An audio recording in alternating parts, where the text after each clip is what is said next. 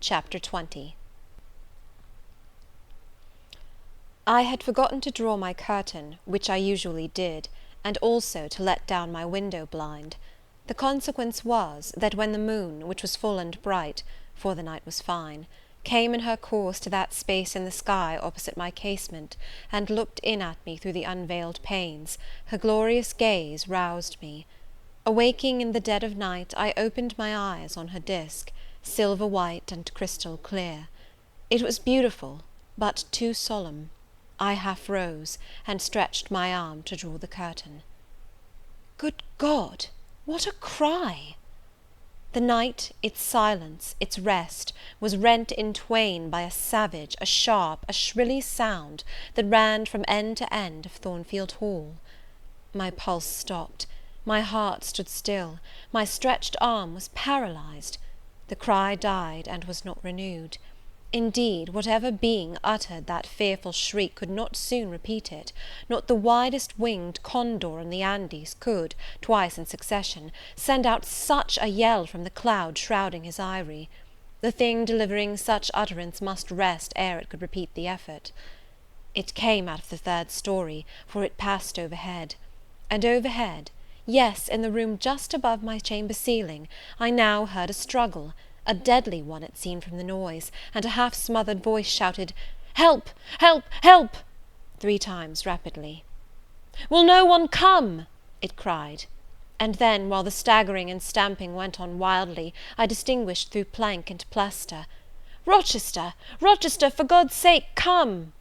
A chamber door opened, some one ran or rushed along the gallery. Another step stamped on the flooring above, and something fell, and there was silence. I had put on some clothes, though horror shook all my limbs. I issued from my apartment. The sleepers were all aroused. Ejaculations, terrified murmurs sounded in every room. Door after door unclosed. One looked out, and another looked out. The gallery filled. Gentlemen and ladies alike had quitted their beds, and "Oh, what is it? Who is hurt? What has happened? Fetch a light. Is it fire? Are there robbers? Where shall we run?" was demanded confusedly on all hands. But for the moonlight, they would have been in complete darkness. They ran to and fro, they crowded together, some sobbed, some stumbled, the confusion was inextricable. "Where the devil is Rochester?" cried Colonel Dent. "I cannot find him in his bed." "Here, here," was shouted in return. "Be composed, all of you, I'm coming." And the door at the end of the gallery opened, and Mr. Rochester advanced with a candle. He had just descended from the upper story. One of the ladies ran to him directly. She seized his arm. It was Miss Ingram. "What awful event has taken place?" said she. "Speak, let us know the worst at once." "But don't pull me down or strangle me," he replied, for the Misses Eshton were clinging about him now, and the 2 dowagers, in vast white wrappers, were bearing down on him like ships in full sail. "All right, all's right," he cried. "It's a mere rehearsal of Much Ado About Nothing. Ladies, keep off, or I shall wax dangerous." And dangerous he looked. His black eyes darted sparks. Calming himself by an effort, he added, "A servant has had the nightmare, that is all. She's an excitable, nervous person. She construed her dream into an apparition, or something of the sort, no doubt, and has taken a fit with fright. Now then, I must see you all back into your rooms, for till the house is settled she cannot be looked after. Gentlemen, have the goodness to set the ladies the example. Miss Ingram, I am sure you will not fail in evincing superiority to idle terrors. Amy and Louisa, return to your nests like a pair of doves, as you are. Madame," to the dowagers, "you will take cold to a dead certainty if you stay in this chill gallery any longer." And so, by dint of alternate coaxing and commanding, he contrived to get them all once more enclosed in their separate dormitories. I did not wait to be ordered back to mine, but retreated unnoticed, as unnoticed I had left it. Not, however, to go to bed. On the contrary, I began and dressed myself carefully. The sounds I had heard after the scream, and the words that had been uttered, had probably been heard only by me, for they had proceeded from the room above mine; but they assured me that it was not a servant's dream which had thus struck horror through the house, and that the explanation Mr. Rochester had given was merely an invention framed to pacify his guests. I dressed, then, to be ready for emergencies. When dressed, I sat a long time by the window, looking out over the silent grounds and silvered fields, and waiting for I knew not what. It seemed to me that some event must follow the strange cry, struggle, and call. No. Stillness returned. Each murmur and movement ceased gradually, and in about an hour Thornfield Hall was again as hushed as a desert. It seemed that sleep and night had resumed their empire. Meantime the moon declined. She was about to set. Not liking to sit in the cold and darkness, I thought I would lie down on my bed, dressed as I was. I left the window and moved with little noise across the carpet. As I stooped to take off my shoes, a cautious hand tapped low at the door. "Am I wanted?" I asked. "Are you up?" asked the voice I expected to hear, viz., my master's. "Yes, sir." "And dressed?" "Yes." "Come out, then, quietly." I obeyed. Mr. Rochester stood in the gallery holding a light. "I want you," he said. "Come this way. Take your time and make no noise." My slippers were thin. I could walk the matted floor as softly as a cat. He glided up the gallery and up the stairs, and stopped in the dark low corridor of the fateful third story. I had followed and stood at his side. "Have you a sponge in your room?" he asked in a whisper. "Yes, sir." "Have you any salts, volatile salts?" "Yes." "Go back and fetch both." I returned, sought the sponge on the washstand, the salts in my drawer, and once more retraced my steps. He still waited. He held a key in his hand. Approaching one of the small black doors, he put it in the lock. He paused and addressed me again. "You don't turn sick at the sight of blood?" "I think I shall not. I have never been tried yet." I felt a thrill while I answered him, but no coldness and no faintness. "Just give me your hand," he said. "It will not do to risk a fainting fit." I put my fingers into his. "Warm and steady," was his remark. He turned the key and opened the door. I saw a room I remembered to have seen before. The day Mrs. Fairfax showed me over the house. It was hung with tapestry, but the tapestry was now looped up in one part, and there was a door apparent, which had then been concealed. This door was open. A light shone out of the room within. I heard thence a snarling, snatching sound, almost like a dog quarrelling. Mr. Rochester, putting down his candle, said to me, "Wait a minute," and went forward into the inner apartment. A shout of laughter greeted his entrance, noisy at first, and terminating in Grace Poole's own goblin "Ha! ha!" She, then, was there. He made some sort of arrangement without speaking, though I heard a low voice address him. He came out and closed the door behind him. "Here, Jane," he said; and I walked round to the other side of a large bed, which, with its drawn curtains, concealed a considerable portion of the chamber. An easy chair was near the bed head. A man sat in it, dressed with the exception of his coat. He was still, his head leant back, his eyes were closed. Mr. Rochester held the candle over him. I recognized in his pale and seemingly lifeless face the stranger, Mason. I saw, too, that his linen on one side and one arm was almost soaked in blood. "Hold the candle," said Mr. Rochester, and I took it. He fetched a basin of water from the washstand. "Hold that," said he. I obeyed. He took the sponge, dipped it in, and moistened the corpse-like face. He asked for my smelling bottle, and applied it to the nostrils. Mr. Mason shortly unclosed his eyes. He groaned. Mr. Rochester opened the shirt of the wounded man, whose arm and shoulder were bandaged. He sponged away blood, trickling fast down. "Is there immediate danger?" murmured Mr. Mason. "Pooh! no, a mere scratch. Don't be so overcome, man. Bear up. I'll fetch a surgeon for you now, myself. You'll be able to be removed by morning, I hope. Jane," he continued. "Sir?" "I shall have to leave you in this room with this gentleman, for an hour, or perhaps 2 hours. You will sponge the blood as I do when it returns. If he feels faint, you'll put the glass of water on that stand to his lips, and your salts to his nose. You will not speak to him on any pretext. And, Richard, it will be at the peril of your life if you speak to her. Open your lips, agitate yourself, and I'll not answer for the consequences." Again the poor man groaned. He looked as if he dared not move. Fear, either of death or of something else, appeared almost to paralyze him.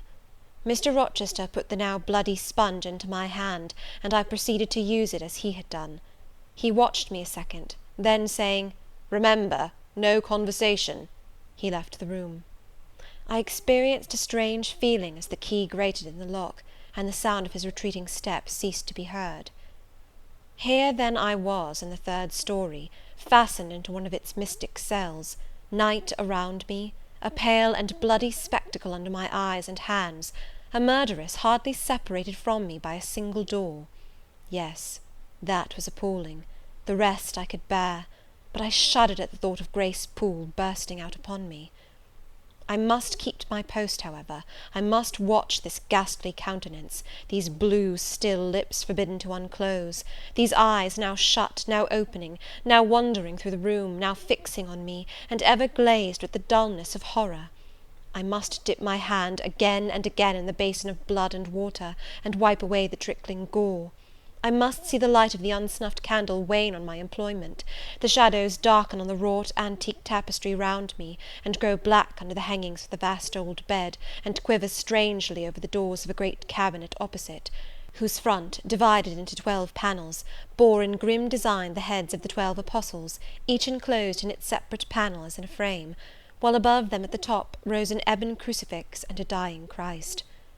According as the shifting obscurity and flickering gleam hovered here or glanced there, it was now the bearded physician, Luke, that bent his brow, now St. John's long hair that waved, and anon the devilish face of Judas that grew out of the panel, and seemed gathering life and threatened a revelation of the arch traitor, of Satan himself in his subordinate's form. Amidst all this, I had to listen as well as watch, to listen for the movements of the wild beast or the fiend in yonder side den. But since Mr. Rochester's visit, it seemed spellbound. All the night I heard but 3 sounds at 3 long intervals, a step creak, a momentary renewal of the snarling canine noise, and a deep human groan. Then my own thoughts worried me. What crime was this that lived incarnate in this sequestered mansion, and could neither be expelled nor subdued by the owner? What mystery that broke out now in fire and now in blood, at the deadest hours of night? What creature was it that, masked in an ordinary woman's face and shape, uttered the voice, now of a mocking demon, and anon of a carrion-seeking bird of prey? And this man I bent over, this commonplace, quiet stranger, how had he become involved in the web of horror? And why had the fury flown at him? What made him seek this quarter of the house at an untimely season, when he should have been asleep in bed? I had heard Mr. Rochester assign him an apartment below. What brought him here? And why now was he so tame under the violence or treachery done him? Why did he so quietly submit to the concealment Mr. Rochester enforce? Why did Mr. Rochester enforce this concealment?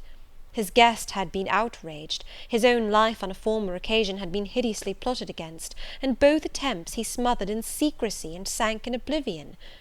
Lastly, I saw Mr. Mason was submissive to Mr. Rochester, that the impetuous will of the latter held complete sway over the inertness of the former. The few words which had passed between them assured me of this.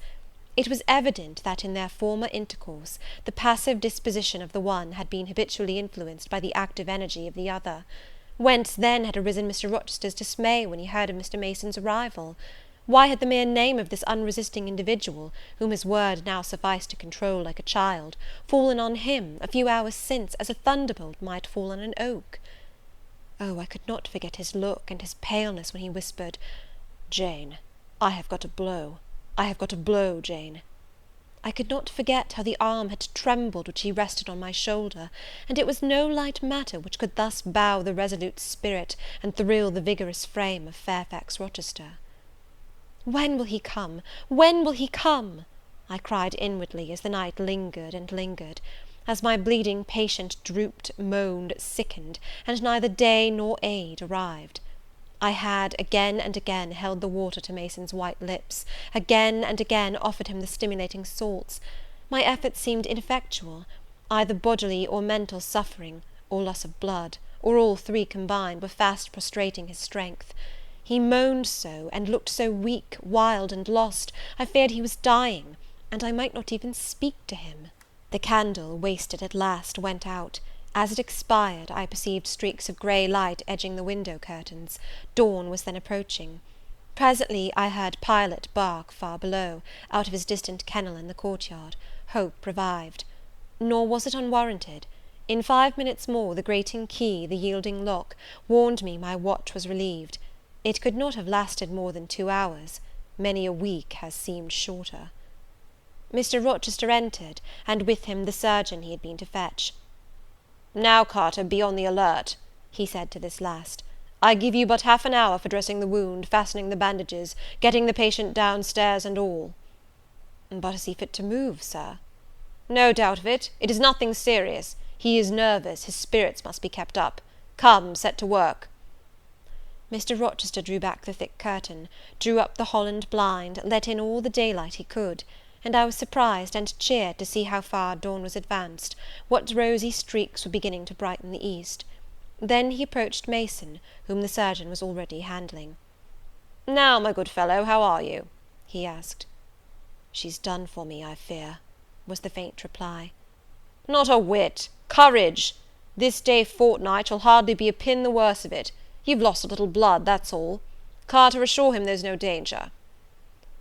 "I can do that conscientiously," said Carter, who had now undone the bandages. "Only I wish I could have got here sooner. He would not have bled so much. But how is this? The flesh on the shoulder is torn as well as cut. This wound was not done with a knife. There have been teeth here." "She bit me," he murmured. "She worried me like a tigress when Rochester got the knife from her." "You should not have yielded. You should have grappled with her at once," said Mr. Rochester. "But under such circumstances what could one do?" returned Mason. "Oh, it was frightful," he added, shuddering. "She looked so quiet at first." "I warned you," was his friend's answer. "I said, be on your guard when you go near her. Besides, you might have waited till tomorrow and had me with you. It was mere folly to attempt the interview tonight, and alone." "I thought I could have done some good." You thought! Yes, it makes me impatient to hear you. But however, you have suffered, and are likely to suffer enough for not taking my advice, so I'll say no more. Carter, hurry! The sun will soon rise, and I must have him off." "Directly, sir. The shoulder is just bandaged. I must look to this other wound in the arm. She has had her teeth here too, I think." "She sucked the blood. She said she'd drain my heart," said Mason. I saw Mr. Rochester shudder. A singularly marked expression of disgust, horror, hatred, warped his countenance almost to distortion, but he only said, "Come, be silent, Richard, and never mind her gibberish. Don't repeat it." "I wish I could forget it," was the answer. "You will when you are out of the country. When you get back to Spanish Town you may think of her as dead and buried, or rather you need not think of her at all." "Impossible to forget this night." "It is not impossible. Have some energy, man. You thought you were as dead as a herring 2 hours since, and you are all alive and talking now. There, Carter is done with you, or nearly so. I'll make you decent in a trice. Jane," he turned to me for the first time since his re-entrance, "take this key, go down to my bedroom, and walk straight forward into my dressing-room. Open the top drawer of the wardrobe, and take out a clean shirt and neck-handkerchief. Bring them here, and be nimble."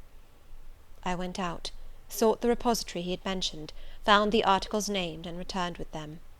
"Now," said he, "go to the other side of the bed while I order his toilet, but don't leave the room. You may be wanted again." I retired as directed. "Was anybody stirring below when you went down, Jane?" inquired Mr. Rochester presently. "No, sir, all was very still." "We shall get you off cannily, Dick, and it will be better, both for your sake and for that of the poor creature in yonder. I have striven long to avoid exposure, and I should not like it to come at last. Here, Carter, help him on with his waistcoat. Where did you leave your furred cloak? You can't travel a mile without that, I know, in this damned cold climate. In your room.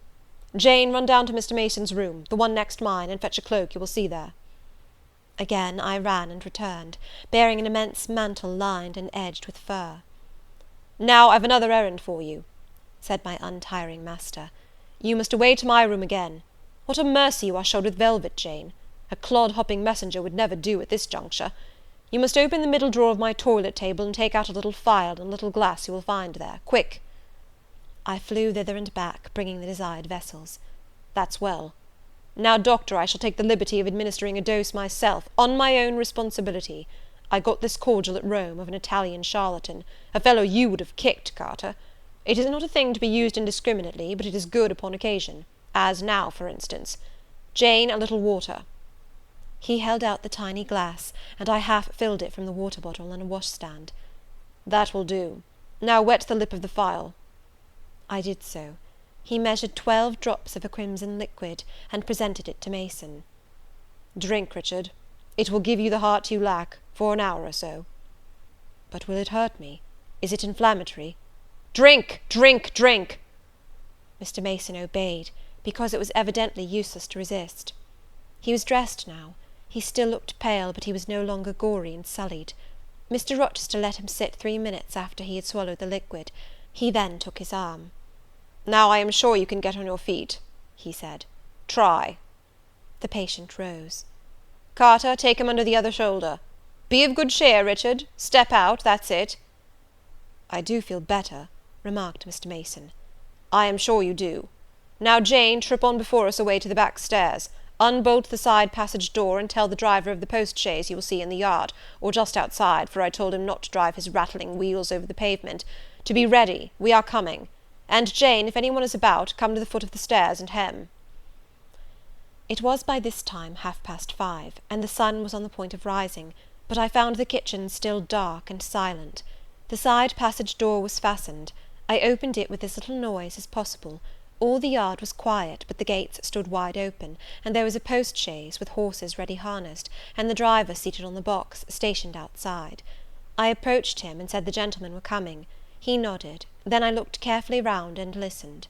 The stillness of early morning slumbered everywhere. The curtains were yet drawn over the servants' chamber windows. Little birds were just twittering in the blossom-blanched orchard trees, whose boughs drooped like white garlands over the wall enclosing one side of the yard. The carriage horses stamped from time to time in their closed stables. All else was still. The gentlemen now appeared. Mason, supported by Mr. Rochester and the surgeon, seemed to walk with tolerable ease. They assisted him into the chaise. Carter followed. "Take care of him," said Mr. Rochester to the latter, "and keep him at your house till he is quite well. I shall ride over in a day or two to see how he gets on. Richard, how is it with you?" "The fresh air revives me, Fairfax." "Leave the window open on his side, Carter. There is no wind. Good-bye, Dick." "Fairfax." "Well, what is it?" "Let her be taken care of. Let her be treated as tenderly as may be. Let her—" He stopped, and burst into tears. "I do my best, and have done it, and will do it," was the answer. He shut up the chaise door, and the vehicle drove away. "Yet would to God there was an end of all this," added Mr. Rochester, as he closed and barred the heavy yard gates. This done, he moved with slow step and abstracted air towards a door in the wall bordering the orchard. I, supposing he had done with me, prepared to return to the house. Again, however, I heard him call, "Jane." He had opened the portal, and stood at it, waiting for me. "Come where there is some freshness for a few moments," he said. "That house is a mere dungeon. Don't you feel it so?" "It seems to me a splendid mansion, sir." "The glamour of inexperience is over your eyes," he answered, "and you see it through a charmed medium. You cannot discern that the gilding is slime, and the silk draperies cobwebs, that the marble is sordid slate, and the polished woods mere refuse chips and scaly bark. Now here," he pointed to the leafy enclosure we had entered, "all is real, sweet, and pure." He strayed down a walk edged with box, with apple trees, pear trees, and cherry trees on one side, and a border on the other full of all sorts of old-fashioned flowers, stocks, sweet williams, primroses, pansies, mingled with southernwood, sweetbriar, and various fragrant herbs. They were fresh now as a succession of April showers and gleams, followed by a lovely spring morning, could make them. The sun was just entering the dappled east, and his light illumined the wreathed and dewy orchard trees, and shone down the quiet walks under them. "Jane, will you have a flower?" He gathered a half-blown rose, the first on the bush, and offered it to me. "Thank you, sir." "Do you like this sunrise, Jane? That sky with its high and light clouds, which are sure to melt away as the day waxes warm, this placid and balmy atmosphere?" "I do, very much." "You have passed a strange night, Jane." "Yes, sir." "And it has made you look pale. Were you afraid when I left you alone with Mason?" "I was afraid of some one coming out of the inner room." "But I had fastened the door.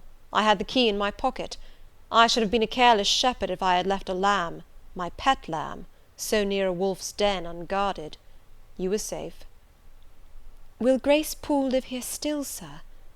Oh, yes, don't trouble your head about her. Put the thing out of your thoughts. Yet it seems to me your life is hardly secure while she stays. Never fear, I will take care of myself.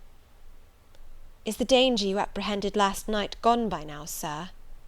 I cannot vouch for that till Mason is out of England, nor even then. To live, for me, Jane, is to stand on a crater crust which may crack and spew fire any day. But Mr. Mason seems a man easily led. Your influence, sir, is evidently potent with him. He will never set you at defiance or wilfully injure you. Oh, no, Mason will not defy me, nor knowing it will he hurt me.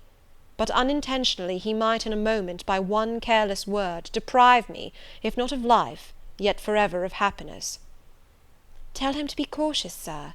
Let him know what you fear, and show him how to avert the danger. He laughed sardonically, hastily took my hand, and as hastily threw it from him. If I could do that, simpleton, where would the danger be? Annihilated in a moment. Ever since I have known Mason, I have only had to say to him, do that, and the thing has been done. But I cannot give him orders in this case. I cannot say, beware of harming me, Richard, for it is imperative that I should keep him ignorant that harm to me is possible. Now you look puzzled, and I will puzzle you further. You are my little friend, are you not? I like to serve you, sir, and to obey you in all that is right. Precisely. I see you do. I see genuine contentment in your gait and mien, your eye and face when you are helping me and pleasing me, working for me, and with me, in, as you characteristically say, all that is right. For if I bid you do what you thought wrong, there would be no light-footed running, no neat-handed alacrity, no lively grace and animated complexion. My friend would then turn to me, quiet and pale, and would say, "No, sir, that is impossible. I cannot do it, because it is wrong," and would become immutable as a fixed star. Well, you too have power over me, and may injure me, yet I dare not show you where I am vulnerable, lest, faithful and friendly as you are, you should transfix me at once. If you have no more to fear from Mr. Mason than you have from me, sir, you are very safe. God grant it may be so. Here, Jane, is an arbour. Sit down. The arbour was an arch in the wall, lined with ivy. It contained a rustic seat. Mr. Rochester took it, leaving room, however, for me, but I stood before him. "Sit," he said. "The bench is long enough for two. You don't hesitate to take a place at my side, do you? Is that wrong, Jane?" I answered him by assuming it. To refuse would, I felt, have been unwise.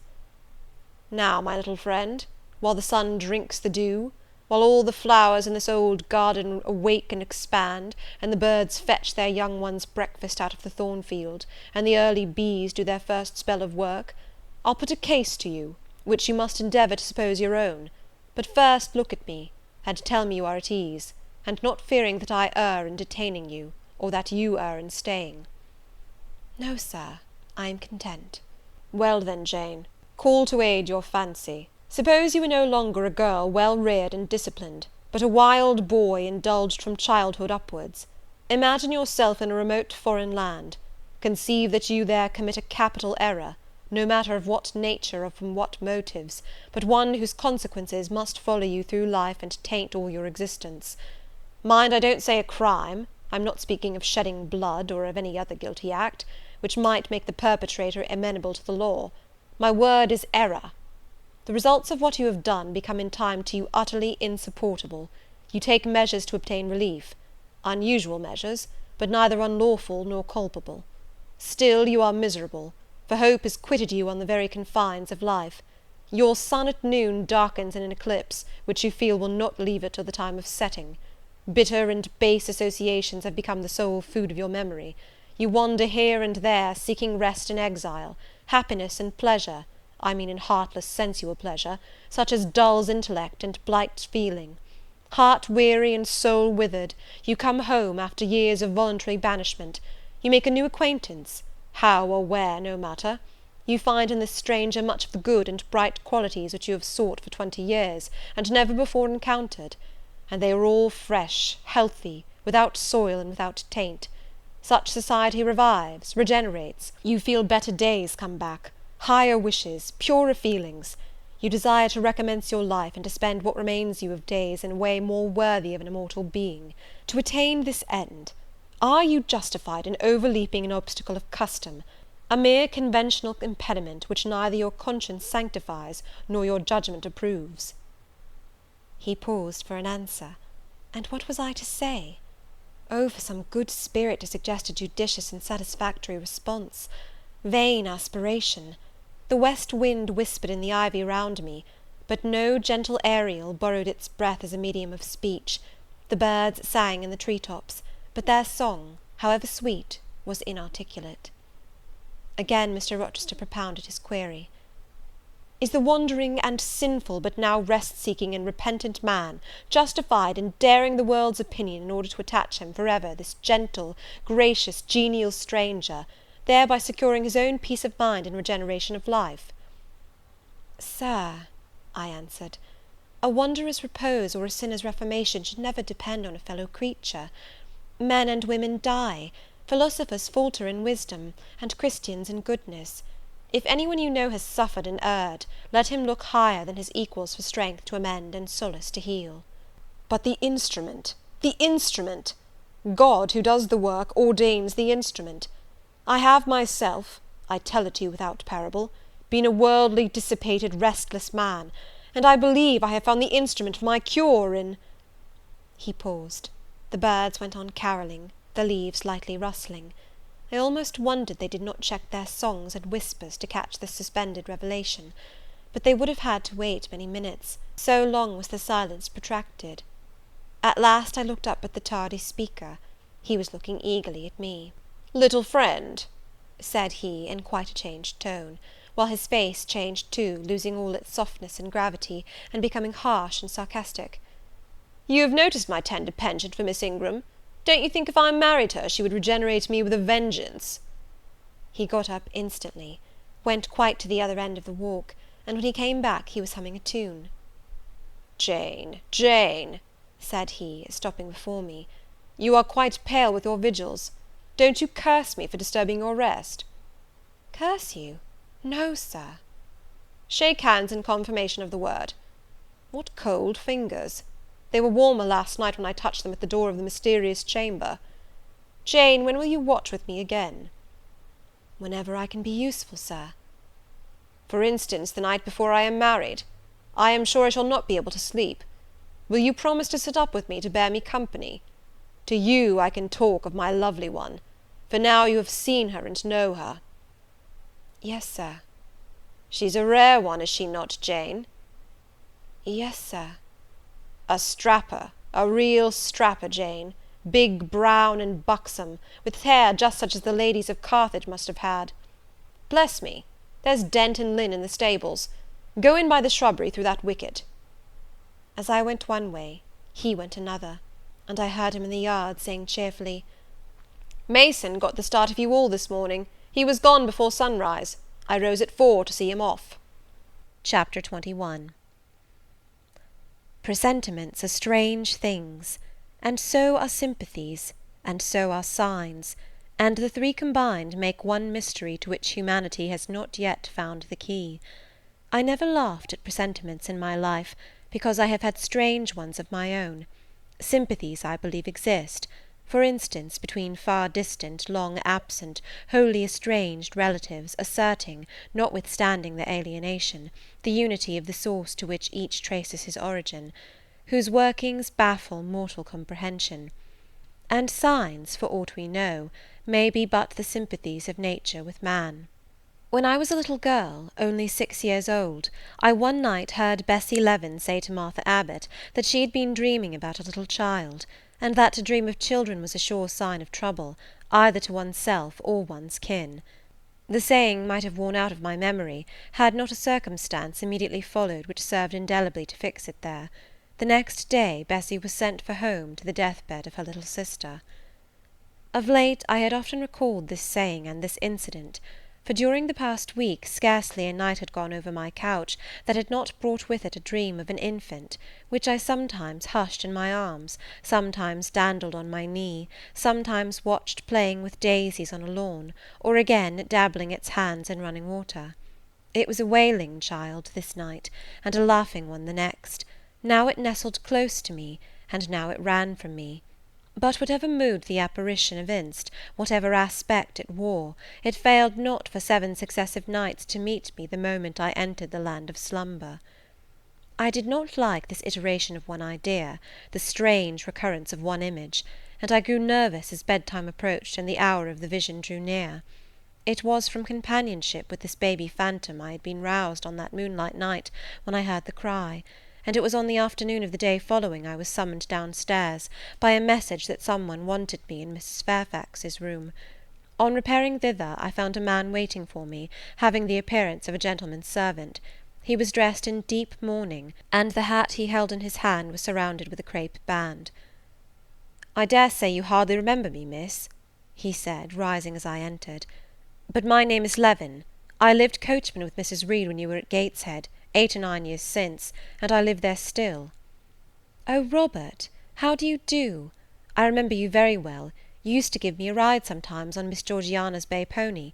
And how is Bessie? You are married to Bessie?" "Yes, miss. My wife is very hearty, thank you. She brought me another little one about 2 months since. We have 3 now, and both mother and child are thriving." "And are the family well at the house, Robert?" "I am sorry I can't give you better news of them, miss. They are very badly at present, in great trouble." "I hope no one is dead," I said, glancing at his black dress. He too looked down at the crape round his hat and replied, "Mr. John died yesterday was a week, at his chambers in London." "Mr. John?" "Yes." "And how does his mother bear it?"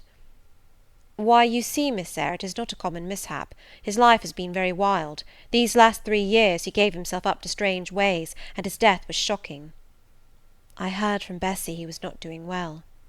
"Doing well? He could not do worse. He ruined his health and his estate amongst the worst men and the worst women. He got into debt and into jail. His mother helped him out twice, but as soon as he was free he returned to his old companions and habits. His head was not strong. The knaves he lived amongst fooled him beyond anything I ever heard. He came down to Gateshead about 3 weeks ago and wanted Mrs. to give up all to him. Mrs. refused. Her means have long been much reduced by his extravagance. So he went back again, and the next news was that he was dead. How he died, God knows. They say he killed himself." I was silent. The things were frightful. Robert Levin resumed. "Mrs. had been out of health herself for some time. She had got very stout, but was not strong with it, and the loss of money and fear of poverty were quite breaking her down. The information about Mr. John's death and the manner of it came too suddenly. It brought on a stroke. She was 3 days without speaking, but last Tuesday she seemed rather better. She appeared as if she wanted to say something, and kept making signs to my wife and mumbling. It was only yesterday morning, however, that Bessie understood she was pronouncing your name, and at last she made out the words, 'Bring Jane. Fetch Jane Eyre, I want to speak to her.' Bessie is not sure whether she is in her right mind, or means anything by the words, but she told Miss Reed and Miss Georgiana, and advised them to send for you. The young ladies put it off at first, but their mother grew so restless, and said 'Jane, Jane,' so many times, that at last they consented.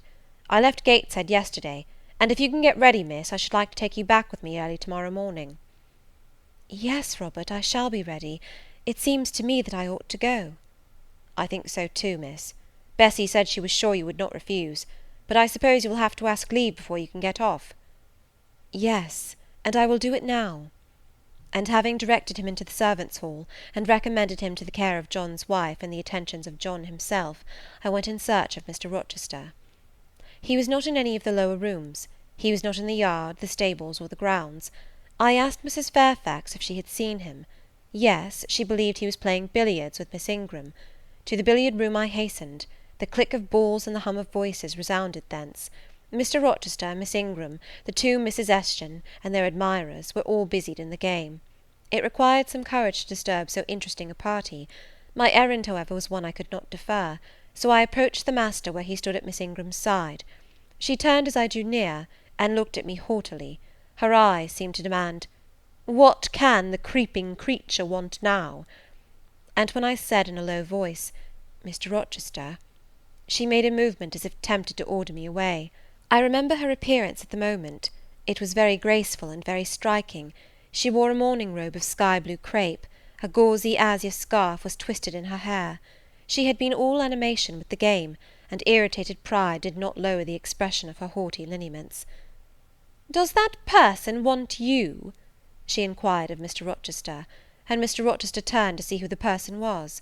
He made a curious grimace, one of his strange and equivocal demonstrations, threw down his cue, and followed me from the room.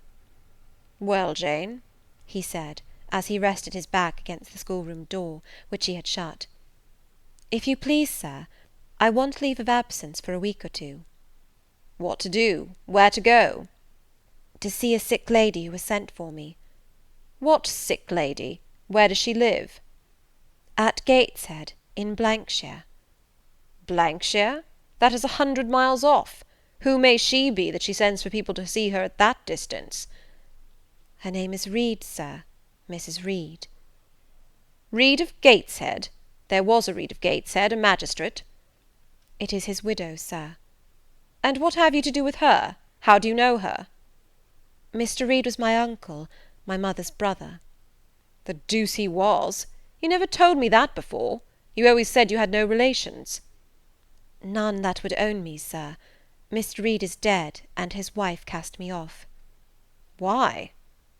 "Because I was poor and burdensome, and she disliked me." "But Reed left children. You must have cousins. Sir George Lynn was talking of a Reed of Gateshead yesterday, who, he said, was one of the veriest rascals on town, and Ingram was mentioning a Georgiana Reed of the same place, who was much admired for her beauty a season or two ago in London."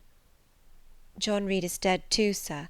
He ruined himself, and half ruined his family, and is supposed to have committed suicide. The news so shocked his mother that it brought on an apoplectic attack." "And what good can you do her? Nonsense, Jane. I would never think of running 100 miles to see an old lady, who will, perhaps, be dead before you reach her. Besides, you say she cast you off." "Yes, sir, but that is long ago, and when her circumstances were very different. I could not be easy to neglect her wishes now." "How long will you stay?" "As short a time as possible, sir." "Promise me only to stay a week." "I had better not pass my word. I might be obliged to break it." "At all events, you will come back. You will not be induced under any pretext to take up a permanent residence with her." "Oh, no. I shall certainly return if all be well." "And who goes with you? You don't travel 100 miles alone." "No, sir. She has sent her coachman." "A person to be trusted?" "Yes, sir. He has lived 10 years in the family." Mr. Rochester meditated. "When do you wish to go?" "Early to-morrow morning, sir." "Well, you must have some money. You can't travel without money, and I dare say you have not much. I have given you no salary yet. How much have you in the world, Jane?" he asked, smiling. I drew out my purse. A meagre thing it was. 5 shillings, sir." He took the purse, poured the hoard into his palm, and chuckled over it as if its scantiness amused him. Soon he produced his pocket-book. "Here," said he, offering me a note. It was £50, and he owed me but 15. I told him I had no change. "I don't want change, you know that. Take your wages." I declined accepting more than was my due. He scowled at first, then, as if recollecting something, he said, "Right, right, better not give you all now. You would, perhaps, stay away 3 months if you had £50. There are 10. Is it not plenty?" "Yes, sir, but now you owe me 5.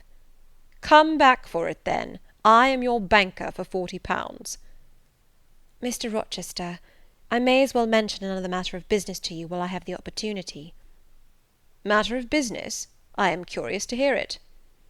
"You have as good as informed me, sir, that you are going shortly to be married." "Yes. What then?" "In that case, sir, Adele ought to go to school. I am sure you'll perceive the necessity of it." "To get her out of my bride's way, who might otherwise walk over her rather too emphatically. There's sense in the suggestion, not a doubt of it. Adele, as you say, must go to school, and you, of course, must march straight to the devil?" "I hope not, sir, but I must seek another situation somewhere."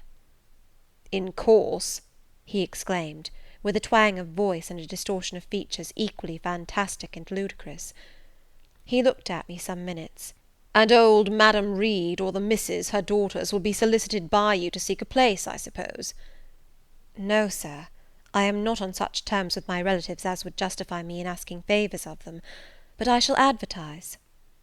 "You shall walk up the pyramids of Egypt," he growled. "At your peril you advertise. I wish I had only offered you a sovereign instead of £10. Give me back £9, Jane. I've a use for it." "And so have I, sir," I returned, putting my hands and my purse behind me. I could not spare the money on any account. "Little niggard," said he, "refusing me a pecuniary request. Give me £5, Jane." "Not 5 shillings, sir, nor 5 pence." "Just let me look at the cash." "No, sir, you are not to be trusted." "Jane." "Sir?" "Promise me one thing." "I'll promise you anything, sir, that I think I am likely to perform." "Not to advertise, and to trust this quest of a situation to me. I'll find you one in time." "I shall be glad to do so, sir, if you in your turn will promise that I and Adele shall be both safe out of the house before your bride enters it." Very well, I'll pledge my word on it. You go to-morrow, then?" "Yes, sir, early." "Shall you come down to the drawing-room after dinner?" "No, sir, I must prepare for the journey." "Then you and I must bid good-bye for a little while." "I suppose so, sir." "And how do people perform that ceremony of parting, Jane? Teach me. I'm not quite up to it." "They say farewell, or any other form they prefer." "Then say it." "Farewell, Mr. Rochester, for the present." "What must I say?" "The same, if you like, sir." "Farewell, Miss Eyre, for the present. Is that all?" "Yes." "It seems stingy to my notions, and dry and unfriendly. I should like something else, a little addition to the rite. If one shook hands, for instance. But no, that would not content me either. So you'll do no more than say farewell, Jane?" "It is enough, sir. As much goodwill may be conveyed in one hearty word as in many." "Very likely, but it is blank and cool, farewell." "How long is he going to stand with his back against that door?" I asked myself. "I want to commence my packing." The dinner bell rang, and suddenly away he bolted, without another syllable. I saw him no more during the day, and was off before he had risen in the morning. I reached the lodge at Gateshead about 5 o'clock in the afternoon of the 1st of May. I stepped in there before going up to the hall. It was very clean and neat. The ornamental windows were hung with little white curtains, the floor was spotless, the grate and fire-irons were burnished bright, and the fire burnt clear. Bessie sat on the hearth, nursing her last born, and Robert and his sister played quietly in a corner. "Bless you, I knew you would come!" exclaimed Mrs. Leaven as I entered. "Yes, Bessie," said I, after I had kissed her, "and I trust I am not too late. How is Mrs. Reed? Alive still, I hope?" "Yes, she is alive, and more sensible and collected than she was. The doctor says she may linger a week or 2 yet, but he hardly thinks she will finally recover."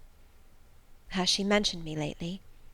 "She was talking of you only this morning, and wishing you would come, but she is sleeping now, or was 10 minutes ago when I was up at the house. She generally lies in a kind of lethargy all the afternoon, and wakes up about 6 or 7. Will you rest yourself here an hour, miss, and then I will go up with you?" Robert here entered, and Bessie laid her sleeping child in the cradle, and went to welcome him. Afterwards she insisted on my taking off my bonnet and having some tea, for she said I looked pale and tired.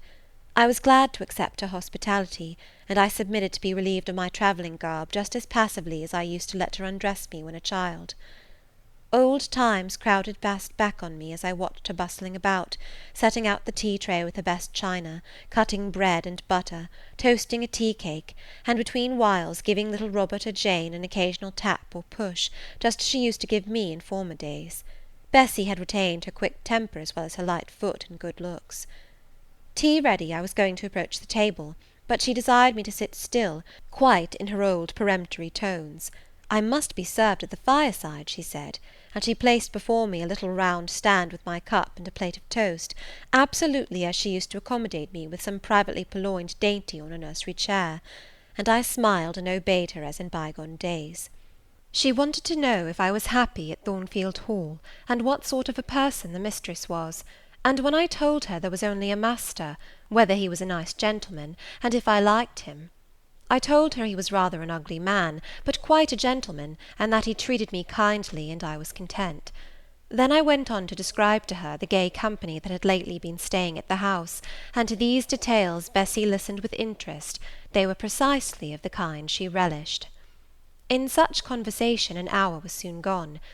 Bessy restored to me my bonnet, etc., and accompanied by her I quitted the lodge for the Hall. It was also accompanied by her that I had, nearly 9 years ago, walked down the path I was now ascending. On a dark, misty, raw morning in January, I had left a hostile roof with a desperate and embittered heart, a sense of outlawry and almost of reprobation, to seek the chilly harbourage of Lowood, that bourne so far away and unexplored. The same hostile roof now again rose before me. My prospects were doubtful yet, and I had yet an aching heart. I still felt as a wanderer on the face of the earth, but I experienced firmer trust in myself and my own powers, and less withering dread of oppression. The gaping wound of my wrongs, too, was now quite healed, and the flame of resentment extinguished. "You shall go into the breakfast-room first," said Bessy, as she preceded me through the hall. "The young ladies will be there." In another moment I was within that apartment. There was every article of furniture looking just as it did on the morning I was first introduced to Mr. Brocklehurst. The very rug he had stood upon still covered the hearth. Glancing at the bookcases, I thought I could distinguish the 2 volumes of Bewick's British Birds occupying their old place on the 3rd shelf, and Gulliver's Travels and the Arabian Nights ranged just above. The inanimate objects were not changed, but the living things had altered past recognition. 2 young ladies appeared before me, one very tall, almost as tall as Miss Ingram, very thin too, with a sallow face and severe mien. There was something ascetic in her look, which was augmented by the extreme plainness of a straight-skirted, black-stuff dress, a starched linen collar, hair combed away from the temples, and the nun-like ornament of a string of ebony beads and a crucifix. This, I felt sure, was Eliza, though I could trace little resemblance to her former self in that elongated and colourless visage.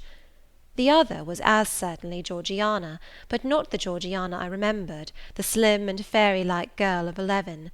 This was a full-blown, very plump damsel, fair as waxwork, with handsome and regular features, languishing blue eyes, and ringleted yellow hair. The hue of her dress was black too, but its fashion was so different from her sister's, so much more flowing and becoming, it looked as stylish as the others looked puritanical.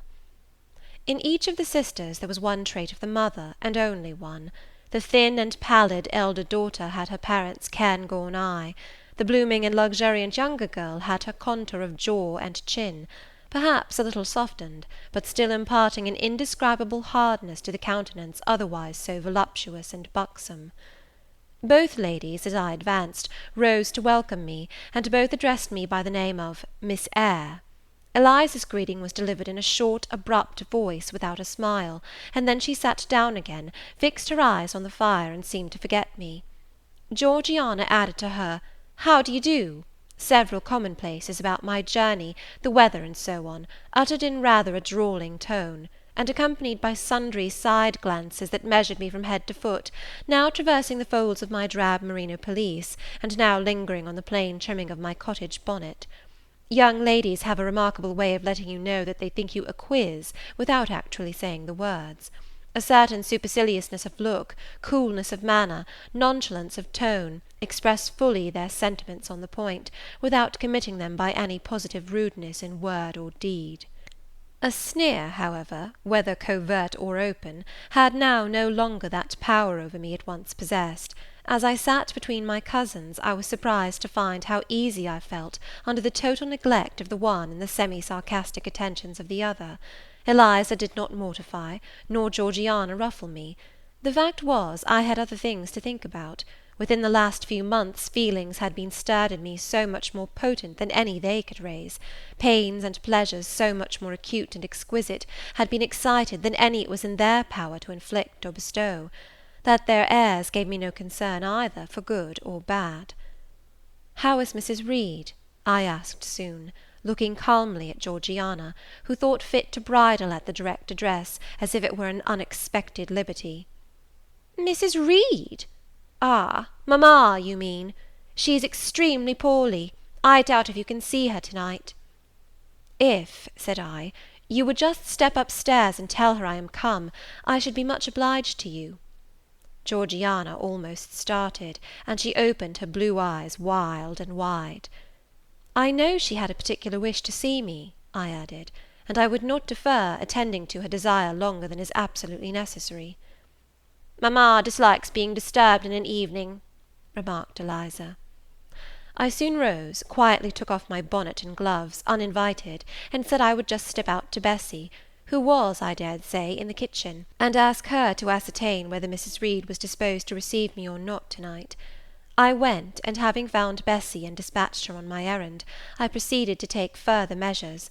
It had heretofore been my habit always to shrink from arrogance. Received as I had been to-day, I should, a year ago, have resolved to quit Gateshead the very next morning.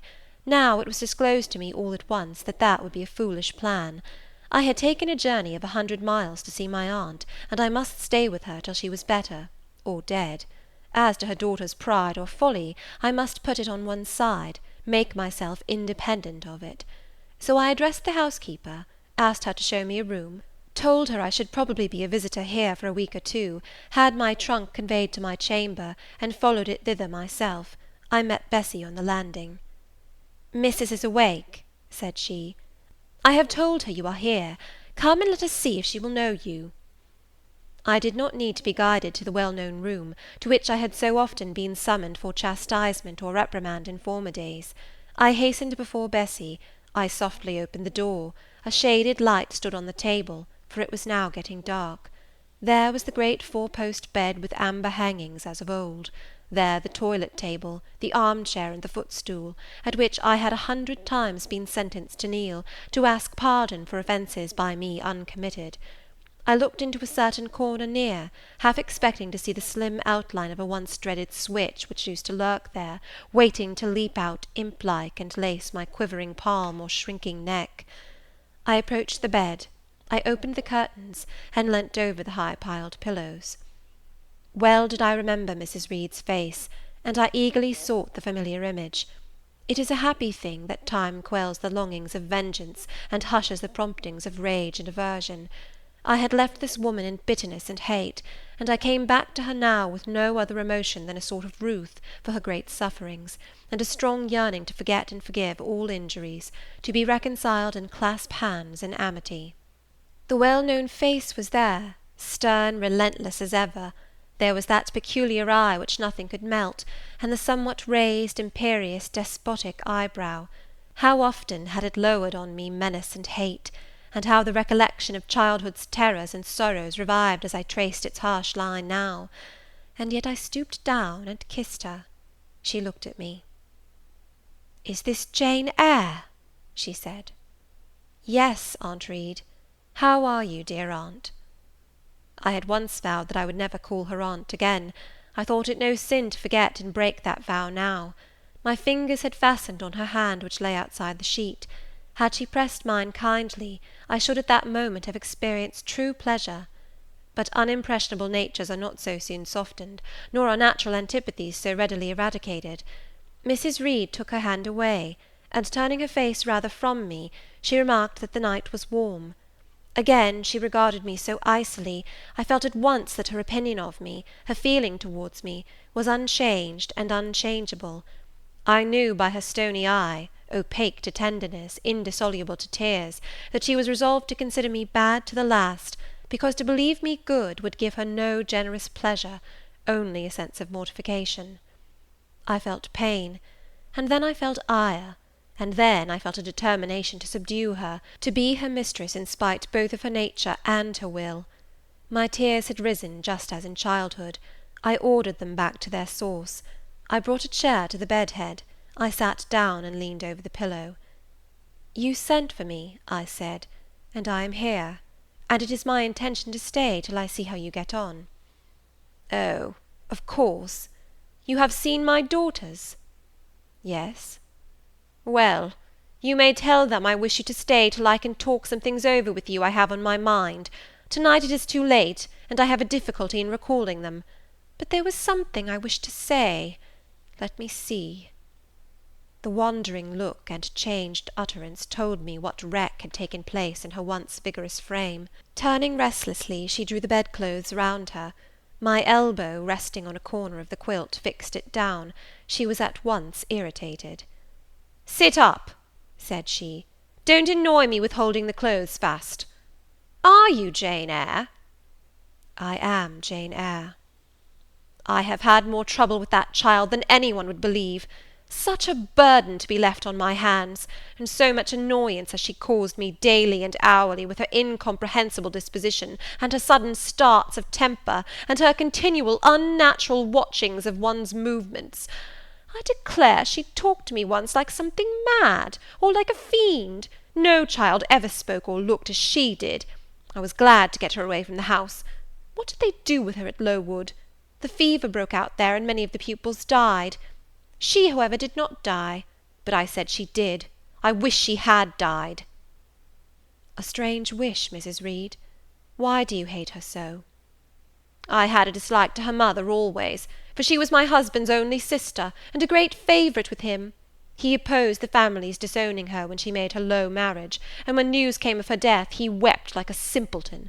He would send for the baby, though I entreated him rather to put it out to nurse and pay for its maintenance. I hated it the first time I set my eyes on it, a sickly, whining, pining thing. It would wail in its cradle all night long, not screaming heartily like any other child, but whimpering and moaning. Reed pitied it, and he used to nurse it and notice it as if it had been his own, more indeed than he ever noticed his own at that age. He would try to make my children friendly to the little beggar. The darlings could not bear it, and he was angry with them when they showed their dislike. In his last illness he had it brought continually to his bedside, and but an hour before he died he bound me by vow to keep the creature. I would as soon have been charged with a pauper brat out of a workhouse, but he was weak, naturally weak. John does not at all resemble his father, and I am glad of it. John is like me, and like my brothers, he is quite a Gibson. Oh, I wish he would cease tormenting me with letters for money. I have no more money to give him. We are getting poor. I must send away half my servants, and shut up part of the house, or let it off. I can never submit to do that. Yet how are we to get on? 2/3 of my income goes in paying the interest of mortgages. John gambles dreadfully, and always loses, poor boy. He is beset by sharpers. John is sunk and degraded. His look is frightful. I feel ashamed for him when I see him." She was getting much excited. "I think I had better leave her now," said I to Bessie, who stood on the other side of the bed. "Perhaps you had, miss, but she often talks in this way towards night. In the morning she is calmer." I rose. "Stop!" exclaimed Mrs. Reed. "There is another thing I wish to say. He threatens me. He continually threatens me with his own death, or mine, and I dream sometimes that I see him laid out with a great wound in his throat, or with a swollen and blackened face. I am come to a strange pass. I have heavy troubles.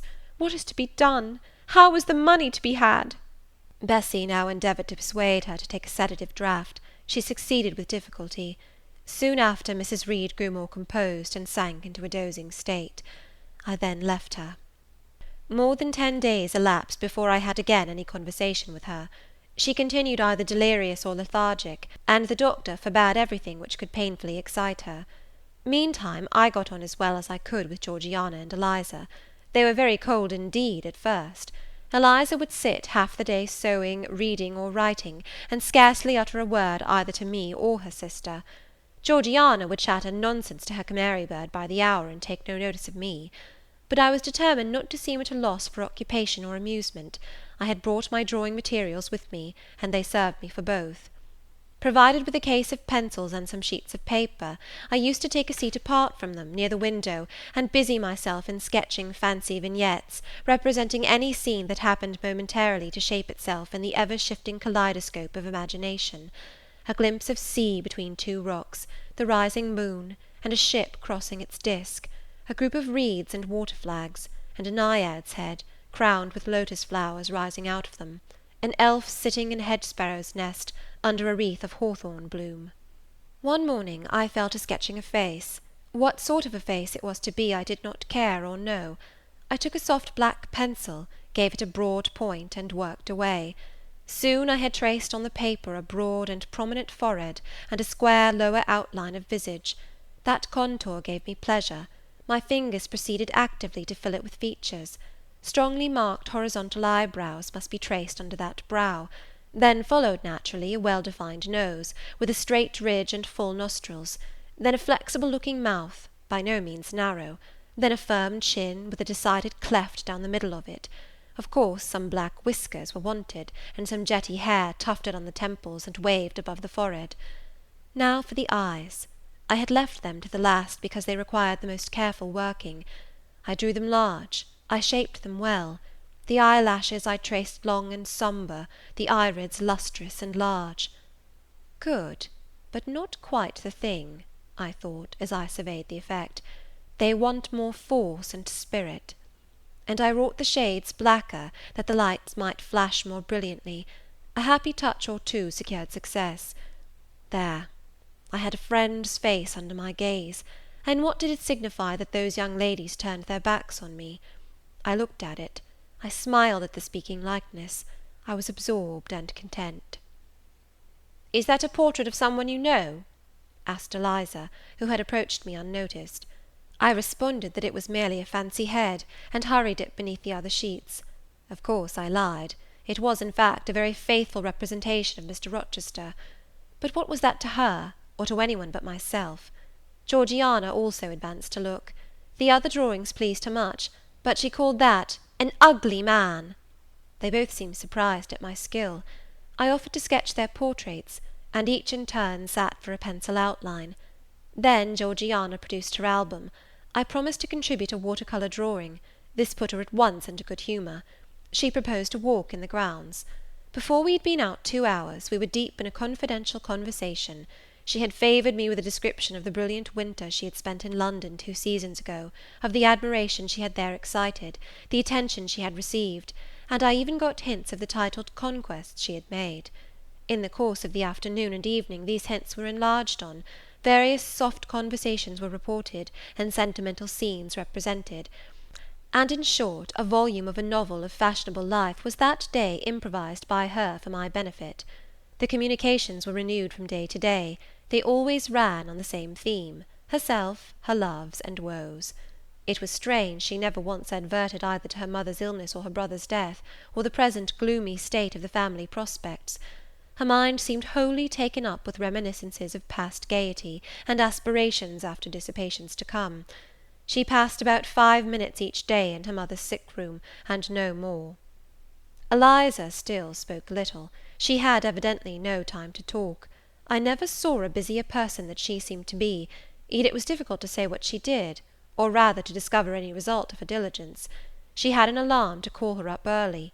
I know not how she occupied herself before breakfast, but after that meal she divided her time into regular portions, and each hour had its allotted task. 3 times a day she studied a little book, which I found, on inspection, was a common prayer book. I asked her once what was the great attraction of that volume, and she said, "The rubric."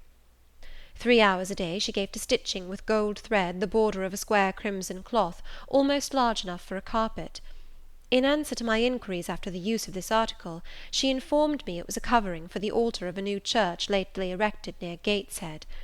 2 hours she devoted to her diary, 2 to working by herself in the kitchen garden, and 1 to the regulation of her accounts. She seemed to want no company, no conversation. I believe she was happy in her way. This routine sufficed for her, and nothing annoyed her so much as the occurrence of any incident which forced her to vary its clockwork regularity. She told me one evening, when more disposed to be communicative than usual, that John's conduct, and the threatened ruin of the family, had been a source of profound affliction to her; but she had now, she said, settled her mind, and formed her resolution. Her own fortune she had taken care to secure, and when her mother died, and it was wholly improbable, she tranquilly remarked, that she should either recover or linger long, she would execute a long-cherished project, seek a retirement where punctual habits would be permanently secured from disturbance, and place safe barriers between herself and a frivolous world. I asked if Georgiana would accompany her. "Of course not. Georgiana and she had nothing in common, they never had had. She would not be burdened with her society for any consideration. Georgiana should take her own course, and she, Eliza, would take hers.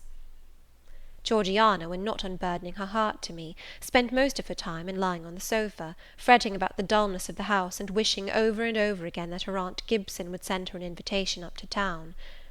"It would be so much better," she said, "if she could only get out of the way for a month or two, till all was over." I did not ask what she meant by all being over, but I suppose she referred to the expected decease of her mother, and the gloomy sequel of funeral rites. Eliza generally took no more notice of her sister's indolence and complaints than if no such murmuring, lounging object had been before her. One day, however, as she put away her account book and unfolded her embroidery, she suddenly took her up thus: "Georgiana, a more vain and absurd animal than you was certainly never allowed to cumber the earth. You had no right to be born, for you make no use of life.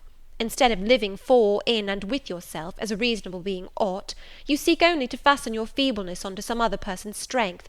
If no one can be found willing to burden her or himself with such a fat, weak, puffy, useless thing, you cry out that you are ill-treated, neglected, miserable. Then, too, existence for you must be a scene of continual change and excitement, or else the world is a dungeon. You must be admired, you must be courted, you must be flattered, you must have music, dancing, and society, or you languish, you die away. Have you no sense to devise a system which will make you independent of all efforts, and all wills but your own? Take one day, share it into sections, to each section apportion its task, leave no stray unemployed quarters of an hour, 10 minutes, 5 minutes, include all, do each piece of business in its turn with method, with rigid regularity. The day will close almost before you are aware it has begun, and you are indebted to no one for helping you to get rid of one vacant moment. You have had to seek no one's company, conversation, sympathy, forbearance. You have lived, in short, as an independent being ought to do. Take this advice, the first and last I shall offer you. Then you will not want me or any one else, happen what may. Neglect it, go on as heretofore, craving, whining, and idling, and suffer the results of your idiocy, however bad and insuperable they may be. I tell you this plainly, and listen, for though I shall no more repeat what I am about to say, I shall steadily act on it. After my mother's death, I wash my hands of you. From the day her coffin is carried to the vault in Gateshead Church, you and I will be as separate as if we had never known each other. You need not think that because we chance to be born of the same parents, I shall suffer you to fasten me down by even the feeblest claim. I can tell you this, if the whole human race, ourselves excepted, were swept away, and we two stood alone on the earth, I would leave you in the old world, and betake myself to the new." She closed her lips. "You might have spared yourself the trouble of delivering that tirade," answered Georgiana. "Everybody knows you are the most selfish, heartless creature in existence, and I know your spiteful hatred towards me. I have had a specimen of it before in the trick you played me about Lord Edwin Vere. You could not bear me to be raised above you, to have a title, to be received into circles where you dare not show your face, and so you acted the spy and informer, and ruined my prospects for ever." Georgiana took out her handkerchief, and blew her nose for an hour afterwards. Eliza sat cold, impassible, and assiduously industrious. True, generous feeling is made small account of by some, but here were two natures rendered, the one intolerably acrid, the other despicably savourless for the want of it. Feeling without judgment is a washy draught indeed, but judgment untempered by feeling is too bitter and husky a morsel for human deglution. It was a wet and windy afternoon. Georgiana had fallen asleep on the sofa over the perusal of a novel. Eliza was gone to attend a Saint's Day service at the new church, for in matters of religion she was a rigid formalist. No weather ever prevented the punctual discharge of what she considered her devotional duties. Fair or foul, she went to church thrice every Sunday, and as often on weekdays as there were prayers. I bethought myself to go upstairs and see how the dying woman sped, who lay there almost unheeded. The very servants paid her but a remittent attention. The hired nurse, being little looked after, would slip out of the room whenever she could. Bessie was faithful, but she had her own family to mind, and could only occasionally come to the hall. I found the sick-room unwatched, as I had expected. No nurse was there. The patient lay still, and seemingly lethargic, her livid face sunk in the pillows. The fire was dying in the grate. I renewed the fuel, rearranged the bedclothes, gazed a while on her who could not now gaze on me, and then I moved away to the window. The rain beat strongly against the panes, the wind blew tempestuously. One lies there, I thought, who will soon be beyond the war of earthly elements. Whither will that spirit, now struggling to quit its material tenement, flit when at length released? In pondering the great mystery, I thought of Helen Burns, recalled her dying words, her faith, her doctrine of the equality of disembodied souls. I was still listening in thought to her well-remembered tones, still picturing her pale and spiritual aspect, her wasted face and her sublime gaze, as she lay on her placid death-bed, and whispered her longing to be restored to her divine Father's bosom, when a feeble voice murmured from the couch behind, "Who is that?" I knew Mrs. Reed had not spoken for days. Was she reviving? I went up to her. "It is I, Aunt Reed." "Who? I?" was her answer. "Who are you?" looking at me with surprise and a sort of alarm, but still not wildly. "You are quite a stranger to me. Where is Bessie?" "She is at the lodge, aunt." "Aunt," she repeated. "Who calls me aunt? You are not one of the Gibsons, and yet I know you. That face, and the eyes and forehead are quite familiar to me. You are like Jane Eyre." I said nothing. I was afraid of occasioning some shock by declaring my identity. "Yet," said she, "I am afraid it is a mistake. My thoughts deceive me. I wished to see Jane Eyre, and I fancy a likeness where none exists. Besides, in 8 years she must be so changed." I now gently assured her that I was the person she supposed and desired me to be, and seeing that I was understood, and that her senses were quite collected, I explained how Bessie had sent her husband to fetch me from Thornfield. "I am very ill, I know," she said ere long.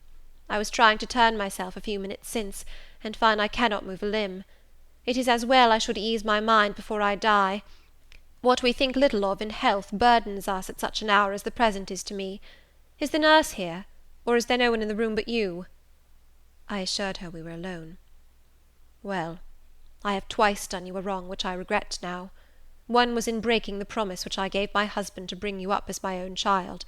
The other—" She stopped. "After all, it is of no great importance, perhaps," she murmured to herself. "And then I make it better, and to humble myself so to her is painful." She made an effort to alter her position, but failed. Her face changed. She seemed to experience some inward sensation, the precursor, perhaps, of the last pang. "Well, I must get it over. Eternity is before me. I had better tell her. Go to my dressing-case, open it, and take out a letter you will see there." I obeyed her directions. "Read the letter," she said. It was short, and thus conceived. "Madam, will you have the goodness to send me the address of my niece Jane Eyre, and to tell me how she is? It is my intention to write shortly, and desire her to come to me at Madeira. Providence has blessed my endeavours to secure a competency, and as I am unmarried and childless, I wish to adopt her during my life, and bequeath her at my death whatever I may have to leave. I am, Madam, etc., etc., John Eyre, Madeira." It was dated 3 years back. "Why did I never hear of this?" I asked. "Because I disliked you too fixedly and thoroughly ever to lend a hand in lifting you to prosperity.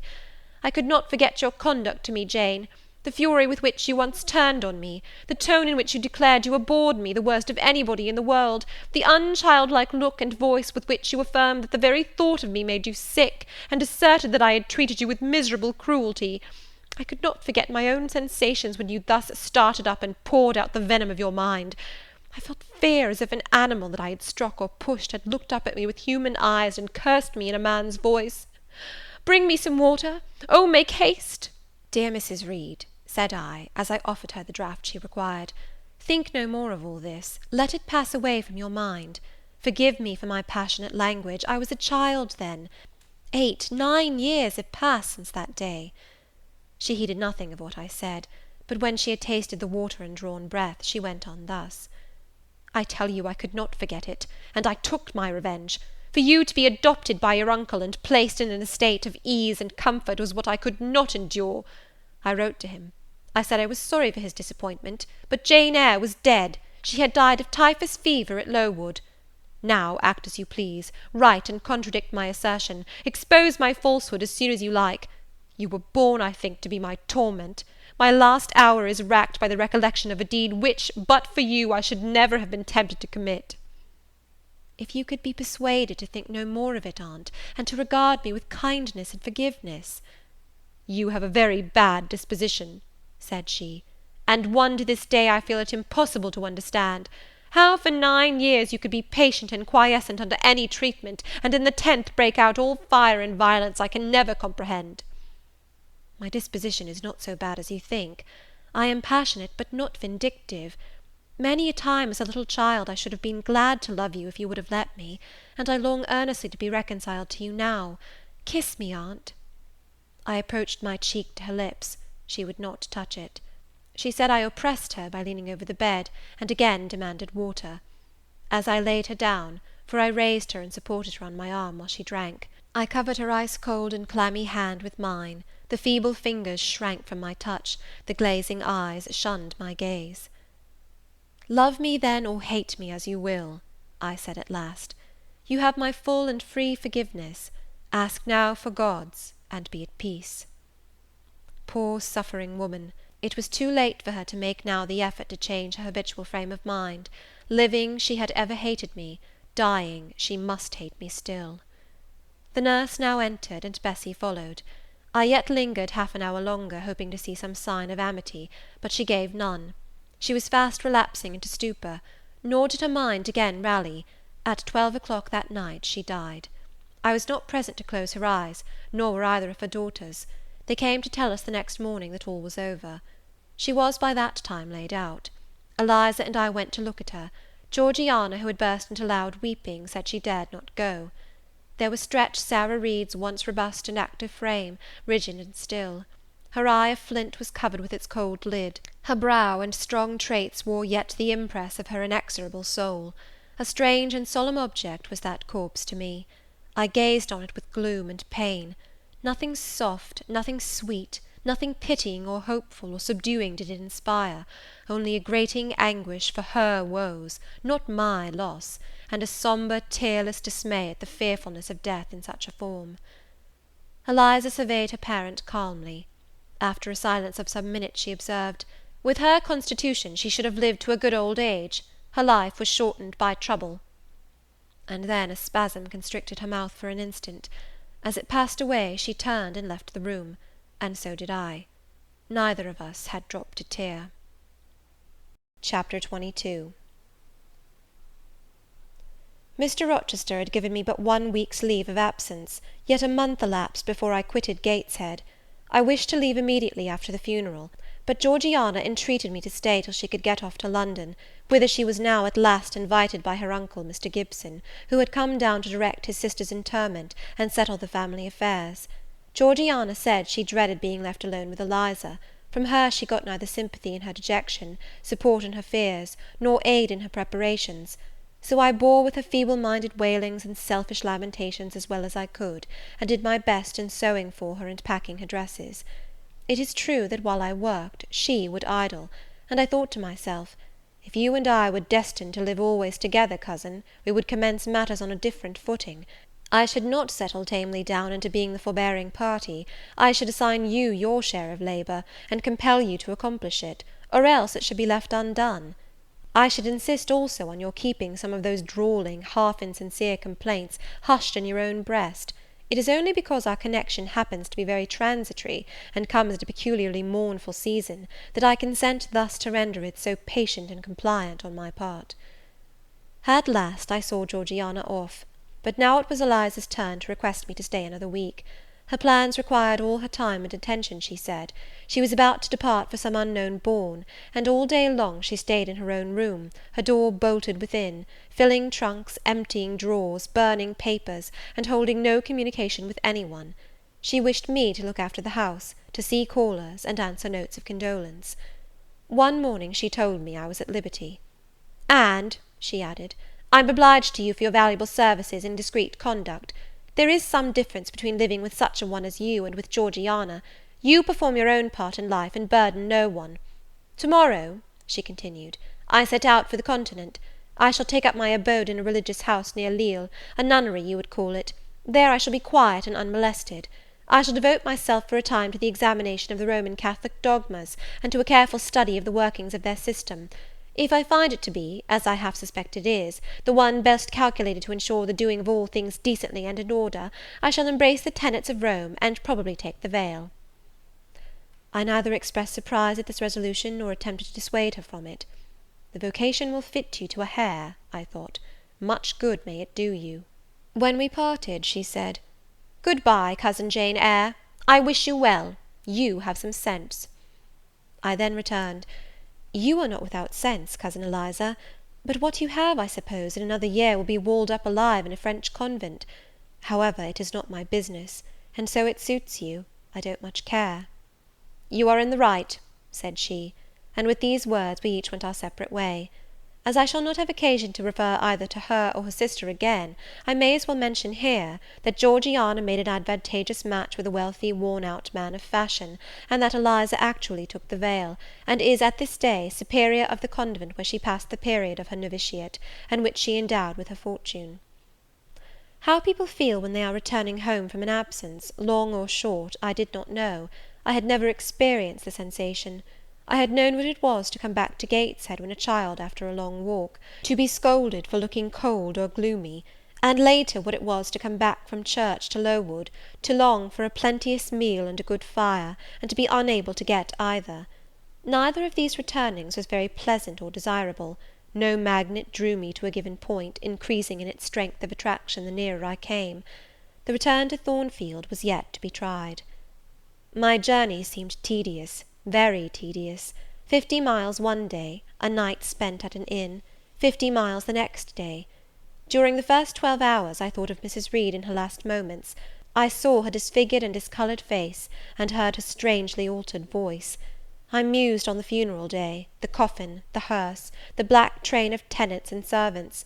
Few was the number of relatives, the gaping vault, the silent church, the solemn service. Then I thought of Eliza and Georgiana. I beheld one the cynosure of a ball-room, the other the inmate of a convent cell, and I dwelt on and analysed their separate peculiarities of person and character. The evening arrival at the great town scattered these thoughts. Night gave them quite another turn. Laid down on my traveller's bed, I left reminiscence for anticipation. I was going back to Thornfield, but how long was I to stay there? Not long, of that I was sure. I had heard from Mrs. Fairfax in the interim of my absence. The party at the Hall was dispersed. Mr. Rochester had left for London 3 weeks ago, but he was then expected to return in a fortnight. Mrs. Fairfax surmised that he was gone to make arrangements for his wedding, as he had talked of purchasing a new carriage. She said the idea of his marrying Miss Ingram still seemed strange to her, but from what everybody said, and from what she herself had seen, she could no longer doubt that the event would shortly take place. "You would be strangely incredulous if you did doubt it," was my mental comment. "I don't doubt it." The question followed, where was I to go? I dreamt of Miss Ingram all the night. In a vivid morning dream I saw her closing the gates of Thornfield against me, and pointing me out another road, and Mr. Rochester looked on with his arms folded, smiling sardonically, as it seemed, at both her and me. I had not notified to Mrs. Fairfax the exact day of my return, for I did not wish either car or carriage to meet me at Millcote. I proposed to walk the distance quietly by myself, and very quietly, after leaving my box in the ostler's care, did I slip away from the George Inn, about 6 o'clock of a June evening, and take the old road to Thornfield, a road which lay chiefly through fields, and was now little frequented. It was not a bright or a splendid summer evening, though fair and soft. The haymakers were at work all along the road, and the sky, though far from cloudless, was such as promised well for the future.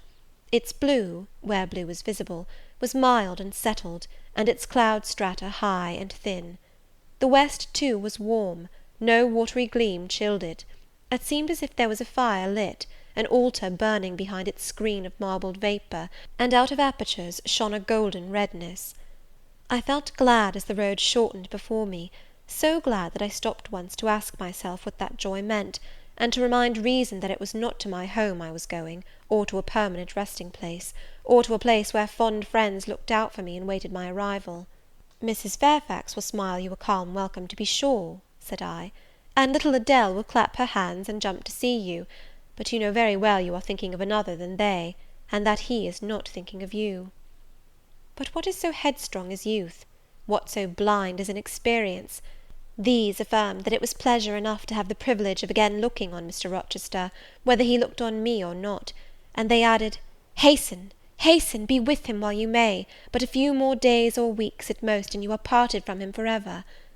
And then I strangled a new-born agony, a deformed thing which I could not persuade myself to own and rear, and ran on. They are making hay too in Thornfield meadows, or rather the labourers are just quitting their work, and returning home with their rakes on their shoulders, now, at the hour I arrive. I have but a field or two to traverse, and then I shall cross the road and reach the gates. How full the hedges are of roses! But I have no time to gather any, I want to be at the house. I passed a tall briar, shooting leafy and flowery branches across the path. I see the narrow stile with stone steps, and I see Mr. Rochester sitting there, a book and a pencil in his hand. He is writing. Well, he is not a ghost, yet every nerve I have is unstrung. For a moment I am beyond my own mastery. What does it mean? I did not think I should tremble in this way when I saw him, or lose my voice, or the power of motion in his presence. I will go back as soon as I can stir. I need not make an absolute fool of myself. I know another way to the house. It does not signify if I knew 20 ways, for he has seen me. "Hullo!" he cries, and he puts up his book and his pencil. "There you are! Come on, if you please." I suppose I do come on, though in what fashion I know not, being scarcely cognizant of my movements, and solicitous only to appear calm, and above all to control the working muscles of my face, which I feel rebel insolently against my will, and struggle to express what I had resolved to conceal. But I have a veil, it is down, I may make shift yet to behave with decent composure. "And is this Jane Eyre? Are you coming from Millcote, and on foot? Yes, just one of your tricks, not to send for a carriage, and come clattering over street and road like a common mortal, but to steal into the vicinage of your home along with twilight, just as if you were a dream or a shade. What the deuce have you done with yourself this last month?" "I have been with my aunt, Sir, who is dead." "A true Janian reply. Good angels be my guard! She comes from the other world, from the abode of people who are dead, and tells me so when she meets me alone here in the gloaming. If I dared, I'd touch you, to see if you are substance or shadow, you elf; but I'd as soon offer to take hold of a blue ignis fatuus light in a marsh. Truant, truant," he added, when he had paused an instant, "absent from me a whole month, and forgetting me quite, I'll be sworn." I knew there would be pleasure in meeting my master again, even though broken by the fear that he was so soon to cease to be my master, and by the knowledge that I was nothing to him. But there was ever in Mr. Rochester, so at least I thought, such a wealth of the power of communicating happiness, that to taste but of the crumbs he scattered to stray and stranger birds like me, was to feast genially. His last words were balm. They seemed to imply that it imported something to him whether I forgot him or not. And he had spoken of Thornfield as my home. Would that it were my home! He did not leave the stile, and I hardly liked to ask to go by. I inquired soon if he had not been to London. "Yes, I suppose he found that out by second sight." "Mrs. Fairfax told me in a letter." "And did she inform you what I went to do?" "Oh yes, Sir, everybody knew your errand." "You must see the carriage, Jane, and tell me if you don't think it will suit Mrs. Rochester exactly, and whether she won't look like Queen Boadicea, leaning back against those purple cushions. I wish, Jane, I were a trifle better adapted to match with her externally. Tell me now, fairy as you are, can't you give me a charm, or a philtre, or something of that sort, to make me a handsome man?" "It would be past the power of magic, Sir." And in thought I added, "A loving eye is all the charm needed. To such you are handsome enough, or rather your sternness has a power beyond beauty." Mr. Rochester had sometimes read my unspoken thoughts with an acumen to me incomprehensible. In the present instance he took no notice of my abrupt vocal response, but he smiled at me with a certain smile he had of his own, and which he used but on rare occasions. He seemed to think it too good for common purposes. It was the real sunshine of feeling. He shed it over me now. "Pass, Janet," said he, making room for me to cross the stile. "Go up home, and stay your weary little wandering feet at a friend's threshold." All I had now to do was to obey him in silence. No need for me to colloquize further. I got over the stile without a word, and meant to leave him calmly. An impulse held me fast, a force turned me round. I said, or something in me said, and in spite of me, "Thank you, Mr. Rochester, for your great kindness. I am strangely glad to get back again to you, and wherever you are is my home, my only home." I walked on so fast that even he could hardly have overtaken me had he tried. Little Adele was half wild with delight when she saw me. Mrs. Fairfax received me with her usual plain friendliness. Leah smiled, and even Sophy bid me bonsoir with glee. This was very pleasant. There is no happiness like that of being loved by your fellow creatures, and feeling that your presence is an addition to their comfort. I that evening shut my eyes resolutely against the future. I stopped my ears against the voice that kept warning me of near separation and coming grief.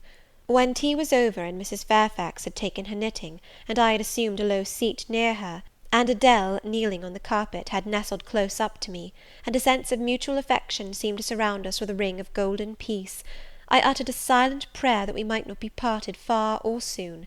But when, as we thus sat, Mr. Rochester entered, unannounced, and looking at us, seemed to take pleasure in the spectacle of a group so amicable, when he said he supposed the old lady was all right now that she had got her adopted daughter back again, and added that he saw Adele was prête à croquer sa petite maman anglaise, I half ventured to hope that he would, even after his marriage, keep us together somewhere under the shelter of his protection, and not quite exiled from the sunshine of his presence.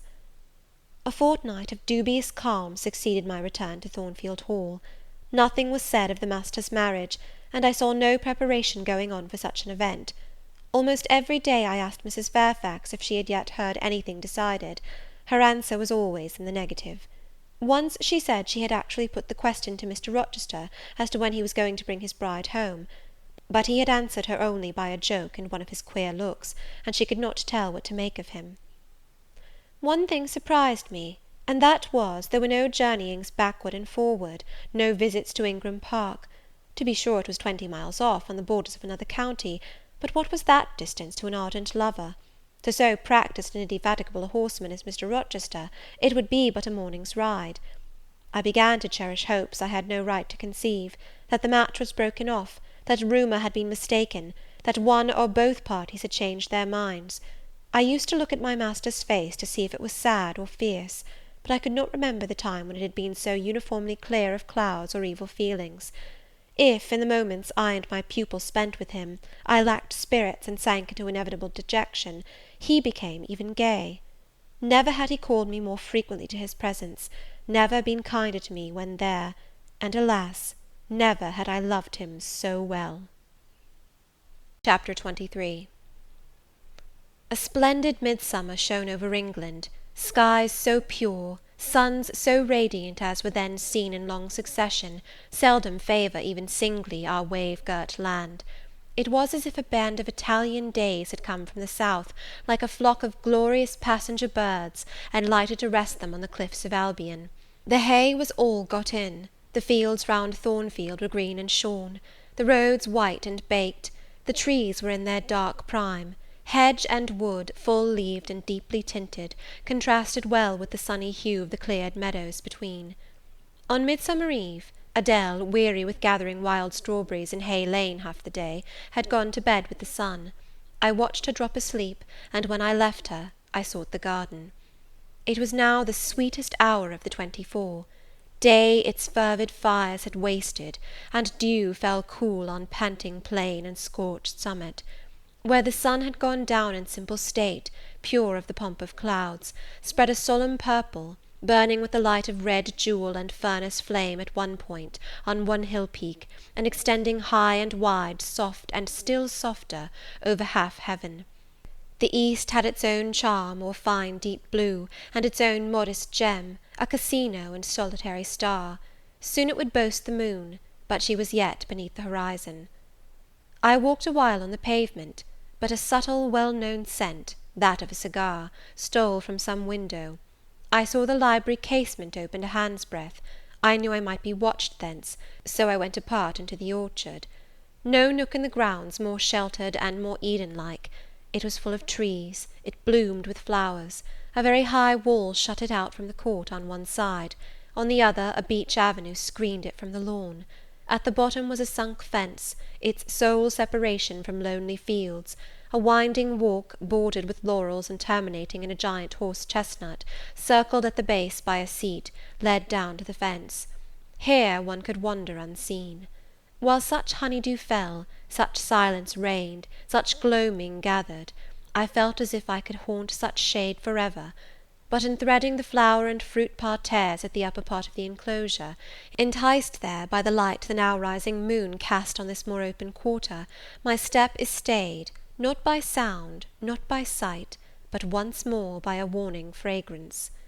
Sweetbriar and southernwood, jasmine, pink, and rose, have long been yielding their evening sacrifice of incense. This new scent is neither of shrub nor flower. It is, I know it well, it is Mr. Rochester's cigar. I look round and I listen. I see trees laden with ripening fruit. I hear a nightingale warbling in a wood half a mile off. No moving form is visible, no coming step audible, but that perfume increases.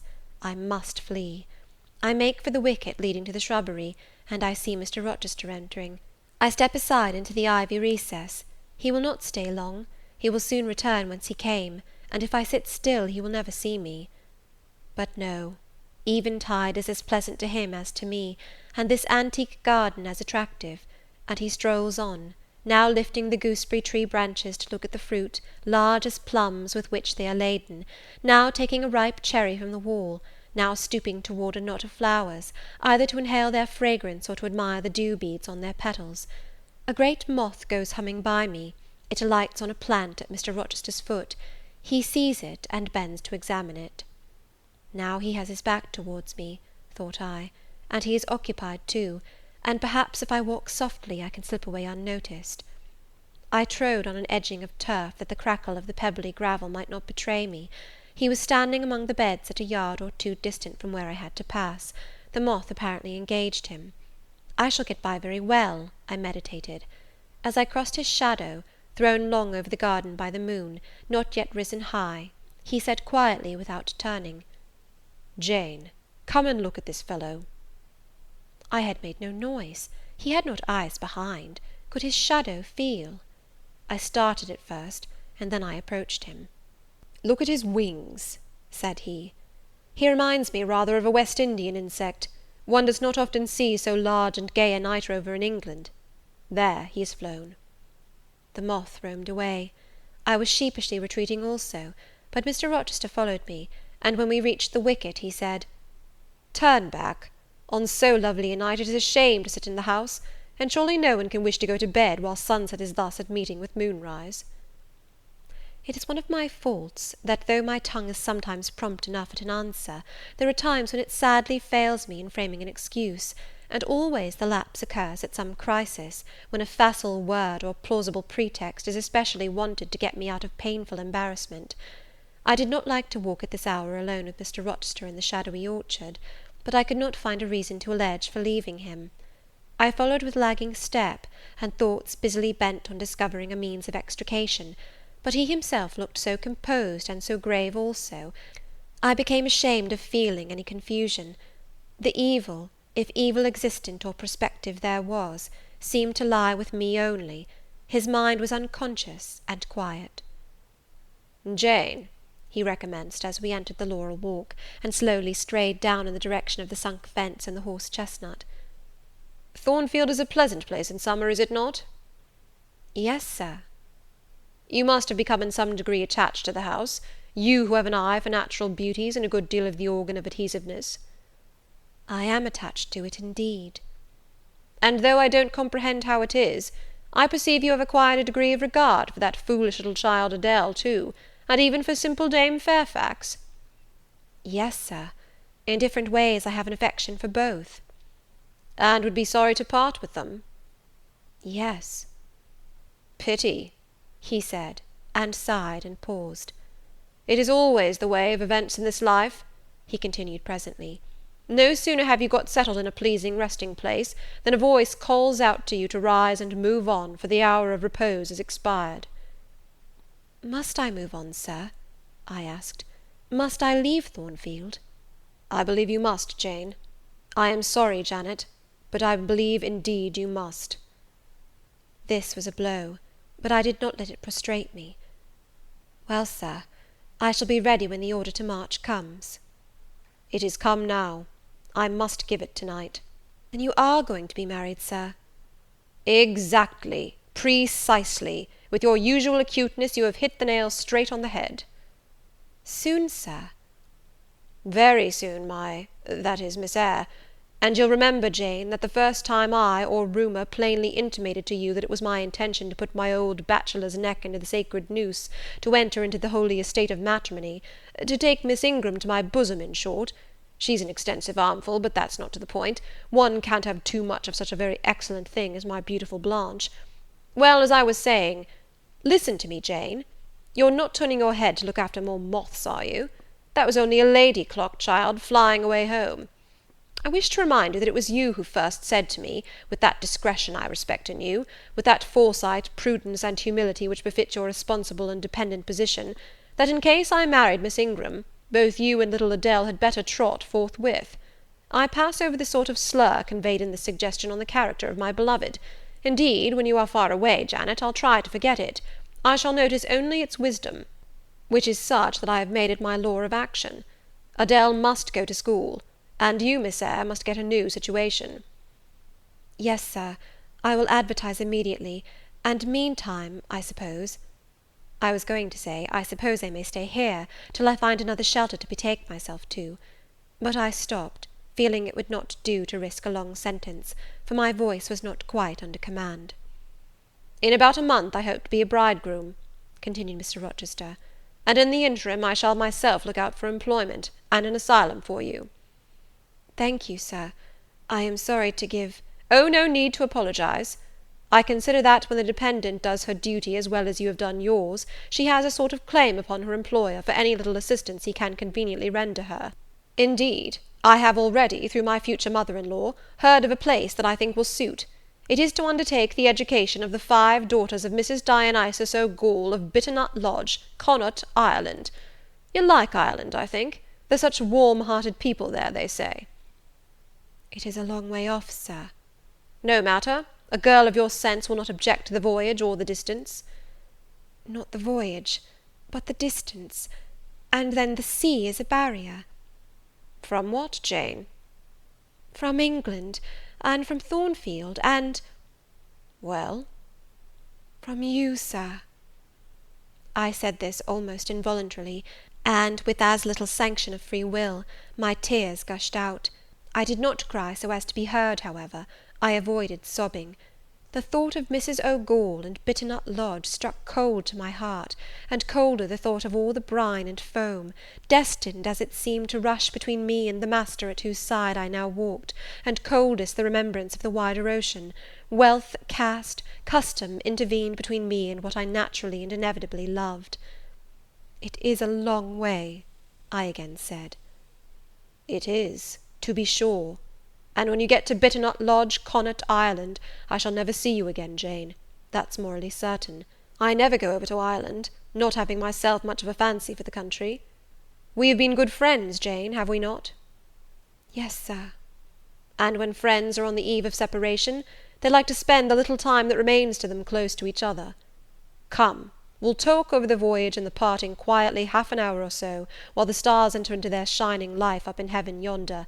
Here is the chestnut tree, here is the bench at its old roots.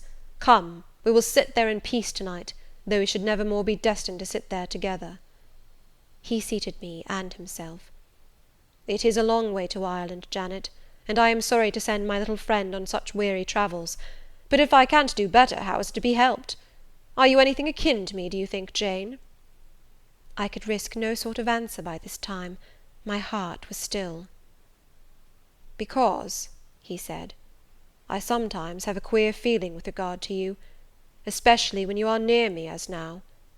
It is as if I had a string somewhere under my left ribs, tightly and inextricably knotted to a similar string situated in the corresponding quarter of your little frame; and if that boisterous channel, and 200 miles or so of land come broad between us, I am afraid that cord of communion will be snapped, and then I've a nervous notion I should take to bleeding inwardly. As for you, you'd forget me." "That I never should, Sir, you know." Impossible to proceed.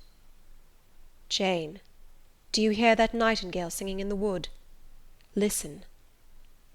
In listening, I sobbed convulsively, for I could repress what I endured no longer. I was obliged to yield, and I was shaken from head to foot with acute distress.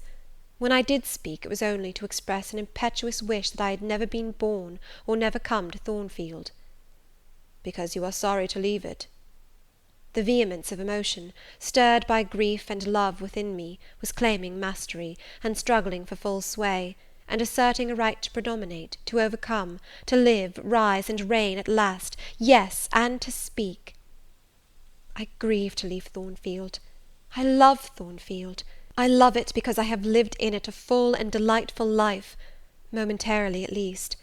I have not been trampled on. I have not been petrified. I have not been buried with inferior minds and excluded from every glimpse of communion with what is bright and energetic and high. I have talked face to face with what I reverence, with what I delight in, with an original, a vigorous, and expanded mind. I have known you, Mr. Rochester, and it strikes me with terror and anguish to feel I absolutely must be torn from you for ever. I see the necessity of departure, and it is like looking on the necessity of death." "Where do you see the necessity?" he asked suddenly. "Where? You, Sir, have placed it before me." "In what shape?" "In the shape of Miss Ingram, a noble and beautiful woman, your bride." "My bride? What bride? I have no bride." "But you will have." "Yes, I will, I will." He set his teeth. "Then I must go. You have said it yourself." "No, you must stay. I swear it, and the oath shall be kept." "I tell you I must go," I retorted, roused to something like passion. "Do you think I can stay to become nothing to you? Do you think I am an automaton, a machine without feelings, and can bear to have my morsel of bread snatched from my lips and my drop of living water dashed from my cup? Do you think, because I am poor, obscure, plain, and little, I am soulless and heartless? You think wrong. I have as much soul as you, and full as much heart; and if God had gifted me with some beauty and much wealth, I should have made it as hard for you to leave me as it is now for me to leave you. I am not talking to you now through the medium of custom, conventionalities, or even of mortal flesh. It is my spirit that addresses your spirit, just as if both had passed through the grave, and we stood at God's feet, equal, as we are." "As we are," repeated Mr. Rochester. "So," he added, enclosing me in his arms, gathering me to his breast, pressing his lips on my lips. "So, Jane." "Yes, so, Sir," I rejoined, "and yet not so, for you are a married man, or as good as a married man, and wed to one inferior to you, to one with whom you have no sympathy, whom I do not believe you truly love, for I have seen and heard you sneer at her. I would scorn such a union, therefore I am better than you. Let me go." "Where, Jane? To Ireland?" "Yes, to Ireland. I have spoken my mind, and can go anywhere now." "Jane, be still. Don't struggle so, like a wild, frantic bird that is rending its own plumage in its desperation." "I am no bird, and no net ensnares me. I am a free human being with an independent will, which I now exert to leave you." Another effort set me at liberty, and I stood erect before him. "And your will shall decide your destiny," he said. "I offer you my hand, my heart, and a share of all my possessions." "You play a farce, which I merely laugh at."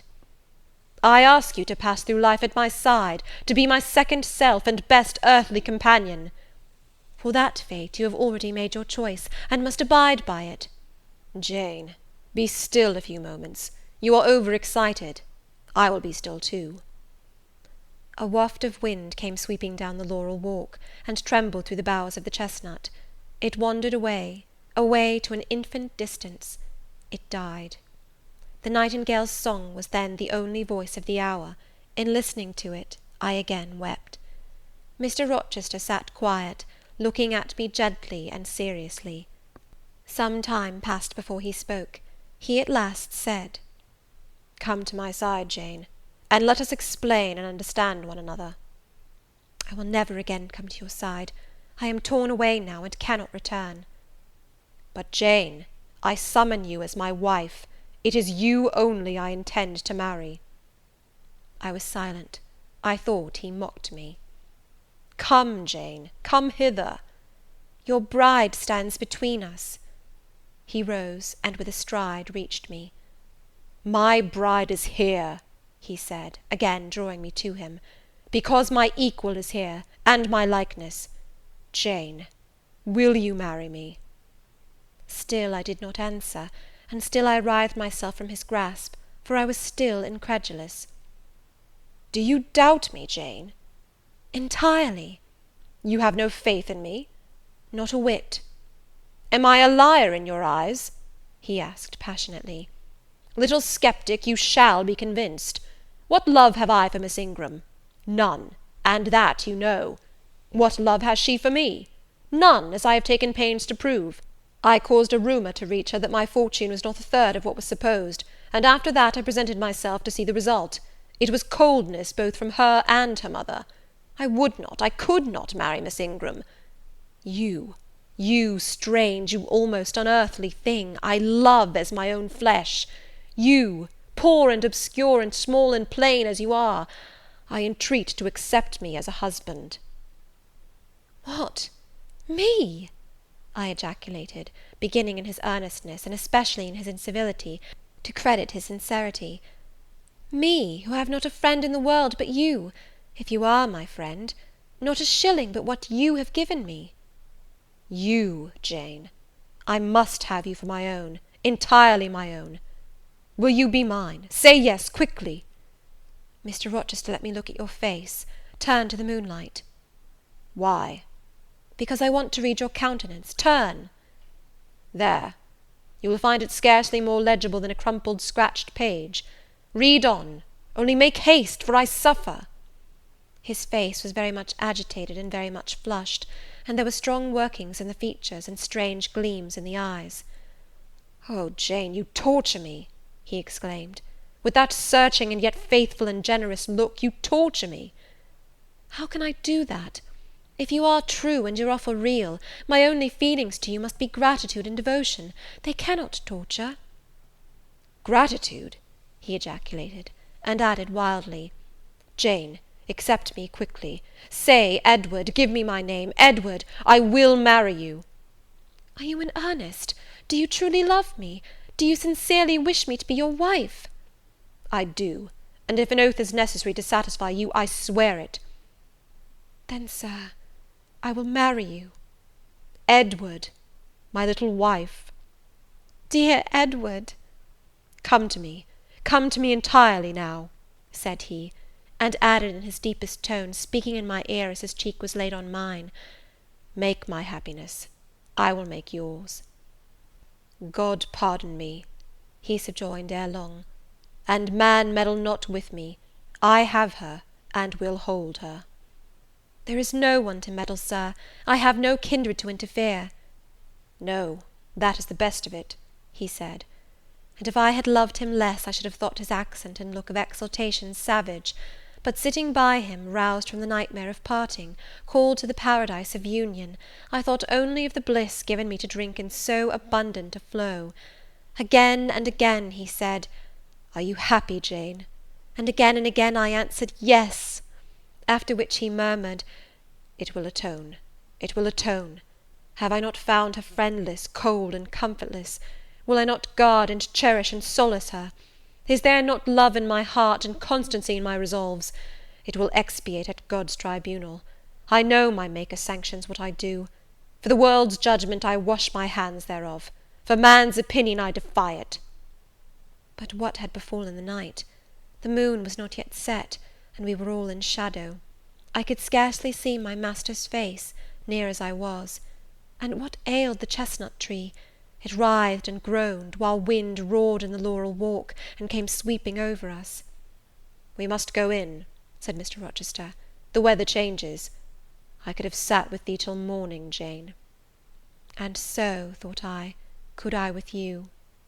I should have said so, perhaps, but a livid, vivid spark leapt out of a cloud at which I was looking, and there was a crack, a crash, and a close rattling peal, and I thought only of hiding my dazzled eyes against Mr. Rochester's shoulder.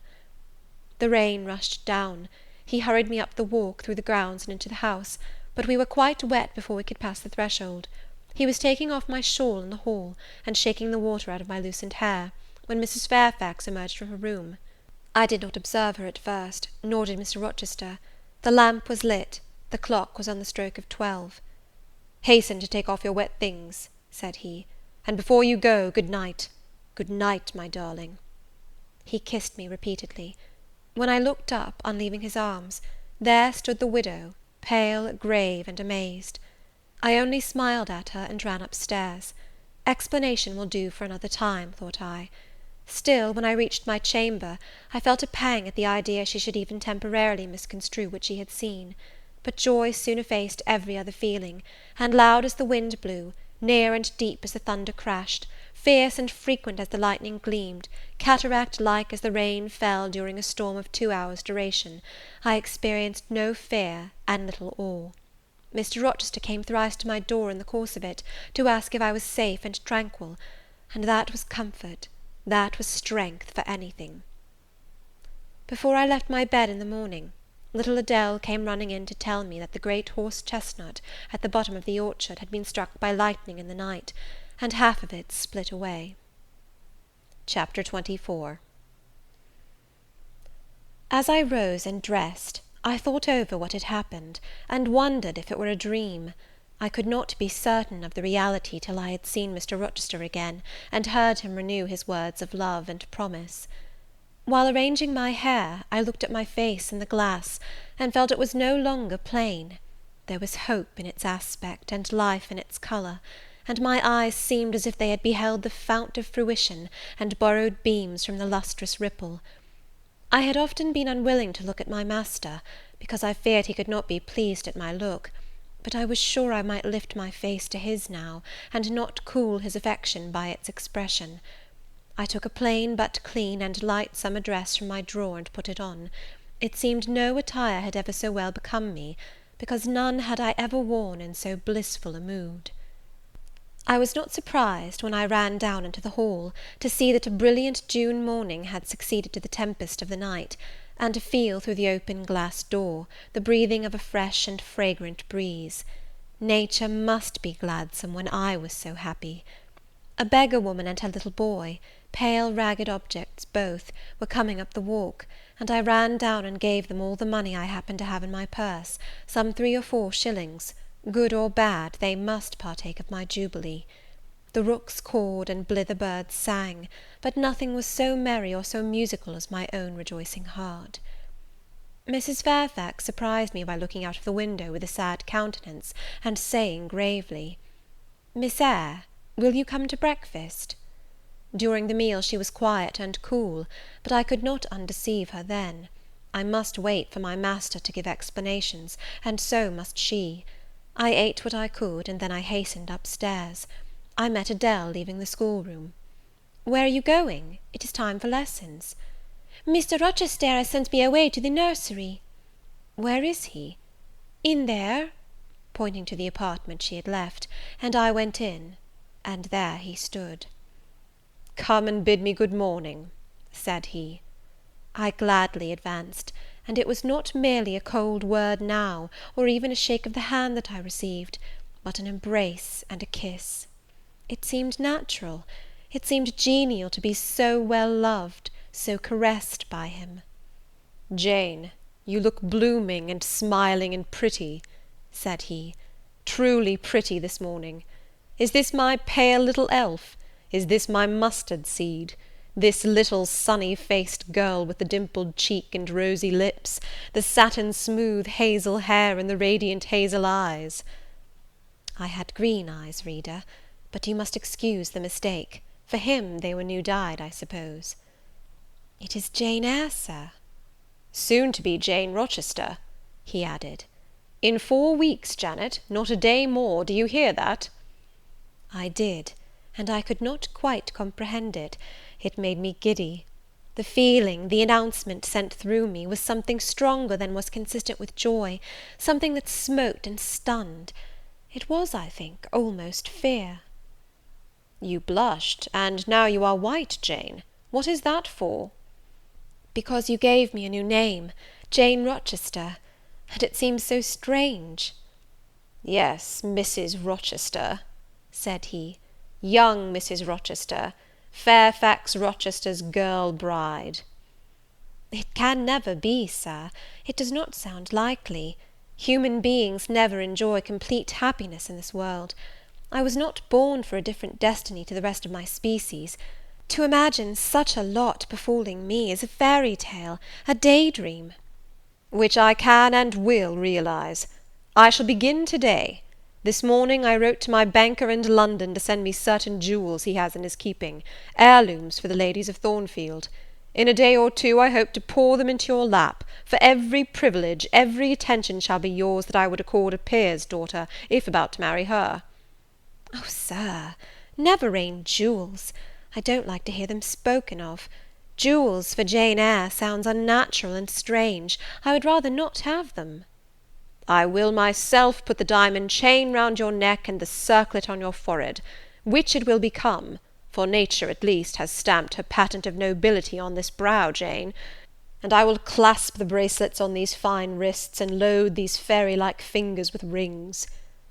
No, no, sir, think of other subjects, and speak of other things, and in another strain.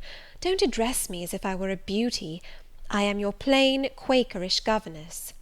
You are a beauty in my eyes, and a beauty just after the desire of my heart, delicate and aerial. Puny and insignificant, you mean? You are dreaming, sir, or you are sneering.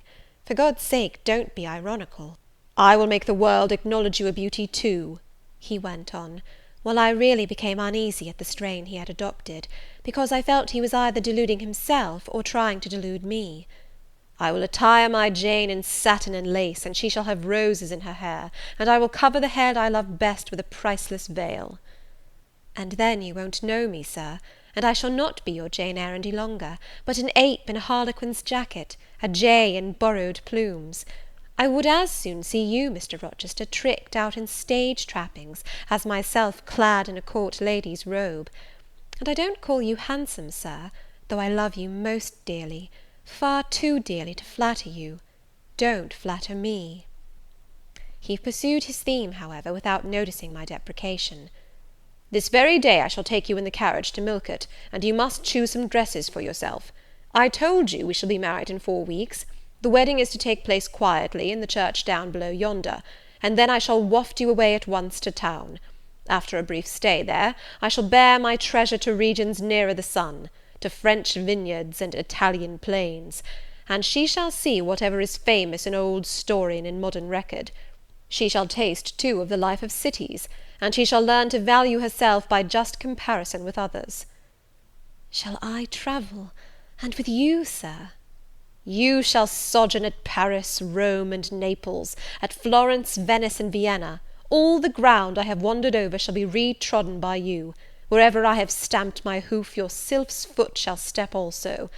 10 years since, I flew through Europe half mad with disgust, hate, and rage as my companions. Now I shall revisit it, healed and cleansed, with a very angel as my comforter. I laughed at him as he said this.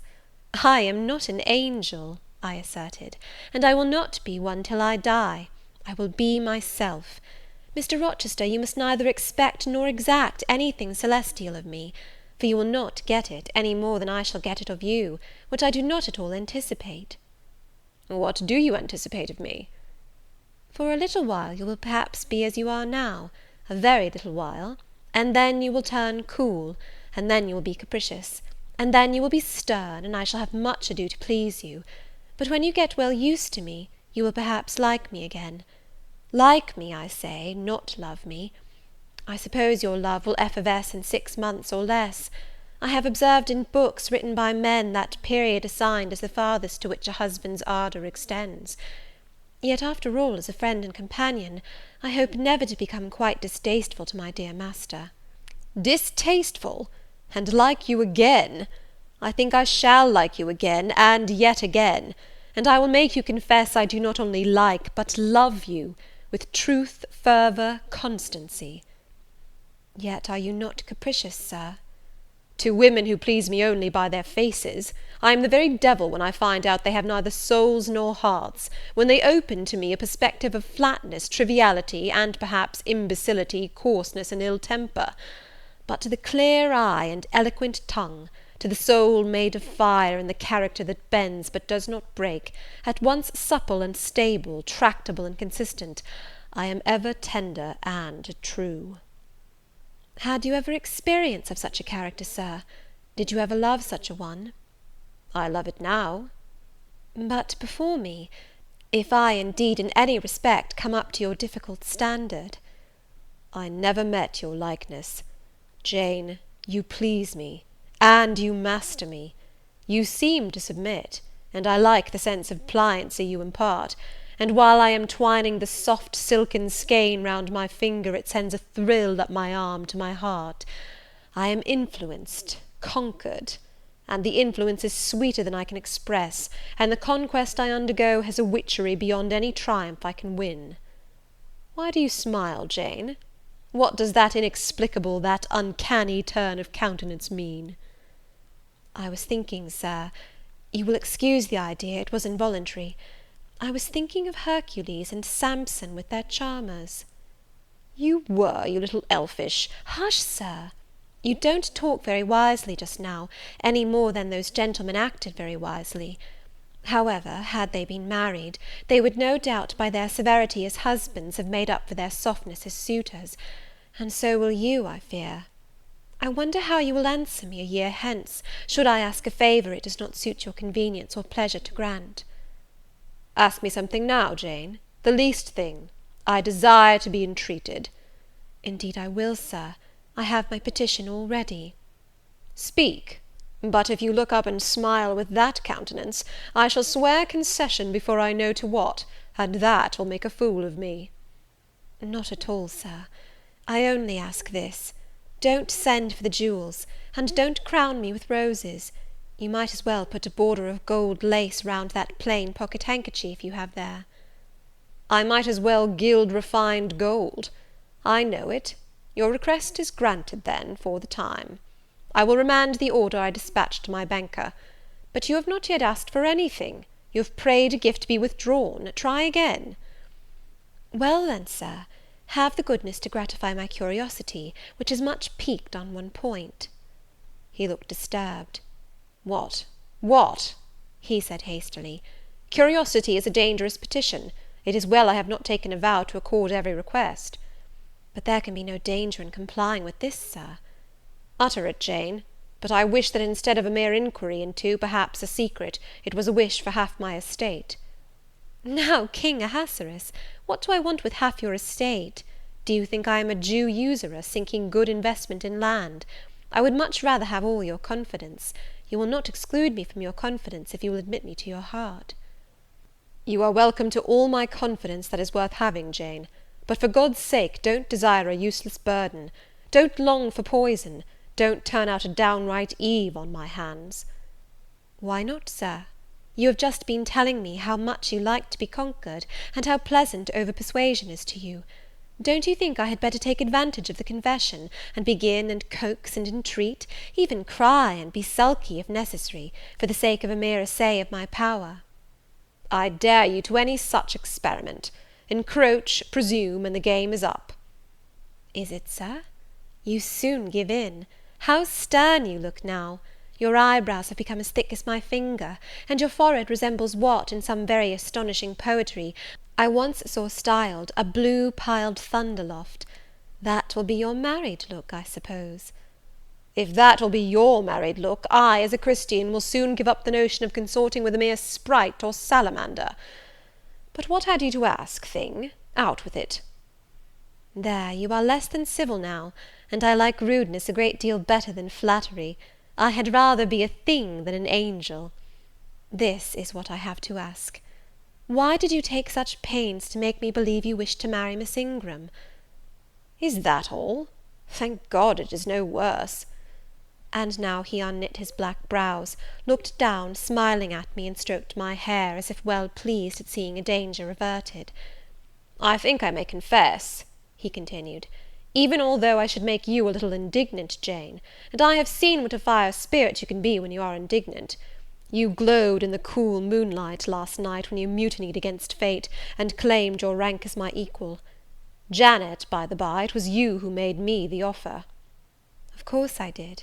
But to the point, if you please, Sir, Miss Ingram." "Well, I feigned courtship of Miss Ingram, because I wished to render you as madly in love with me as I was with you, and I knew jealousy would be the best ally I could call in for the furtherance of that end." "Excellent. Now you are small, not one whit bigger than the end of my little finger. It was a burning shame and a scandalous disgrace to act in that way. Did you think nothing of Miss Ingram's feelings, Sir?" "Her feelings are concentrated in one, pride, and that needs humbling. Were you jealous, Jane?" "Never mind, Mr. Rochester, it is in no way interesting to you to know that. Answer me truly once more. Do you think Miss Ingram will not suffer from your dishonest coquetry? Won't she feel forsaken and deserted?" "Impossible! When I told you how she, on the contrary, deserted me, the idea of my insolvency cooled, or rather extinguished, her flame in a moment." "You have a curious, designing mind, Mr. Rochester. I am afraid your principles on some points are eccentric." "My principles were never trained, Jane. They may have grown a little awry for want of attention." "Once again, seriously, may I enjoy the great good that has been vouchsafed to me, without fearing that any one else is suffering the bitter pain I myself felt a while ago?" "That you may, my good little girl. There is not another being in the world has the same pure love for me as yourself; for I lay that pleasant unction to my soul, Jane, a belief in your affection." I turned my lips to the hand that lay on my shoulder. I loved him very much, more than I could trust myself to say, more than words had power to express. "Ask something more," he said presently. "It is my delight to be entreated, and to yield." I was again ready with my request. "Communicate your intentions to Mrs. Fairfax, Sir. She saw me with you last night in the hall, and she was shocked. Give her some explanation before I see her again. It pains me to be misjudged by so good a woman." "Go to your room and put on your bonnet," he replied. "I mean you to accompany me to Millcote this morning, and while you prepare for the drive, I will enlighten the old lady's understanding. Did she think, Janet, you had given the world for love, and considered it well lost?" "I believe she thought I had forgotten my station, and yours, Sir." "Station! Station! Your station is in my heart, and on the necks of those who would insult you, now or hereafter. Go." I was soon dressed, and when I heard Mr. Rochester quit Mrs. Fairfax's parlour, I hurried down to it. The old lady had been reading her morning portion of Scripture, the lesson for the day. Her Bible lay open before her, and her spectacles were upon it. Her occupation, suspended by Mr. Rochester's announcement, seemed now forgotten. Her eyes, fixed on the blank wall opposite, expressed the surprise of a quiet mind stirred by unwonted tidings. Seeing me, she roused herself; she made a sort of effort to smile, and framed a few words of congratulation; but the smile expired, and the sentence was abandoned unfinished. She put up her spectacles, shut the Bible, and pushed her chair back from the table. "I feel so astonished," she began. "I hardly know what to say to you, Miss Eyre. I have surely not been dreaming, have I? Sometimes I half fall asleep when I am sitting alone, and fancy things that have never happened. It has seemed to me more than once, when I have been in a doze, that my dear husband, who died 15 years since, has come in and sat down beside me, and that I have even heard him call me by my name, Alice, as he used to do. Now, can you tell me whether it is actually true that Mr. Rochester has asked you to marry him? Don't laugh at me, but I really thought he came in here 5 minutes ago, and said that in a month you would be his wife." "He has said the same thing to me," I replied. "He has? Do you believe him? Have you accepted him?" "Yes." She looked at me bewildered. "I could never have thought it. He is a proud man. All the Rochesters were proud, and his father, at least, liked money. He, too, has always been called careful. He means to marry you?" "He tells me so." She surveyed my whole person. In her eyes I read that they had there found no charm powerful enough to solve the enigma. "It passes me," she continued, "but no doubt it is true, since you say so. How it will answer I cannot tell, I really don't know. Equality of position and fortune is often advisable in such cases, and there are 20 years of difference in your ages. He might almost be your father." "No, indeed, Mrs. Fairfax," exclaimed I, nettled, "he is nothing like my father. No one who saw us together would suppose it for an instant. Mr. Rochester looks as young, and is as young, as some men at 25. "Is it really for love he is going to marry you?" she asked.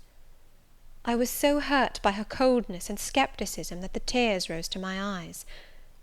"I am sorry to grieve you," pursued the widow, "but you are so young, and so little acquainted with men, I wish to put you on your guard. It is an old saying, that all is not gold that glitters, and in this case I do fear there will be something found to be different to what either you or I expect." "Why, am I a monster?" I said. "Is it impossible that Mr. Rochester should have a sincere affection for me?" "No, you are very well, and much improved of late, and Mr. Rochester, I dare say, is fond of you. I have always noticed that you were a sort of pet of his.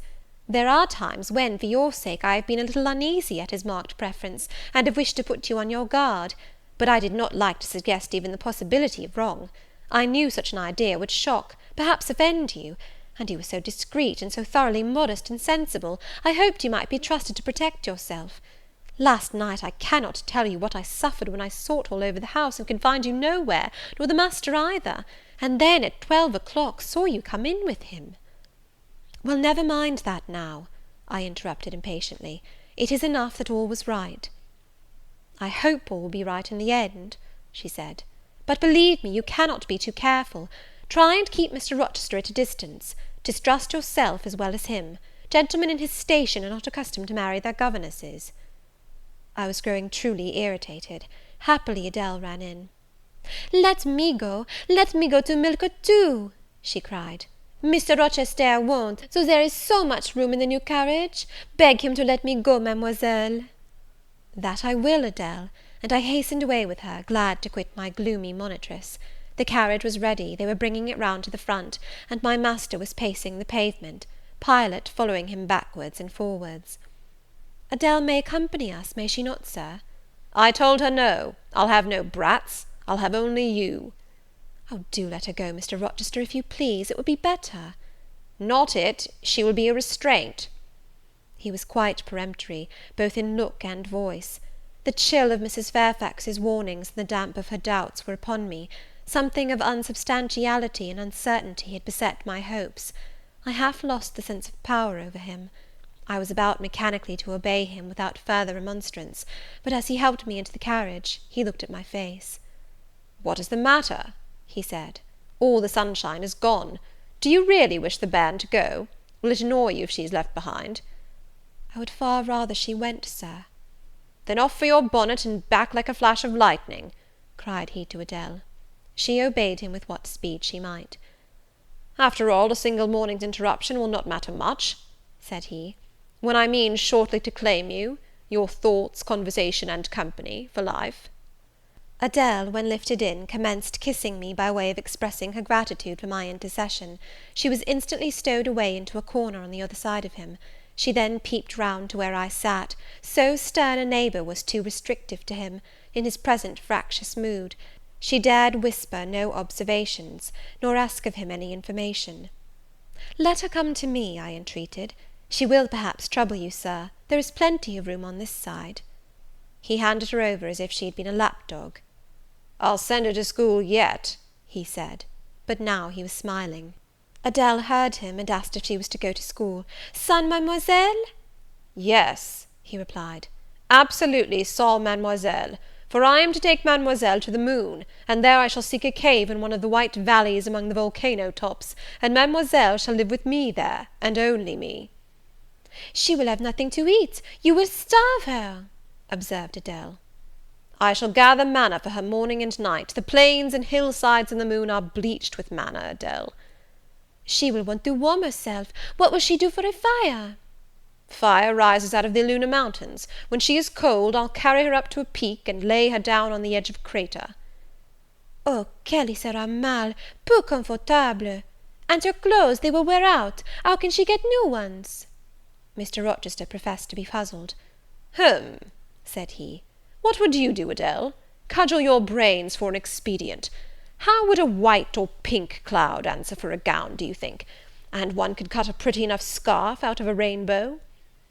"She is far better as she is," concluded Adele, after musing some time. "Besides, she would get tired of living with you only in the moon. If I were Mademoiselle, I would never consent to go with you." "She has consented. She has pledged her word." "But you can't get her there. There is no road to the moon. It is all air, and neither you nor she can fly." "Adele, look at that field." We were now outside Thornfield gates, and bowling lightly along the smooth road to Millcote, where the dust was well laid by the thunderstorm, and where the low hedges and lofty timber trees on each side glistened green and rain refreshed. "In that field, Adele, I was walking late one evening about a fortnight since, the evening of the day you helped me to make hay in the orchard meadows, and as I was tired with raking swaths, I sat down to rest me on a stile, and there I took out a little book and pencil, and began to write about a misfortune that befell me long ago, and a wish I had for happy days to come. I was writing away very fast, though daylight was fading from the leaf, when something came up the path and stopped 2 yards off me. I looked at it. It was a little thing with a veil of gossamer on its head. I beckoned it to come near me. It soon stood at my knee. I never spoke to it, and it never spoke to me, in words. But I read its eyes, and it read mine, and our speechless colloquy was to this effect. It was a fairy, and come from Elfland, it said, and its errand was to make me happy. I must go with it out of the common world to a lonely place, such as the moon, for instance, and it nodded its head towards her horn, rising over Hay Hill. It told me of the alabaster cave and silver vale where we might live. I said I should like to go, but reminded it, as you did me, that I had no wings to fly. "Oh," returned the fairy, "that does not signify. Here is a talisman that will remove all difficulties," and she held out a pretty gold ring. "Put it," she said, "on the 4th finger of my left hand, and I am yours, and you are mine, and we shall leave earth and make our own heaven yonder." She nodded again at the moon. "The ring, Adele, is in my breeches pocket, under the disguise of a sovereign, but I mean soon to change it to a ring again." "But what has Mademoiselle to do with it? I don't care for the fairy. You said it was Mademoiselle you would take to the moon." "Mademoiselle is a fairy," he said, whispering mysteriously. Whereupon I told her not to mind his badinage, and she, on her part, evinced a fund of genuine French scepticism, denominating Mr. Rochester un vrai menteur, and assuring him that she made no account whatever of his contes de fées, and that, du reste, il n'y avait pas de fées, et quand même il y en avait, she was sure they would never appear to him, nor ever give him rings, or offer to live with him in the moon. The hour spent at Millcote was a somewhat harassing one to me. Mr. Rochester obliged me to go to a certain silk warehouse. There I was ordered to choose 6 dresses. I hated the business. I begged leave to defer it. No, it should be gone through with now. By dint of entreaties expressed in energetic whispers, I reduced the 6 to 2. These, however, he vowed he would select himself. With anxiety I watched his eye rove over the gay stores. He fixed on a rich silk of the most brilliant amethyst dye, and a superb pink satin. I told him in a new series of whispers that he might as well buy me a gold gown and a silver bonnet at once. I should certainly never venture to wear his choice. With infinite difficulty, for he was stubborn as a stone, I persuaded him to make an exchange in favour of a sober black satin and a pearl grey silk. "It might pass for the present," he said, "but he would yet see me glittering like a parterre." Glad was I to get him out of the silk warehouse, and then out of a jeweller's shop. The more he bought me, the more my cheek burned with a sense of annoyance and degradation. As we re-entered the carriage, and I sat back feverish and fagged, I remembered what, in the hurry of events, dark and bright, I had wholly forgotten, the letter of my uncle, John Eyre, to Mrs. Reed, his intention to adopt me and make me his legatee. It would be a relief indeed, I thought, if I had ever so small an independency. I can never bear being dressed like a doll by Mr. Rochester, or sitting like a second Danae with the golden shower falling daily round me. I will write to Madeira the moment I get home, and tell my Uncle John I am going to be married, and to whom. If I had but a prospect of one day bringing Mr. Rochester an accession of fortune, I could better endure to be kept by him now. And somewhat relieved by this idea, which I failed not to execute that day, I ventured once more to meet my master's and lover's eye, which most pertinaciously sought mine, though I averted both face and gaze. He smiled, and I thought his smile was such as a sultan might, in a blissful and fond moment, bestow on a slave his gold and gems had enriched. I crushed his hand, which was ever hunting mine, vigorously, and thrust it back to him, red with the passionate pressure. "You need not look in that way," I said. "If you do, I'll wear nothing but my old Lowood frocks to the end of the chapter. I'll be married in this lilac gingham. You may make a dressing gown for yourself out of the pearl grey silk, and an infinite series of waistcoats out of the black satin." He chuckled. He rubbed his hands. "Oh, it is rich to see and hear her!" he exclaimed. "Is she original? Is she piquant? I would not exchange this one little English girl for the Grand Turk's whole seraglio, gazelle eyes, houri forms, and all." The Eastern allusion bit me again. "I'll not stand you an inch in the stead of a seraglio," I said, "so don't consider me an equivalent for one. If you have a fancy for anything in that line, away with you, Sir, to the bazaars of Stamboul without delay, and lay out in extensive slave purchases some of that spare cash you seem at a loss to spend satisfactorily here." "And what will you do, Janet, while I am bargaining for so many tons of flesh, and such an assortment of black eyes?" "I'll be preparing myself to go out as a missionary to preach liberty to them that are enslaved, your harem inmates among the rest. I'll get admitted there, and I'll stir up mutiny; and you, three-tailed bashaw as you are, Sir, shall in a trice find yourself fettered amongst our hands. Nor will I, for one, consent to cut your bonds till you have signed a charter, the most liberal that despot ever yet conferred." "I would consent to be at your mercy, Jane." "I would have no mercy, Mr. Rochester, if you supplicated for it with an eye like that. While you looked so, I should be certain that whatever charter you might grant under coercion, your first act, when released, would be to violate its conditions." "Why, Jane, what would you have?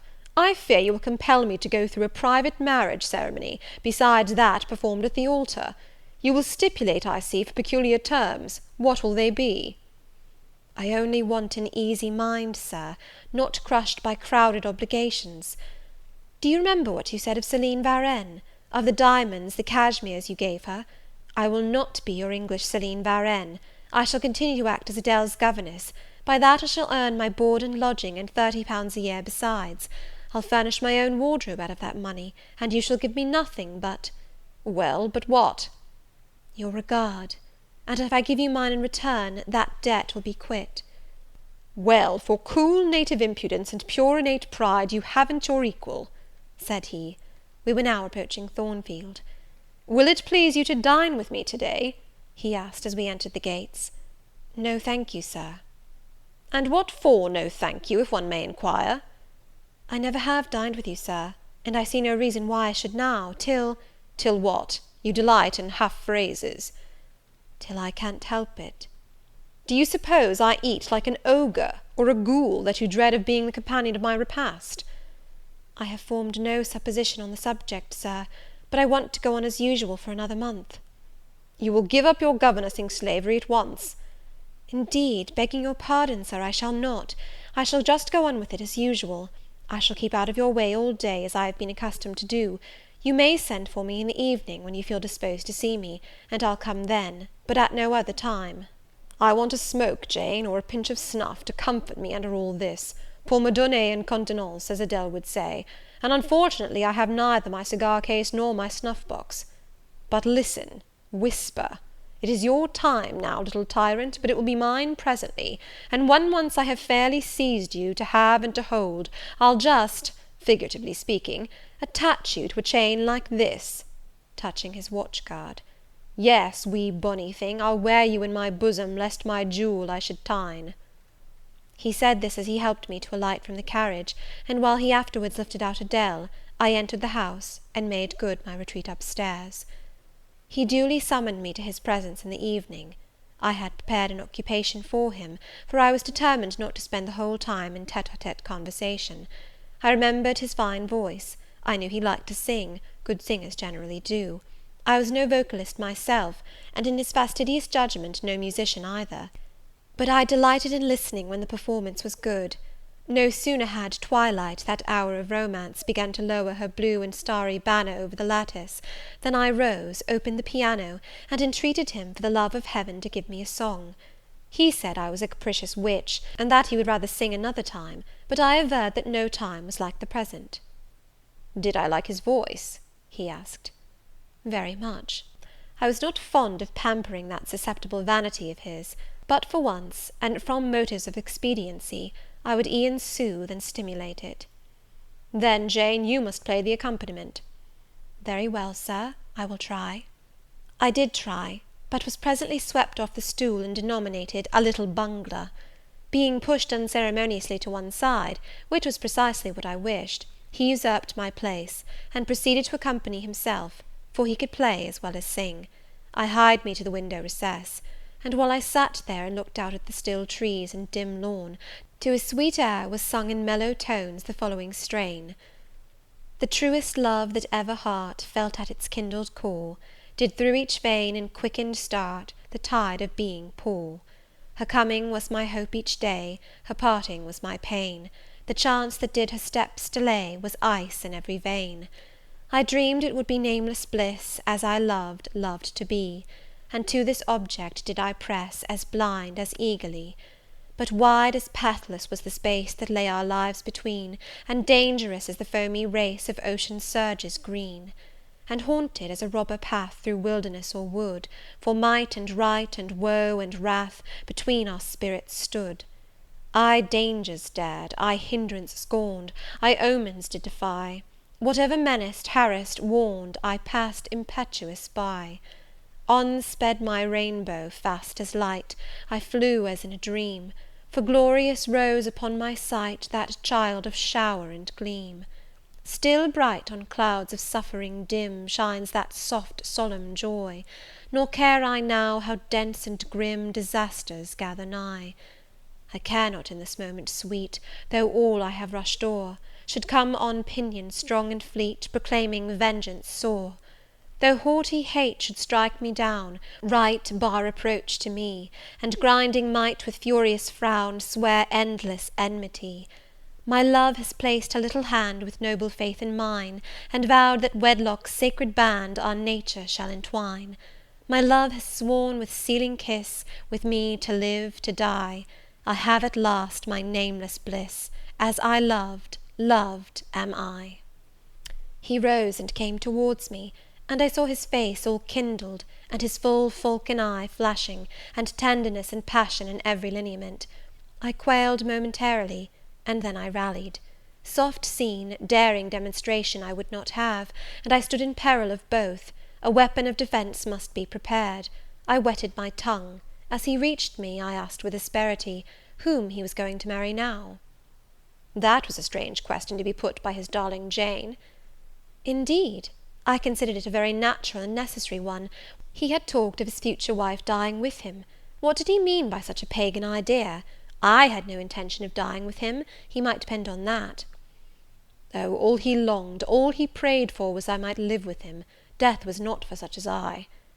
Indeed it was. I had as good a right to die when my time came as he had, but I should bide that time, and not be hurried away in a suttee. Would I forgive him for the selfish idea, and prove my pardon by a reconciling kiss? No, I would rather be excused.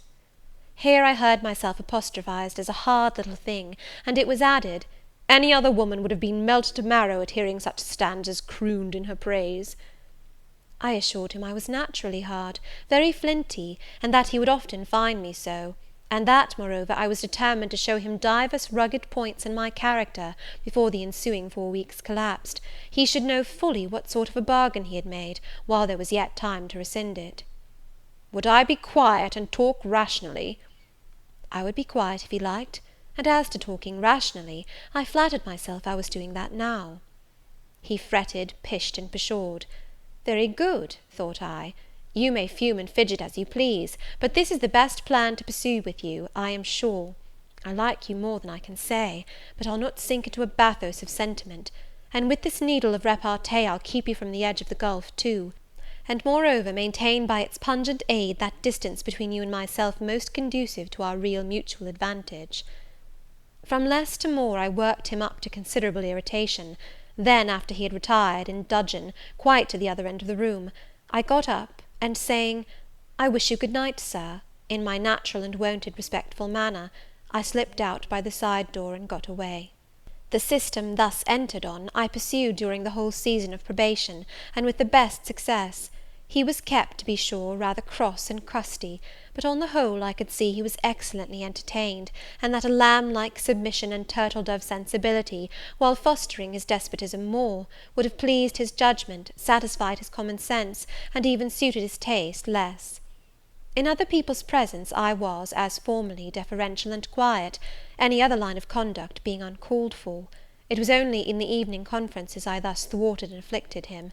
He continued to send for me punctually the moment the clock struck 7, though when I appeared before him now, he had no such honeyed terms as love and darling on his lips. The best words at my service were provoking puppet, malicious elf, sprite, changeling, etc. For caresses, too, I now got grimaces; for a pressure of the hand, a pinch on the arm; for a kiss on the cheek, a severe tweak of the ear. It was all right. At present I decidedly preferred these fierce favours to anything more tender. Mrs. Fairfax, I saw, approved me; her anxiety on my account vanished, therefore I was certain I did well. Meantime Mr. Rochester affirmed I was wearing him to skin and bone, and threatened awful vengeance for my present conduct at some period fast coming. I laughed in my sleeve at his menaces. I can keep you in reasonable check now, I reflected, and I don't doubt to be able to do it hereafter. If one expedient loses its virtue, another must be devised. Yet, after all, my task was not an easy one. Often I would rather have pleased than teased him. My future husband was becoming to me my whole world, and more than the world, almost my hope of heaven. He stood between me and every thought of religion, as an eclipse intervenes between man and the broad sun. I could not, in those days, see God for his creature, of whom I had made an idol. Chapter 25. The month of courtship had wasted; its very last hours were being numbered. There was no putting off the day that advanced, the bridal day, and all preparations for its arrival were complete. I, at least, had nothing more to do. There were my trunks, packed, locked, corded, ranged in a row along the wall of my little chamber. To-morrow at this time they would be far on their road to London, and so should I; or rather, not I, but one Jane Rochester, a person whom as yet I knew not. The cards of address alone remained to nail on.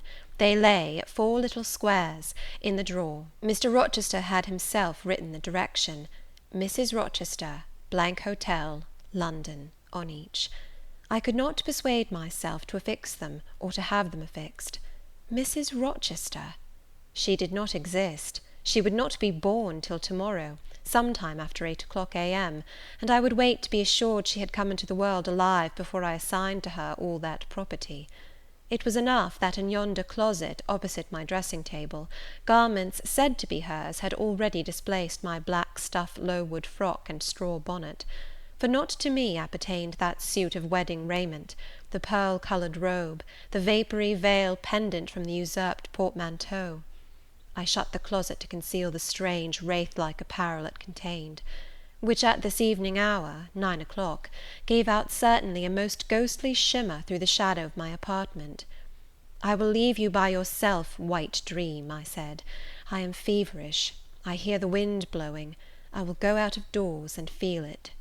It was not only the hurry of preparation that made me feverish, not only in the anticipation of the great change, the new life which was to commence to-morrow. Both these circumstances had their share, doubtless, in producing that restless, excited mood which hurried me forth at this late hour into the darkening grounds; but a third cause influenced my mind more than they. I had at heart a strange and anxious thought. Something had happened which I could not comprehend. No one knew of or had seen the event but myself. It had taken place the preceding night. Mr. Rochester that night was absent from home, nor was he yet returned.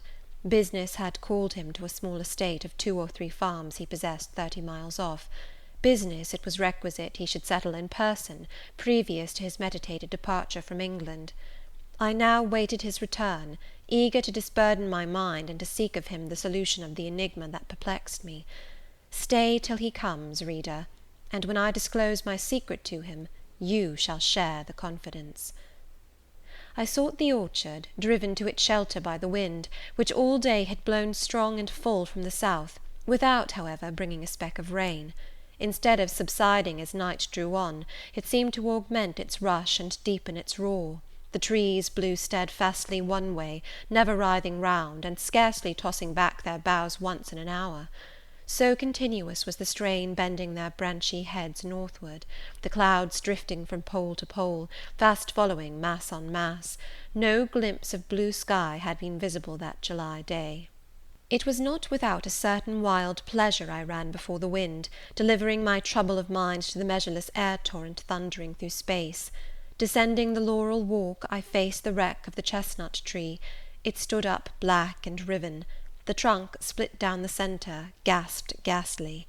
The cloven halves were not broken from each other, for the firm base and strong roots kept them unsundered below. Though community of vitality was destroyed, the sap could flow no more, the great boughs on each side were dead, and next winter's tempests would be sure to fell one or both to earth. As yet, however, they might be said to form one tree, a ruin, but an entire ruin. You did right to hold fast to each other, I said, as if the monster splinters were living things and could hear me. I think, scathed as you look, and charred and scorched, there must be a little sense of life in you yet, rising out of that adhesion at the faithful honest roots. You will never have green leaves more, never more see birds making nests and singing idyls in your boughs. The time of pleasure and love is over with you, but you are not desolate. Each of you has a comrade to sympathize with him in his decay. As I looked up at them, the moon appeared momentarily in that part of the sky which filled their fissure. Her disk was blood-red and half overcast.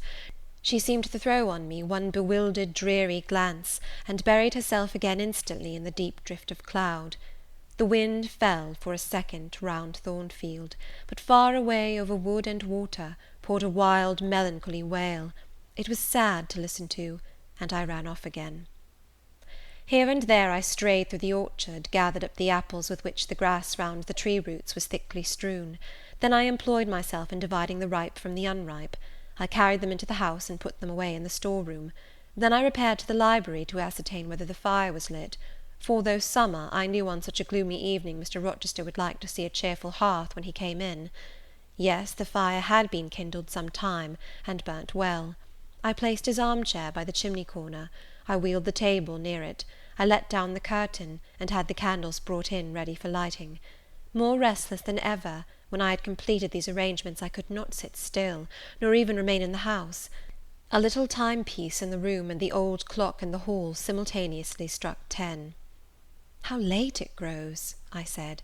"I will run down to the gates. It is moonlight at intervals, I can see a good way on the road. He may be coming now, and to meet him will save some minutes of suspense." The wind roared high in the great trees which embowered the gates, but the road, as far as I could see, to the right hand and the left, was all still and solitary, save for the shadows of clouds crossing it at intervals as the moon looked out. It was but a long pale line, unvaried by one moving speck. A puerile tear dimmed my eye while I looked, a tear of disappointment and impatience. Ashamed of it, I wiped it away. I lingered. The moon shut herself wholly within her chamber, and drew close her curtain of dense cloud. The night grew dark, rain came driving fast on the gale. "I wish he would come! I wish he would come!" I exclaimed, seized with hypochondriac foreboding. I had expected his arrival before tea. Now it was dark. What could keep him? Had an accident happened? The event of last night again recurred to me. I interpreted it as a warning of disaster. I feared my hopes were too bright to be realized, and I had enjoyed so much bliss lately that I imagined my fortune had passed its meridian, and must now decline. Well, I cannot return to the house, I thought. I cannot sit by the fireside while he is abroad in inclement weather. Better tire my limbs than strain my heart. I will go forward and meet him. I set out. I walked fast, but not far. Ere I had measured 1/4 mile, I heard the tramp of hoofs. A horseman came on full gallop, a dog ran by his side. Away with evil presentiment! It was he. Here he was, mounted on Mesrour, followed by Pilot. He saw me, for the moon had opened a blue field in the sky, and rode in it watery bright. He took his hat off and waved it round his head. I now ran to meet him. "There," he exclaimed, as he stretched out his hand and bent from the saddle, "you can't do without me, that is evident. Step on my boot toe, give me both hands, mount." I obeyed. Joy made me agile. I sprang up before him. A hearty kissing I got for a welcome, and some boastful triumph, which I swallowed as well as I could. He checked himself in his exultation to demand, "But is there anything the matter, Janet, that you come to meet me at such an hour? Is there anything wrong?" "No, but I thought you would never come. I could not bear to wait in the house for you, especially with this wind and rain." "Rain and wind, indeed! Yes, you are dripping like a mermaid. Pull my cloak round you. But I think you are feverish, Jane. Both your cheek and hand are burning hot. I ask again, is there anything the matter?" "Nothing now. I am neither afraid nor unhappy." "Then you have been both." "Rather. But I'll tell you all about it by and by, sir, and I dare say you will only laugh at me for my pains." "I'll laugh at you heartily when tomorrow is past. Till then I dare not. My prize is not certain. This is you who have been as slippery as an eel this last month, and as thorny as a briar rose. I could not lay a finger anywhere but I was pricked, and now I seem to have gathered up a stray lamb in my arms. You wandered out of the fold to seek your shepherd, did you, Jane?" "I wanted you. But don't boast. Here we are at Thornfield. Now let me get down." He landed me on the pavement. As John took his horse, and he followed me into the hall, he told me to make haste and put on something dry, and then return to him in the library, and he stopped me as I made for the staircase, to extort a promise that I would not be long. Nor was I long. In 5 minutes I rejoined him. I found him at supper. "Take a seat and bear me company, Jane. Please God, it is the last meal but one you will eat at Thornfield Hall for a long time." I sat down near him, but told him I could not eat. "Is it because you have the prospect of a journey before you, Jane? Is it thoughts of going to London that takes away your appetite?" "I cannot see my prospects clearly to-night, sir, and I hardly know what thoughts I have in my head. Everything in life seems unreal." "Except me. I am substantial enough. Touch me." "You, sir, are the most phantom-like of all. You are a mere dream." He held out his hand, laughing. "Is that a dream?" said he, placing it close to my eyes. He had a rounded, muscular, and vigorous hand, as well as a long, strong arm. "Yes, though I touch it, it is a dream," said I, as I put it down from before my face. "Sir, have you finished supper?" "Yes, Jane." I rang the bell and ordered away the tray. When we were again alone, I stirred the fire, and then took a low seat at my master's knee. "It is near midnight," I said. "Yes, but remember, Jane, you promised to wake with me the night before my wedding." "I did, and I will keep my promise, for an hour or two at least. I have no wish to go to bed." "Are all your arrangements complete?" "All, sir." "And on my part likewise," he returned. "I have settled everything, and we shall leave Thornfield tomorrow, within half an hour after our return from church." "Very well, sir."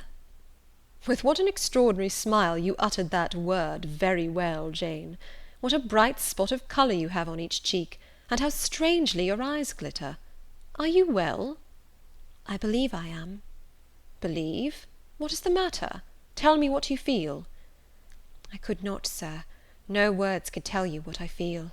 I wish this present hour would never end. Who knows with what fate the next may come charged?" "This is hypochondria, Jane. You have been over-excited or over-fatigued." "Do you, sir, feel calm and happy?" "Calm? No. But happy, to the heart's core." I looked up at him to read the signs of bliss in his face. It was ardent and flushed. "Give me your confidence, Jane," he said. "Relieve your mind of any weight that oppresses it by imparting it to me. What do you fear? That I shall not prove a good husband?" "It is the idea farthest from my thoughts." "Are you apprehensive of the new sphere you are about to enter? of the new life into which you are passing?" "No." "You puzzle me, Jane. Your look and tone of sorrowful audacity perplex and pain me. I want an explanation." "Then, sir, listen. You were from home last night." "I was, I know that, and you hinted a while ago at something which had happened in my absence. Nothing probably of consequence, but in short it has disturbed you. Let me hear it. Mrs. Fairfax has said something, perhaps, or you have overheard the servants talk. Your sensitive self-respect has been wounded." "No, sir. It struck 12. I waited till the timepiece had concluded its silver chime, and the clock its hoarse vibrating stroke, and then I proceeded. All day yesterday I was very busy, and very happy in my ceaseless bustle, for I am not, as you seem to think, troubled by any haunting fears about the new sphere, etc. I think it a glorious thing to have the hope of living with you, because I love you. No, sir, don't caress me now. Let me talk undisturbed. Yesterday I trusted well in Providence, and believed that events were working together for your good and mine. It was a fine day, if you recollect.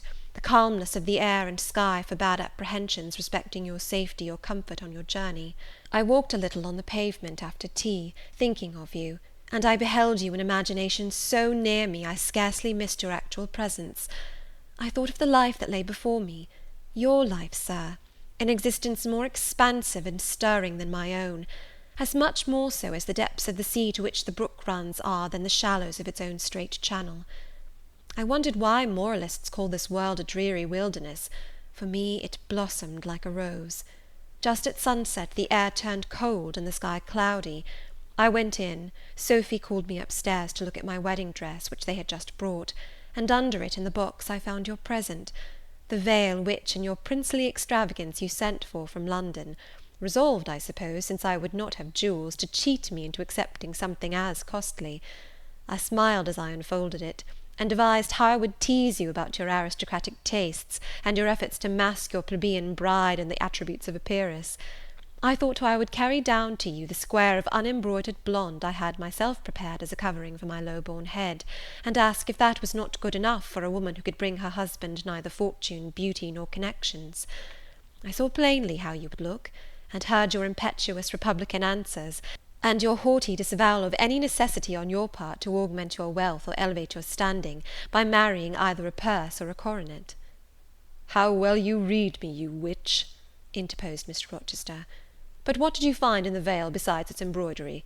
Did you find poison, or a dagger, that you look so mournful now?" No, no, sir. Besides the delicacy and richness of the fabric, I found nothing save Fairfax Rochester's pride, and that did not scare me, because I am used to the sight of the demon.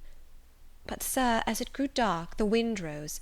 It blew yesterday evening, not as it blows now, wild and high, but with a sullen, moaning sound, far more eerie.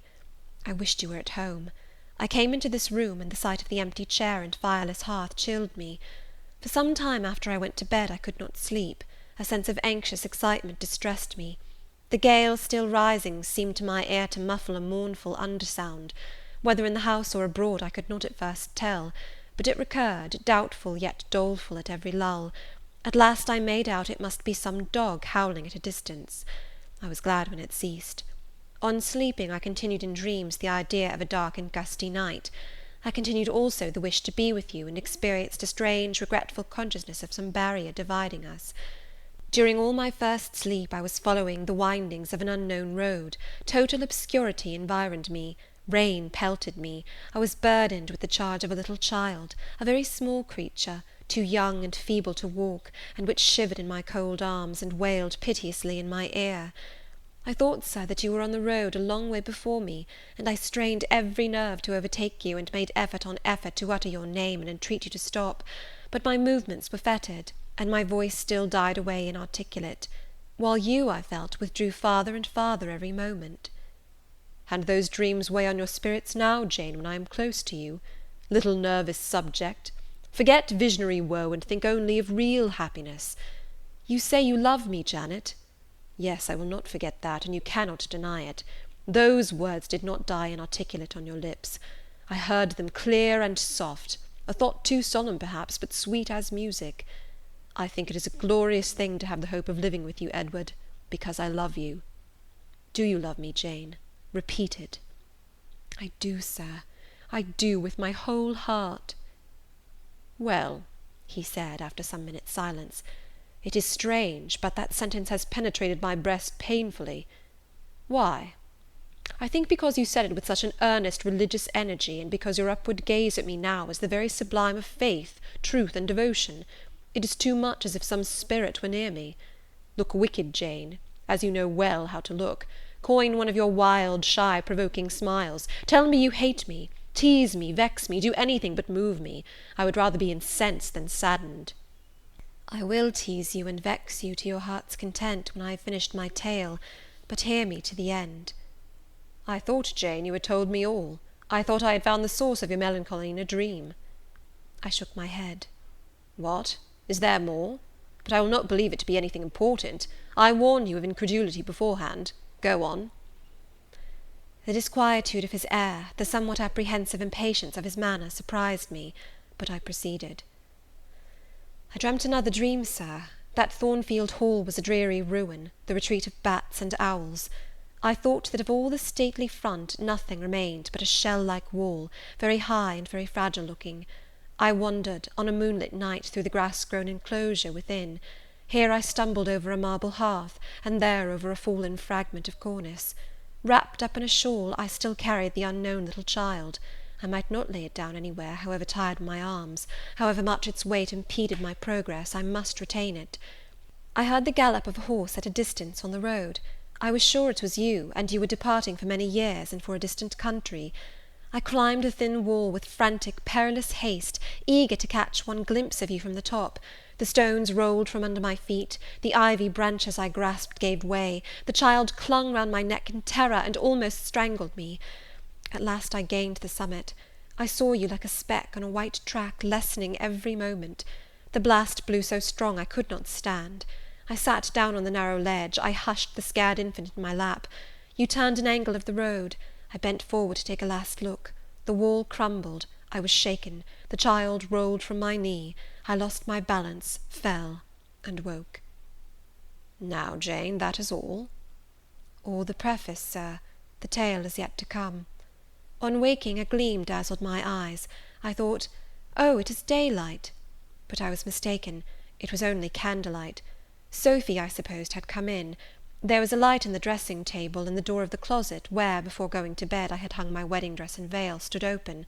I heard a rustling there. I asked, "Sophy, what are you doing?" No one answered. But a form emerged from the closet. It took the light, held it aloft, and surveyed the garments pendant from the portmanteau. "Sophy! Sophy!" I again cried, and still it was silent. I had risen up in bed. I bent forward. First surprise, then bewilderment came over me, and then my blood crept cold through my veins. Mr. Rochester, this was not Sophy, it was not Leah, it was not Mrs. Fairfax, it was not, no, I was sure of it, and am still, it was not even that strange woman, Grace Poole. "It must have been one of them," interrupted my master. "No, sir, I solemnly assure you to the contrary. The shape standing before me had never crossed my eyes within the precincts of Thornfield Hall before. The height, the contour, were new to me." "Describe it, Jane." "It seemed, sir, a woman, tall and large, with thick and dark hair hanging down her back. I knew not what dress she had on. It was white and straight, but whether gown, sheet, or shroud, I cannot tell." "Did you see her face?" "Not at first, but presently she took my veil from its place. She held it up, gazed at it long, and then she threw it over her own head and turned to the mirror. At that moment I saw the reflection of the visage and features quite distinctly in the dark oblong glass." "And how were they?" "Fearful and ghastly to me. Oh, sir, I never saw a face like it. It was a discoloured face. It was a savage face. I wish I could forget the roll of the red eyes and the fearful blackened inflation of the lineaments." "Ghosts are usually pale, Jane." This, sir, was purple. The lips were swelled and dark, the brow furrowed, the black eyebrows widely raised over the bloodshot eyes. Shall I tell you of what it reminded me? "You may." "Of the foul German spectre, the vampire." "Ah, what did it do?" Sir, it removed my veil from its gaunt head, rent it in 2 parts, and flinging both on the floor, trampled on them. Afterwards? It drew aside the window curtain and looked out. Perhaps it saw dawn approaching, for, taking the candle, it retreated to the door. Just at my bedside, the figure stopped. The fiery eyes glared upon me. She thrust up her candle close to my face and extinguished it under my eyes. I was aware her lurid visage flamed over mine, and I lost consciousness. For the second time in my life, only the second time, I became insensible from terror. Who was with you when you revived? No one, sir, but the broad day. I rose, bathed my head and face in water, drank a long draught, felt that though enfeebled I was not ill, and determined that to none but you would I impart this vision. Now, sir, tell me who and what that woman was. The creature of an overstimulated brain, that is certain. I must be careful of you, my treasure. Nerves like yours were not made for rough handling. Sir, depend upon it, my nerves were not in fault. The thing was real. The transaction actually took place. And your previous dreams, were they real too? Is Thornfield Hall a ruin? Am I severed from you by insuperable obstacles? Am I leaving you without a tear, without a kiss, without a word? Not yet. Am I about to do it? Why, the day is already commenced which is to bind us indissolubly, and when we are once united there shall be no recurrence of these mental terrors. I guarantee that. Mental terrors, sir? I wish I could believe them to be only such. I wish it more now than ever, since even you cannot explain to me the mystery of that awful visitant. And since I cannot do it, Jane, it must have been unreal. But, sir, when I said so to myself on rising this morning, and when I looked round the room to gather courage and comfort from the cheerful aspect of each familiar object in full daylight, there, on the carpet, I saw what gave the distinct lie to my hypothesis, the veil, torn from top to bottom in 2 halves. I felt Mr. Rochester start and shudder. He hastily flung his arms round me. "Thank God," he exclaimed, "that if anything malignant did come near you last night, it was only the veil that was harmed. Oh, to think what might have happened!" He drew his breath short, and strained me so close to him I could scarcely pant. After some minutes' silence, he continued cheerily, "Now, Janet, I'll explain to you all about it. It was half dream, half reality. A woman did, I doubt not, enter your room, and that woman must have been, Grace Poole. You call her a strange being yourself. From all you know, you have reason so to call her. What did she do to me? What to Mason? In a state between sleeping and waking, you noticed her entrance and her actions, but feverish, almost delirious as you were, you ascribed to her a goblin appearance different from her own. The long dishevelled hair, the swelled black face, the exaggerated stature, were figments of imagination, results of nightmare. The spiteful tearing of the veil was real, and it is like her. I see you would ask why I keep such a woman in my house. When we have been married a year and a day, I will tell you, but not now. Are you satisfied, Jane? Do you accept my solution of the mystery?"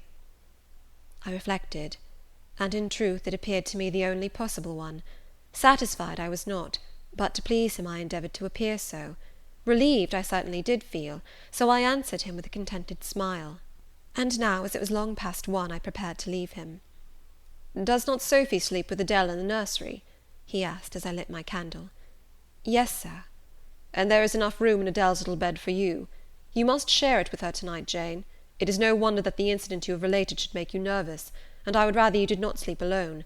Promise me to go to the nursery." "I shall be very glad to do so, sir." "And fasten the door securely on the inside. Wake Sophy when you go upstairs, under pretence of requesting her to rouse you in good time tomorrow, for you must be dressed and have finished breakfast before 8. And now, no more sombre thoughts. Chase dull care away, Janet. Don't you hear to what soft whispers the wind has fallen? And there is no more beating of rain against the window panes. Look here." He lifted up the curtain. "It is a lovely night." It was. Half heaven was pure and stainless. The clouds, now trooping before the wind, which had shifted to the west, were filing off eastward in long silvered columns. The moon shone peacefully. "Well," said Mr. Rochester, gazing inquiringly into my eyes, "how is my Janet now?" "The night is serene, sir, and so am I." "And you will not dream of separation and sorrow tonight, but of happy love and blissful union?" This prediction was but half fulfilled. I did not indeed dream of sorrow.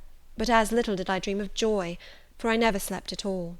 With little Adele in my arms, I watched the slumber of childhood, so tranquil, so passionless, so innocent, and waited for the coming day. All my life was awake and astir in my frame, and as soon as the sun rose, I rose too. I remember Adele clung to me as I left her. I remember I kissed her as I loosened her little hands from my neck, and I cried over her with strange emotion, and quitted her because I feared my sobs would break her still sound repose.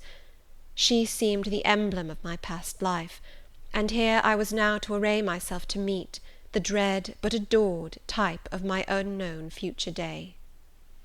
Chapter 26. Sophy came at 7 to dress me. She was very long indeed in accomplishing her task, so long that Mr. Rochester, grown, I suppose, impatient of my delay, sent up to ask why I did not come. She was just fastening my veil, the plain square of blonde after all, to my hair with a brooch. I hurried from under her hands as soon as I could. "Stop!" she cried in French. "Look at yourself in the mirror, you have not taken one peep." So I turned at the door. I saw a robed and veiled figure, so unlike my usual self that it seemed almost the image of a stranger. "Jane!" called a voice, and I hastened down. I was received at the foot of the stairs by Mr. Rochester. "Lingerer," he said, "my brain is on fire with impatience, and you tarry so long." He took me into the dining room, surveyed me keenly all over, pronounced me "fair as a lily, and not only the pride of his life, but the desire of his eyes," and then telling me he would give me but 10 minutes to eat some breakfast, he rang the bell. One of his lately hired servants, a footman, answered it. "Is John getting the carriage ready?" "Yes, sir." "Is the luggage brought down?" "They are bringing it down, sir." "Go you to the church, see if Mr. Wood," the clergyman, "and the clerk are there. Return and tell me." The church, as the reader knows, was but just beyond the gates. The footman soon returned. "Mr. Wood is in the vestry, sir, putting on his surplice." "And the carriage?" "The horses are harnessing."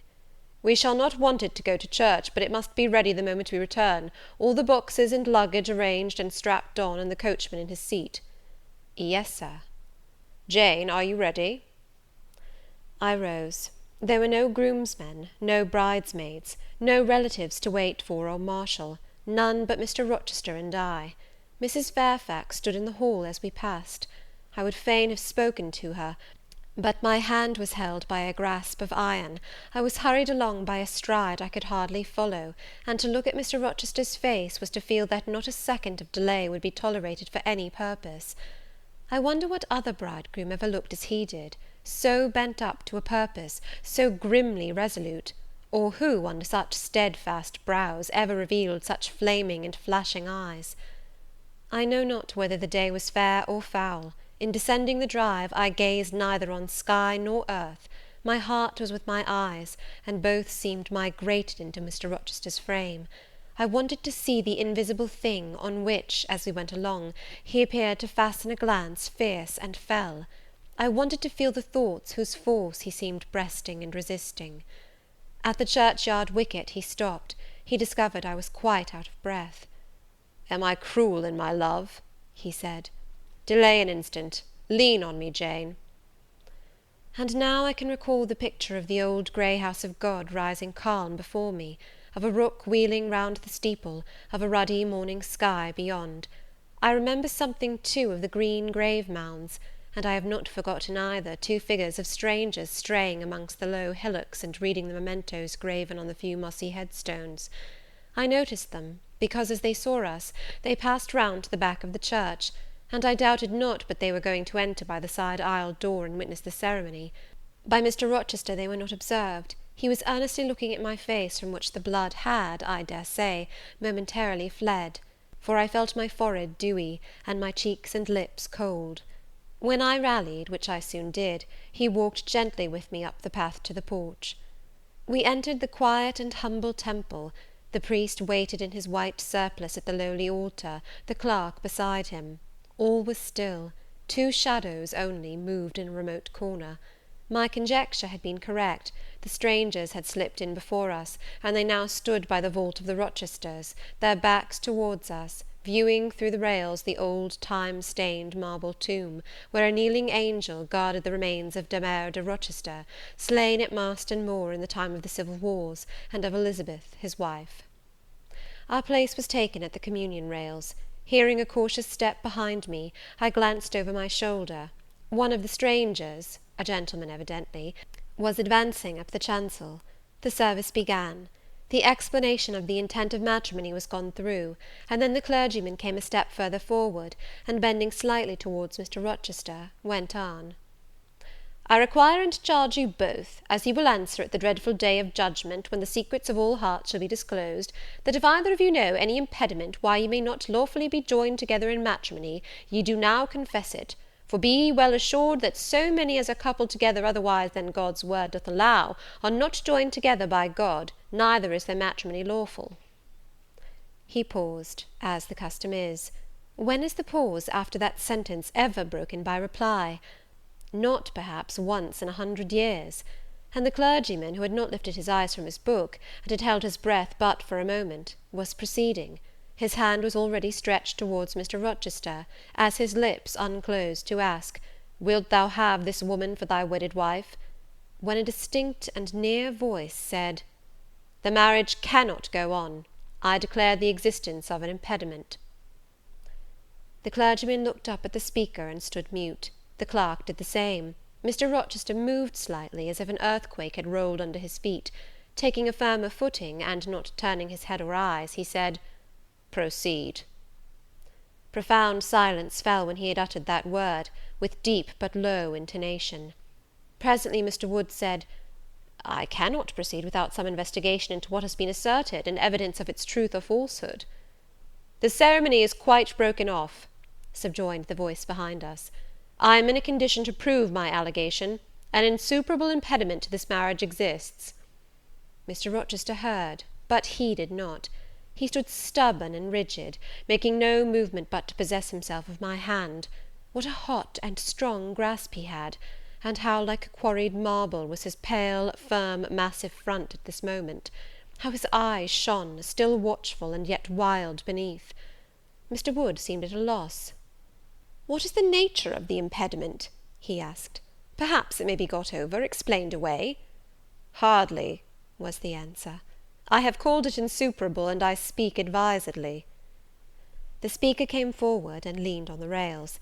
He continued, uttering each word distinctly, calmly, steadily, but not loudly. "It simply consists in the existence of a previous marriage. Mr. Rochester has a wife, now living." My nerves vibrated to those low-spoken words as they had never vibrated to thunder. My blood felt their subtle violence as it had never felt frost or fire. But I was collected, and in no danger of swooning. I looked at Mr. Rochester. I made him look at me. His whole face was colourless rock. His eye was both spark and flint. He disavowed nothing. He seemed as if he would defy all things. Without speaking, without smiling, without seeming to recognize in me a human being, he only twined my waist with his arm, and riveted me to his side. "Who are you?" he asked of the intruder. "My name is Briggs, a solicitor of Street, London." "And you would thrust on me a wife?" "I would remind you of your lady's existence, sir, which the law recognizes, if you do not." "Favour me with an account of her, with her name, her parentage, her place of abode." "Certainly." Mr. Briggs calmly took a paper from his pocket, and read out in a sort of official, nasal voice, "I affirm and can prove that on the 20th of October, A.D., a date of some 15 years back, Edward Fairfax Rochester of Thornfield Hall, in the county of and of Ferndean Manor, in shire, England, was married to my sister, Bertha Antoinetta Mason, daughter of Jonas Mason, merchant, and of Antoinetta his wife, a Creole, at Church, Spanish Town, Jamaica. The record of the marriage will be found in the register of that church. A copy of it is now in my possession. Signed, Richard Mason."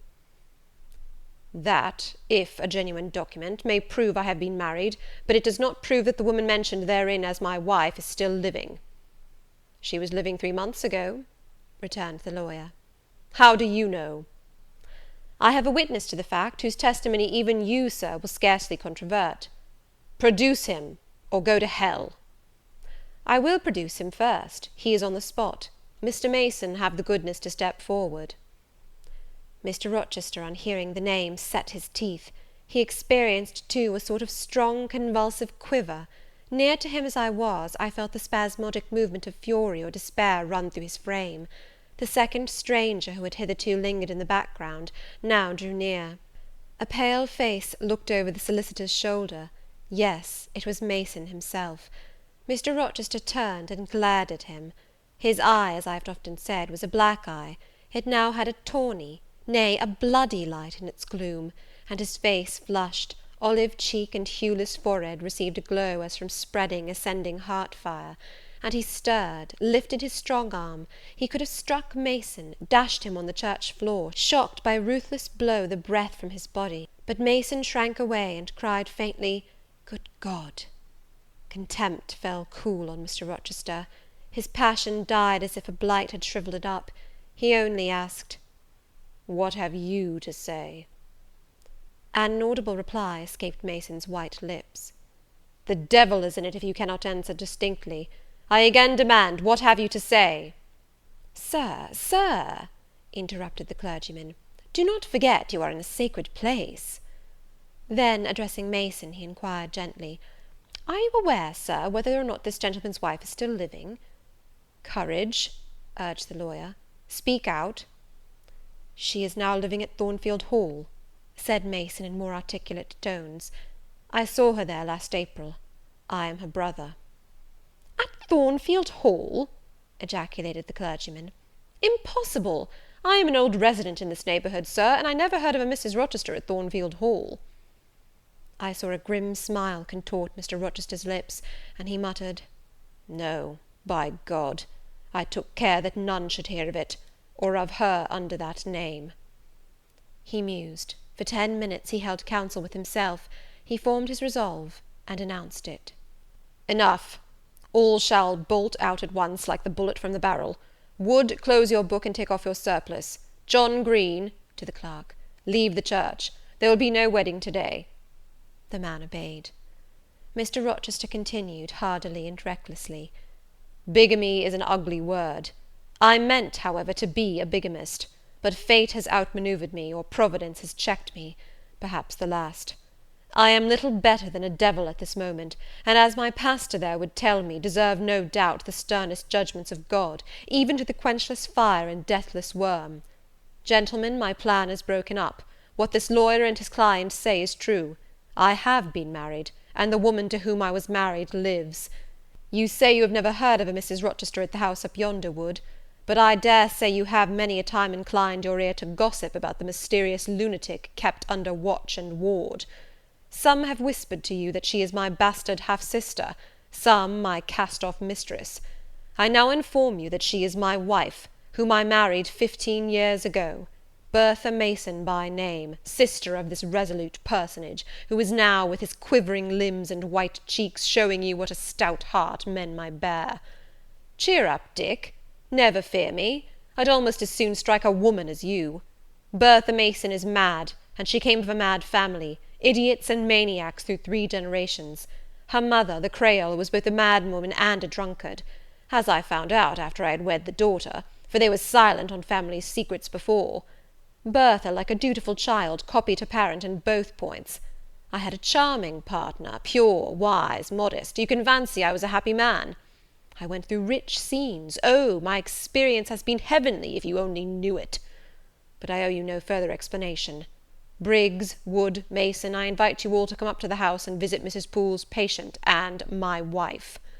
You shall see what sort of a being I was cheated into espousing, and judge whether or not I had a right to break the compact, and seek sympathy with something at least human.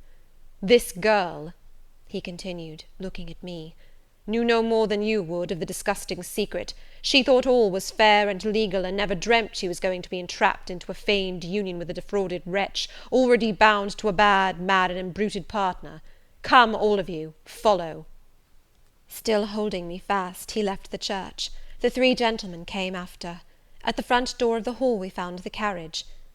"Take it back to the coach-house, John," said Mr. Rochester coolly. "It will not be wanted to-day." At our entrance, Mrs. Fairfax, Adele, Sophy, Leah, advanced to meet and greet us.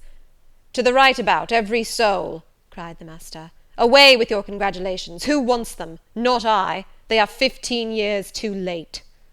He passed on and ascended the stairs, still holding my hand, and still beckoning the gentlemen to follow him, which they did. We mounted the first staircase, passed up the gallery, proceeded to the third story. The low black door, opened by Mr. Rochester's master key, admitted us into the tapestried room, with its great bed and its pictorial cabinet. "You know this place, Mason?" said our guide. "She bit and stabbed you here." He lifted the hangings from the wall, uncovering the second door. This, too, he opened. In a room without a window there burnt a fire guarded by a high and strong fender, and a lamp suspended from the ceiling by a chain. Grace Poole bent over the fire, apparently cooking something in a saucepan. In the deep shade at the farther end of the room, a figure ran backwards and forwards. What it was, whether beast or human being, one could not at first sight tell.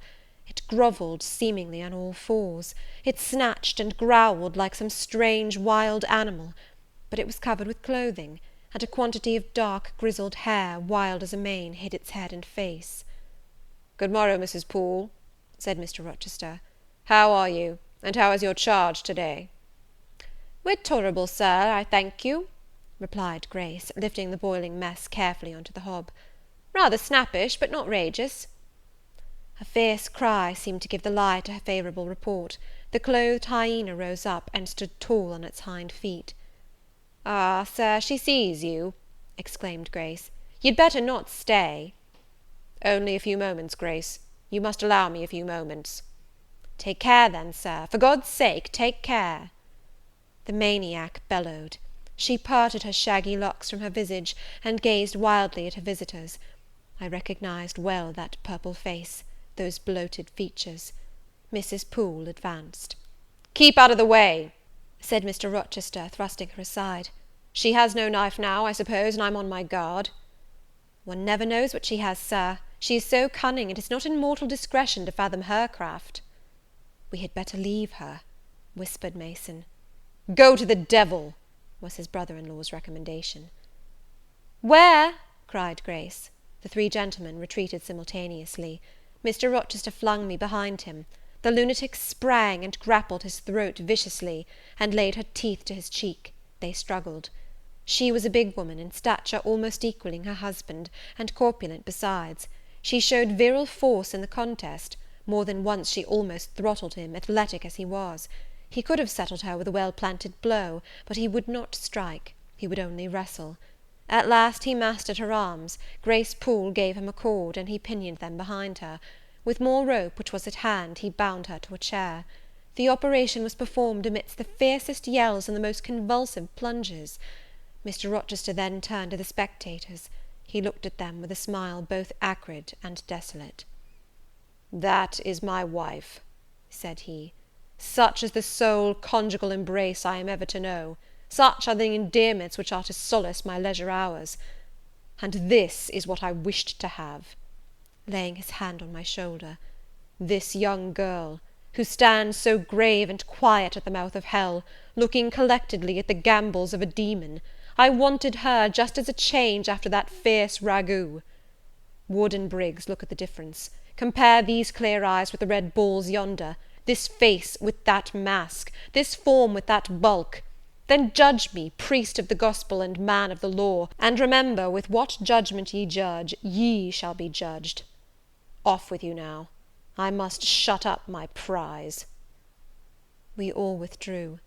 Mr. Rochester stayed a moment behind us to give some further order to Grace Poole. The solicitor addressed me as he descended the stair. "You, madam," said he, "are cleared from all blame. Your uncle will be glad to hear it, if indeed he should be still living, when Mr. Mason returns to Madeira." "My uncle? What of him? Do you know him?" "Mr. Mason does. Mr. Eyre has been the functional correspondent of his house for some years.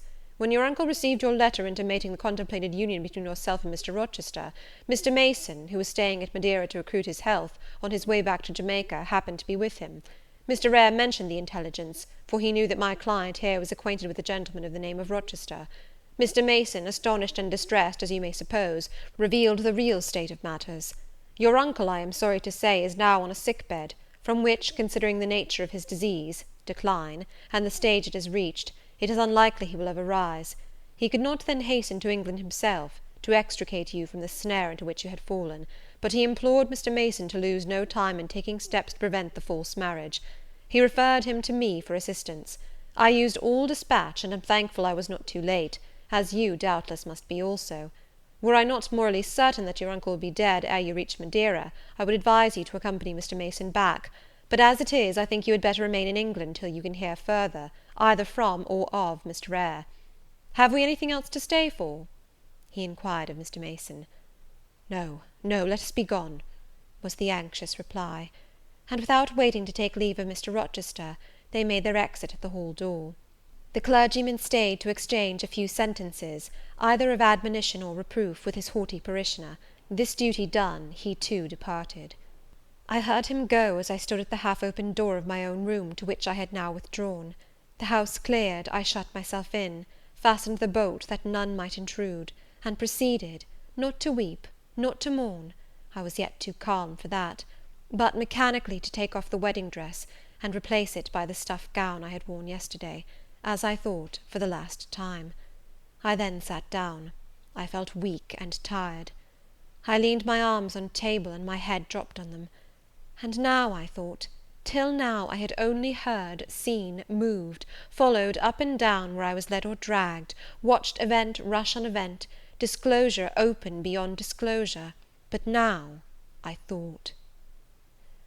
The morning had been a quiet morning enough, all except the brief scene with the lunatic. The transaction in the church had not been noisy. There was no explosion of passion, no loud altercation, no dispute, no defiance or challenge, no tears, no sobs. A few words had been spoken, a calmly pronounced objection to the marriage made, some stern, short questions put by Mr. Rochester, answers, explanations given, evidence adduced, an open admission of the truth had been uttered by my master.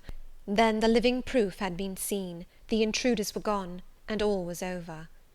I was in my own room as usual, just myself, without obvious change. Nothing had smitten me, or scathed me, or maimed me. And yet, where was the Jane Eyre of yesterday? Where was her life? Where were her prospects?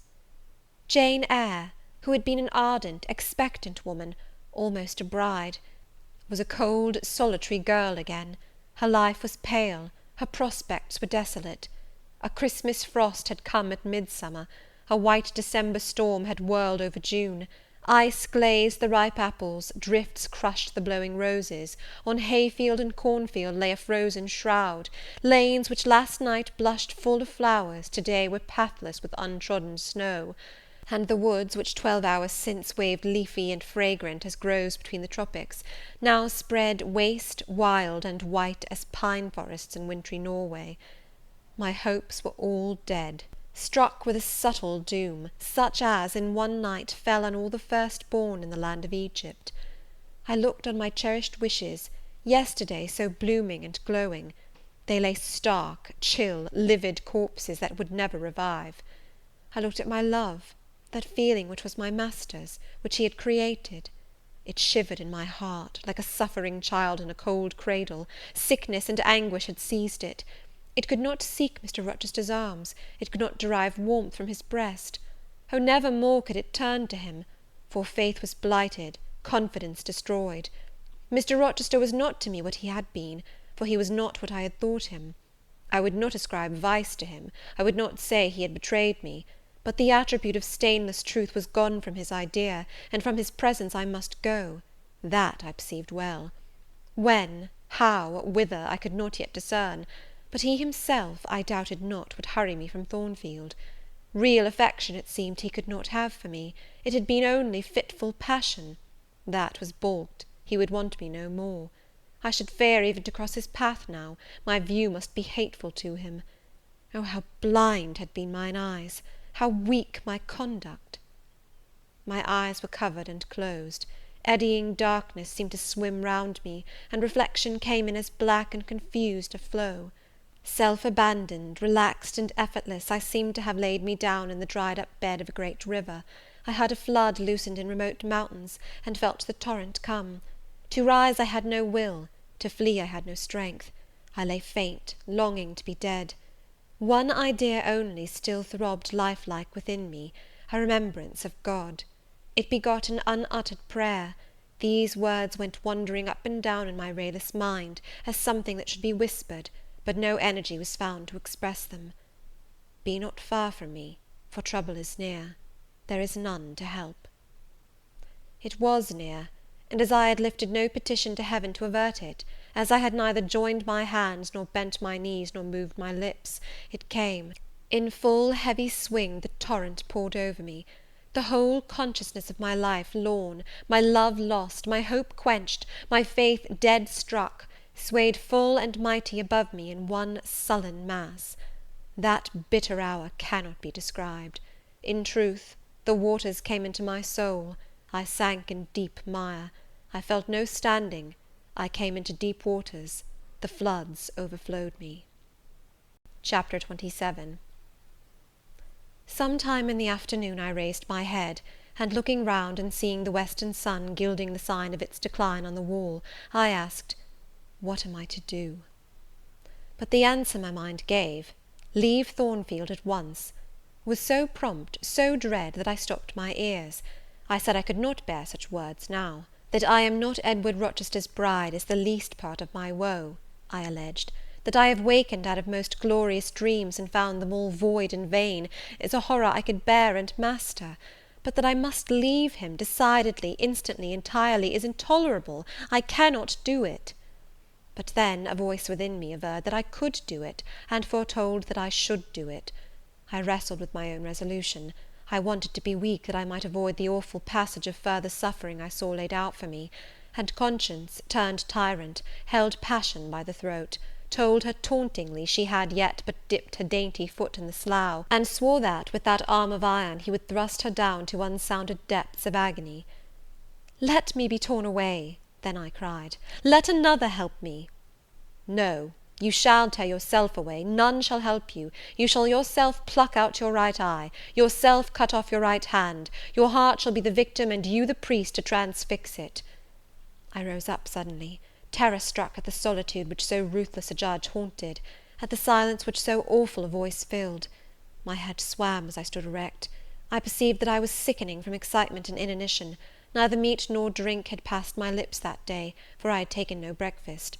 And with strange pang I now reflected that, long as I had been shut up here, no message had been sent to ask how I was, or to invite me to come down. Not even little Adele had tapped at the door, not even Mrs. Fairfax had sought me. "Friends always forget those whom fortune forsakes," I murmured, as I undrew the bolt and passed out. I stumbled over an obstacle. My head was still dizzy, my sight was dim, and my limbs were feeble. I could not soon recover myself. I fell, but not on to the ground. An outstretched arm caught me. I looked up. I was supported by Mr. Rochester, who sat in a chair across my chamber threshold. "You come out at last," he said. "Well, I have been waiting for you long, and listening. Yet not one movement have I heard, nor one sob. 5 minutes more of that death-like hush, and I should have forced the lock like a burglar. So you shun me? You shut yourself up and grieve alone? I would rather you had come and upbraided me with vehemence. You are passionate. I expected a scene of some kind. I was prepared for the hot rain of tears, only I wanted them to be shed on my breast. Now a senseless floor has received them, or your drenched handkerchief. But I err. You have not wept at all. I see a white cheek and a faded eye, but no trace of tears. I suppose, then, your heart has been weeping blood." "Well, Jane, not a word of reproach? Nothing bitter, nothing poignant? Nothing to cut a feeling or sting a passion?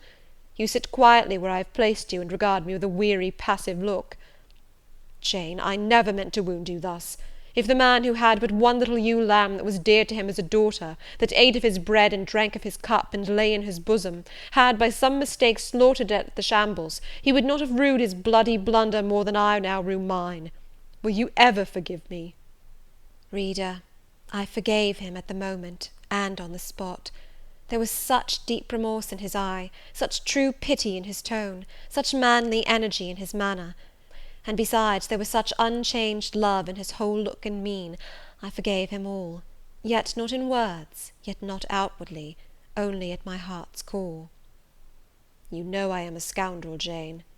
Ere long he inquired wistfully, wondering, I suppose, at my continued silence and tameness, the result rather of weakness than of will. "Yes, sir." "Then tell me so roundly and sharply. Don't spare me." "I cannot. I am sick and tired. I want some water." He heaved a sort of shuddering sigh, and taking me in his arms, carried me down stairs. At first I did not know to what room he had borne me; all was cloudy to my glazed sight. Presently I felt the reviving warmth of a fire, for summer as it was, I had become icy cold in my chamber. He put wine to my lips; I tasted it and revived. Then I ate something he offered me, and was soon myself. I was in the library, sitting in his chair; he was quite near. If I could go out of life now, without too sharp a pang, it would be well for me, I thought. Then I should not have to make the effort of cracking my heartstrings in rending them from among Mr. Rochester's. I must leave him, it appears. I do not want to leave him.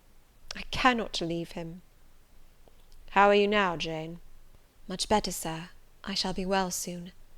"Taste the wine again, Jane." I obeyed him. Then he put the glass on the table, stood before me, and looked at me attentively. Suddenly he turned away with an inarticulate exclamation, full of passionate emotion of some kind. He walked fast through the room and came back. He stooped towards me as if to kiss me, but I remembered caresses were now forbidden. I turned my face away and put his aside.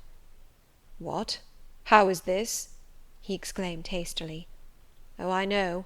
You won't kiss the husband of Bertha Mason. You consider my arms filled and my embraces appropriated." "At any rate, there is neither room nor claim for me, sir." "Why, Jane? I will spare you the trouble of much talking. I will answer for you, because I have a wife already, you would reply. I guess rightly?" "Yes." "If you think so, you must have a strange opinion of me. You must regard me as a plotting profligate, a base and low rake, who has been simulating disinterested love, in order to draw you into a snare deliberately laid, and strip you of honour, and rob you of self-respect. What do you say to that? I see you can say nothing. In the first place, you are faint still, and have enough to do to draw your breath. In the second place, you cannot yet accustom yourself to accuse and revile me; and besides, the floodgates of tears are opened, and they would rush out if you spoke much; and you have no desire to expostulate, to upbraid, to make a scene. You are thinking how to act. Talking, you consider, is of no use. I know you. I am on my guard." "Sir, I do not wish to act against you," I said, and my unsteady voice warned me to curtail my sentence. "Not in your sense of the word; but in mine you are scheming to destroy me.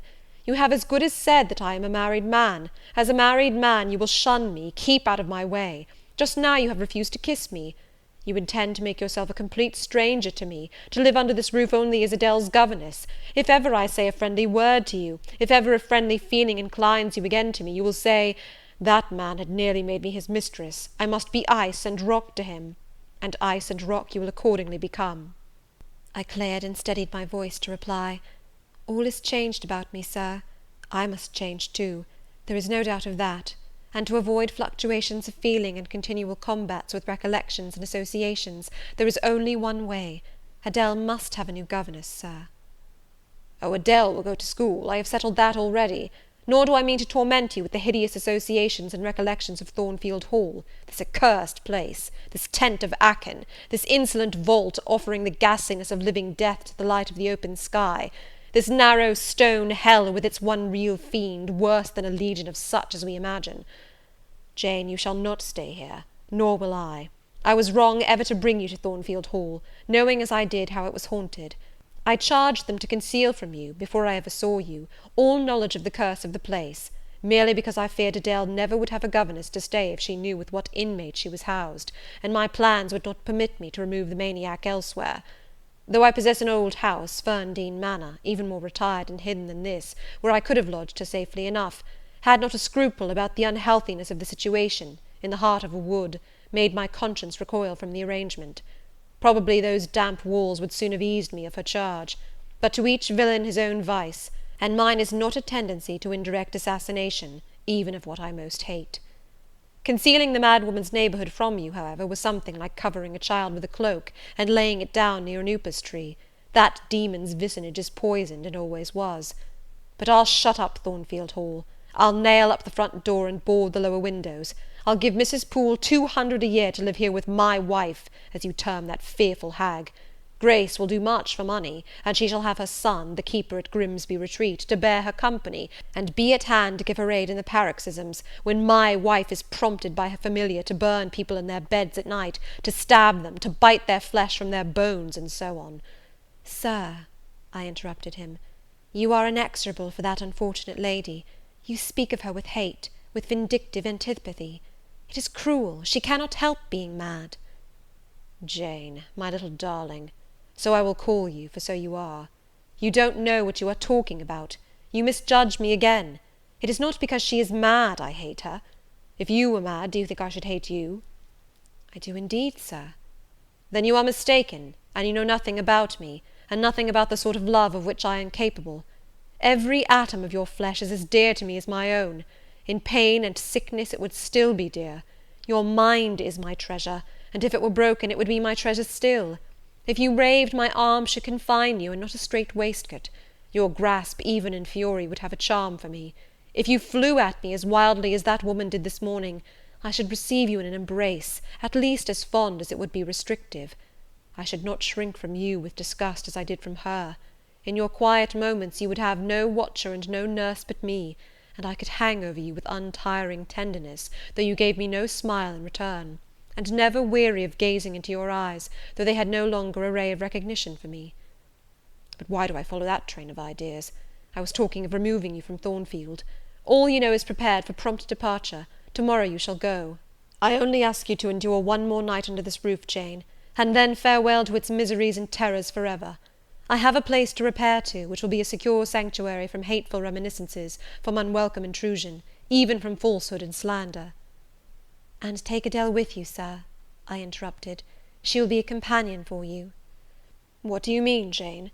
I told you I would send Adele to school, and what do I want with a child for a companion, and not my own child, a French dancer's bastard? Why do you importune me about her? I say, why do you assign Adele to me for a companion?"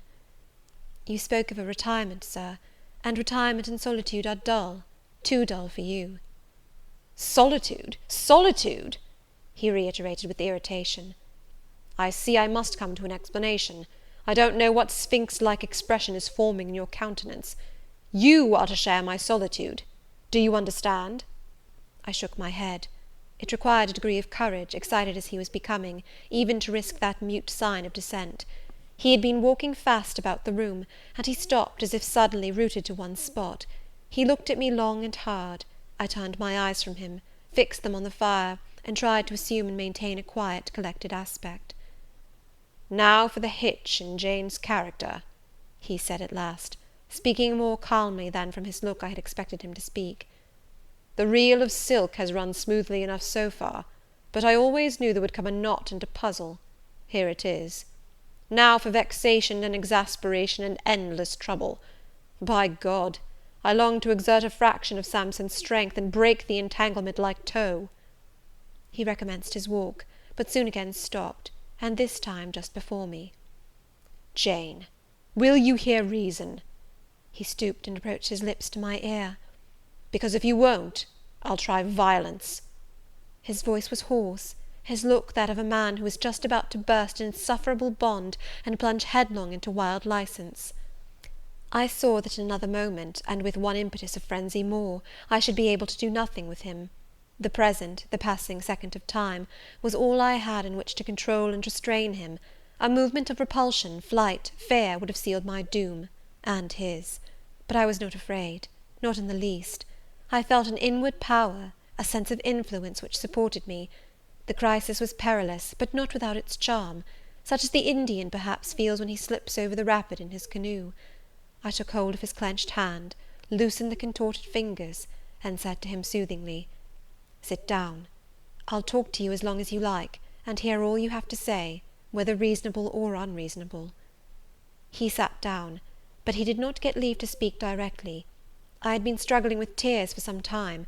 I had taken great pains to repress them, because I knew he would not like to see me weep. Now, however, I considered it well to let them flow as freely and as long as they liked. If the flood annoyed him, so much the better. So I gave way, and cried heartily.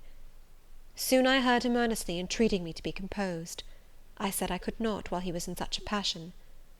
But I am not angry, Jane. I only love you too well, and you had steeled your little pale face with such a resolute frozen look, I could not endure it.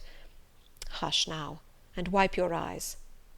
His softened voice announced that he was subdued, so I, in my turn, became calm. Now he made an effort to rest his head on my shoulder, but I would not permit it.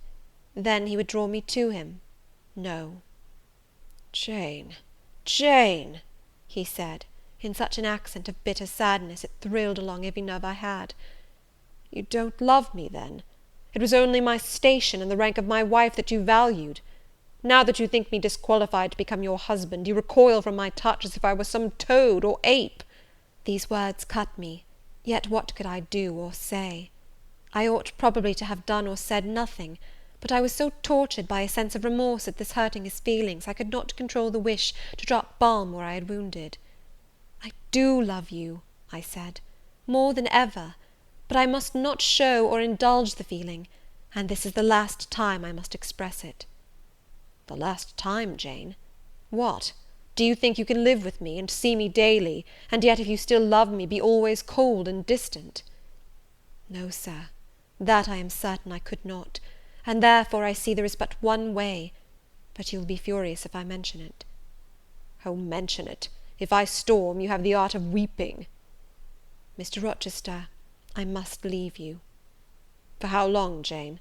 For a few minutes, while you smooth your hair, which is somewhat dishevelled, and bathe your face, which looks feverish? I must leave Adele and Thornfield. I must part with you for my whole life.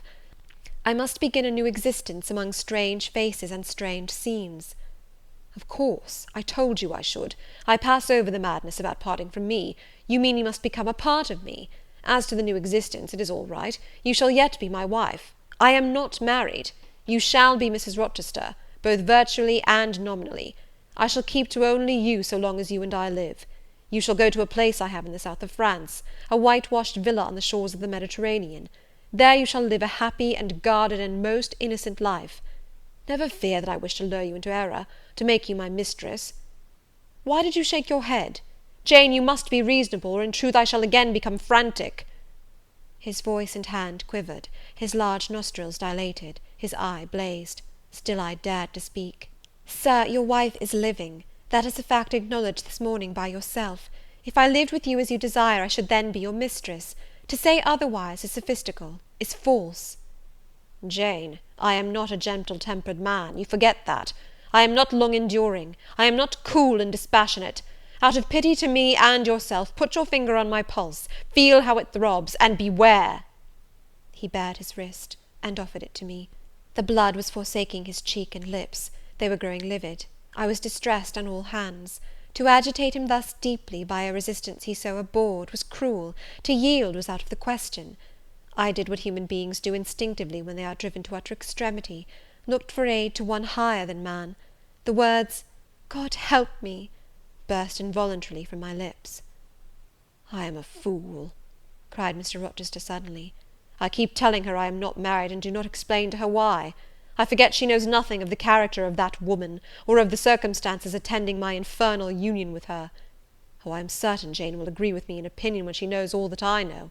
Just put your hand in mine, Janet, that I may have the evidence of touch as well as sight to prove you are near me, and I will in a few words show you the real state of the case. Can you listen to me? Yes, sir, for hours, if you will. I ask only minutes. Jane, did you ever hear or know that I was not the eldest son of my house, that I once had a brother older than I? I remember Mrs. Fairfax told me so once. And did you ever hear that my father was an avaricious, grasping man? I have understood something to that effect. Well, Jane, being so, it was his resolution to keep the property together. He could not bear the idea of dividing his estate and leaving me a fair portion. All he resolved should go to my brother Rowland. Yet as little could he endure that a son of his should be a poor man. I must be provided for by a wealthy marriage. He sought me a partner betimes. Mr. Mason, a West India planter and merchant, was his old acquaintance. He was certain his possessions were real and vast. He made inquiries. Mr. Mason, he found, had a son and daughter, and learned from him that he could and would give the latter a fortune of £30,000. That sufficed. When I left college, I was sent out to Jamaica, to espouse a bride already courted for me. My father said nothing about her money, but told me Miss Mason was the boast of Spanish Town for her beauty, and this was no lie. I found her a fine woman in the style of Blanche Ingram, tall, dark, and majestic. Her family wished to secure me because I was of good race, and so did she. They showed her to me in parties, splendidly dressed. I seldom saw her alone, and had very little private conversation with her. She flattered me, and lavishly displayed for my pleasure her charms and accomplishments. All the men in her circle seemed to admire her and envy me. I was dazzled, stimulated, my senses were excited, and being ignorant, raw, and inexperienced, I thought I loved her. There is no folly so besotted that the idiotic rivalries of society, the prurience, the rashness, the blindness of youth will not hurry a man to its commission. Her relatives encouraged me, competitors piqued me, she allured me. Our marriage was achieved almost before I knew where I was. Oh, I have no respect for myself when I think of that act. An agony of inward contempt masters me. I never loved, I never esteemed, I did not even know her. I was not sure of the existence of one virtue in her nature. I had marked neither modesty, nor benevolence, nor candour, nor refinement in her mind or manners. And I married her. Gross, grovelling, mole-eyed blockhead that I was. With less sin I might have. But let me remember to whom I am speaking. My bride's mother I had never seen. I understood she was dead. The honeymoon over, I learned my mistake. She was only mad, and shut up in a lunatic asylum. There was a younger brother, too, a complete dumb idiot. The elder one, whom you have seen, and whom I cannot hate, whilst I abhor all his kindred, because he has some grains of affection in his feeble mind, shown in the continued interest he takes in his wretched sister, and also in a dog-like attachment he once bore me, will probably be the same state one day. My father and my brother Rowland knew all this, but they thought only of the £30,000, and joined in the plot against me. These were vile discoveries, but except for the treachery of concealment, I should have made them no subject of reproach to my wife, even when I found her nature wholly alien to mine, her tastes obnoxious to me, her cast of mind common, low, narrow, and singularly incapable of being led to anything higher, expanded to anything larger. When I found that I could not pass a single evening, nor even a single hour of the day with her in comfort, that kindly conversation could not be sustained between us, because whatever topic I started, immediately received from her a turn at once coarse and trite, perverse and imbecile; when I perceived that I should never have a quiet or settled household, because no servant would bear the continued outbreaks of her violent and unreasonable temper, or the vexations of her absurd, contradictory, exacting orders, even then I restrained myself. I eschewed upbraiding, I curtailed remonstrance, I tried to devour my repentance and disgust in secret, I repressed the deep antipathy I felt. Jane, I will not trouble you with abominable details. Some strong words shall express what I have to say. I lived with that woman upstairs 4 years, and before that time she had tried me indeed. Her character ripened and developed with frightful rapidity. Her vices sprang up fast and rank. They were so strong only cruelty could check them, and I would not use cruelty. What a pigmy intellect she had, and what giant propensities! How fearful were the curses those propensities entailed on me! Bertha Mason, the true daughter of an infamous mother, dragged me through all the hideous and degrading agonies which must attend a man bound to a wife at once intemperate and unchaste. My brother in the interval was dead, and at the end of the 4 years my father died too. I was rich enough now, yet poor to hideous indigence. A nature the most gross, impure, depraved I ever saw was associated with mine, and called by the law and by society a part of me, and I could not rid myself of it by any legal proceedings, for the doctors now discovered that my wife was mad. Her excesses had prematurely developed the germs of insanity. Jane, you don't like my narrative. You look almost sick. Shall I defer the rest to another day? No, sir, finish it now. I pity you. I do earnestly pity you. Pity, Jane, from some people is a noxious and insulting sort of tribute, which one is justified in hurling back in the teeth of those who offer it. But that is the sort of pity native to callous, selfish hearts. It is a hybrid, egotistical pain at hearing of woes, crossed with ignorant contempt for those who have endured them. But that is not your pity, Jane.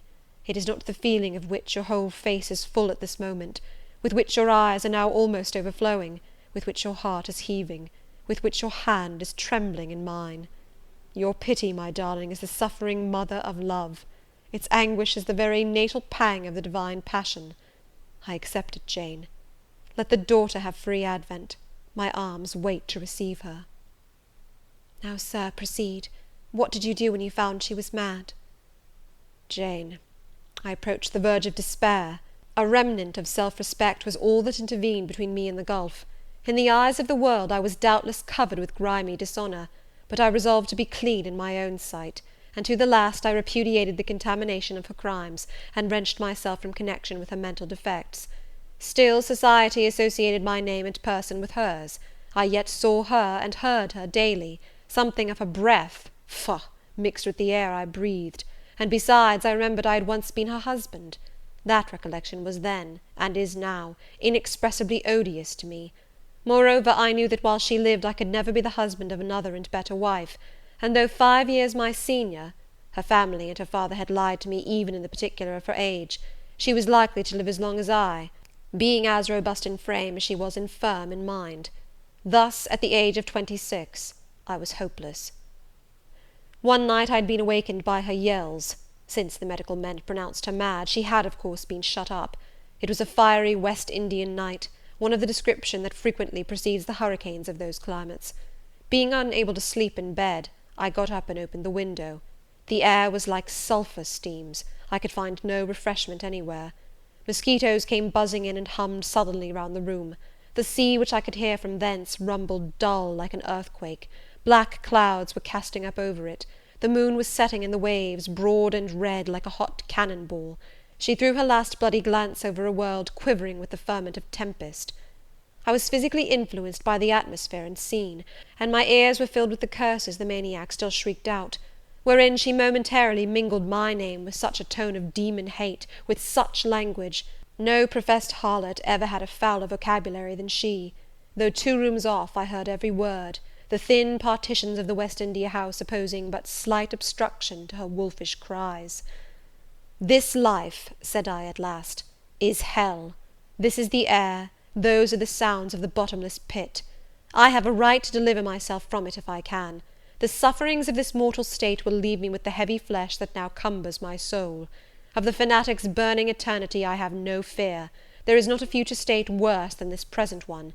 Let me break away, and go home to God." I said this whilst I knelt down at and unlocked a trunk which contained a brace of loaded pistols. I meant to shoot myself.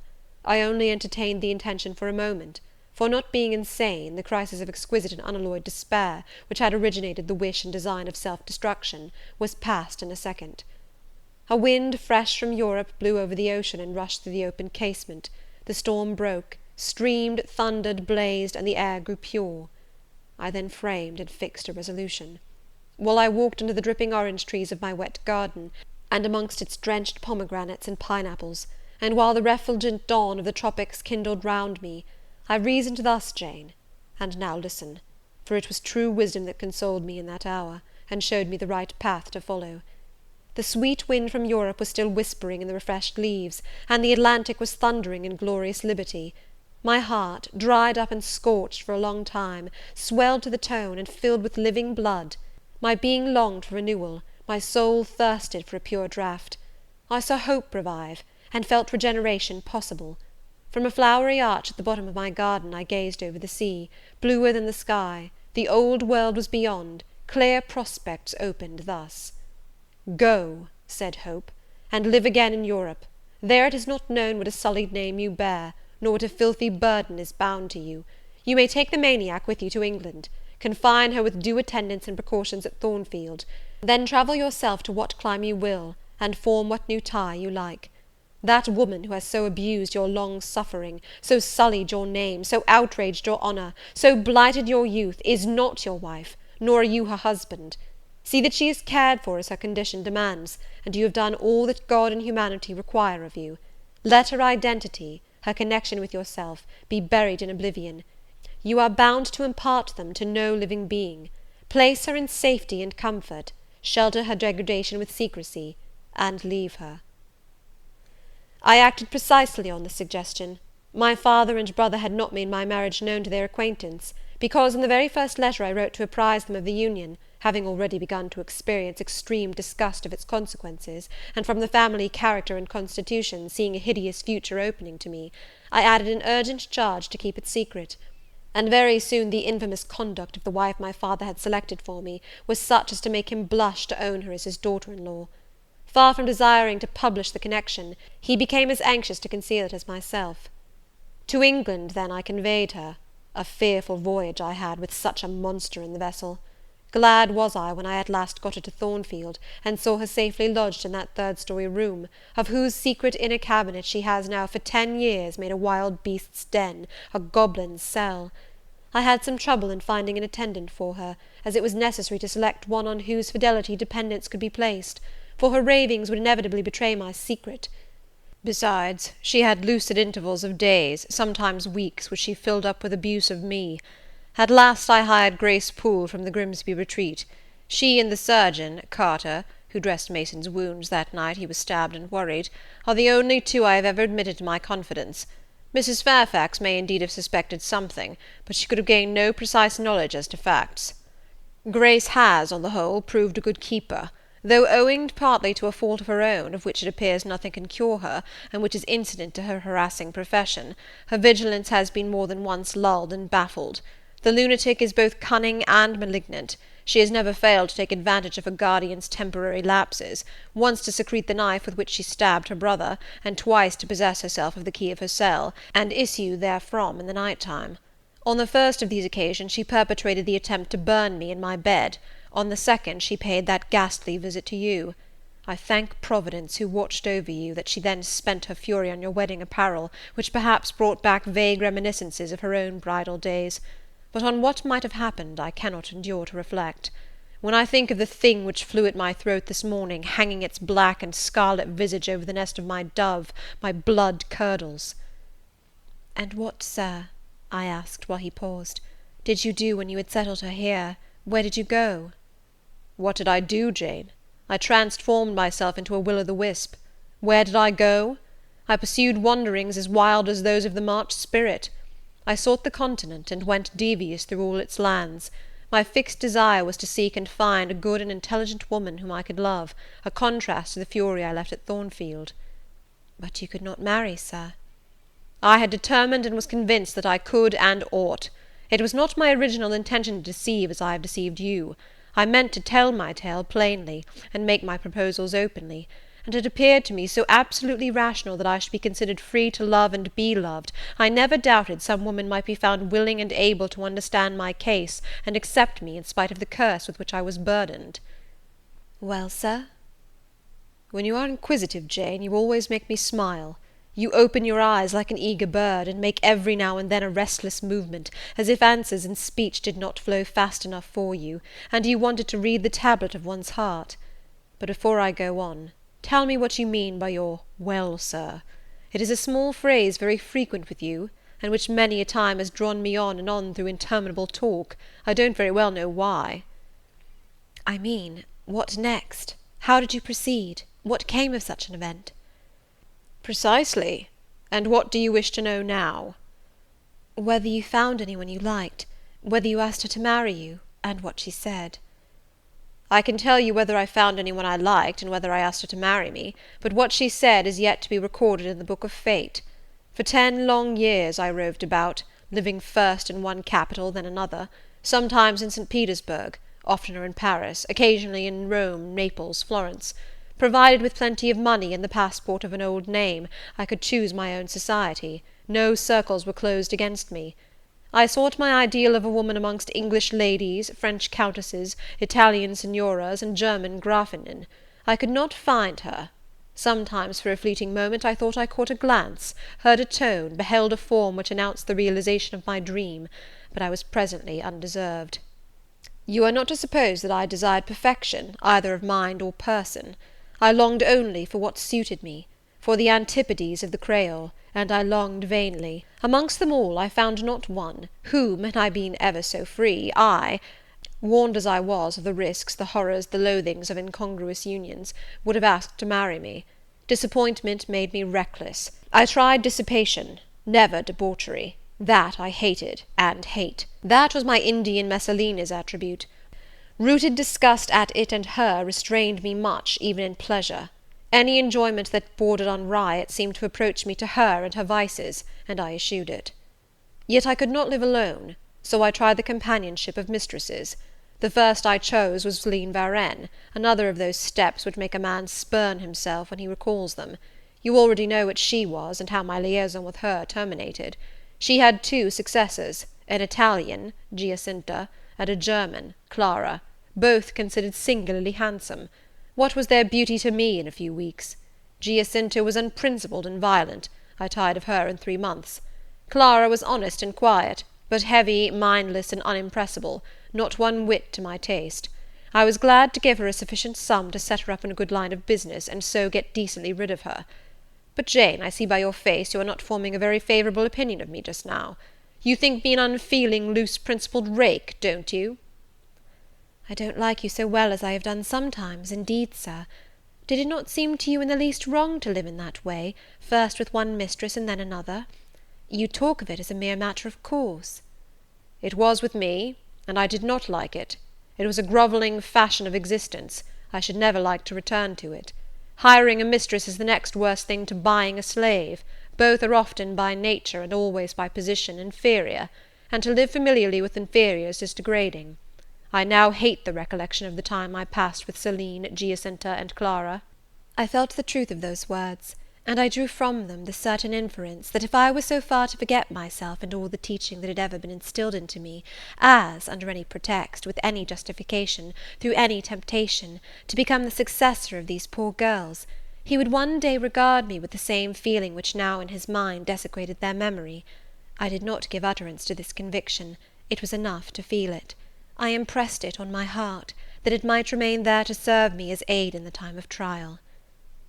Now, Jane, why don't you say, "Well, sir"? I have not done.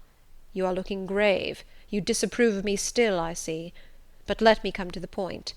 Last January, rid of all mistresses, in a harsh, bitter frame of mind, the result of a useless, roving, lonely life, corroded with disappointment, sourly disposed against all men, and especially against all womankind, for I began to regard the notion of an intellectual, faithful, loving woman as a mere dream, recalled by business, I came back to England. On a frosty winter afternoon I rode in sight of Thornfield Hall, a borrid spot. I expected no peace, no pleasure there. On a stile in Hay Lane I saw a quiet little figure sitting by itself. I passed it as negligently as I did the pollard willow opposite to it. I had no presentiment of what it would be to me, no inward warning that the arbitress of my life, my genius for good or evil, waited there in humble guise. I did not know it even when, on the occasion of Mesrour's accident, it came up and gravely offered me help. Childish and slender creature! It seemed as if a linnet had hopped to my foot and proposed to bear me on its tiny wing. I was surly, but the thing would not go. It stood by me with strange perseverance, and looked and spoke with a sort of authority. I must be aided, and by that hand, and aided I was. When once I had pressed the frail shoulder, something new, a fresh sap and sense, stole into my frame. It was well I had learnt that this elf must return to me, that it belonged to my house down below, or I could not have felt it pass away from under my hand, and seen it vanish behind the dim hedge without singular regret. I heard you come home that night, Jane, though probably you were not aware that I thought of you or watched for you. The next day I observed you, myself unseen, for half an hour while you played with Adele in the gallery. It was a snowy day, I recollect, and you could not go out of doors. I was in my room. The door was ajar. I could both listen and watch. Adele claimed your outward attention for a while, yet I fancied your thoughts were elsewhere. But you were very patient with her, my little Jane. You talked to her and amused her a long time. When at last she left you, you lapsed at once into deep reverie.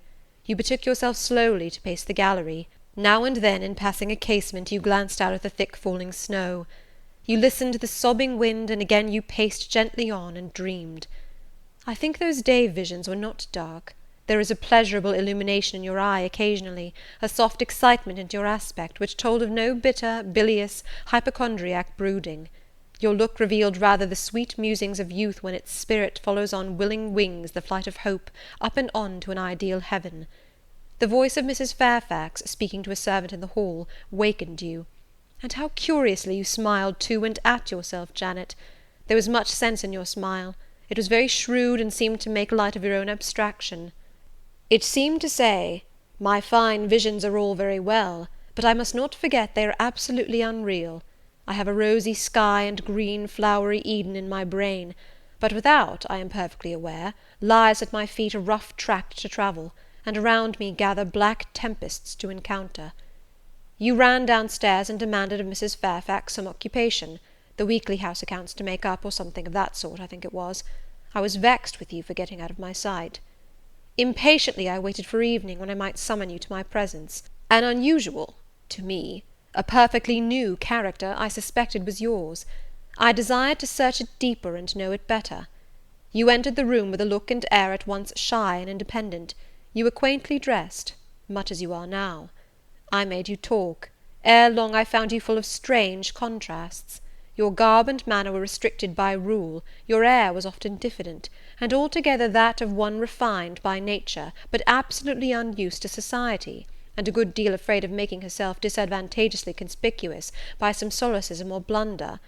Yet when addressed, you lifted a keen, a daring, and a glowing eye to your interlocutor's face. There was penetration and power in each glance you gave. When plied by close questions, you found ready and round answers. Very soon you seemed to get used to me. I believe you felt the existence of sympathy between you and your grim cross-master Jane, for it was astonishing to see how quickly a certain pleasant ease tranquillized your manner. Snarl as I would, you showed no surprise, fear, annoyance, or displeasure at my moroseness. You watched me, and now and then smiled at me with a simple yet sagacious grace I cannot describe. I was at once content and stimulated with what I saw. I liked what I had seen, and wished to see more. Yet for a long time I treated you distantly, and sought your company rarely. I was an intellectual epicure, and wished to prolong the gratification of making this novel and piquant acquaintance. Besides, I was for a while troubled with a haunting fear that if I handled the flower freely its bloom would fade, the sweet charm of freshness would leave it. I did not then know that it was no transitory blossom, but rather the radiant resemblance of one cut in an indestructible gem. Moreover, I wished to see whether you would seek me if I shunned you, but you did not. You kept in the schoolroom as still as your own desk and easel. If by chance I met you, you passed me as soon, and with as little token of recognition, as was consistent with respect. Your habitual expression in those days, Jane, was a thoughtful look, not despondent, for you were not sickly, but not buoyant, for you had little hope, and no actual pleasure. I wondered what you thought of me, or if you ever thought of me, and resolved to find this out. I resumed my notice of you. There was something glad in your glance, and genial in your manner. When you conversed, I saw you had a social heart. It was the silent schoolroom, it was the tedium of your life, that made you mournful. I permitted myself the delight of being kind to you. Kindness stirred emotion soon. Your face became soft in expression, your tones gentle. I liked my name pronounced by your lips in a grateful, happy accent. I used to enjoy a chance meeting with you, Jane, at this time. There was a curious hesitation in your manner. You glanced at me with a slight trouble, a hovering doubt. You did not know what my caprice might be, whether I was going to play the master and be stern, or the friend and be benignant. I was now too fond of you often to simulate the first whim, and when I stretched my hand out cordially, such bloom and light and bliss rose to your young wistful features, I had much ado often to avoid straining you then and there to my heart. "Don't talk any more of those days, Sir," I interrupted, furtively dashing away some tears from my eyes. His language was torture to me, for I knew what I must do, and do soon, and all these reminiscences and these revelations of his feelings only made my work more difficult. "No, Jane," he returned, "what necessity is there to dwell on the past, when the present is so much surer, the future so much brighter?" I shuddered to hear the infatuated assertion. "You see now how the case stands, do you not?" he continued. "After a youth and manhood passed half in unutterable misery and half in dreary solitude, I have for the first time found what I can truly love. I have found you. You are my sympathy, my better self, my good angel. I am bound to you with a strong attachment. I think you good, gifted, lovely. A fervent, solemn passion is conceived in my heart. It leans to you, draws you to my centre and spring of life, wraps my existence about you, and kindling in pure, powerful flame, fuses you and me in one. It was because I felt and knew this that I resolved to marry you. To tell me that I had already a wife is empty mockery. You know now that I had but a hideous demon. I was wrong to attempt to deceive you, but I feared a stubbornness that exists in your character. I feared early instilled prejudice. I wanted to have you safe before hazarding confidences. This was cowardly. I should have appealed to your nobleness and magnanimity at first, as I do now, opened to you plainly my life of agony, described to you my hunger and thirst after a higher and worthier existence, shown to you, not my resolution, that word is weak, but my resistless bent to love faithfully and well, where I am faithfully and well loved in return. Then I should have asked you to accept my pledge of fidelity, and to give me yours. Jane, give it me now. A pause. Why are you silent, Jane? I was experiencing an ordeal. A hand of fiery iron grasped my vitals. Terrible moment, full of struggle, blackness, burning. Not a human being that ever lived could wish to be loved better than I was loved, and him who thus loved me I absolutely worshipped, and I must renounce love and idol. One drear word comprised my intolerable duty: depart. Jane, you understand what I want of you. Just this promise. I will be yours, Mr. Rochester. Mr. Rochester, I will not be yours. Another long silence. Jane, recommenced he, with a gentleness that broke me down with grief, and turned me stone cold with ominous terror, for this still voice was the pant of a lion rising. Jane, do you mean to go one way in the world, and to let me go another? I do. Jane, bending towards and embracing me, do you mean it now? I do. And now, softly kissing my forehead and cheek, I do, extricating myself from restraint rapidly and completely. Oh, Jane, this is bitter. This is wicked. It would be wicked not to love me. It would to obey you. A wild look raised his brows, crossed his features. He rose, but he forbore yet. I laid my hand on the back of a chair for support. I shook, I feared, but I resolved. One instant, Jane. Give one glance to my horrible life when you are gone. All happiness will be torn away with you. What then is left? For a wife I have but the maniac upstairs. As well might you refer me to some corpse in yonder churchyard. What shall I do, Jane? Where turn for a companion and for some hope? Do as I do. Trust in God and yourself. Believe in heaven. Hope to meet again there. Then you will not yield? No. Then you condemn me to live wretched and to die accursed. His voice rose. I advise you to live sinless, and I wish you to die tranquil.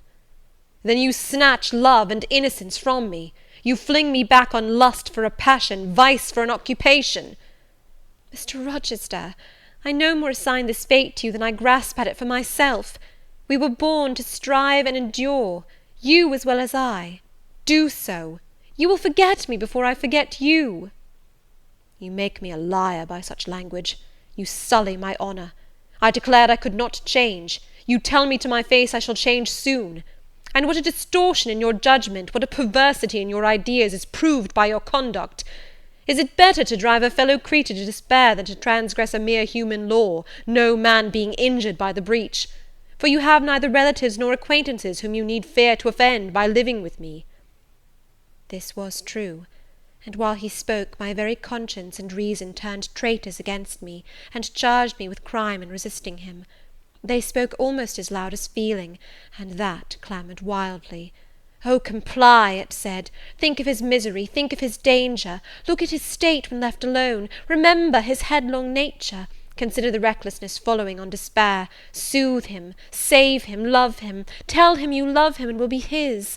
Who in the world cares for you, or who will be injured by what you do? Still indomitable was the reply. I care for myself. The more solitary, the more friendless, the more unsustained I am, the more I will respect myself. I will keep the law given by God, sanctioned by man. I will hold to the principles received by me when I was sane and not mad as I am now. Laws and principles are not for the times when there is no temptation, they are for such moments as this, when body and soul rise in mutiny against their rigour. Stringent are they, inviolate they shall be. If at my individual convenience I might break them, what would be their worth? They have a worth, so I have always believed, and if I cannot believe it now, it is because I am insane, quite insane, with my veins running fire and my heart beating faster than I can count its throbs. Preconceived opinions, foregone determinations, are all I have at this hour to stand by. There I plant my foot. I did. Mr. Rochester, reading my countenance, saw I had done so. His fury was wrought to the highest. He must yield to it for a moment, whatever followed. He crossed the floor and seized my arm and grasped my waist. He seemed to devour me with his flaming glance. Physically, I felt at that moment powerless as stubble exposed to the draught and glow of a furnace. Mentally, I still possessed my soul, and with it the certainty of ultimate safety. The soul, fortunately, has an interpreter, often an unconscious, but still a truthful interpreter, in the eye. My eye rose to his, and while I looked in his fierce face, I gave an involuntary sigh. His grip was painful, and my overtaxed strength almost exhausted.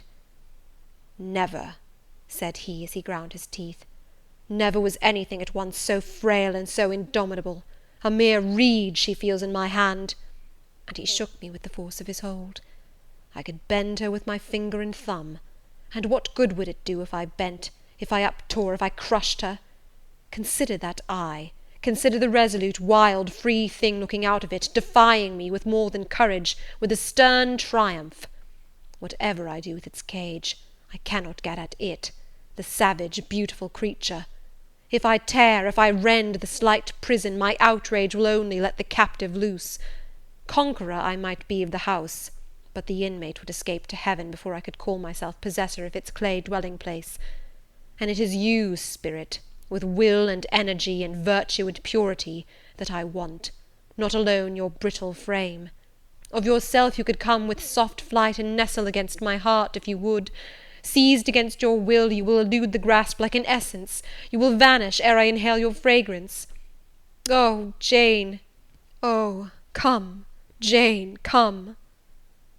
As he said this, he released me from his clutch and only looked at me. The look was far worse to resist than the frantic strain. Only an idiot, however, would have succumbed now. I had dared and baffled his fury. I must elude his sorrow. I retired to the door. "You are going, Jane?" "I am going, sir." "You are leaving me?" "Yes." "You will not come? You will not be my comforter, my rescuer? My deep love, my wild woe, my frantic prayer, all are nothing to you?" What unutterable pathos was in his voice! How hard it was to reiterate firmly, "I am going." "Jane." "Mr. Rochester." "Withdraw, then. I consent. But remember, you leave me here in anguish. Go up to your own room, think over all I have said, and, Jane, cast a glance on my sufferings. Think of me." He turned away. He threw himself on his face on the sofa. "Oh, Jane, my hope, my love, my life!" broke in anguish from his lips. Then came a deep, strong sob. I had already gained the door, but, reader, I walked back as determinedly as I had retreated. I knelt down by him. I turned his face from the cushion to me. I kissed his cheek. I smoothed his hair with my hand. "God bless you, my dear master," I said. "God keep you from harm and wrong, direct you, solace you, reward you well for your past kindness to me." "Little Jane's love would have been my best reward," he answered. "Without it, my heart is broken. But Jane will give me her love, yes, nobly, generously."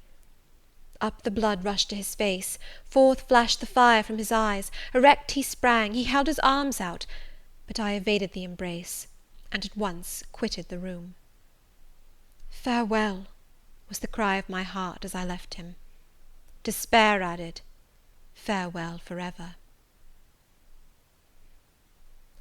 That night I never thought to sleep, but a slumber fell on me as soon as I lay down in bed. I was transported in thought to the scenes of childhood. I dreamt I lay in the Red Room at Gateshead, that the night was dark, and my mind impressed with strange fears. The light that had long ago struck me into syncope, recalled in this vision, seemed glidingly to mount the wall, and tremblingly to pause in the centre of the obscured ceiling. I lifted up my head to look. The roof resolved to clouds, high and dim. The gleam was such as the moon imparts to vapours she is about to sever. I watched her come, watched with the strangest anticipation, as though some word of doom were to be written on her disk. She broke forth as never moon yet burst from cloud. A hand first penetrated the sable folds and waved them away. Then, not a moon, but a white human form shone in the azure, inclining a glorious brow earthward. It gazed and gazed on me. It spoke to my spirit. Immeasurably distant was the tone, yet so near, it whispered in my heart. My daughter, flee temptation. Mother, I will. So I answered after I had waked from the trance-like dream. It was yet night, but July nights are short.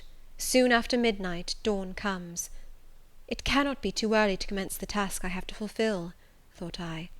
I rose. I was dressed, for I had taken off nothing but my shoes. I knew where to find in my drawers some linen, a locket, a ring. In seeking these articles I encountered the beads of a pearl necklace Mr. Rochester had forced me to accept a few days ago. I left that. It was not mine. It was the visionary bride's who had melted in air. The other articles I made up in a parcel. My purse, containing 20 shillings, it was all I had, I put in my pocket. I tied on my straw bonnet, pinned my shawl, took the parcel and my slippers, which I would not put on yet, and stole from my room. Farewell, kind Mrs. Fairfax, I whispered as I glided past her door. Farewell, my darling Adele, I said as I glanced toward the nursery. No thought could be admitted of entering to embrace her. I had to deceive a fine ear. For aught I knew, it might now be listening. I would have got past Mr. Rochester's chamber without a pause, but my heart momentarily stopping its beat at that threshold, my foot was forced to stop also. No sleep was there. The inmate was walking restlessly from wall to wall, and again he sighed while I listened. There was a heaven, a temporary heaven, in this room for me if I chose. I had but to go in and to say, Mr. Rochester, I will love you and live with you through life till death, and a fount of rapture would spring to my lips. I thought of this. The kind master who could not sleep now was waiting with impatience for day. He would send for me in the morning. I should be gone. He would have me sought for, vainly. He would feel himself forsaken, his love rejected. He would suffer, perhaps grow desperate. I thought of this too. My hand moved towards the lock. I caught it back, and glided on. Drearily I wound my way downstairs. I knew what I had to do, and I did it mechanically. I sought the key of the side door in the kitchen. I sought too a phial of oil and a feather. I oiled the key and the lock.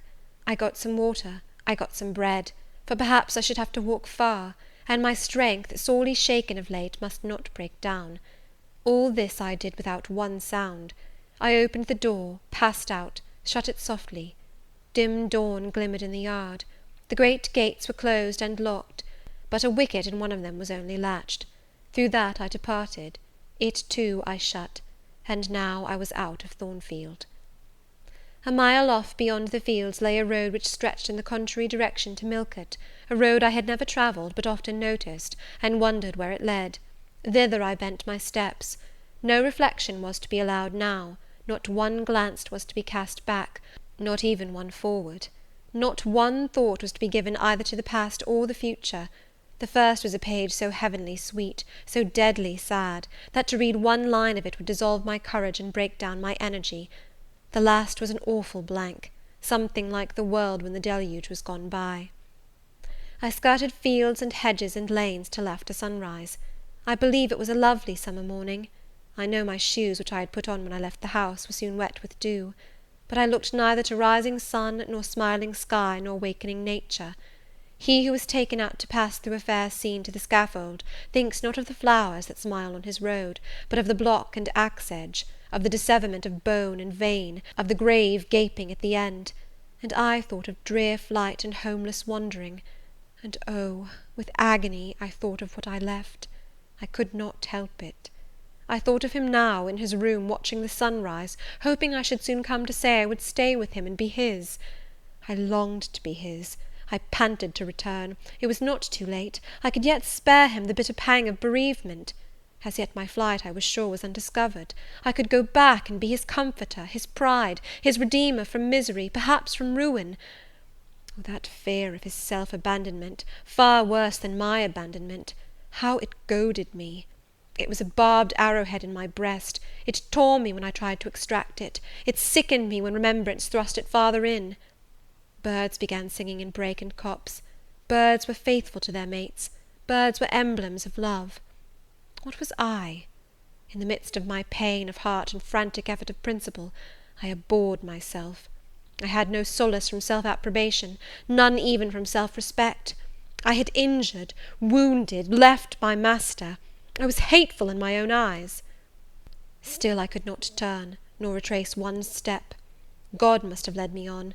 As to my own will or conscience, impassioned grief had trampled one and stifled the other. I was weeping wildly as I walked along my solitary way. Fast, fast I went, like one delirious. A weakness, beginning inwardly, extending to the limbs, seized me, and I fell. I lay on the ground some minutes, pressing my face to the wet turf. I had some fear, or hope, that here I should die, but I was soon up, crawling forwards on my hands and knees, and then again raised to my feet, as eager and as determined as ever to reach the road. When I got there, I was forced to sit to rest me under a hedge, and while I sat, I heard wheels and saw a coach come on. I stood up and lifted my hand. It stopped. I asked where it was going. The driver named a place a long way off, where I was sure Mr. Rochester had no connections. I asked for what sum he would take me there. He said 30 shillings. I answered I had but 20. Well, he would try to make it do.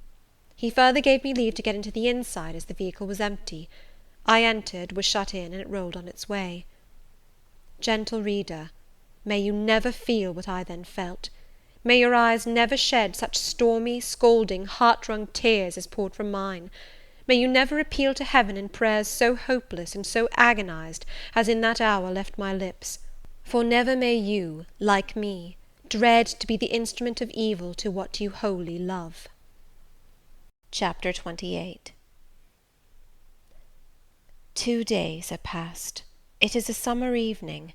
The coachman has set me down at a place called Whitcross.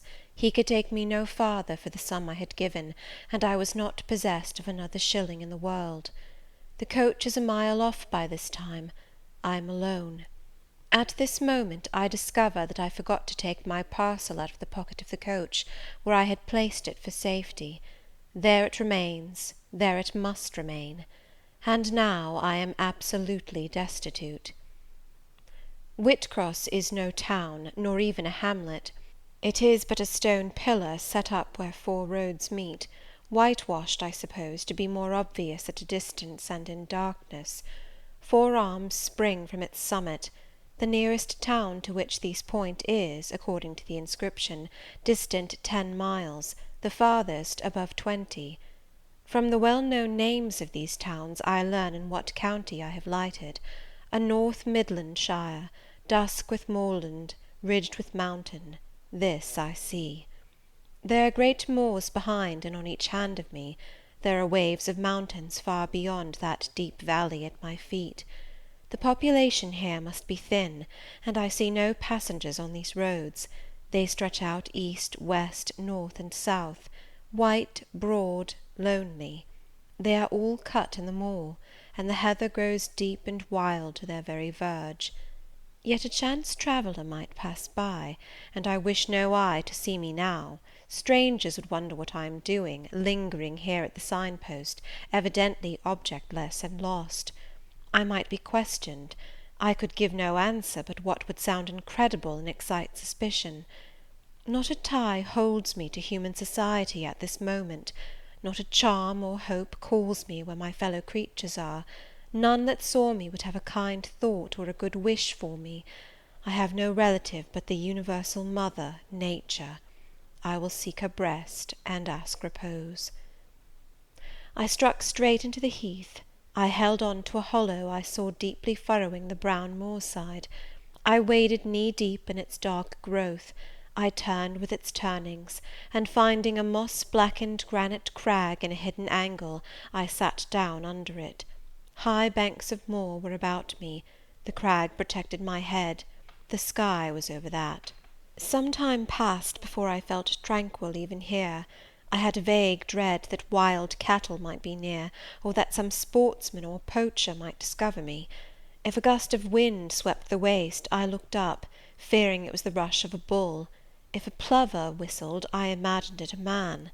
Finding my apprehensions unfounded, however, and calmed by the deep silence that reigned as evening declined at nightfall, I took confidence. As yet I had not thought, I had only listened, watched, dreaded. Now I regained the faculty of reflection. What was I to do? Where to go? Oh, intolerable questions, when I could do nothing and go nowhere! When a long way must yet be measured by my weary trembling limbs before I could reach human habitation; when cold charity must be entreated before I could get a lodging; reluctant sympathy importuned, almost certain repulse incurred, before my tale could be listened to, or one of my wants relieved. I touched the heath. It was dry, and yet warm with the heat of the summer day. I looked at the sky. It was pure, a kindly star twinkled just above the chasm ridge. The dew fell, but with propitious softness, no breeze whispered. Nature seemed to me benign and good. I thought she loved me, outcast as I was, and I, who from man could anticipate only mistrust, rejection, insult, clung to her with filial fondness. To-night, at least, I would be her guest, as I was her child. My mother would lodge me without money and without price. I had one morsel of bread yet, the remnant of a roll I had bought in a town we passed through at noon with a stray penny, my last coin. I saw ripe bilberries gleaming here and there, like jet beads in the heath. I gathered a handful and ate them with the bread. My hunger, sharp before, was, if not satisfied, appeased by this hermit's meal. I said my evening prayers at its conclusion, and then chose my couch. Beside the crag the heath was very deep. When I lay down, my feet were buried in it. Rising high on each side, it left only a narrow space for the night air to invade.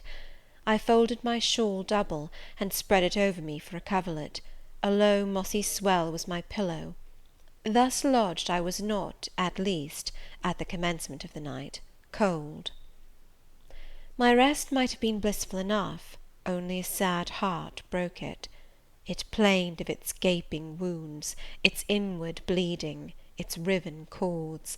It trembled for Mr. Rochester and his doom. It bemoaned him with bitter pity. It demanded him with ceaseless longing, and, impotent as a bird with both wings broken, it still quivered its shattered pinions in vain attempts to seek him. Worn out with this torture of thought, I rose to my knees. Night was come, and her planets were risen, a safe, still night, too serene for the companionship of fear. We know that God is everywhere, but certainly we feel his presence most when his works are on the grandest scale spread before us, and it is in the unclouded night sky, where his worlds wheel their silent course, that we read clearest his infinitude, his omnipotence, his omnipresence. I had risen to my knees to pray for Mr. Rochester. Looking up, I, with tear-dimmed eyes, saw the mighty Milky Way. Remembering what it was, what countless systems there swept space like a soft trace of light, I felt the might and strength of God. Sure was I of his efficiency to save what he had made. Convinced I grew that neither earth should perish, nor one of the souls it treasured. I turned my prayer to thanksgiving. The source of life was also the Saviour of spirits. Mr. Rochester was safe, he was God's, and by God would he be guarded. I again nestled to the breast of the hill, and ere long in sleep forgot sorrow. But next day, Want came to me pale and bare. Long after the little birds had left their nests, long after bees had come in the sweet prime of day to gather the heath honey before the dew was dried, when the long morning shadows were curtailed, and the sun filled earth and sky, I got up and I looked round me. What a still, hot, perfect day! What a golden desert this spreading moor! Everywhere sunshine. I wished I could live in it and on it. I saw a lizard run over the crag. I saw a bee busy among the sweet bilberries. I would fain at the moment have become bee or lizard, that I might have found fitting nutriment, permanent shelter here.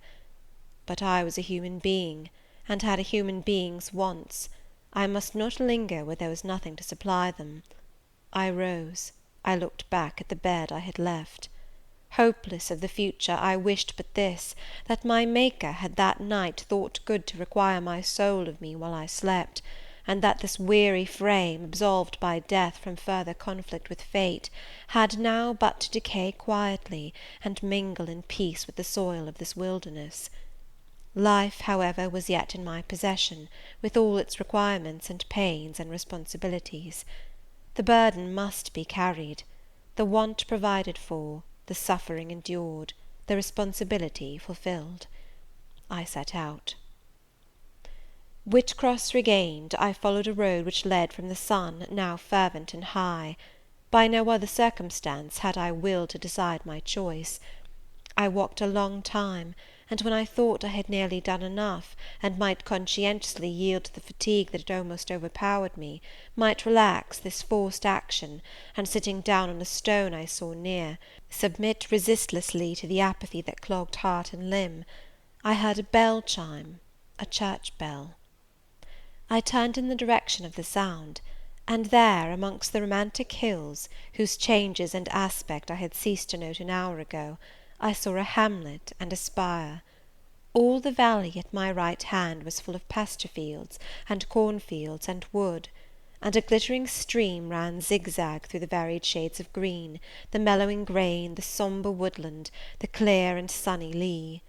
Recalled by the rumbling of wheels to the road before me, I saw a heavily laden waggon labouring up the hill, and not far beyond were 2 cows and their drover. Human life and human labour were near.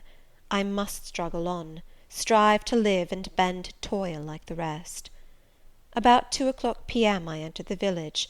At the bottom of its one street there was a little shop with some cakes of bread in the window. I coveted a cake of bread. With that refreshment I could perhaps regain a degree of energy; without it, it would be difficult to proceed. The wish to have some strength and some vigour returned to me as soon as I was amongst my fellow beings. I felt it would be degrading to faint with hunger on the causeway of a hamlet. Had I nothing about me I could offer in exchange for one of those rolls? I considered. I had a small silk handkerchief tied round my throat. I had my gloves. I could hardly tell how men and women in extremities of destitution proceeded. I did not know whether either of these articles would be accepted. Probably they would not, but I must try. I entered the shop. A woman was there. Seeing a respectably dressed person, a lady, as she supposed, she came forward with civility. How could she serve me? I was seized with shame. My tongue would not utter the request I had prepared. I dared not offer her the half-worn gloves, the creased handkerchief. Besides, I felt it would be absurd. I only begged permission to sit down a moment, as I was tired. Disappointed in the expectation of a customer, she coolly acceded to my request. She pointed to a seat. I sank into it. I felt sorely urged to weep, but conscious how unreasonable such a manifestation would be, I restrained it. Soon I asked her if there were any dressmaker or plain workwoman in the village. Yes, 2 or 3, quite as many as there was employment for. I reflected. I was driven to the point now. I was brought face to face with necessity. I stood in the position of one without a resource, without a friend, without a coin. I must do something. What? I must apply somewhere. Where? Did she know of any place in the neighbourhood where a servant was wanted? Nay, she couldn't say. What was the chief trade in this place? What did most of the people do? Some were farm labourers, a good deal worked in Mr. Oliver's needle factory and at the foundry. Did Mr. Oliver employ women? Nay, it was men's work. And what do the women do? A naught, was the answer. Some does one thing and some another. Poor folk must get on as they can. She seemed to be tired of my questions, and indeed what claim had I to importune her? A neighbour or two came in. My chair was evidently wanted. I took leave. I passed up the street, looking as I went at all the houses to the right hand and to the left, but I could discover no pretext, nor see an inducement to enter any. I rambled round the hamlet, going sometimes to a little distance and returning again for an hour or more. Much exhausted and suffering greatly now for want of food, I turned aside into a lane and sat down under the hedge. Ere many minutes had elapsed, I was again on my feet, however, and again searching something, a resource, or at least an informant. A pretty little house stood at the top of the lane, with a garden before it, exquisitely neat and brilliantly blooming. I stopped at it. What business had I to approach the white door or touch the glittering knocker? In what way could it possibly be the interest of the inhabitants of that dwelling to serve me? Yet I drew near and knocked. A mild-looking, cleanly attired young woman opened the door. In such a voice as might be expected from a hopeless heart and fainting frame, a voice wretchedly low and faltering, I asked if a servant was wanted here. No, said she, we do not keep a servant. Can you tell me where I could get employment of any kind? I continued. I am a stranger without acquaintance in this place. I want some work, no matter what. But it was not her business to think for me, or to seek a place for me. Besides, in her eyes, how doubtful must have appeared my character, position, tale! She shook her head. She was sorry she could give me no information, and the white door closed, quite gently and civilly, but had shut me out. If she had held it open a little longer, I believe I should have begged a piece of bread, for I was now brought low.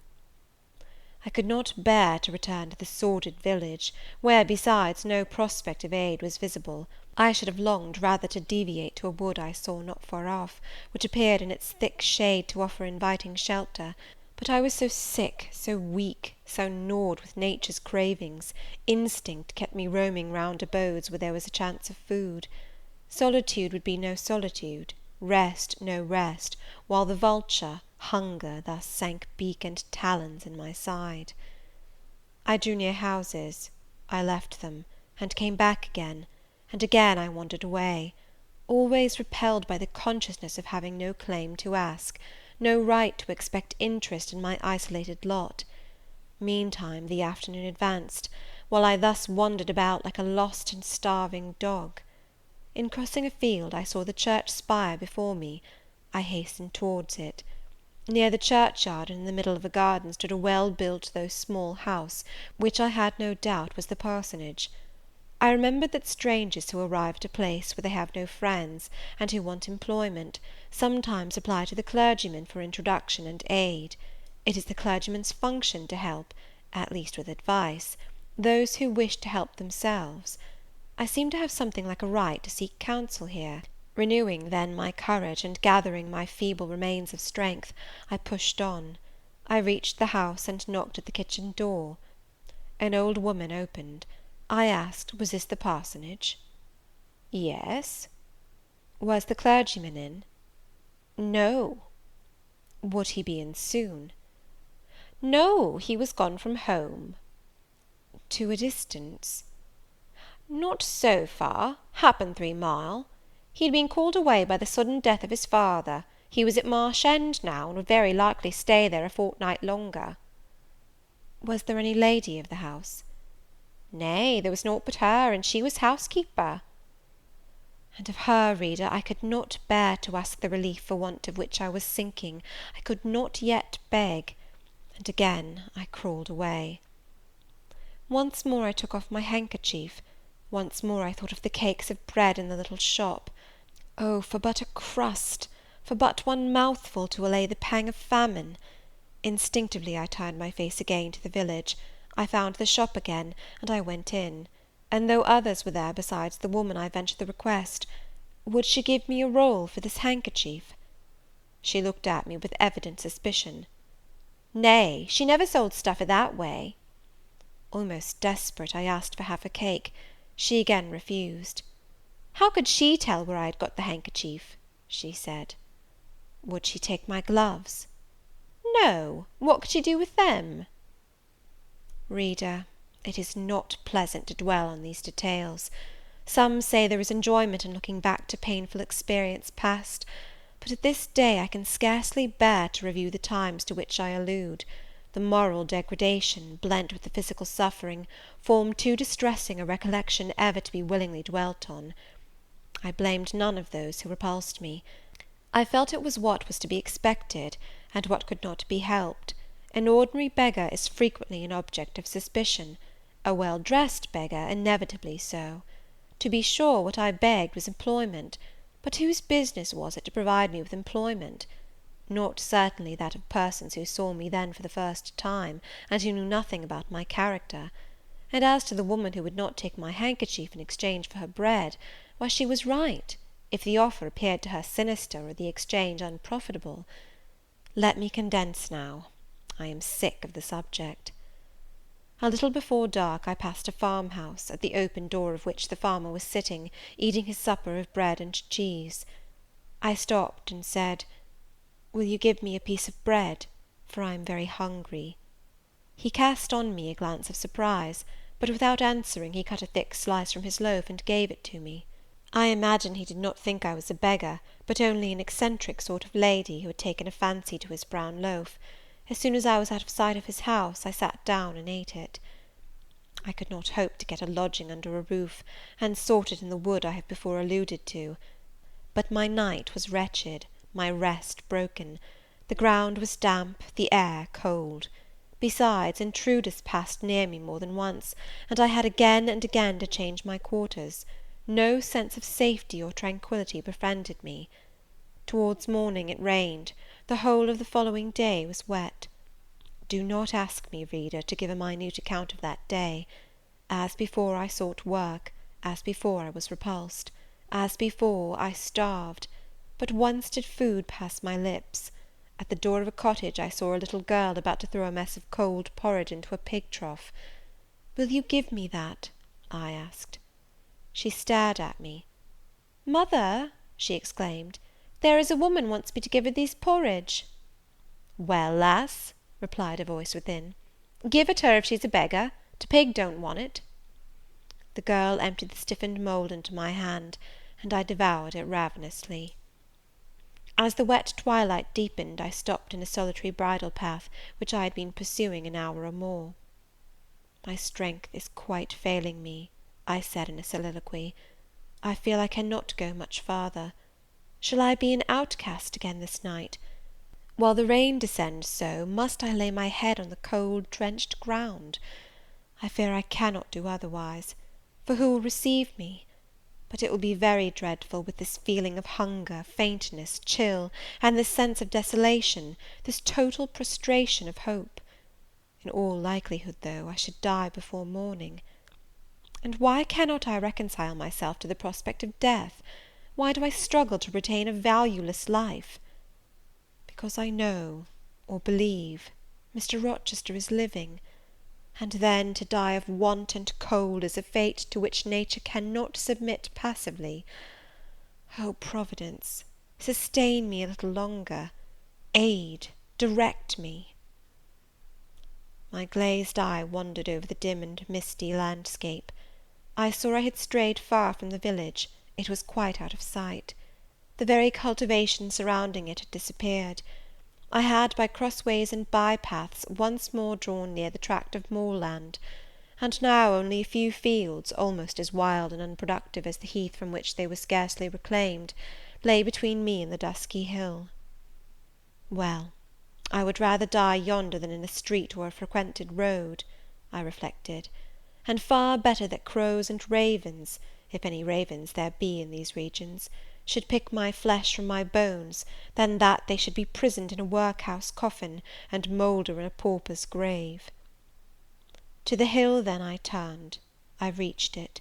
It remained now only to find a hollow where I could lie down, and feel at least hidden, if not secure. But all the surface of the waste looked level. It showed no variation but of tint, green where rush and moss overgrew the marshes, black where the dry soil bore only heath. Dark as it was getting, I could still see these changes, though but as mere alternations of light and shade, for colour had faded with the daylight. My eye still roved over the sullen swell and along the moor edge, vanishing amidst the wildest scenery, when at one dim point, far in among the marshes and the ridges, a light sprang up. That is an ignis fatuus, was my first thought, and I expected it would soon vanish. It burnt on, however, quite steadily, neither receding nor advancing. Is it then a bonfire just kindled? I questioned. I watched to see whether it would spread, but no, as it did not diminish, so it did not enlarge. It may be a candle in a house, I then conjectured, but if so, I can never reach it. It is much too far away, and were it within a yard of me, what would it avail? I should but knock at the door to have it shut in my face. And I sank down where I stood, and hid my face against the ground. I lay still a while. The night wind swept over the hill and over me, and died moaning in the distance. The rain fell fast, wetting me afresh to the skin. Could I but have stiffened to the still frost, the friendly numbness of death, it might have pelted on, I should not have felt it, but my yet living flesh shuddered at its chilling influence. I rose ere long. The light was yet there, shining dim but constant through the rain. I tried to walk again. I dragged my exhausted limbs slowly towards it. It led me aslant over the hill, through a wide bog, which would have been impassable in winter, and was splashy and shaking even now in the height of summer. Here I fell twice, but as often I rose and rallied my faculties. This light was my forlorn hope. I must gain it. Having crossed the marsh, I saw a trace of white over the moor. I approached it. It was a road or a track. It led straight up to the light, which now beamed from a sort of knoll, amidst a clump of trees, firs, apparently, from what I could distinguish of the character of their forms and foliage through the gloom. My star vanished as I drew near. Some obstacle had intervened between me and it. I put out my hand to feel the dark mass before me. I discriminated the rough stones of a low wall, above it something like palisades, and within a high and prickly hedge. I groped on. Again a whitish object gleamed before me. It was a gate, a wicket. It moved on its hinges as I touched it. On each side stood a sable bush, holly or yew. Entering the gate and passing the shrubs, the silhouette of a house rose to view, black, low, and rather long, but the guiding light shone nowhere. All was obscurity. Were the inmates retired to rest? I feared it must be so. In seeking the door, I turned an angle. There shot out the friendly gleam again, from the lozenged panes of a very small latticed window, within a foot of the ground, made still smaller by the growth of ivy or some other creeping plant, whose leaves clustered thick over the portion of the house wall in which it was set.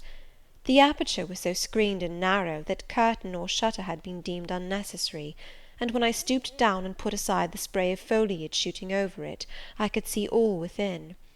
I could see clearly a room with a sanded floor, clean scoured, a dresser of walnut, with pewter plates ranged in rows, reflecting the redness and radiance of a glowing peat fire.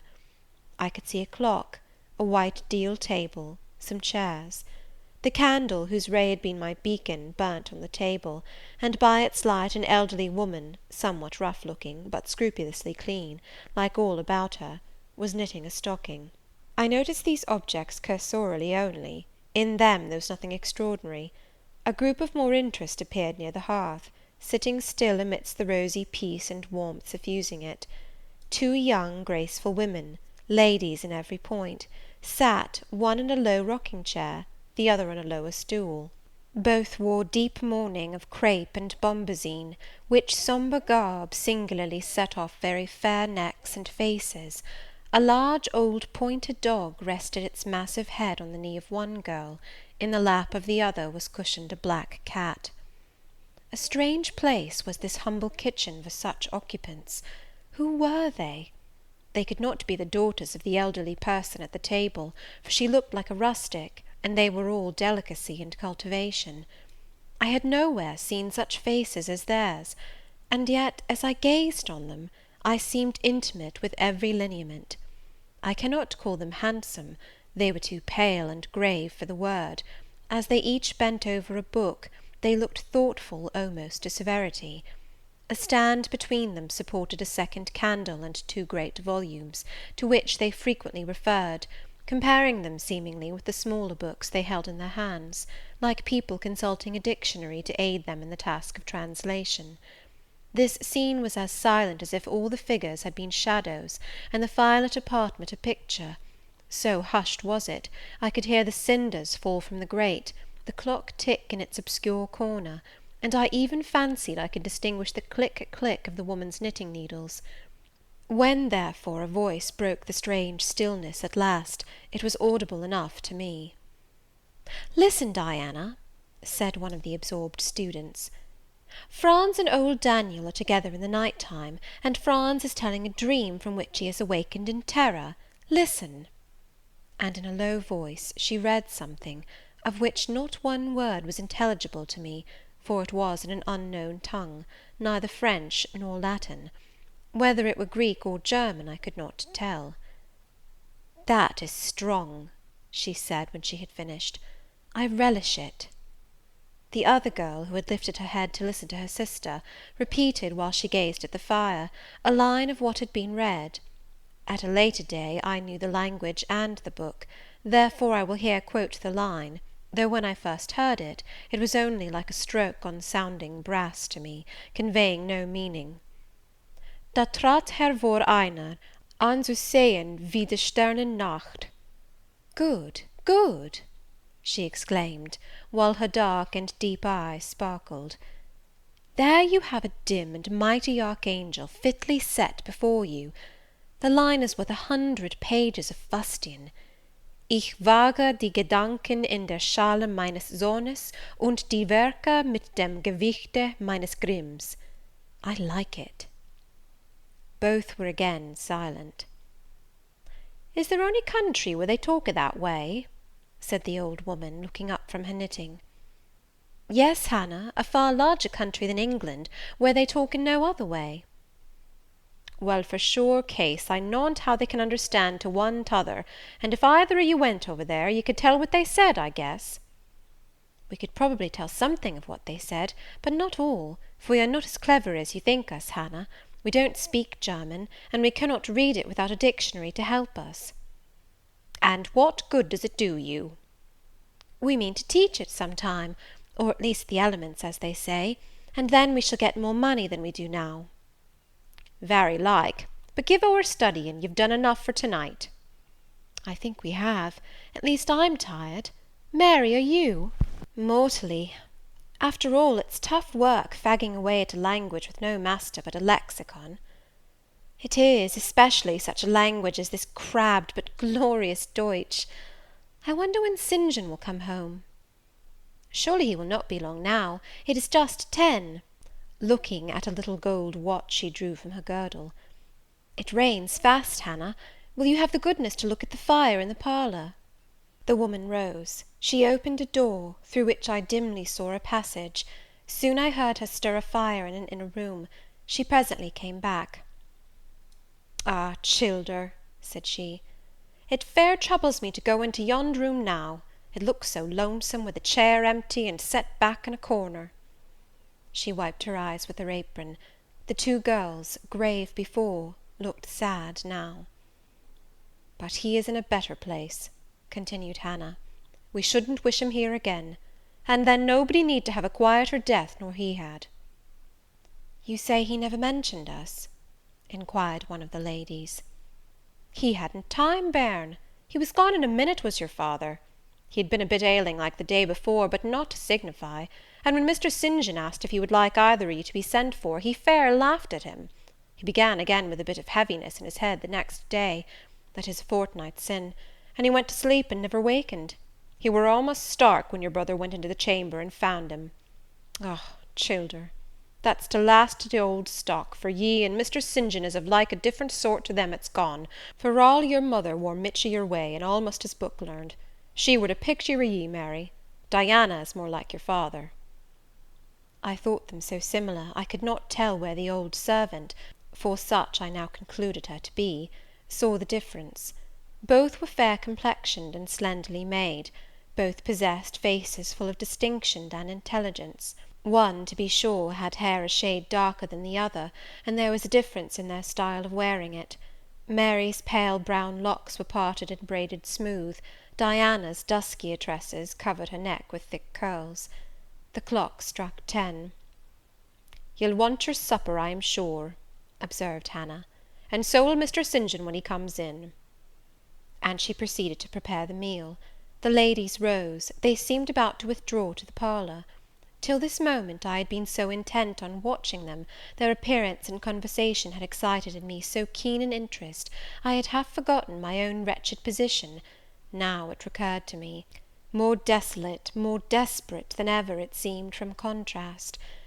And how impossible did it appear to touch the inmates of this house with concern on my behalf, to make them believe in the truth of my wants and woes, to induce them to vouchsafe a rest for my wanderings.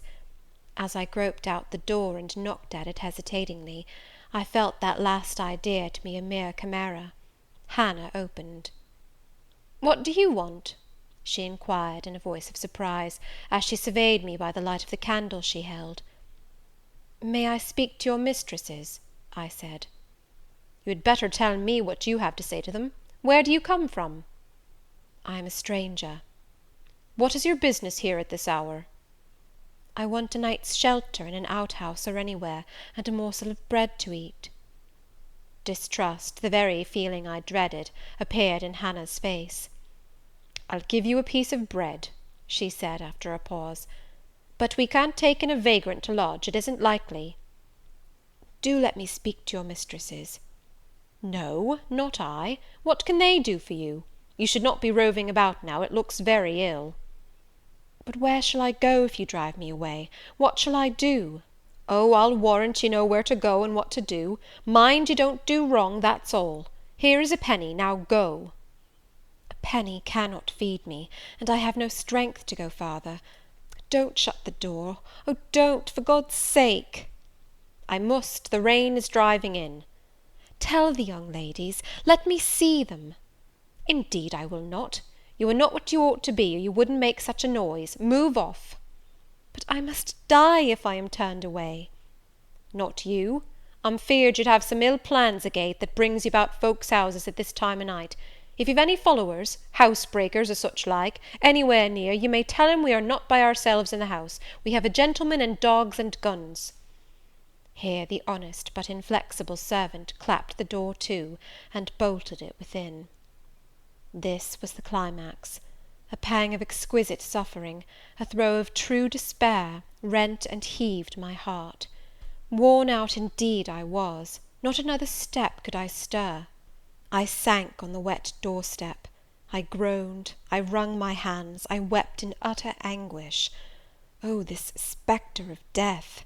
Oh, this last hour, approaching in such horror! Alas, this isolation, this banishment from my kind! Not only the anchor of hope, but the footing of fortitude was gone, at least for a moment; but the last I soon endeavoured to regain. "I can but die," I said, "and I believe in God.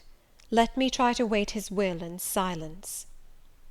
These words I not only thought, but uttered, and thrusting back all my misery into my heart, I made an effort to compel it to remain there, dumb and still.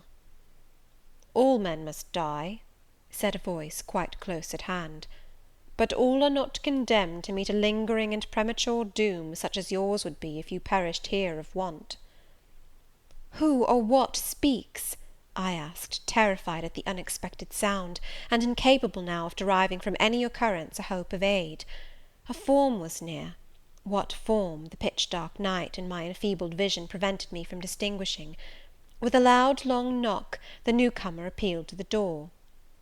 "Is it you, Mr. St. John?" cried Hannah. Yes, yes, open quickly. Well, how wet and cold you must be, such a wild night as it is. Come in, your sisters are quite uneasy about you, and I believe there are bad folks about. There has been a beggar woman. I declare she is not gone yet. Lay down there. Get up, for shame. Move off, I say. Hush, Hannah. I have a word to say to the woman. You have done your duty in excluding. Now let me do mine in admitting her. I was near and listened to both you and her. I think this is a peculiar case. I must at least examine into it. Young woman, rise, and pass before me into the house. With difficulty I obeyed him. Presently I stood within that clean, bright kitchen, on the very hearth, trembling, sickening, conscious of an aspect in the last degree ghastly, wild, and weather-beaten. The two ladies, their brother, Mr. St. John, the old servant, were all gazing at me. "St. John, who is it?" I heard one ask. "I cannot tell. I found her at the door," was the reply. "She does look white," said Hannah. "As white as clay or death," was responded. "She will fall. Let her sit." And indeed my head swam. I dropped, but a chair received me. I still possessed my senses, though just now I could not speak. "Perhaps a little water would restore her. Hannah, fetch some. But she is worn to nothing. How very thin, and how very bloodless!" "A mere spectre." "Is she ill, or only famished?" "Famished, I think. Hannah, is that milk? Give it me, and a piece of bread." Diana, I knew her by the long curls which I saw drooping between me and the fire as she bent over me, broke some bread, dipped it in milk, and put it to my lips. Her face was near mine. I saw there was pity in it, and I felt sympathy in her hurried breathing. In her simple words, too, the same balm-like emotion spoke. "Try to eat." "Yes, try," repeated Mary gently; and Mary's hand removed my sodden bonnet and lifted my head. I tasted what they offered me, feebly at first, eagerly soon. "Not too much at first. Restrain her," said the brother. "She has had enough." And he withdrew the cup of milk and the plate of bread. "A little more, St. John. Look at the avidity in her eyes." "No more at present, sister. Try if she can speak now. Ask her her name." I felt I could speak, and I answered, "My name is Jane Elliot." Anxious, as ever, to avoid discovery, I had before resolved to assume an alias. "And where do you live? Where are your friends?" I was silent. "Can we send for any one you know?" I shook my head. "What account can you give of yourself?" Somehow, now that I had once crossed the threshold of this house, and once was brought face to face with its owners, I felt no longer outcast, vagrant, and disowned by the wide world. I dared to put off the mendicant, to resume my natural manner and character. I began once more to know myself; and when Mr. St. John demanded an account, which at present I was far too weak to render, I said, after a brief pause, "Sir, I can give you no details to-night." "But what, then," said he, "do you expect me to do for you?" "Nothing," I replied. My strength sufficed but for short answers. Diana took the word. "Do you mean," she asked, "that we have now given you what aid you require, and that we may dismiss you to the moor in the rainy night?" I looked at her. She had, I thought, a remarkable countenance, instinct both with power and goodness. I took sudden courage. Answering her compassionate gaze with a smile, I said, "I will trust you. If I were a masterless and stray dog, I know that you would not turn me from your hearth to-night. As it is, I really have no fear. Do with me and for me as you like; but excuse me from much discourse. My breath is short. I feel a spasm when I speak." All three surveyed me, and all three were silent. "Hannah," said Mr. St. John at last, "let her sit there at present, and ask her no questions. In 10 minutes more, give her the remainder of that milk and bread. Mary and Diana, let us go into the parlour, and talk the matter over." They withdrew. Very soon one of the ladies returned. I could not tell which. A kind of pleasant stupor was stealing over me as I sat by the genial fire. In an undertone she gave some directions to Hannah. Ere long, with the servant's aid, I contrived to mount a staircase. My dripping clothes were removed. Soon a warm, dry bed received me. I thanked God, experienced amidst unutterable exhaustion a glow of grateful joy, and slept. Chapter XXIX. The recollection of about 3 days and nights succeeding this is very dim in my mind. I can recall some sensations felt in that interval, but few thoughts framed, and no actions performed. I knew I was in a small room and in a narrow bed. To that bed I seemed to have grown.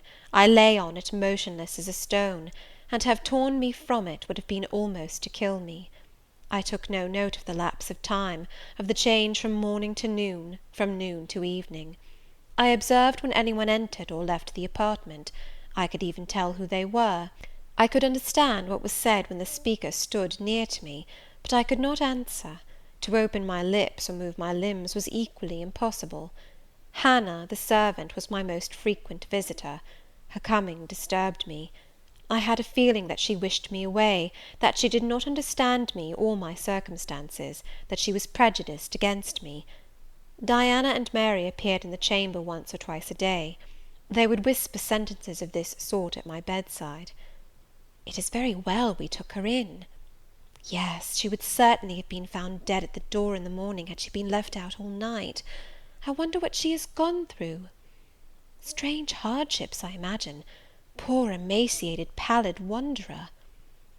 She is not an uneducated person, I should think, by her manner of speaking. Her accent was quite pure, and the clothes she took off, though splashed and wet, were little worn and fine.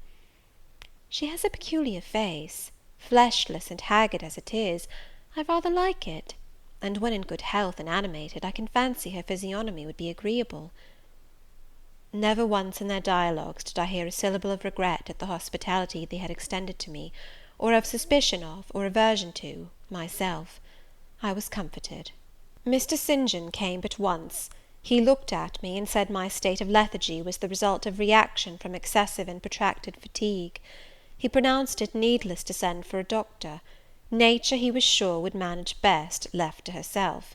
He said every nerve had been overstrained in some way, and the whole system must sleep torpid a while. There was no disease. He imagined my recovery would be rapid enough when once commenced.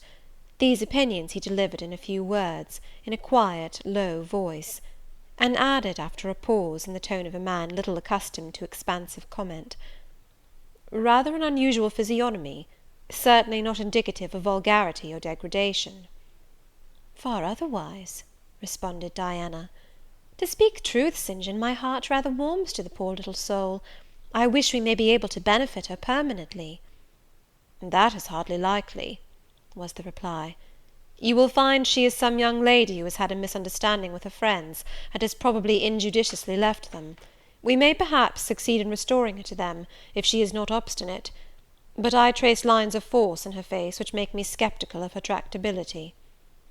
He stood considering me some minutes, then added, "She looks sensible, but not at all handsome."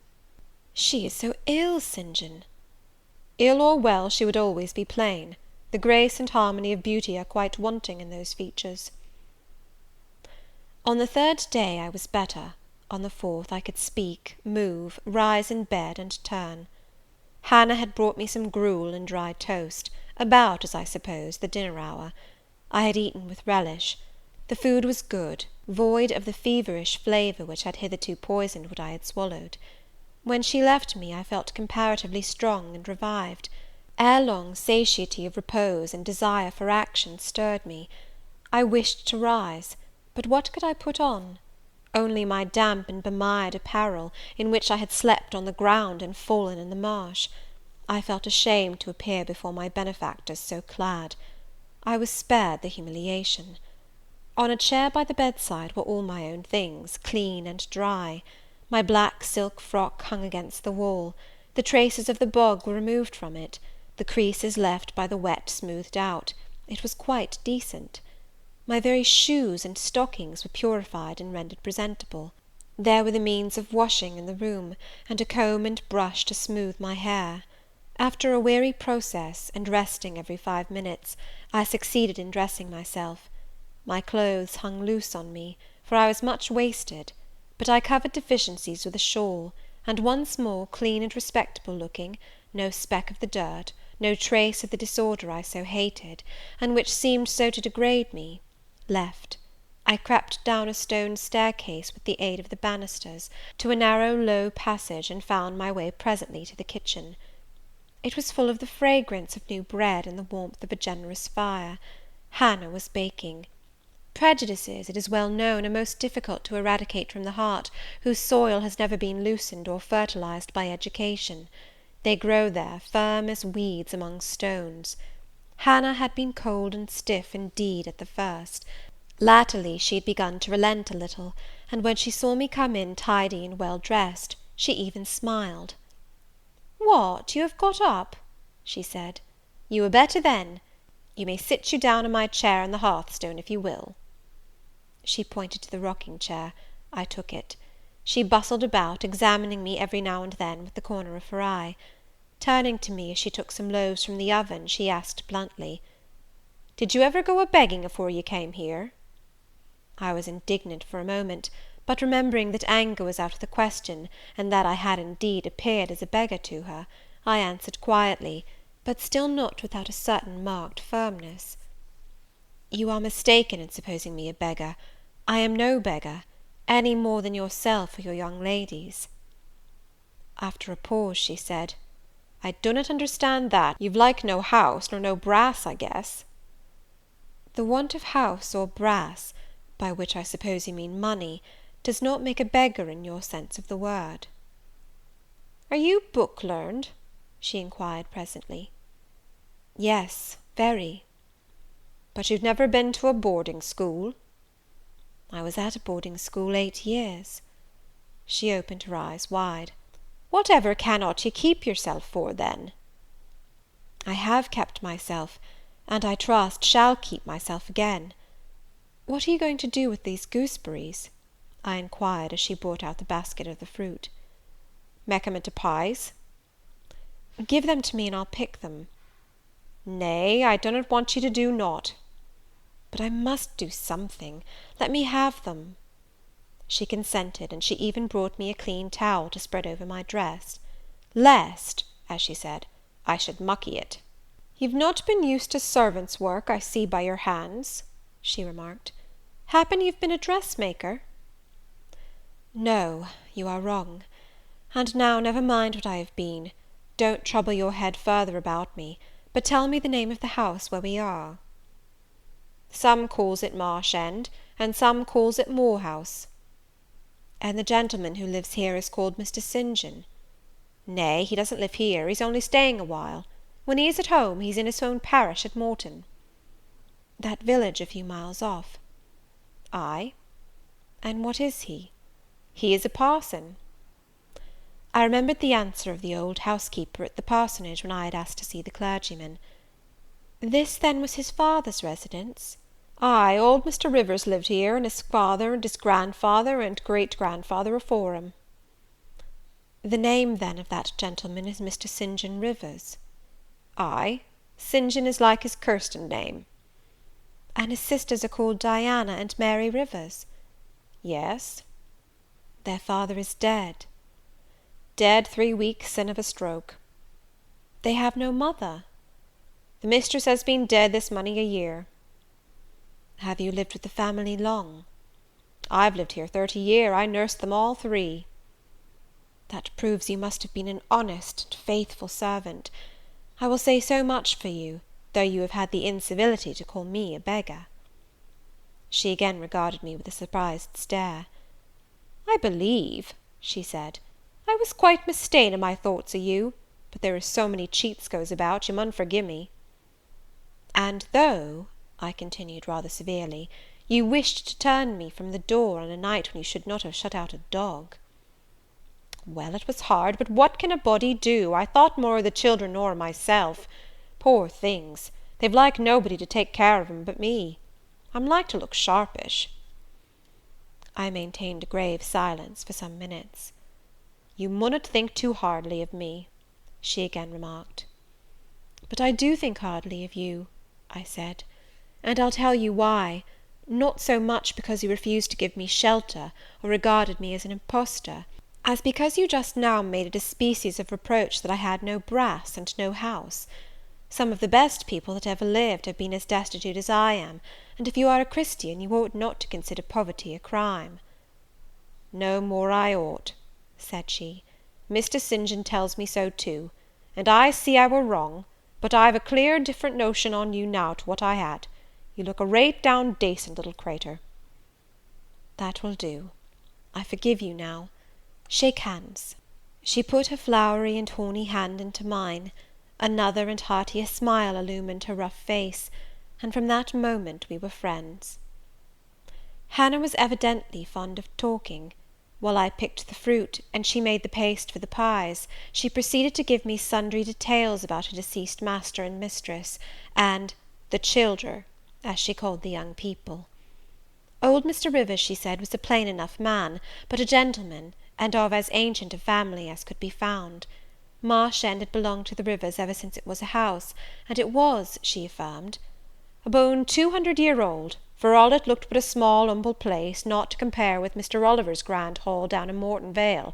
But she could remember Bill Oliver's father a journeyman needlemaker, and the Rivers were gentry the old days of the Henrys, as anybody might see by looking into the registers in Morton Church vestry." Still, she allowed, "the old maester was like other folk, not mick o' the common way, stark mad o' shooting and farming and such like." The mistress was different. She was a great reader, and studied a deal, and the bairns had taken after her. There was nothing like them in these parts, nor never had been. They had liked learning, all three, almost from the time they could speak, and they had always been "of a make o' their own." Mr. St. John, when he grew up, would go to college and be a parson, and the girls, as soon as they left school, would seek places as governesses, for they had told her their father had some years ago lost a great deal of money by a man he had trusted turning bankrupt, and as he was now not rich enough to give them fortunes, they must provide for themselves.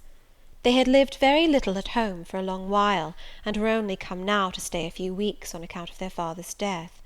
But they did so like Marsh End and Morton, and all these moors and hills about. They had been in London and many other grand towns, but they always said there was no place like home; and then they were so agreeable with each other, never fell out nor threaped. She did not know there was such a family for being united. Having finished my task of gooseberry picking, I asked where the two ladies and their brother were now. "Gone over to Morton for a walk, but they would be back in half an hour to tea." They returned within the time Hannah had allotted them. They entered by the kitchen door. Mr. St. John, when he saw me, merely bowed and passed through. The two ladies stopped.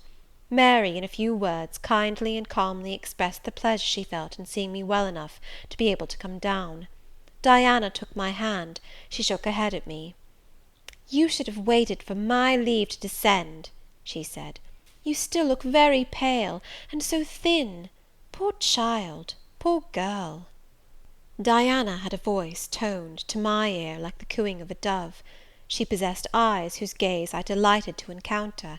Her whole face seemed to me full of charm. Mary's countenance was equally intelligent, her features equally pretty, but her expression was more reserved, and her manners, though gentle, more distant. Diana looked and spoke with a certain authority. She had a will, evidently. It was my nature to feel pleasure in yielding to an authority supported like hers, and to bend, where my conscience and self-respect permitted, to an active will. "And what business have you here?" she continued. "It is not your place. Mary and I sit in the kitchen sometimes, because at home we like to be free, even to license; but you are a visitor, and must go into the parlour." "I am very well here." "Not at all, with Hannah bustling about and covering you with flour." "Besides, the fire is too hot for you," interposed Mary. "To be sure," added her sister. "Come, you must be obedient." And still holding my hand, she made me rise, and led me into the inner room. "Sit there," she said, placing me on the sofa, "while we take our things off and get the tea ready. It is another privilege we exercise in our little moorland home, to prepare our own meals when we are so inclined, or when Hannah is baking, brewing, washing, or ironing. She closed the door, leaving me solus with Mr. St. John, who sat opposite, a book or newspaper in his hand. I examined first the parlour, and then its occupant. The parlour was rather a small room, very plainly furnished, yet comfortable because clean and neat. The old-fashioned chairs were very bright, and the walnut wood table was like a looking-glass. A few strange antique portraits of the men and women of other days decorated the stained walls. A cupboard with glass doors contained some books and an ancient set of china. There was no superfluous ornament in the room, not one modern piece of furniture, save a brace of work-boxes and a lady's desk in rosewood, which stood on a side table. Everything, including the carpet and curtains, looked at once well worn and well saved. Mr. St. John, sitting as still as one of the dusty pictures on the walls, keeping his eyes fixed on the page he perused, and his lips mutely sealed, was easy enough to examine. Had he been a statue instead of a man, he could not have been any easier. He was young, perhaps from 28 to 30, tall, slender. His face riveted the eye. It was like a Greek face, very pure in outline, quite a straight classic nose, quite an Athenian mouth and chin.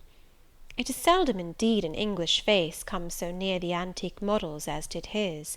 He might well be a little shocked at the irregularity of my lineaments, his own being so harmonious.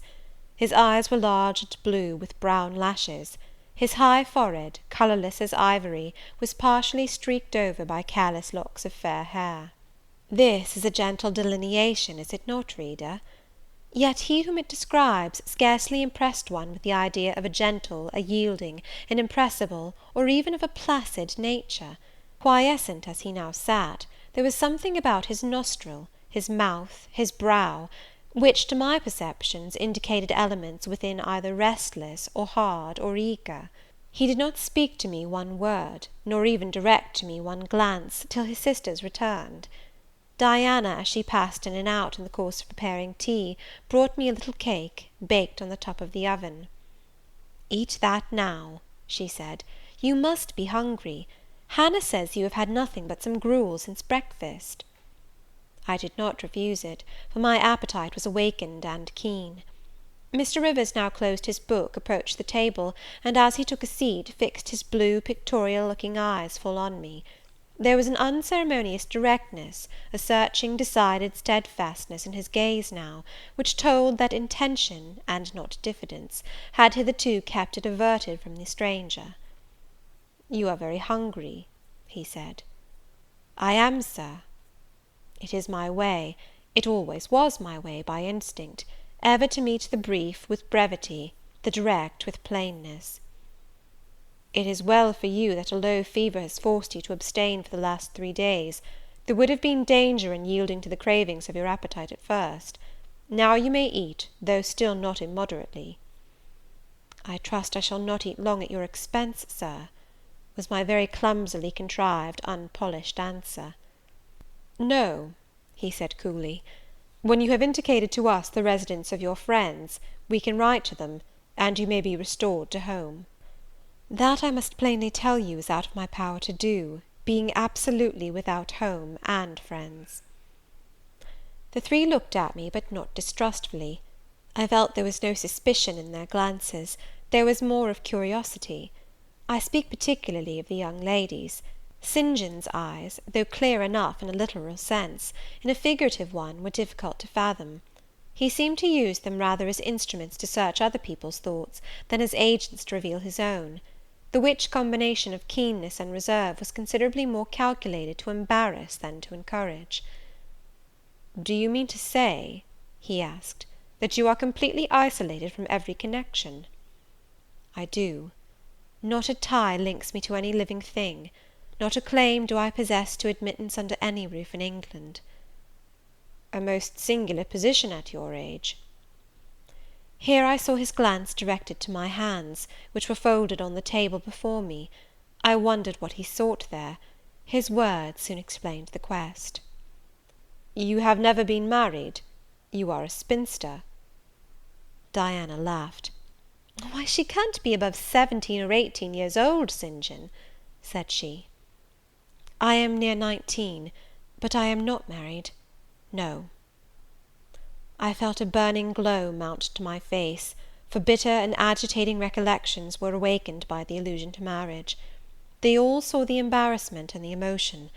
Diana and Mary relieved me by turning their eyes elsewhere than to my crimsoned visage; but the colder and sterner brother continued to gaze, till the trouble he had excited forced out tears as well as colour. "Where did you last reside?" he now asked. "You are too inquisitive, St. John," murmured Mary in a low voice; but he leaned over the table, and required an answer by a second firm and piercing look.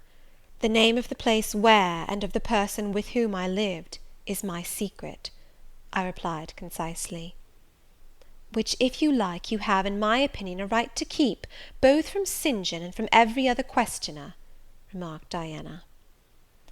"Yet, if I know nothing about you or your history, I cannot help you," he said. "And you need help, do you not?"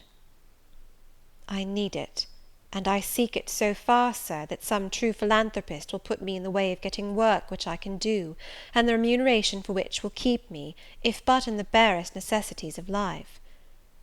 "I know not whether I am a true philanthropist, yet I am willing to aid you to the utmost of my power in a purpose so honest. First, then, tell me what you have been accustomed to do, and what you can do." I had now swallowed my tea.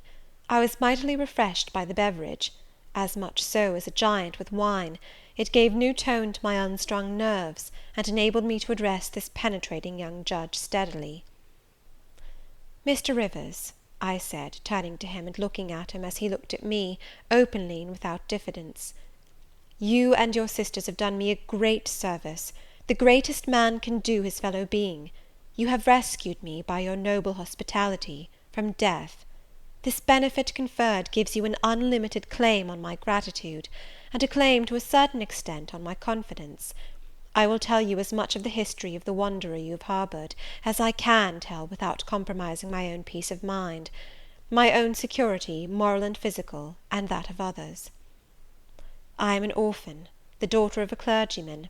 My parents died before I could know them. I was brought up a dependent, educated in a charitable institution. I will even tell you the name of the establishment, where I passed 6 years as a pupil, and 2 as a teacher: Lowood Orphan Asylum, shire. You will have heard of it, Mr. Rivers.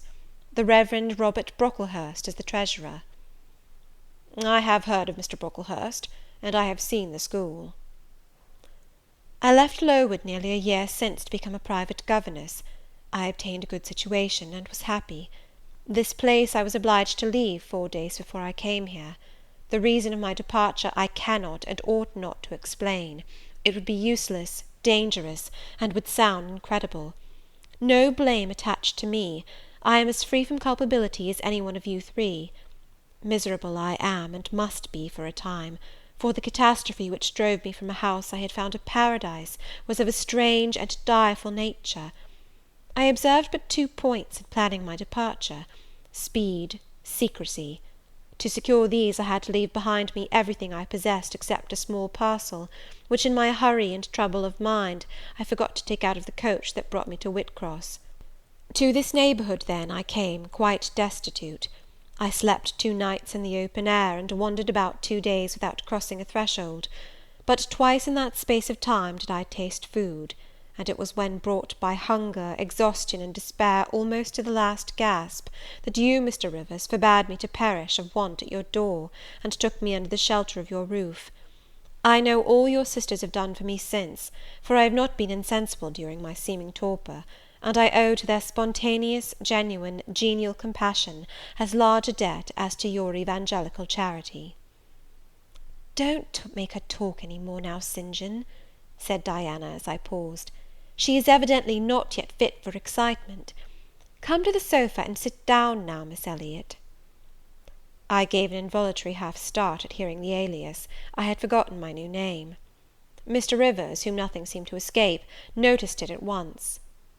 "You said your name was Jane Elliot," he observed.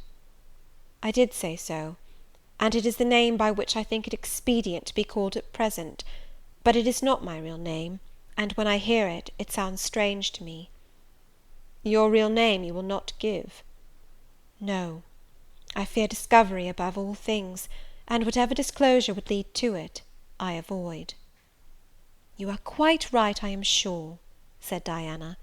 "Now do, brother, let her be at peace a while." But when St. John had mused a few moments, he recommenced as imperturbably and with as much acumen as ever. "You would not like to be long dependent on our hospitality. You would wish, I see, to dispense as soon as may be with my sister's compassion, and above all with my charity. I am quite sensible of the distinction drawn, nor do I resent it, it is just. You desire to be independent of us?" "I do. I have already said so. Show me how to work, or how to seek work, that is all I now ask. Then let me go, if it be but to the meanest cottage; but till then allow me to stay here. I dread another essay of the horrors of homeless destitution." "Indeed you shall stay here," said Diana, putting her white hand on my head. "You shall," repeated Mary, in the tone of undemonstrative sincerity which seemed natural to her. "My sisters, you see, have a pleasure in keeping you," said Mr. St. John, "as they would have a pleasure in keeping and cherishing a half-frozen bird some wintry wind might have driven through their casement. I feel more inclination to put you in the way of keeping yourself, and shall endeavour to do so; but observe, my sphere is narrow. I am but the incumbent of a poor county parish, my aid must be of the humblest sort; and if you are inclined to despise the day of small things, seek some more efficient succour than such as I can offer." "She has already said that she is willing to do anything honest she can do," answered Diana for me. "And you know, St. John, she has no choice of helpers; she is forced to put up with such crusty people as you." "I will be a dressmaker, I will be a plain workwoman, I will be a servant, a nurse girl, if I can be no better," I answered. "Right," said Mr. St. John, quite coolly. "If such is your spirit, I promise to aid you in my own time and way." He now resumed the book with which he had been occupied before tea. I soon withdrew, for I had talked as much and sat up as long as my present strength would permit. Chapter 30. The more I knew of the inmates of Moor House, the better I liked them. In a few days I had so far recovered my health, that I could sit up all day, and walk out sometimes. I could join with Diana and Mary in all their occupations, converse with them as much as they wished, and aid them when and where they would allow me. There was a reviving pleasure in this intercourse, of a kind now tasted by me for the first time; the pleasure arising from perfect congeniality of tastes, sentiments, and principles. I liked to read what they liked to read; what they enjoyed delighted me; what they approved I reverenced. They loved their sequestered home. I too, in the grey, small, antique structure, with its low roof, its latticed casements, its mouldering walls, its avenue of aged firs, all grown aslant under the stress of mountain winds, its garden dark with yew and holly, and where no flowers but of the hardiest species would bloom, found a charm both potent and permanent. They clung to the purple moors behind and around their dwelling, to the hollow vale into which the pebbly bridle path leading from their gate descended, and which wound between fern banks first, and then among a few of the wildest little pasture fields that ever bordered a wilderness of heath, or gave sustenance to a flock of grey moorland sheep, with their little mossy-faced lambs. They clung to this scene, I say, with a perfect enthusiasm of attachment. I could comprehend the feeling, and share both its strength and truth. I saw the fascination of the locality; I felt the consecration of its loneliness; my eye feasted on the outline of swell and sweep, on the wild colouring communicated to ridge and dell by moss, by heath bell, by flower-sprinkled turf, by brilliant bracken and mellow granite crag. These details were just to me what they were to them, so many pure and sweet sources of pleasure. The strong blast and the soft breeze, the rough and the halcyon day, the hours of sunrise and sunset, the moonlight and the clouded night, developed for me, in these regions, the same attraction as for them, wound round my faculties the same spell that entranced theirs. Indoors we agreed equally well. They were both more accomplished and better read than I was, but with eagerness I followed in the path of knowledge they had trodden before me. I devoured the books they lent me; then it was full satisfaction to discuss with them in the evening what I had perused during the day. Thought fitted thought, opinion met opinion; we coincided, in short, perfectly. If in our trio there was a superior and a leader, it was Diana. Physically she far excelled me; she was handsome, she was vigorous. In her animal spirits there was an affluence of life and certainty of flow, such as excited my wonder, while it baffled my comprehension. I could talk a while when the evening commenced, but the first gush of vivacity and fluency gone, I was fain to sit on a stool at Diana's feet, to rest my head on her knee, and listen alternately to her and Mary, while they sounded thoroughly the topic on which I had but touched. Diana offered to teach me German. I liked to learn of her. I saw the part of instructress pleased and suited her; that of scholar pleased and suited me no less. Our natures dovetailed. Mutual affection, of the strongest kind, was the result.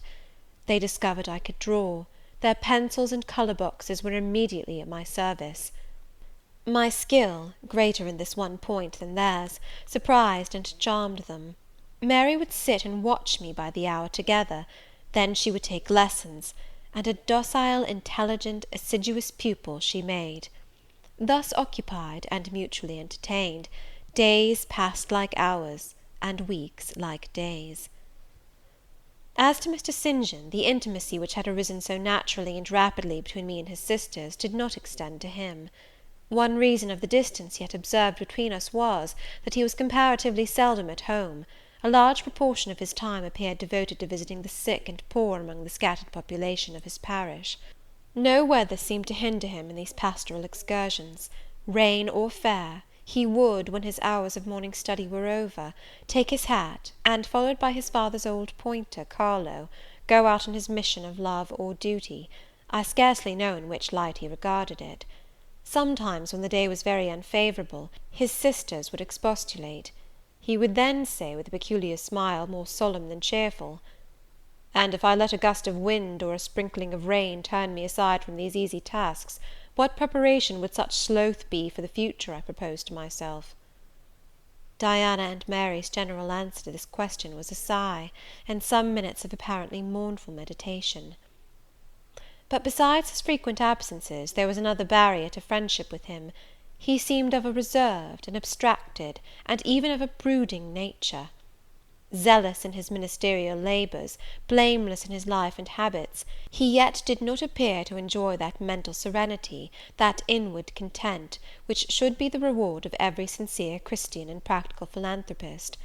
Often of an evening, when he sat at the window, his desk and papers before him, he would cease reading or writing, rest his chin on his hand, and deliver himself up to I know not what course of thought; but that it was perturbed and exciting might be seen in the frequent flash and changeful dilation of his eye. I think, moreover, that nature was not to him that treasury of delight it was to his sisters. He expressed once, and but once, in my hearing, a strong sense of the rugged charm of the hills, and an inborn affection for the dark roof and hoary walls he called his home; but there was more of gloom than pleasure in the tone and words in which the sentiment was manifested, and never did he seem to roam the moors for the sake of their soothing silence, never seek out or dwell upon the thousand peaceful delights they could yield. Incommunicative as he was, some time elapsed before I had an opportunity of gauging his mind. I first got an idea of its calibre when I heard him preach in his own church at Morton. I wish I could describe that sermon, but it is past my power. I cannot even render faithfully the effect it produced on me. It began calm, and indeed, as far as delivery and pitch of voice went, it was calm to the end. An earnestly felt, yet strictly restrained zeal breathed soon in the distinct accents, and prompted the nervous language. This grew to force, compressed, condensed, controlled. The heart was thrilled, the mind astonished, by the power of the preacher; neither was softened. Throughout there was a strange bitterness, an absence of consolatory gentleness. Stern allusions to Calvinistic doctrines, election, predestination, reprobation, were frequent, and each reference to these points sounded like a sentence pronounced for doom. When he had done, instead of feeling better, calmer, more enlightened by his discourse, I experienced an inexpressible sadness; for it seemed to me, I know not whether equally so to others, that the eloquence to which I had been listening had sprung from a depth where lay turbid dregs of disappointment, where moved troubling impulses of insatiate yearnings and disquieting aspirations. I was sure St. John Rivers, pure-lived, conscientious, zealous as he was, had not yet found that peace of God which passeth all understanding. He no more had found it, I thought, than had I, with my concealed and racking regrets for my broken idol and lost Elysium, regrets to which I have latterly avoided referring, but which possessed me and tyrannized over me ruthlessly. Meantime, a month was gone. Diana and Mary were soon to leave Moor House, and return to the far different life and scene which awaited them, as governesses in a large, fashionable, south of England city, where each held a situation in families by whose wealthy and haughty members they were regarded only as humble dependents, and who neither knew nor sought out their innate excellencies, and appreciated only their acquired accomplishments as they appreciated the skill of their cook or the taste of their waiting woman. Mr. St. John had said nothing to me yet about the employment he had promised to obtain for me, yet it became urgent that I should have a vacation of some kind.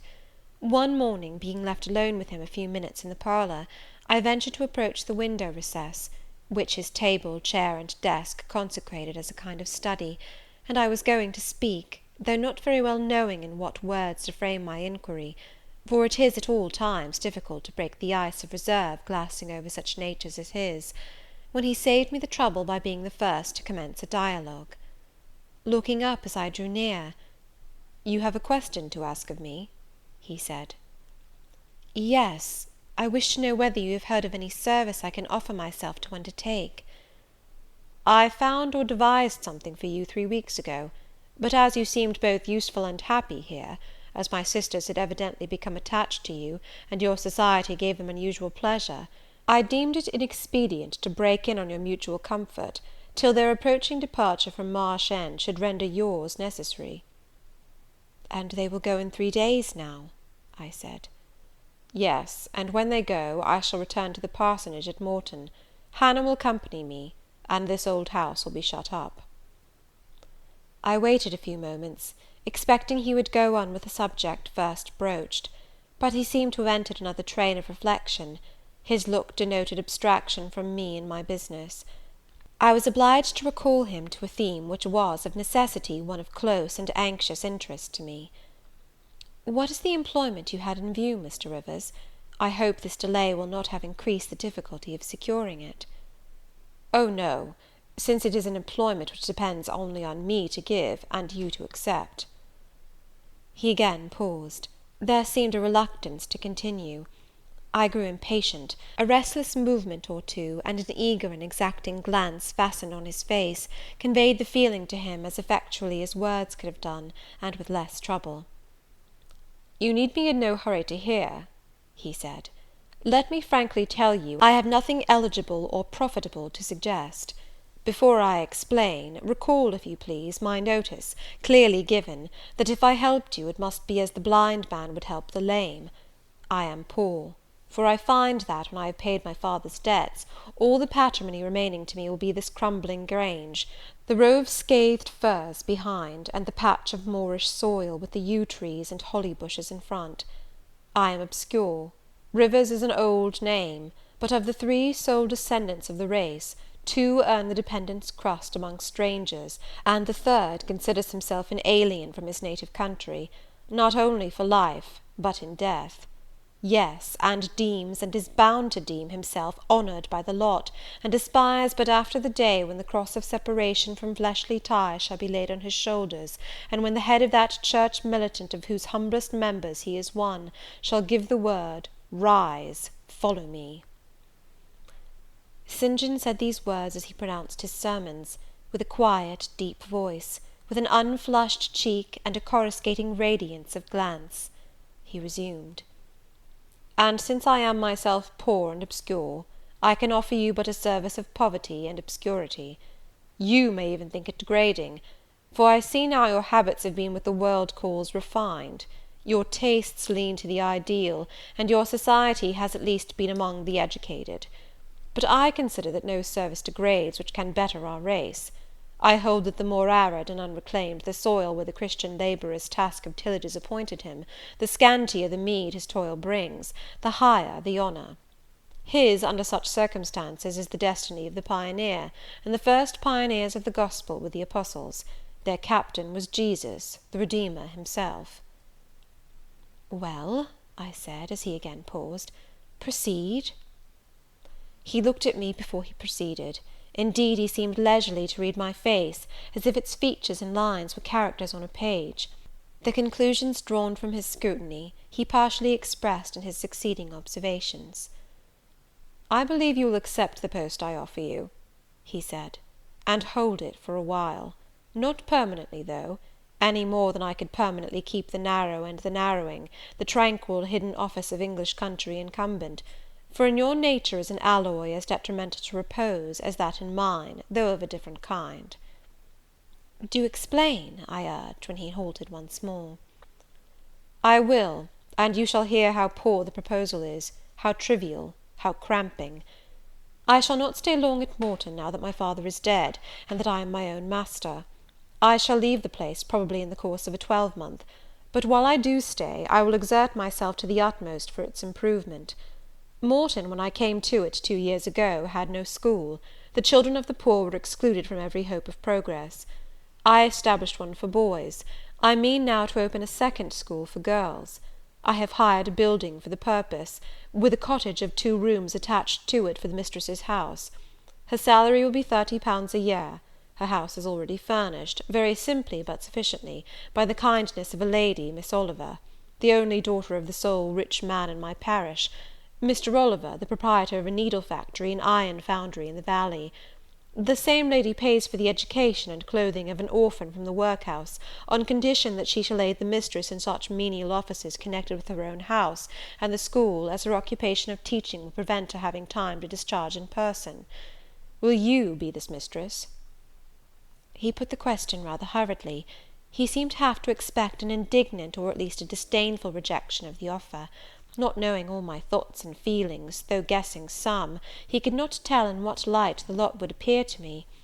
In truth, it was humble, but then it was sheltered, and I wanted a safe asylum. It was plodding, but then, compared with that of a governess in a rich house, it was independent; and the fear of servitude with strangers entered my soul like iron. It was not ignoble, not unworthy, not mentally degrading. I made my decision. "Thank you for the proposal, Mr. Rivers, and I accept it with all my heart." "But you comprehend me," he said. "It is a village school. Your scholars would be only poor girls, cottagers' children, at the best farmers' daughters. Knitting, sewing, reading, writing, ciphering, will be all you will have to teach. What will you do with your accomplishments? What with the largest portion of your mind, sentiments, tastes?" "Save them till they are wanted. They will keep." "You know what you undertake, then?" "I do." He now smiled, and not a bitter or a sad smile, but one well pleased and deeply gratified. "And when will you commence the exercise of your function?" "I will go to my house to-morrow, and open the school, if you like, next week." "Very well, so be it." He rose and walked through the room. Standing still, he again looked at me. He shook his head. "What do you disapprove of, Mr. Rivers?" I asked. "You will not stay at Morton long. No, no." "Why, what is your reason for saying so?" "I read it in your eye. It is not of that description which promises the maintenance of an even tenor in life." "I am not ambitious." He started at the word ambitious. He repeated, "No. What made you think of ambition? Who is ambitious? I know I am, but how did you find it out?" "I was speaking of myself." "Well, if you're not ambitious, you are—" He paused. "What?" "I was going to say impassioned, but perhaps you would have misunderstood the word and been displeased. I mean that human affections and sympathies have a most powerful hold on you. I am sure you cannot long be content to pass your leisure in solitude, and to devote your working hours to a monotonous labour wholly void of stimulus, any more than I can be content," he added with emphasis, "to live here buried in morass, pent in with mountains. My nature, that God gave me, contravened; my faculties, heaven bestowed, paralysed, made useless. You hear now how I contradict myself. I, who preached contentment with a humble lot, and justified the vocation even of hewers of wood and drawers of water in God's service, I, his ordained minister, almost rave in my restlessness. Well, propensities and principles must be reconciled by some means." He left the room. In this brief hour I had learnt more of him than in the whole previous month, yet still he puzzled me. Diana and Mary Rivers became more sad and silent as the day approached for leaving their brother and their home. They both tried to appear as usual, but the sorrow they had to struggle against was one that could not be entirely conquered or concealed. Diana intimated that this would be a different parting from any they had ever yet known. It would probably, as far as St. John was concerned, be a parting for years; it might be a parting for life. "He will sacrifice all to his long-framed resolves," she said. "Natural affection and feelings more potent still. St. John looks quiet, Jane, but he hides a fever in his vitals. You would think him gentle, yet in some things he is inexorable as death; and the worst of it is, my conscience will hardly permit me to dissuade him from his severe decision. Certainly I cannot for a moment blame him for it. It is right, Christian, noble, yet it breaks my heart." And the tears gushed to her fine eyes.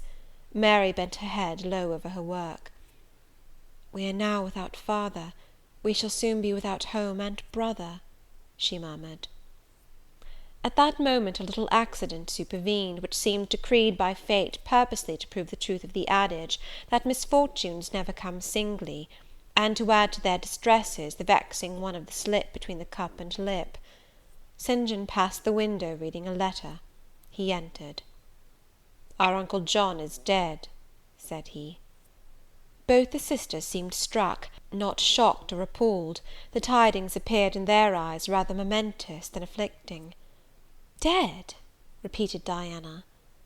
"Yes." She riveted a searching gaze on her brother's face. "And what then?" she demanded in a low voice. "What then, Di?" he replied, maintaining a marble immobility of feature. "What then? Why, nothing. Read." He threw the letter into her lap. She glanced over it, and handed it to Mary. Mary perused it in silence, and returned it to her brother. All three looked at each other, and all three smiled, a dreary, pensive smile enough. "Amen, we can yet live," said Diana at last. "At any rate, it makes us no worse off than we were before," remarked Mary. "Only it forces rather strongly on the mind the picture of what might have been," said Mr. Rivers, "and contrasts it somewhat too vividly with what is." He folded the letter, locked it in his desk, and again went out. For some minutes no one spoke. Diana then turned to me. "Jane, you will wonder at us and our mysteries," she said, "and think us hard-hearted beings not to be more moved at the death of so near a relation as an uncle; but we had never seen him or known him. He was my mother's brother. My father and he quarrelled long ago. It was by his advice that my father risked most of his property in the speculation that ruined him. Mutual recrimination passed between them. They parted in anger and were never reconciled. My uncle engaged afterwards in more prosperous undertakings. It appears he realised a fortune of £20,000. He was never married, and had no near kindred but ourselves and one other person, not more closely related than we. My father always cherished the idea that he would atone for his error by leaving his possessions to us. That letter informs us that he has bequeathed every penny to the other relation, with the exception of 30 guineas, to be divided between St. John, Diana, and Mary Rivers, for the purchase of 3 mourning rings. He had a right, of course, to do as he pleased, and yet a momentary damp is cast on the spirits by the receipt of such news. Mary and I would have esteemed ourselves rich with £1,000 each. and to St. John such a sum would have been valuable, for the good it would have enabled him to do. This explanation given, the subject was dropped, and no further reference made to it by either Mr. Rivers or his sisters. The next day I left Marsh End for Morton. The day after, Diana and Mary quitted it for distant B. In a week Mr. Rivers and Hannah repaired to the parsonage, and so the old Grange was abandoned. Chapter 31. My home, then, when I at last find a home, is a cottage, a little room with whitewashed walls and a sanded floor, containing 4 painted chairs and a table, a clock, a cupboard, with 2 or 3 plates and dishes, and a set of tea-things in delf. Above, a chamber of the same dimensions as the kitchen, with a deal bedstead and chest of drawers, small, yet too large to be filled with my scanty wardrobe, though the kindness of my gentle and generous friends has increased that by a modest stock of such things as are necessary. It is evening. I have dismissed with the fee of an orange the little orphan who serves me as a handmaid. I am sitting alone on the hearth. This morning the village school opened. I had 20 scholars. But 3 of the number can read, none write or cipher. Several knit, and a few sew a little. They speak with the broadest accent of the district. At present they and I have a difficulty in understanding each other's language. Some of them are unmannered, rough, intractable, as well as ignorant; but others are docile, have a wish to learn, and evince a disposition that pleases me. I must not forget that these coarsely clad little peasants are of flesh and blood as good as the scions of gentlest genealogy, and that the germs of native excellence, refinement, intelligence, kind feeling, are as likely to exist in their hearts as in those of the best born. My duty will be to develop these germs. Surely I shall find some happiness in discharging that office. Much enjoyment I do not expect in the life opening before me, yet it will, doubtless, if I regulate my mind, and exert my powers as I ought, yield me enough to live on from day to day.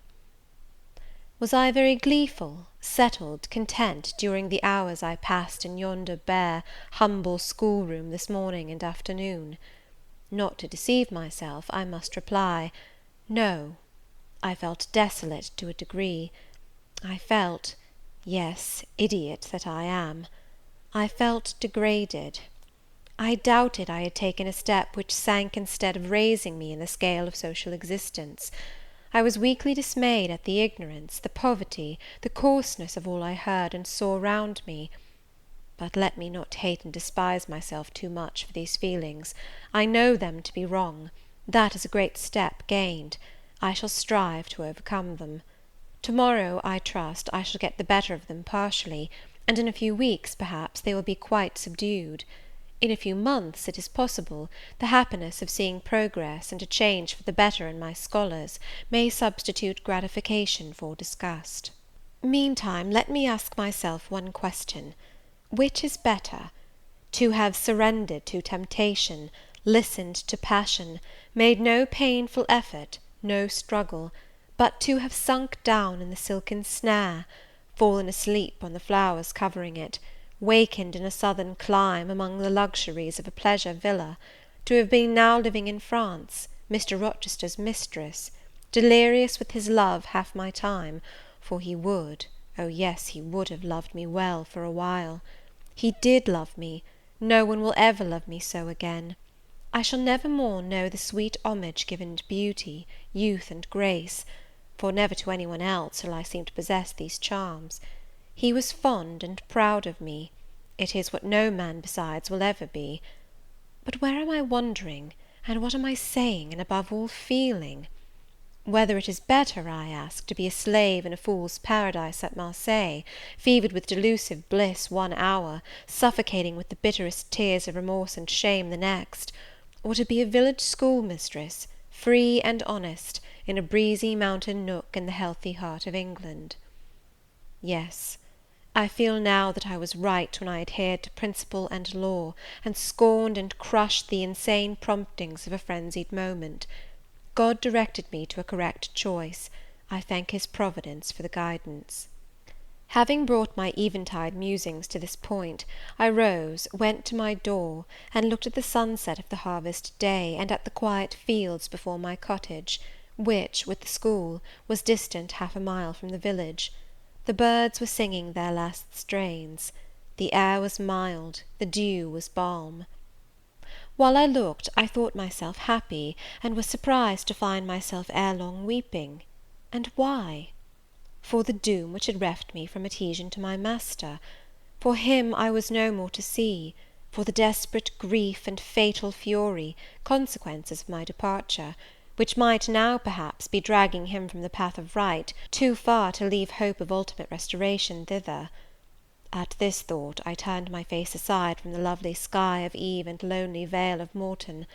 I say lonely, for in that bend of it visible to me there was no building apparent save the church and the parsonage, half-hidden trees, and quite at the extremity, the roof of Vale Hall, where the rich Mr. Oliver and his daughter lived.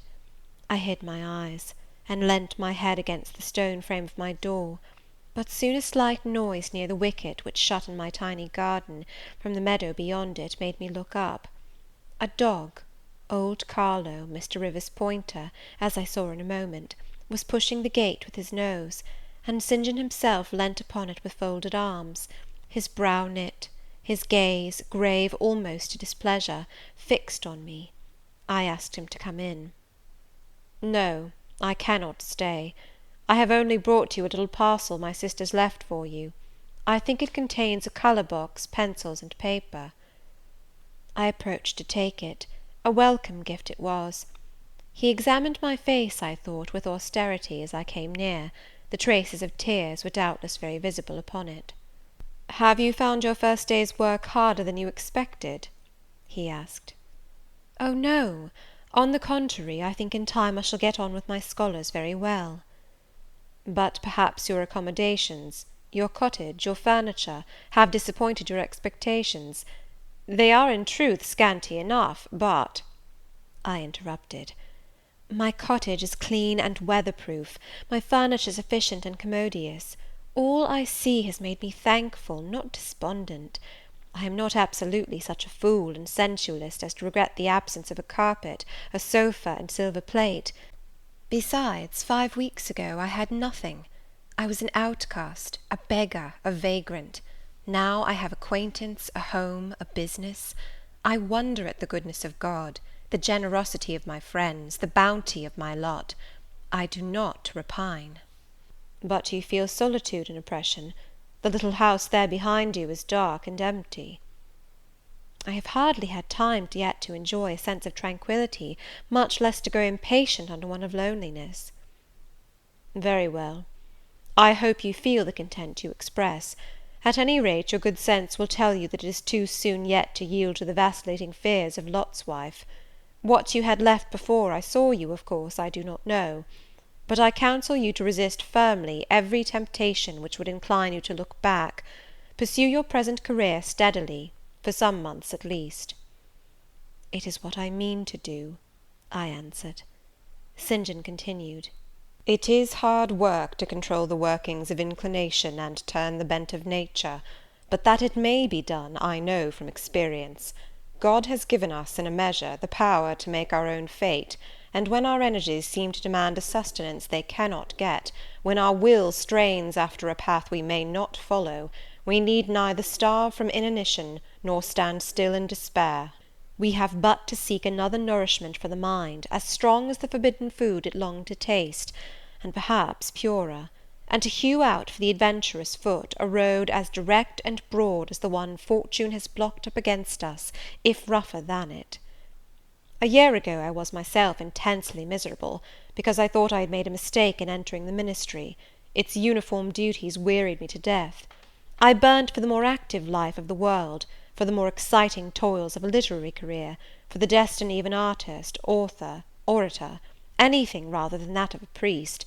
Yes, the heart of a politician, of a soldier, of a votary of glory, a lover of renown, a lustre after power, beat under my curate's surplice.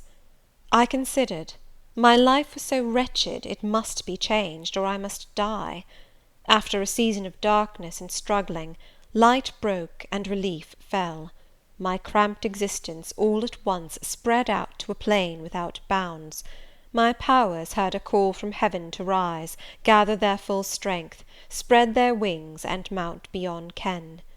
God had an errand for me, to bear which afar, to deliver it well, skill and strength, courage and eloquence, the best qualifications of soldier, statesman, and orator, were all needed, for these all centre in the good missionary. A missionary I resolved to be. From that moment my state of mind changed. The fetters dissolved and dropped from every faculty, leaving nothing of bondage but its galling soreness, which time only can heal. My father, indeed, imposed the determination, but since his death I have not a legitimate obstacle to contend with. Some affairs settled, a successor for Morton provided, an entanglement or two of the feelings broken through or cut asunder, a last conflict with human weakness, in which I know I shall overcome, because I have vowed that I will overcome, and I leave Europe for the East. He said this in his peculiar, subdued, yet emphatic voice, looking, when he had ceased speaking, not at me, but at the setting sun, at which I looked too.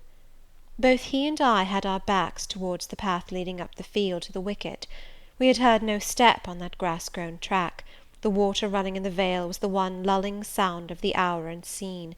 We might well then start, when a gay voice, sweet as a silver bell, exclaimed, "Good evening, Mr. Rivers." "And good evening, old Carlo.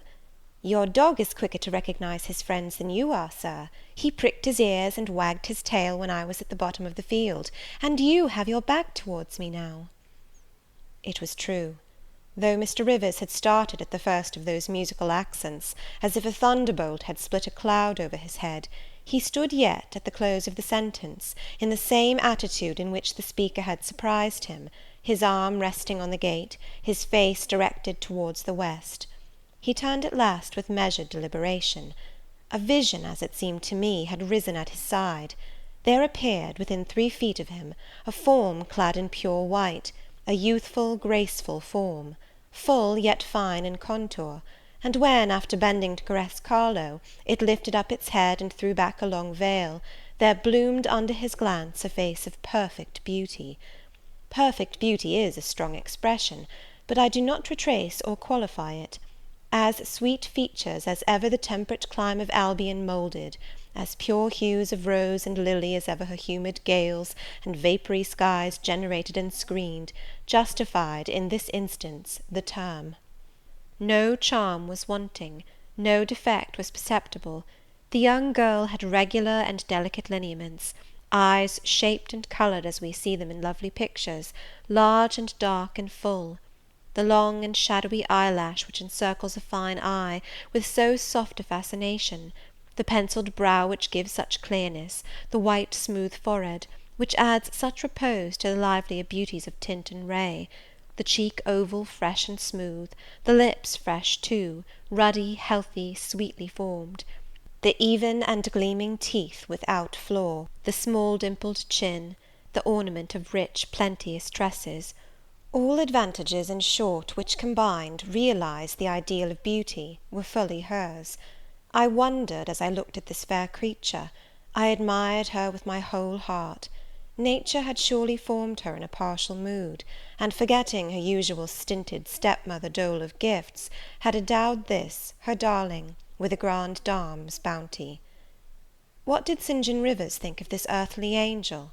I naturally asked myself that question as I saw him turn to her and look at her, and as naturally I sought the answer to the inquiry in his countenance.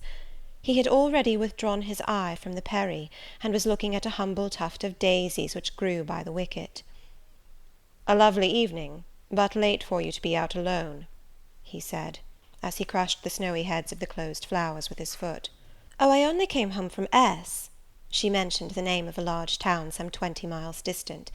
"This afternoon. Papa told me you had opened your school, and that the new mistress was come, and so I put on my bonnet after tea, and ran up the valley to see her. This is she?" pointing to me. "It is," said St. John. "Do you think you shall like Morton?" she asked of me, with a direct and naive simplicity of tone and manner, pleasing, if childlike. "I hope I shall. I have many inducements to do so." Did you find your scholars as attentive as you expected?" "Quite." "Do you like your house?" "Very much." "Have I furnished it nicely?" "Very nicely indeed." "And made a good choice of an attendant for you in Alice Wood?" "You have indeed. She is teachable and handy." This, then, I thought, is Miss Oliver, the heiress, favoured, it seems, in the gifts of fortune as well as in those of nature. What happy combination of the planets presided over her birth, I wonder? "I shall come up and help you to teach sometimes," she added. "It will be a change for me to visit you now and then, and I like a change. Mr. Rivers, I have been so gay during my stay at S. Last night, or rather this morning, I was dancing till 2 o'clock. The th regiment are stationed there since the riots, and the officers are the most agreeable men in the world. They put all our young knife grinders and scissor merchants to shame." It seemed to me that Mr. St. John's under lip protruded, and his upper lip curled a moment. His mouth certainly looked a good deal compressed, and the lower part of his face unusually stern and square, as the laughing girl gave him this information. He lifted his gaze, too, from the daisies, and turned it on her. An unsmiling, a searching, a meaning gaze it was. She answered it with a second laugh, and laughter well became her youth, her roses, her dimples, her bright eyes. As he stood, mute and grave, she again fell to caressing Carlo. "Poor Carlo loves me," said she. "He is not stern and distant to his friends, and if he could speak, he would not be silent." As she patted the dog's head, bending with native grace before his young and austere master, I saw a glow rise to that master's face. I saw his solemn eye melt with sudden fire, and flicker with resistless emotion. Flushed and kindled thus, he looked nearly as beautiful for a man as she for a woman. His chest heaved once, as if his large heart, weary of despotic constriction, had expanded, despite the will, and made a vigorous bound for the attainment of liberty. But he curbed it, I think, as a resolute rider would curb a rearing steed. He responded neither by word nor movement to the gentle advances made him. "Papa says you never come to see us now," continued Miss Oliver, looking up. "You are quite a stranger at Vale Hall. He is alone this evening, and not very well. Will you return with me and visit him?" "It is not a seasonable hour to intrude on Mr. Oliver," answered St. John. "Not a seasonable hour! But I declare it is. It is just the hour when papa most wants company, when the works are closed, and he has no business to occupy him. Now, Mr. Rivers, do come. Why are you so very shy, and so very sombre?" She filled up the hiatus his silence left by a reply of her own. "I forgot," she exclaimed, shaking her beautiful curled head as if shocked at herself. "I am so giddy and thoughtless. Do excuse me. It had slipped my memory that you have good reasons to be indisposed for joining in my chatter. Diana and Mary have left you, and Moor House is shut up, and you are so lonely. I am sure I pity you. Do come and see papa." "Not to-night, Miss Rosamond, not to-night." Mr. St. John spoke almost like an automaton. Himself only knew the effort it cost him thus to refuse. "Well, if you are so obstinate, I will leave you, for I dare not stay any longer. The dew begins to fall. Good evening." She held out her hand. He just touched it. "Good evening," he repeated, in a voice low and hollow as an echo. She turned, but in a moment returned. "Are you well?" she asked. Well might she put the question. His face was as blanched as her gown. "Quite well," he enunciated, and with a bow he left the gate. She went one way, he another. She turned twice to gaze after him as she tripped fairy-like down the field. He, as he strode firmly across, never turned at all. This spectacle of another's suffering and sacrifice rapt my thoughts from exclusive meditation on my own. Diana Rivers had designated her brother inexorable as death. She had not exaggerated. Chapter 32. I continued the labours of the village school as actively and faithfully as I could. It was truly hard work at first. Some time elapsed before, with all my efforts, I could comprehend my scholars and their nature. Wholly untaught, with faculties quite torpid, they seemed to me hopelessly dull, and at first sight all dull alike, but I soon found I was mistaken. There was a difference amongst them as amongst the educated, and when I got to know them, and they me, this difference rapidly developed itself. Their amazement at me, my language, my rules, and ways, once subsided, I found some of these heavy-looking, gaping rustics wake up into sharp-witted girls enough. Many showed themselves obliging, and amiable too, and I discovered amongst them not a few examples of natural politeness and innate self-respect, as well as of excellent capacity, that won both my good-will and my admiration. These soon took a pleasure in doing their work well, in keeping their persons neat, in learning their tasks regularly, in acquiring quiet and orderly manners. The rapidity of their progress, in some instances, was even surprising, and an honest and happy pride I took in it. Besides, I began personally to like some of the best girls, and they liked me. I had amongst my scholars several farmers' daughters, young women grown almost. These could already read, write, and sew, and to them I taught the elements of grammar, geography, history, and the finer kinds of needlework. I found estimable characters among them, characters desirous of information and disposed for improvement, with whom I passed many a pleasant evening hour in their own homes. Their parents then, the farmer and his wife, loaded me with attentions. There was an enjoyment in accepting their simple kindness, and in repaying it by a consideration, a scrupulous regard to their feelings, to which they were not, perhaps, at all times accustomed, and which both charmed and benefited them; because, while it elevated them in their own eyes, it made them emulous to merit the deferential treatment they received. I felt I became a favourite in the neighbourhood. Whenever I went out, I heard on all sides cordial salutations, and was welcomed with friendly smiles. To live amidst general regard, though it be but the regard of working people, is like sitting in sunshine, calm and sweet. Serene inward feelings bud and bloom under the ray. At this period of my life, my heart far oftener swelled with thankfulness than sank with dejection. And yet, reader, to tell you all, in the midst of this calm, this useful existence, after a day passed in honourable exertion amongst my scholars, an evening spent in drawing or reading contentedly alone, I used to rush into strange dreams at night, dreams many-coloured, agitated, full of the ideal, the stirring, the stormy; dreams where, amidst unusual scenes, charged with adventure, with agitating risk and romantic chance, I still again and again met Mr. Rochester, always at some exciting crisis, and then the sense of being in his arms, hearing his voice, meeting his eye, touching his hand and cheek, loving him, being loved by him, the hope of passing a lifetime at his side, would be renewed, with all its first force and fire. Then I awoke; then I recalled where I was, and how situated; then I rose up on my curtainless bed, trembling and quivering; and then the still, dark night witnessed the convulsion of despair, and heard the burst of passion. By 9 o'clock the next morning I was punctually opening the school, tranquil, settled, prepared for the steady duties of the day. Rosamond Oliver kept her word in coming to visit me. Her call at the school was generally made in the course of her morning ride. She would canter up to the door on her pony, followed by a mounted livery servant.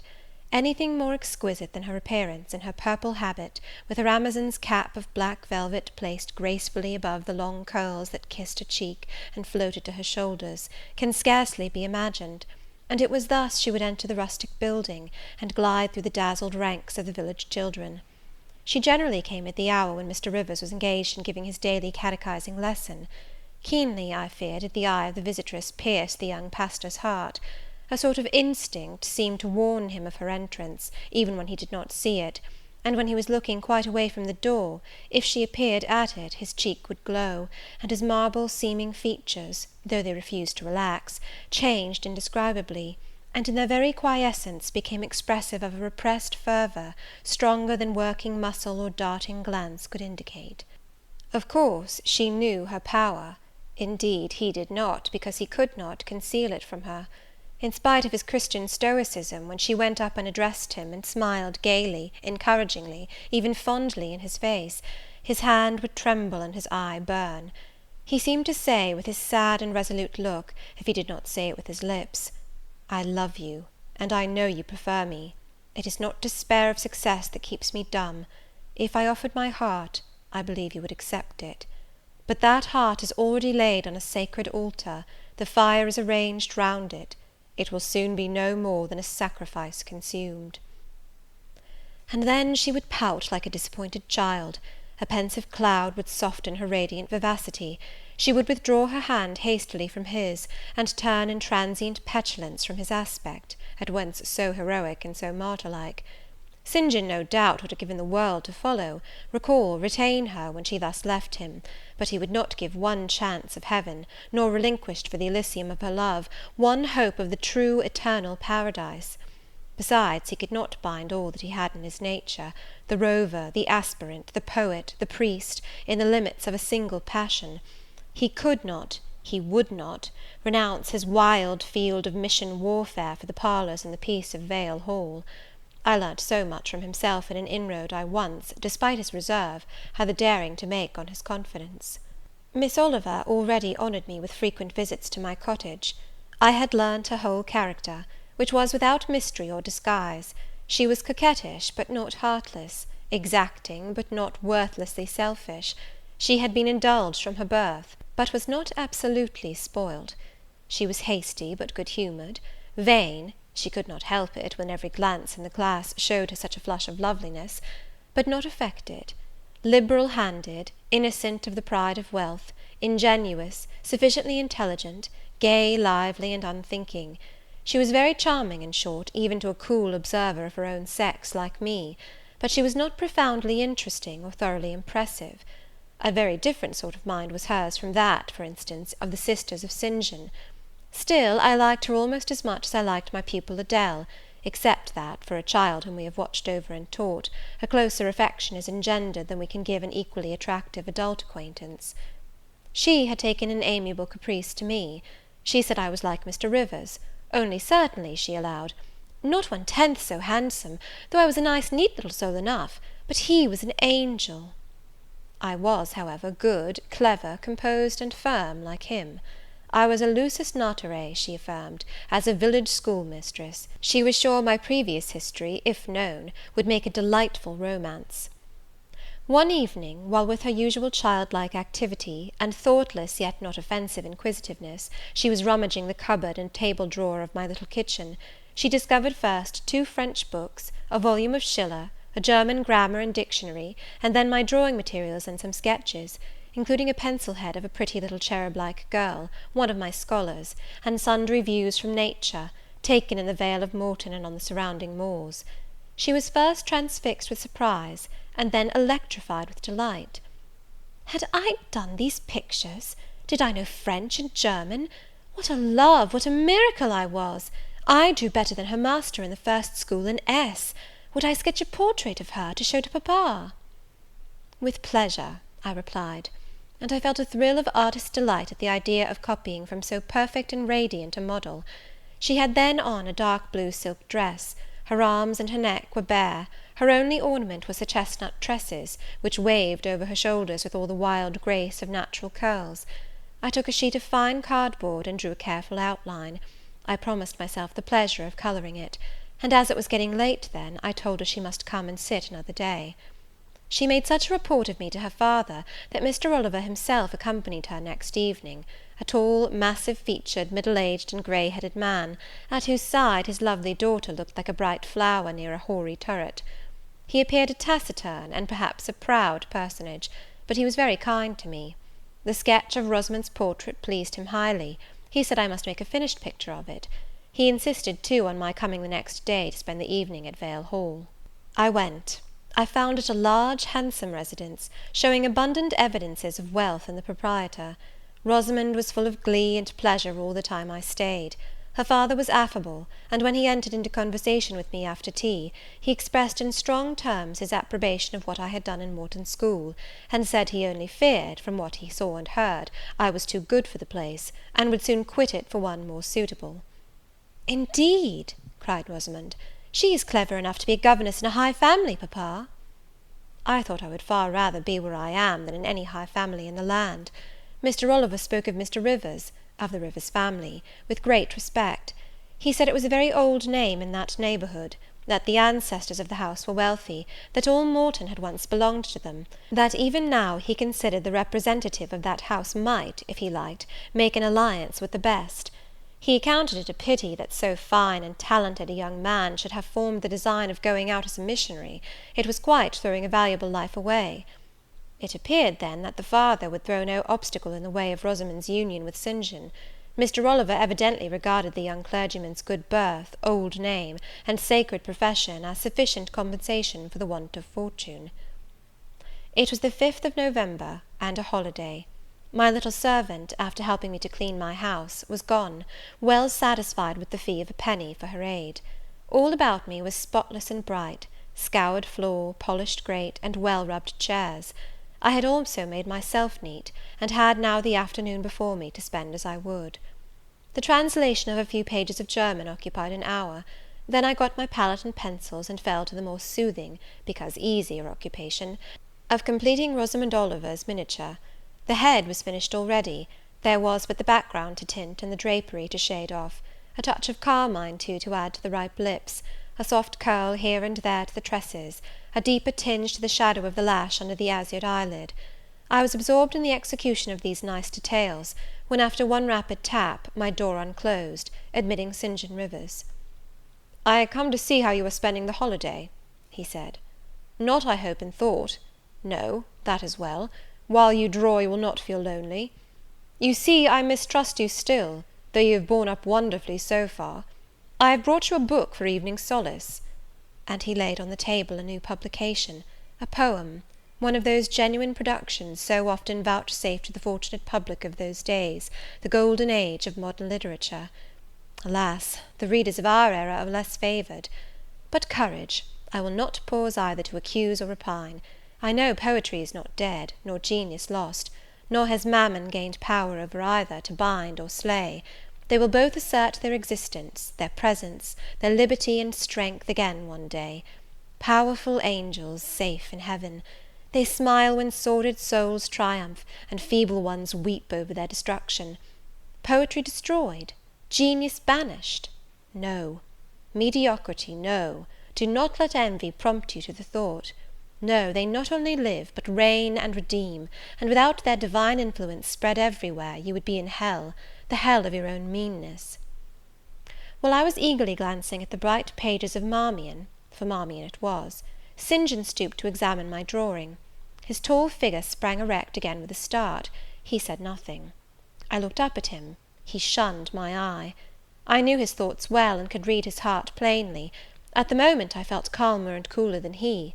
I had then temporarily the advantage of him, and I conceived an inclination to do him some good if I could. With all his firmness and self-control, thought I, he tasks himself too far, locks every feeling and pang within, expresses, confesses, imparts nothing. I am sure it would benefit him to talk a little about this sweet Rosamond, whom he thinks he ought not to marry. I will make him talk.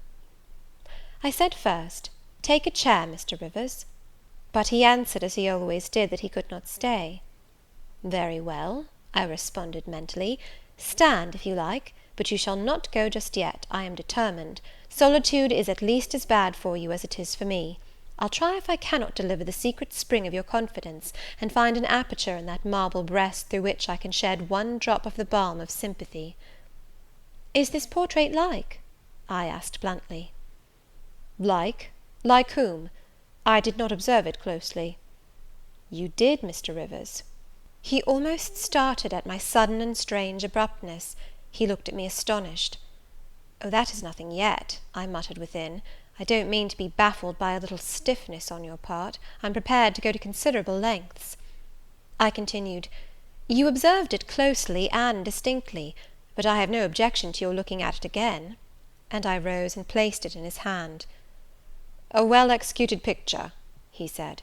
"Very soft, clear colouring, very graceful and correct drawing."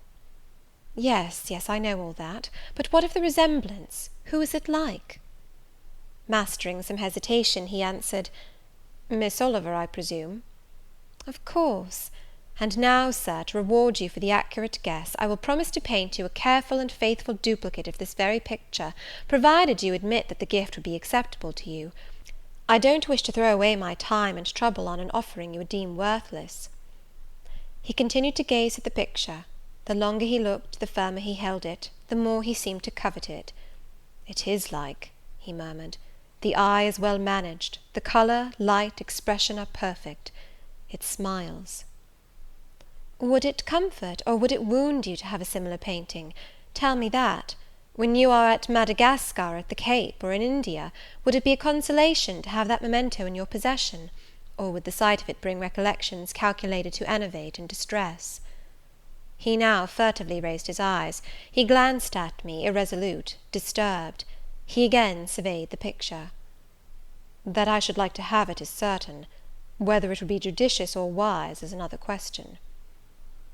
Since I had ascertained that Rosamond really preferred him, and that her father was not likely to oppose the match, I, less exalted in my views than St. John, had been strongly disposed in my own heart to advocate their union. It seemed to me that, should he become the possessor of Mr. Oliver's large fortune, he might do as much good with it as if he went and laid his genius out to wither, and his strength to waste under a tropical sun. With this persuasion I now answered, "As far as I can see, it would be wiser and more judicious if you were to take to yourself the original at once." By this time he had sat down. He had laid the picture on the table before him, and with his brow supported on both hands, hung fondly over it. I discerned he was now neither angry nor shocked at my audacity. I saw even that to be thus frankly addressed on a subject he had deemed unapproachable, to hear it thus freely handled, was beginning to be felt by him as a new pleasure, an unhoped-for relief. Reserved people often really need the frank discussion of their sentiments and griefs more than the expansive.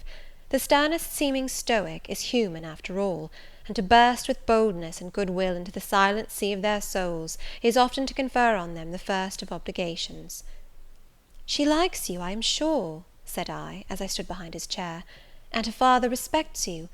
Moreover, she is a sweet girl, rather thoughtless, but she would have sufficient thought for both yourself and her.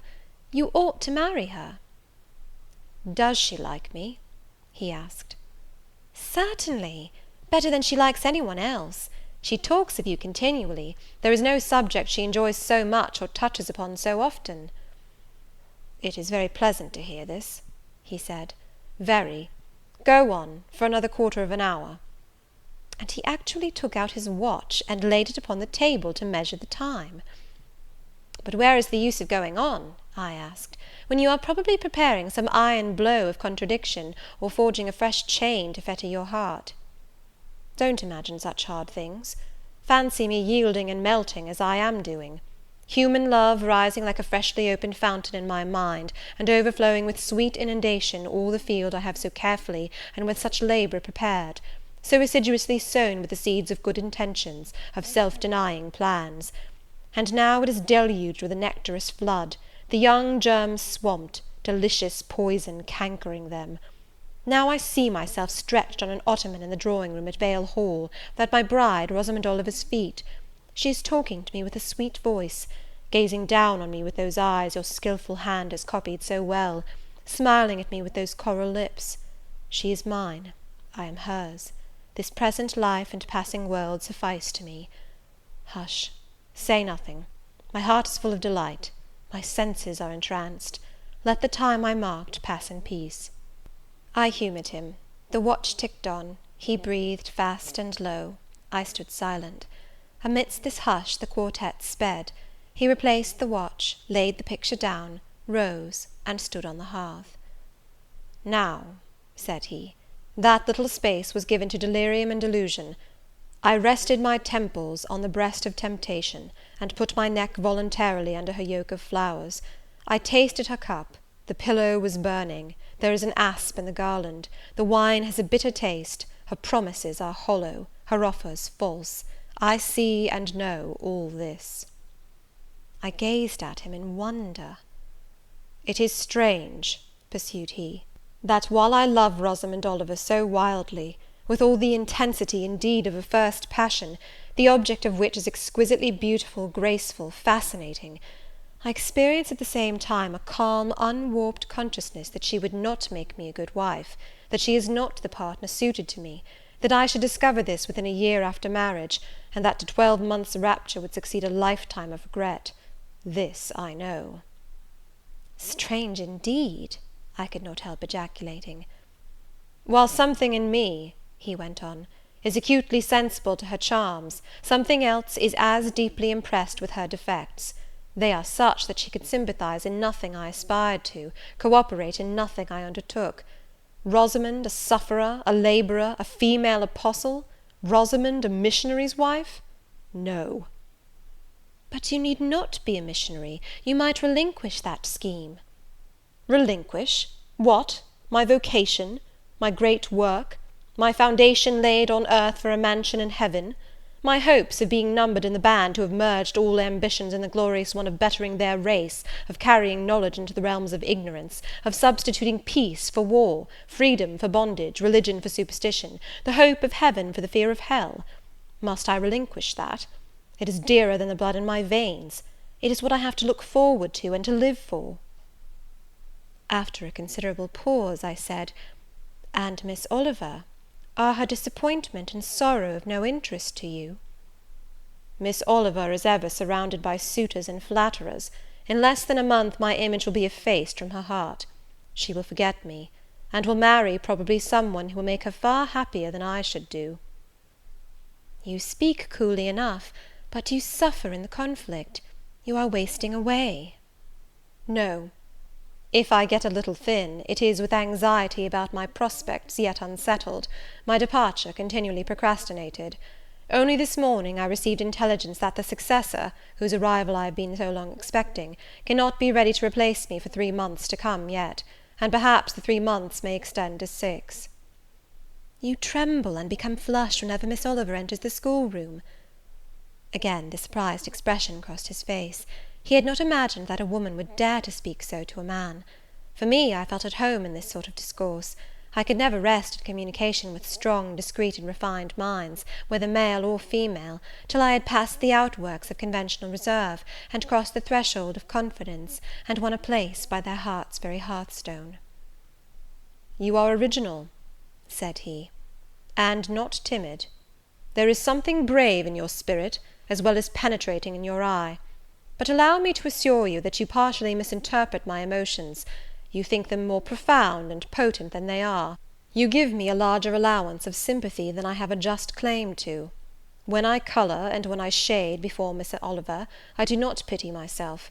I scorn the weakness. I know it is ignoble, a mere fever of the flesh, not, I declare, the convulsion of the soul. That is just as fixed as a rock, firm set in the depths of a restless sea. Know me to be what I am, a cold, hard man." I smiled incredulously. "You have taken my confidence by storm," he continued, "and now it is much at your service. I am simply in my original state, stripped of that blood-bleached robe with which Christianity covers human deformity, a cold, hard, ambitious man. Natural affection only, of all the sentiments, has permanent power over me. Reason and not feeling is my guide. My ambition is unlimited. My desire to rise higher, to do more than others, insatiable. I honour endurance, perseverance, industry, talent, because these are the means by which men achieve great ends and mount to lofty eminence. I watch your career with interest, because I consider you a specimen of a diligent, orderly, energetic woman, not because I deeply compassionate what you have gone through, or what you still suffer." "You would describe yourself as a mere pagan philosopher," I said. "No. There is this difference between me and deistic philosophers. I believe, and I believe the gospel. You missed your epithet. I am not a pagan, but a Christian philosopher, a follower of the sect of Jesus. As his disciple, I adopt his pure, his merciful, his benignant doctrines. I advocate them. I am sworn to spread them. Won in youth to religion, she has cultivated my original qualities thus: from the minute germ, natural affection, she has developed the overshadowing tree, philanthropy. From the wild, stringy root of human uprightness, she has reared a due sense of the divine justice. Of the ambition to win power and renown for my wretched self, she has formed the ambition to spread my Master's kingdom, to achieve victories for the standard of the cross. So much has religion done for me, turning the original materials to the best account, pruning and training nature. But she could not eradicate nature, nor will it be eradicated till this mortal shall put on immortality. Having said this, he took his hat, which lay on the table beside my pallet. Once more he looked at the portrait. "She is lovely," he murmured. "She is well named the rose of the world indeed." "And may I not paint one like it for you?" "Cui bono? No." He drew over the picture the sheet of thin paper on which I was accustomed to rest my hand in painting, to prevent the cardboard from being sullied. What he suddenly saw on this blank paper, it was impossible for me to tell, but something had caught his eye. He took it up with a snatch, he looked at the edge, then shot a glance at me inexpressibly peculiar, and quite incomprehensible, a glance that seemed to take and make note of every point in my shape, face, and dress, for it traversed all, quick, keen as lightning. His lips parted as if to speak, but he checked the coming sentence, whatever it was. "What is the matter?" I asked. "Nothing in the world," was the reply, and replacing the paper, I saw him dexterously tear a narrow slip from the margin. It disappeared in his glove, and with one hasty nod, and "Good afternoon," he vanished. "Well," I exclaimed, using an expression of the district, "that caps the globe, however." I, in my turn, scrutinized the paper, but saw nothing on it save a few dingy stains of paint where I had tried the tint in my pencil. I pondered the mystery a minute or two, but finding it insolvable, and being certain it could not be of much moment, I dismissed, and soon forgot it. Chapter 33. When Mr. St. John went, it was beginning to snow. The whirling storm continued all night. The next day a keen wind brought fresh and blinding falls. By twilight the valley was drifted up and almost impassable. I had closed my shutter, laid a mat to the door to prevent the snow from blowing in under it, trimmed my fire, and after sitting nearly an hour on the hearth listening to the muffled fury of the tempest, I lit a candle, took down Marmion, and beginning, "They set on Norham's castle steep, and Tweed's fair river broad and deep, and Cheviot's mountains lone, the massive towers the dungeon keep, the flanking walls that round them sweep, in yellow lustre shone." I soon forgot storm in music. I heard a noise. The wind, I thought, shook the door. No, it was St. John Rivers, who, lifting the latch, came in out of the frozen hurricane, the howling darkness, and stood before me, the cloak that covered his tall figure all white as a glacier. I was almost in consternation, so little had I expected any guest from the blocked-up vale that night. "Any ill news?" I demanded. "Has anything happened?" "No. How very easily alarmed you are," he answered, removing his cloak and hanging it up against the door, towards which he again coolly pushed the mat which his entrance had deranged. He stamped the snow from his boots. "I shall sully the purity of your floor," said he, "but you must excuse me for once." Then he approached the fire. "I have had hard work to get here, I assure you," he observed, as he warmed his hands over the flame. "One drift took me up to the waist. Happily the snow is quite soft yet." "But why are you come?" I could not forbear saying. "Rather an inhospitable question to put to a visitor, but since you ask it, I answer simply to have a little talk with you. I got tired of my mute books and empty rooms. Besides, since yesterday I have experienced the excitement of a person to whom a tale has been half told, and who is impatient to hear the sequel." He sat down. I recalled his singular conduct of yesterday, and really I began to fear his wits were touched. If he were insane, however, this was a very cool and collected insanity. I had never seen that handsome-featured face of his look more like chiselled marble than it did just now, as he put aside his snow-wet hair from his forehead, and let the firelight shine free on his pale brow, and cheek as pale, where it grieved me to discover the hollow trace of care or sorrow now so plainly graved. I waited, expecting he would say something I could at least comprehend, but his hand was now at his chin, his finger on his lip. He was thinking. It struck me that his hand looked wasted like his face. A perhaps uncalled-for gush of pity came over my heart. I was moved to say, "I wish Diana or Mary would come and live with you. It is too bad that you should be quite alone, and you are recklessly rash about your own health." "Not at all," said he. "I care for myself when necessary. I am well now. What do you see amiss in me?" This was said with a careless, abstracted indifference, which showed that my solicitude was, at least in his opinion, wholly superfluous. I was silenced.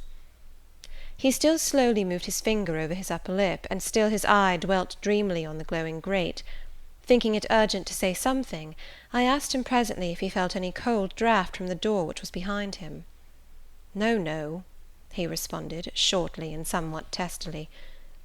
"Well," I reflected, "if you won't talk, you may be still. I'll let you alone now, and return to my book." So I snuffed the candle and resumed the perusal of Marmion. He soon stirred. My eye was instantly drawn to his movements. He only took out a morocco pocket-book, thence produced a letter, which he read in silence, folded it, put it back, relapsed into meditation. It was vain to try to read with such an inscrutable fixture before me, nor could I, in impatience, consent to be dumb. He might rebuff me if he liked, but talk I would. "Have you heard from Diana and Mary lately?" "Not since the letter I showed you a week ago." "There has not been any change made about your own arrangements? You will not be summoned to leave England sooner than you expected?" "I fear not, indeed. Such chance is too good to befall me." Baffled so far, I changed my ground. I bethought myself to talk about the school and my scholars. "Mary Garrett's mother is better, and Mary came back to school this morning, and I shall have 4 new girls next week from the Foundry Close. They would have come to-day but for the snow." "Indeed?" "Mr. Oliver pays for 2. "Does he?" "He means to give the whole school a treat at Christmas." "I know." "Was it your suggestion?" "No." "Whose, then?" "His daughter's, I think." "It is like her, she is so good-natured." "Yes."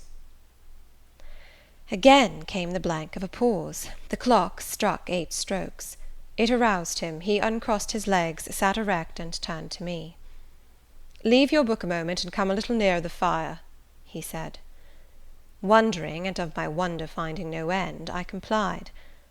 "Half an hour ago," he pursued, "I spoke of my impatience to hear the sequel of a tale. On reflection, I find the matter will be better managed by my assuming the narrator's part, and converting you into a listener. Before commencing, it is but fair to warn you that the story will sound somewhat hackneyed in your ears, but stale details often regain a degree of freshness when they pass through new lips. For the rest, whether trite or novel, it is short. 20 years ago, a poor curate, never mind his name at the moment, fell in love with a rich man's daughter. She fell in love with him, and married him, against the advice of all her friends, who consequently disowned her immediately after the wedding. Before 2 years passed, the rash pair were both dead, and laid quietly side by side under one slab. I have seen their grave. It formed part of the pavement of a huge churchyard surrounding the grim, soot-blacked old cathedral of an overgrown manufacturing town in Blankshire. They left a daughter, which, at its very birth, Charity received in her lap, cold as that of the snowdrift I almost stuck fast in to-night. Charity carried the friendless thing into the house of its rich maternal relations. It was reared by an aunt-in-law, called, I come to names now, Mrs. Reed of Gateshead. You start. Did you hear a noise? I dare say it is only a rat scrambling down the rafters of the adjoining schoolroom. It was a barn before I had it repaired and altered, and barns are generally haunted by rats. To proceed. Mrs. Reed kept the orphan 10 years. Whether it was happy or not with her I cannot say, never having been told, but at the end of that time she transferred it to a place you know, being no other than Lowood School, where you so long resided yourself. It seems her career there was very honourable. From a pupil she became a teacher, like yourself. Really, it strikes me there are parallel points in her history and yours. She left it to be a governess. There again your fates were analogous. She undertook the education of the ward of a certain Mr. Rochester." "Mr. Rivers," I interrupted. "I can guess your feelings," he said, "but restrain them for a while. I have nearly finished. Hear me to the end. Of Mr. Rochester's character I know nothing, but the one fact that he professed to offer honourable marriage to this young girl, and that at the very altar she discovered he had a wife yet alive, though a lunatic. What his subsequent conduct and proposals were is a matter of pure conjecture, but when an event transpired which rendered inquiry after the governess necessary, it was discovered she was gone. No one could tell when, where, or how. She had left Thornfield Hall in the night. Every research after her course had been vain. The country had been scoured far and wide, no vestige of information could be gathered respecting her. Yet that she should be found has become a matter of serious urgency. Advertisements have been put in all the papers. I myself have received a letter from one Mr. Briggs, solicitor, communicating the details I have just imparted. Is it not an odd tale? Just tell me this, said I, and since you know so much, you can surely tell it me. What of Mr. Rochester? How and where is he? What is he doing? Is he well? I am ignorant of all concerning Mr. Rochester. The letter never mentions him, but to narrate the fraudulent and illegal attempt I have adverted to. You should rather ask the name of the governess, the nature of the event which requires her appearance. Did no one go to Thornfield Hall, then? Did no one see Mr. Rochester? I suppose not. But they wrote to him? Of course. And what did he say? Who has his letters? Mr. Briggs intimates that the answer to his application was not from Mr. Rochester, but from a lady. It is signed Alice Fairfax. I felt cold and dismayed. My worst fears were then probably true. He had in all probability left England and rushed in reckless desperation to some former haunt on the continent. And what opiate for his severe sufferings, what object for his strong passions had he sought there? I dared not answer the question. Oh, my poor master, once almost my husband, whom I had often called my dear Edward. He must have been a bad man, observed Mr. Rivers. You don't know him, don't pronounce an opinion upon him, I said with warmth. Very well, he answered quietly, and indeed my head is otherwise occupied than with him. I have my tale to finish. Since you won't ask the governess's name, I must tell it of my own accord. Stay, I have it here. It is always more satisfactory to see important points written down, fairly committed to black and white. And the pocket-book was again deliberately produced, opened, sought through. From one of its compartments was extracted a shabby slip of paper, hastily torn off. I recognized in its texture and its stains of ultramarine and lake and vermilion the ravished margin of the portrait cover. He got up, held it close to my eyes, and I read, traced in Indian ink, in my own handwriting, the words Jane Eyre, the work doubtless of some moment of abstraction. Briggs wrote to me of a Jane Eyre, he said. The advertisements demanded a Jane Eyre. I knew a Jane Elliot. I confess I had my suspicions, but it was only yesterday afternoon they were at once resolved into certainty. You own the name and renounce the alias. Yes, yes, but where is Mr. Briggs? He perhaps knows more of Mr. Rochester than you do. Briggs is in London. I should doubt his knowing anything at all about Mr. Rochester. It is not in Mr. Rochester he is interested. Meantime you forget essential points in pursuing trifles. You do not inquire why Mr. Briggs sought after you, what he wanted with you.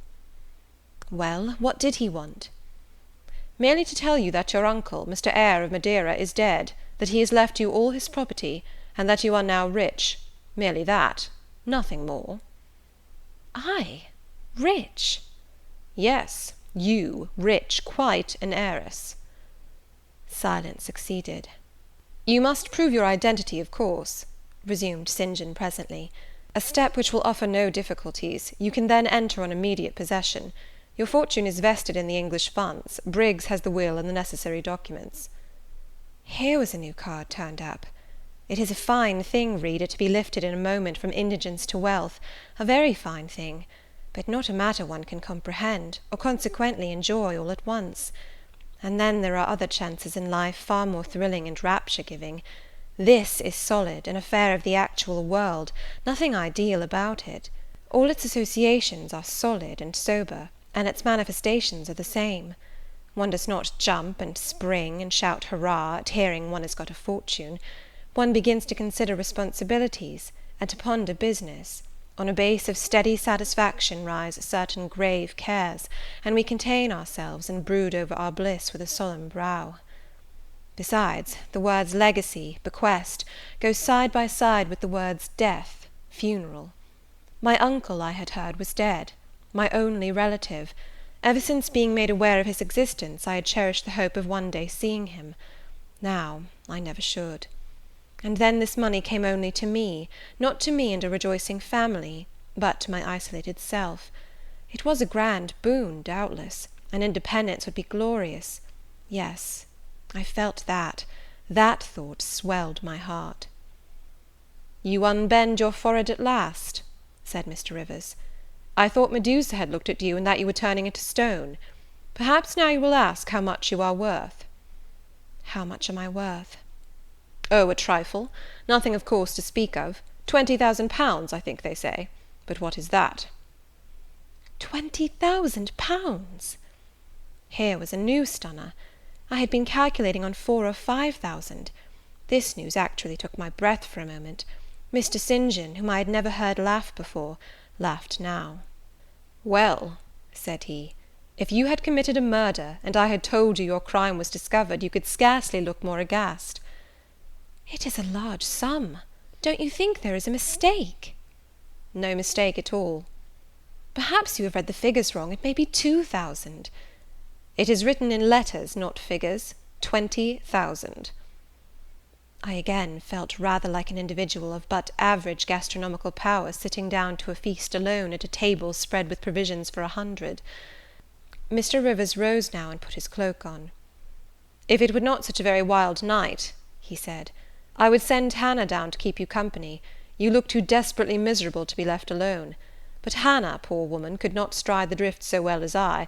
Her legs are not quite so long. So I must e'en leave you to your sorrows. Good night." He was lifting the latch. A sudden thought occurred to me. "Stop 1 minute," I cried. "Well?" "It puzzles me to know why Mr. Briggs wrote to you about me, or how he knew you, or could fancy that you, living in such an out-of-the-way place, had the power to aid in my discovery." "Oh, I'm a clergyman," he said, "and the clergy are often appealed to about odd matters." Again the latch rattled. "No, that does not satisfy me," I exclaimed; and indeed there was something in the hasty and unexplanatory reply which, instead of allaying, piqued my curiosity more than ever. "It is a very strange piece of business," I added. "I must know more about it." "Another time." "No, tonight, tonight." And as he turned from the door, I placed myself between it and him. He looked rather embarrassed. "You certainly shall not go till you have told me all," I said. "I would rather not just now." "You shall, you must." "I would rather Diana or Mary informed you." Of course these objections wrought my eagerness to a climax. Gratified it must be, and that without delay, and I told him so. "But I apprised you that I was a hard man," said he, "difficult to persuade." "And I am a hard woman, impossible to put off." "And then," he pursued, "I am cold, no fervour infects me." "Whereas I am hot, and fire dissolves ice. The blaze there has thawed all the snow from your cloak. By the same token it has streamed onto my floor, and made it like a trampled street. As you hope ever to be forgiven, Mr. Rivers, the high crime and misdemeanour of spoiling a sanded kitchen, tell me what I wish to know." "Well, then," he said, "I yield. If not to your earnestness, then to your perseverance, as stone is worn by continual dropping. Besides, you must know some day, as well now as later. Your name is Jane Eyre?" "Of course, that was all settled before." "You are not perhaps aware that I am your namesake, that I was christened St. John Eyre Rivers?" "No, indeed. I remember now seeing the letter E comprised in your initials written in books you have at different times lent me, but I never asked for what name it stood. But what then? Surely—" I stopped. I could not trust myself to entertain, much less to express, the thought that had rushed upon me, that embodied itself, that in a second stood out a strong, solid probability. Circumstances knit themselves, fitted themselves, shot into order. The chain that had been lying hitherto a formless lump of links was drawn out straight, every ring was perfect, the connection complete. I knew by instinct how the matter stood, before St. John had said another word, but I cannot expect the reader to have the same intuitive perception, so I must repeat his explanation. "My mother's name was Eyre. She had 2 brothers, one a clergyman who married Miss Jane Reed of Gateshead, the other John Eyre, Esquire, merchant late of Funchal, Madeira. Mr. Briggs, being Mr. Eyre's solicitor, wrote to us last August to inform us of our uncle's death, and to say that he had left his property to his brother, the clergyman's orphan daughter, overlooking us, in consequence of a quarrel never forgiven between him and my father. He wrote again a few weeks since, to intimate that the heiress was lost, and asking if we knew anything of her. A name, casually written on a slip of paper, has enabled me to find her out. You know the rest." Again he was going, but I set my back against the door. "Do let me speak," I said. "Let me have one moment to draw breath and reflect."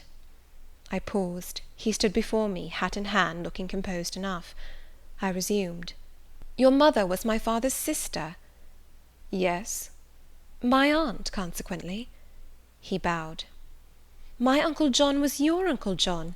You, Diana, and Mary are his sister's children, as I am his brother's child?" "Undeniably." "You three, then, are my cousins. Half our blood on each side flows from the same source." "We are cousins, yes." I surveyed him. It seemed I had found a brother, one I could be proud of, one I could love, and two sisters, whose qualities were such that, when I knew them but as mere strangers, they had inspired me with genuine affection and admiration. The two girls, on whom, kneeling down on the wet ground, and looking through the low latticed window of Moore House kitchen, I had gazed with so bitter a mixture of interest and despair, were my near kinswomen, and the young and stately gentleman who had found me almost dying at his threshold was my blood relation. Glorious discovery to a lonely wretch! This was wealth indeed, wealth to the heart, a mine of pure, genial affections. This was a blessing, bright, vivid, and exhilarating, not like the ponderous gift of gold, rich and welcome enough in its way, but sobering from its weight. I now clapped my hands in sudden joy, my pulse bounded, my veins thrilled. "Oh, I am glad, I am glad!" I exclaimed. St. John smiled. "Did I not say you neglected essential points to pursue trifles?" he asked. "You were serious when I told you had got a fortune, and now, for a matter of no moment, you are excited." "What can you mean? It may be of no moment to you. You have sisters and don't care for a cousin. But I had nobody, and now three relations, or two, if you don't choose to be counted, are born into my world full grown. I say again, I am glad." I walked fast through the room. I stopped, half suffocated with the thoughts that rose faster than I could conceive, comprehend, settle them. Thoughts of what might, could, would, and should be, and that ere long. I looked at the blank wall. It seemed a sky thick with ascending stars. Every one lit me to a purpose or delight. Those who had saved my life, whom, till this hour, I had loved barrenly, I could now benefit. They were under a yoke, I could free them. They were scattered, I could reunite them. The independence, the affluence which was mine, might be theirs too. Were we not four? 20,000 shared equally would be 5,000 each.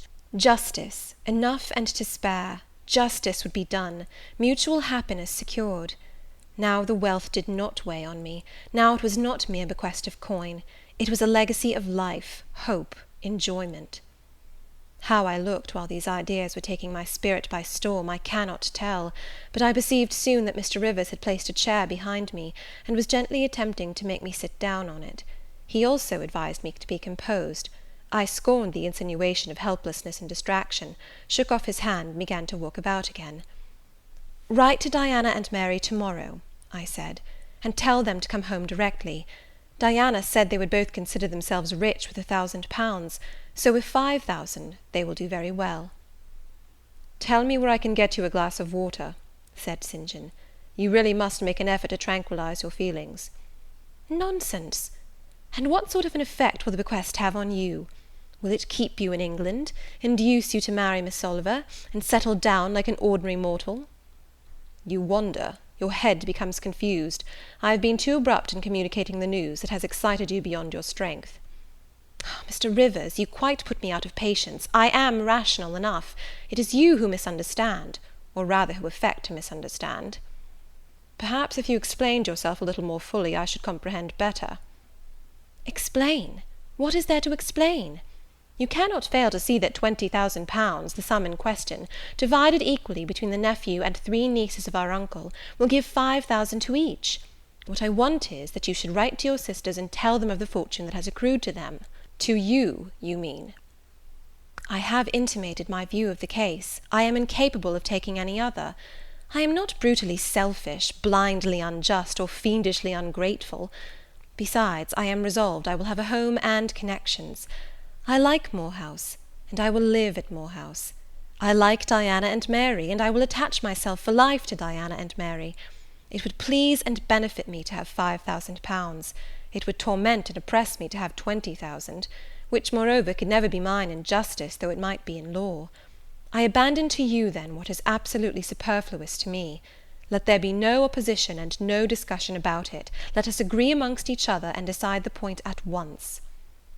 "This is acting on first impulses. You must take days to consider such a matter, ere your word can be regarded as valid."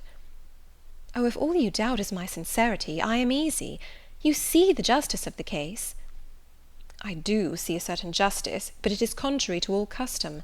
Besides, the entire fortune is your right. My uncle gained it by his own efforts. He was free to leave it to whom he would. He left it to you. After all, justice permits you to keep it. You may, with a clear conscience, consider it absolutely your own." "With me," said I, "it is fully as much a matter of feeling as of conscience. I must indulge my feelings. I so seldom have had an opportunity of doing so. Were you to argue, object, and annoy me for a year, I could not forego the delicious pleasure of which I have caught a glimpse, that of repaying, in part, a mighty obligation, and winning to myself lifelong friends." "You think so now," rejoined St. John, "because you do not know what it is to possess, nor consequently to enjoy wealth. You cannot form a notion of the importance £20,000 would give you, of the place it would enable you to take in society, of the prospects it would open to you. You cannot. And you," I interrupted, "cannot at all imagine the craving I have for fraternal and sisterly love. I never had a home. I never had brothers and sisters. I must and will have them now. You are not reluctant to admit me and own me, are you?" "Jane, I will be your brother. My sisters will be your sisters, without stipulating for this sacrifice of your just rights." "Brother? Yes, at the distance of 1,000 leagues. Sisters? Yes, slaving among strangers. I, wealthy, gorged with gold I never earned and do not merit. You, penniless, famous equality and fraternization, close union, intimate attachment. But, Jane, your aspirations after family ties and domestic happiness may be realized otherwise than by the means you contemplate. You may marry." "Nonsense again. Marry? I don't want to marry, and never shall marry." "That is saying too much. Such hazardous affirmations are a proof of the excitement under which you labour." "It is not saying too much. I know what I feel, and how averse are my inclinations to the bare thought of marriage.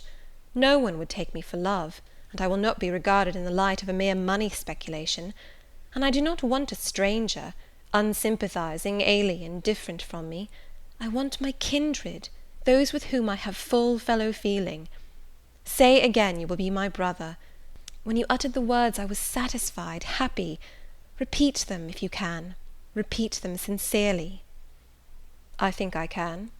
I know I have always loved my own sisters, and I know on what my affection for them is grounded, respect for their worth and admiration of their talents. You, too, have principle and mind. Your tastes and habits resemble Diana's and Mary's. Your presence is always agreeable to me. In your conversation I have already for some time found a salutary solace. I feel I can easily and naturally make room in my heart for you, as my third and youngest sister." "Thank you. That contents me for tonight. Now you had better go, for if you stay longer you will perhaps irritate me afresh by some mistrustful scruple." "And the school, Miss Eyre? It must now be shut up, I suppose?" "No, I will retain my post of mistress till you get a substitute." He smiled approbation. We shook hands, and he took leave.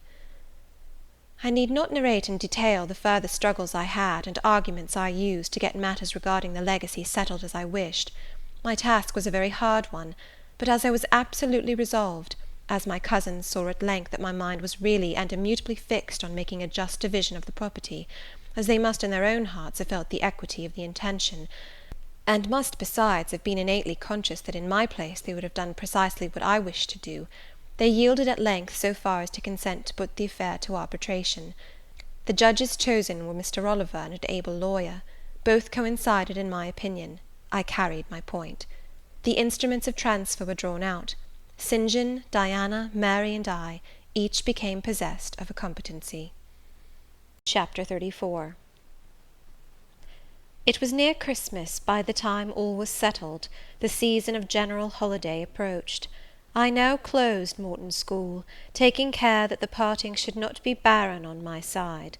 Good fortune opens the hand as well as the heart wonderfully, and to give somewhat when we have largely received is but to afford a vent to the unusual ebullition of the sensations. I had long felt with pleasure that many of my rustic scholars liked me, and when we parted, that consciousness was confirmed. They manifested their affection plainly and strongly. Deep was my gratification to find I had really a place in their unsophisticated hearts. I promised them that never a week should pass in future that I did not visit them, and give them an hour's teaching in their school. Mr. Rivers came up, as, having seen the classes, now numbering 60 girls, file out before me, and locked the door, I stood with the key in my hand, exchanging a few words of special farewell with some half-dozen of my best scholars, as decent, respectable, modest, and well-informed young women as could be found in the ranks of the British peasantry. And that is saying a great deal, for after all the British peasantry are the best taught, best mannered, most self-respecting of any in Europe. Since those days I have seen paysans and bouwerinnen, and the best of them seemed to me ignorant, coarse, and besotted, compared with my Morton girls. "Do you consider you have got your reward for a season of exertion?" asked Mr. Rivers when they were gone. "Does not the consciousness of having done some real good in your day and generation give pleasure?" "Doubtless." "And you have only toiled a few months.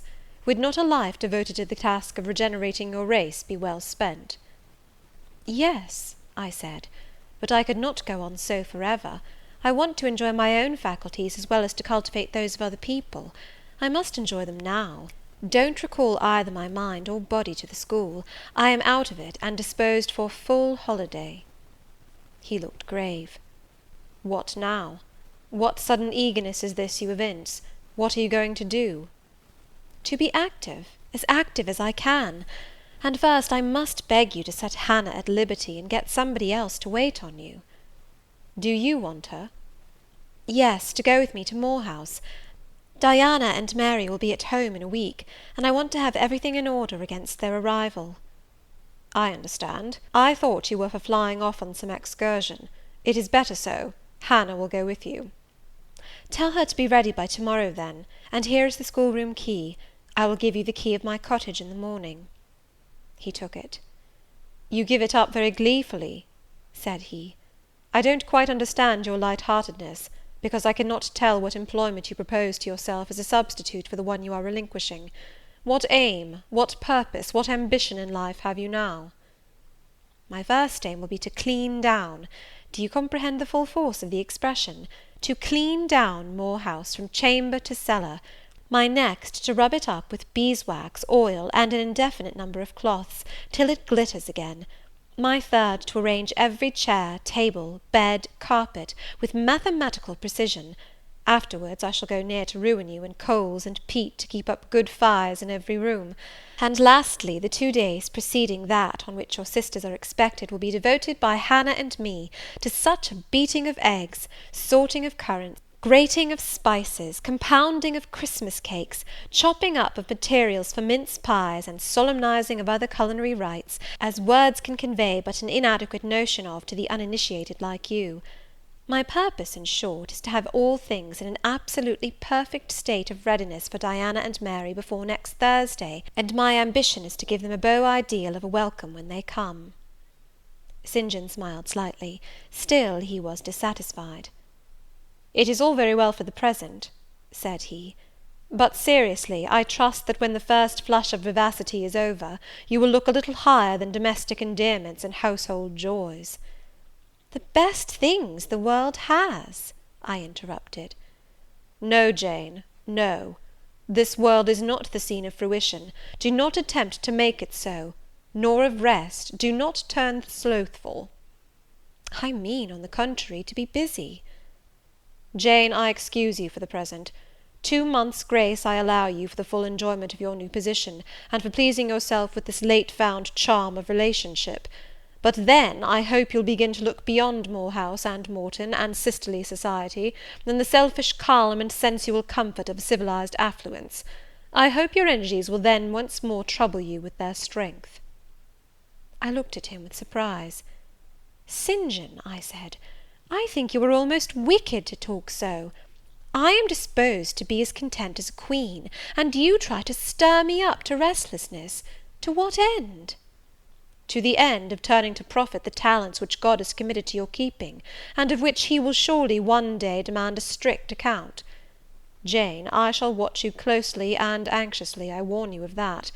And try to restrain the disproportionate fervour with which you throw yourself into commonplace home pleasures. Don't cling so tenaciously to ties of the flesh. Save your constancy and ardour for an adequate cause. Forbear to waste them on trite, transient objects. Do you hear, Jane?" "Yes, just as if you were speaking Greek. I feel I have adequate cause to be happy, and I will be happy. Good-bye." Happy at Moor House I was, and hard I worked, and so did Hannah. She was charmed to see how jovial I could be amidst the bustle of a house turned topsy-turvy, how I could brush and dust and clean and cook. And really, after a day or two of confusion worse confounded, it was delightful by degrees to invoke order from the chaos ourselves had made. I had previously taken a journey to S to purchase some new furniture, my cousins having given me carte blanche to effect what alterations I pleased, and a sum having been set aside for that purpose. The ordinary sitting-room and bedrooms I left much as they were, for I knew Diana and Mary would derive more pleasure from seeing again the old homely tables and chairs and beds, than from the spectacle of the smartest innovations. Still, some novelty was necessary, to give to their return the piquancy with which I wished it to be invested. Dark handsome new carpets and curtains, an arrangement of some carefully selected antique ornaments in porcelain and bronze, new coverings and mirrors and dressing-cases for the toilet tables, answered the end. They looked fresh without being glaring. A spare parlour and bedroom I refurnished entirely, with old mahogany and crimson upholstery. I laid canvas on the passage and carpets on the stairs. When all was finished, I thought Moor House as complete a model of bright, modest snugness within, as it was, at this season, a specimen of wintry waste and desert dreariness without. The eventful Thursday at length came. They were expected about dark, and ere dusk fires were lit upstairs and below. The kitchen was in perfect trim. Hannah and I were dressed, and all was in readiness. St. John arrived first. I had entreated him to keep quite clear of the house till everything was arranged, and indeed the bare idea of the commotion, at once sordid and trivial, going on within its walls sufficed to scare him to estrangement. He found me in the kitchen, watching the progress of certain cakes for tea, then baking. Approaching the hearth, he asked, "If I was at last satisfied with housemaid's work?" I answered by inviting him to accompany me on a general inspection of the result of my labours. With some difficulty I got him to make the tour of the house. He just looked in at the doors I opened, and when he had wandered upstairs and downstairs, he said I must have gone through a great deal of fatigue and trouble to have effected such considerable changes in so short a time. But not a syllable did he utter indicating pleasure in the improved aspect of his abode. This silence damped me. I thought perhaps the alterations had disturbed some old associations he valued. I inquired whether this was the case, no doubt in a somewhat crestfallen tone. Not at all. He had, on the contrary, remarked I had scrupulously respected every association. He feared, indeed, I must have bestowed more thought on the matter than it was worth. How many minutes, for instance, had I devoted to studying the arrangement of this very room? By the by, could I tell him where such a book was? I showed him the volume on the shelf. He took it down, and withdrawing to his accustomed window recess, he began to read it. Now I did not like this reader. St. John was a good man, but I began to feel he had spoken truth of himself when he said he was hard and cold. The humanities and amenities of life had no attraction for him, its peaceful enjoyments no charm. Literally, he lived only to aspire, after what was good and great, certainly, but still he would never rest, nor approve of others resting round him. As I looked at his lofty forehead, still and pale as a white stone, at his fine lineaments fixed in study, I comprehended all at once that he would hardly make a good husband, that it would be a trying thing to be his wife. I understood, as by inspiration, the nature of his love for Miss Oliver. I agreed with him that it was but a love of the senses. I comprehended how he should despise himself for the feverish influence it exercised over him, how he should wish to stifle and destroy it, how he should mistrust its ever conducting permanently to his happiness or hers. I saw he was of the material from which nature hews her heroes, Christian and pagan, her lawgivers, her statesmen, her conquerors, a steadfast bulwark for great interests to rest upon, but at the fireside too often a cold, cumbrous column, gloomy and out of place. This parlour is not his sphere, I reflected. The Himalayan ridge or Caffrey bush, even the plague-cursed Guinea coast swamp would suit him better. Well may he eschew the calm of domestic life, it is not his element. There his faculties stagnate, they cannot develop or appear to advantage. It is in scenes of strife and danger, where courage is proved, and energy exercised, and fortitude tasked, that he will speak and move, the leader and superior. A merry child would have the advantage of him on this hearth. He is right to choose a missionary's career. I see it now. "They are coming! They are coming!" cried Hannah, throwing open the parlour door. At the same moment old Carlo barked joyfully. Out I ran. It was now dark, but a rumbling of wheels was audible. Hannah soon had a lantern lit. The vehicle had stopped at the wicket. The driver opened the door. First one well-known form, then another stepped out. In a minute I had my face under their bonnets, in contact first with Mary's soft cheek, then with Diana's flowing curls. They laughed, kissed me, then Hannah, patted Carlo, who was half wild with delight, asked eagerly if all was well, and being assured in the affirmative, hastened into the house. They were stiff with their long and jolting drive from Whitcross, and chilled with the frosty night air, but their pleasant countenances expanded to the cheerful firelight. While the driver and Hannah brought in the boxes, they demanded St. John. At this moment he advanced from the parlour. They both threw their arms round his neck at once. He gave each one quiet kiss, said in a low tone a few words of welcome, stood a while to be talked to, and then, intimating that he supposed they would soon rejoin him in the parlour, withdrew there as to a place of refuge. I had lit their candles to go upstairs, but Diana had first to give hospitable orders respecting the driver. This done, both followed me. They were delighted with the renovation and decorations of their rooms, with the new drapery and fresh carpets and rich tinted china vases. They expressed their gratification ungrudgingly. I had the pleasure of feeling that my arrangements met their wishes exactly, and that what I had done added a vivid charm to their joyous return home. Sweet was that evening. My cousins, full of exhilaration, were so eloquent in narrative and comment, that their fluency covered St. John's taciturnity. He was sincerely glad to see his sisters, but in their glow of fervour and flow of joy he could not sympathize. The event of the day, that is, the return of Diana and Mary, pleased him, but the accompaniments of that event, the glad tumult, the garrulous glee of reception, irked him. I saw he wished the calmer morrow was come. In the very meridian of the night's enjoyment, about an hour after tea, a rap was heard at the door. Hannah entered with the intimation that "a poor lad was come, at that unlikely time, to fetch Mr. Rivers to see his mother, who was drawing away." "Where does she live, Hannah?" "Clear up at Whitcross Brow, almost 4 miles off, and more in moss all the way." "Tell him I will go." "I'm sure, sir, you had better not. It's the worst road to travel after dark that can be. There's no track at all over the bog.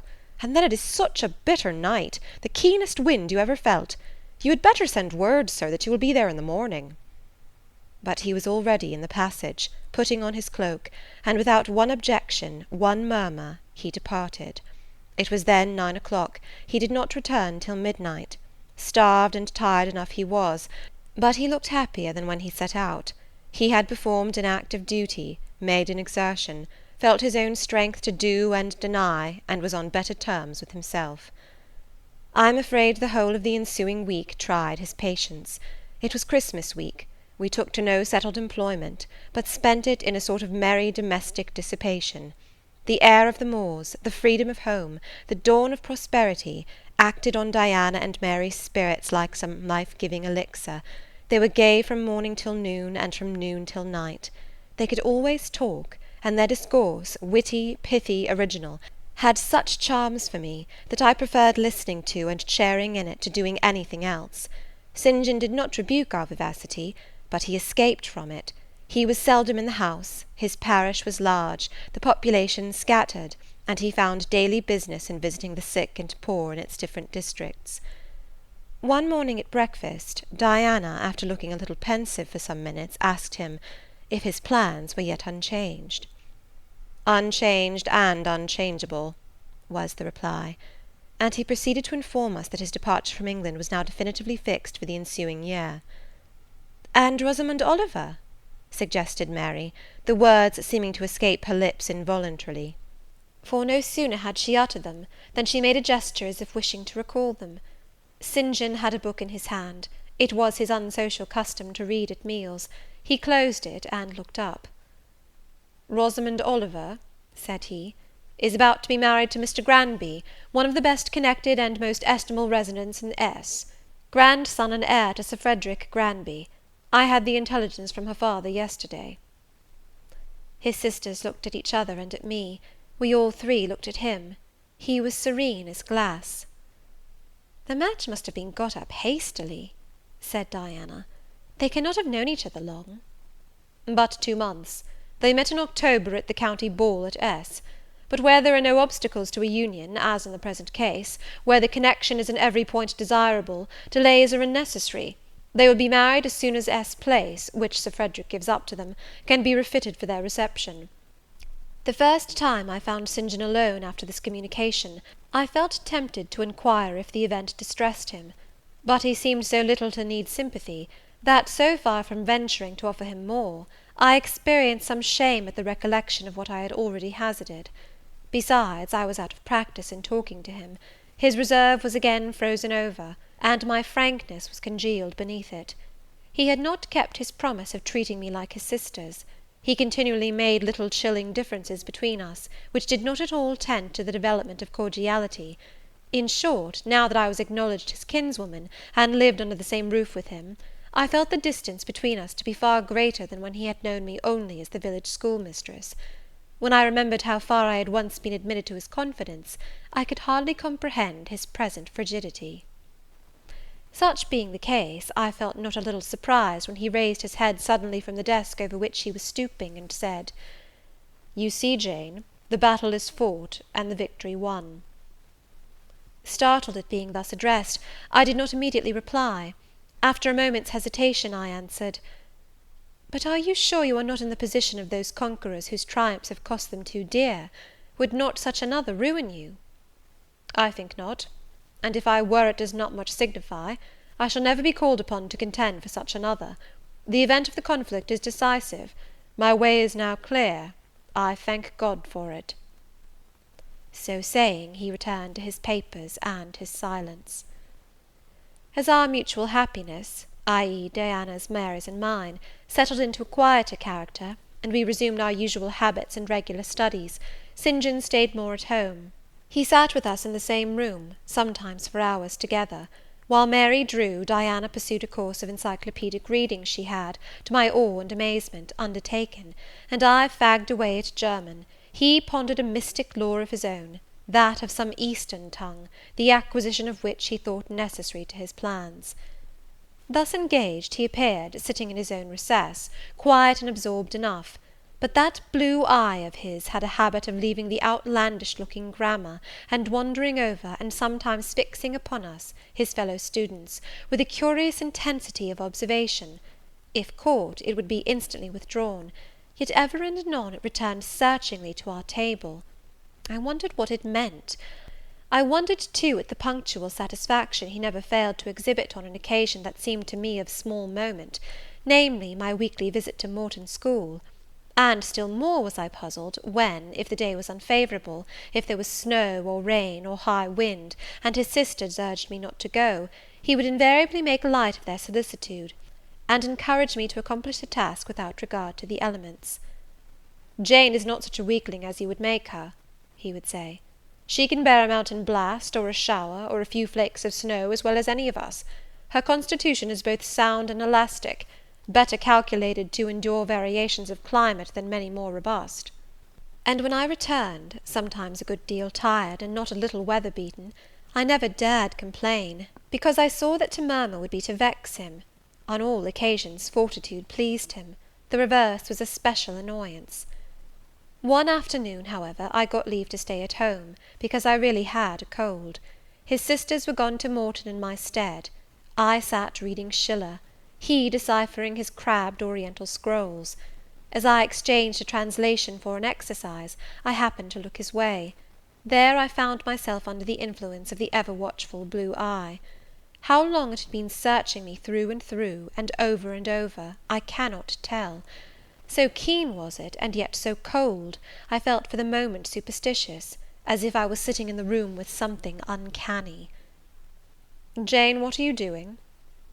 "Learning German." "I want you to give up German, and learn Hindostani." "You are not in earnest?" "In such earnest that I must have it so, and I will tell you why." He then went on to explain that Hindostani was the language he was himself at present studying; that as he advanced he was apt to forget the commencement; that it would assist him greatly to have a pupil with whom he might again and again go over the elements, and so fix them thoroughly in his mind, that his choice had hovered for some time between me and his sisters, but that he had fixed on me because he saw I could sit at the task the longest of the three. Would I do him this favour? I should not, perhaps, have to make the sacrifice long, as it wanted now barely 3 months to his departure. St. John was not a man to be lightly refused. You felt that every impression made on him, either for pain or pleasure, was deep-graved and permanent. I consented. When Diana and Mary returned, the former found her scholar transferred from her to her brother. She laughed, and both she and Mary agreed that St. John should never have persuaded them to such a step. He answered quietly, "I know it." I found him a very patient, very forbearing, and yet an exacting master. He expected me to do a great deal, and when I fulfilled his expectations, he in his own way fully testified his approbation. By degrees he acquired a certain influence over me that took away my liberty of mind. His praise and notice were more restraining than his indifference. I could no longer talk or laugh freely when he was by, because the tiresomely importunate instinct reminded me that vivacity, at least in me, was distasteful to him. I was so fully aware that only serious moods and occupations were acceptable, that in his presence every effort to sustain or follow any other became vain. I fell under a freezing spell.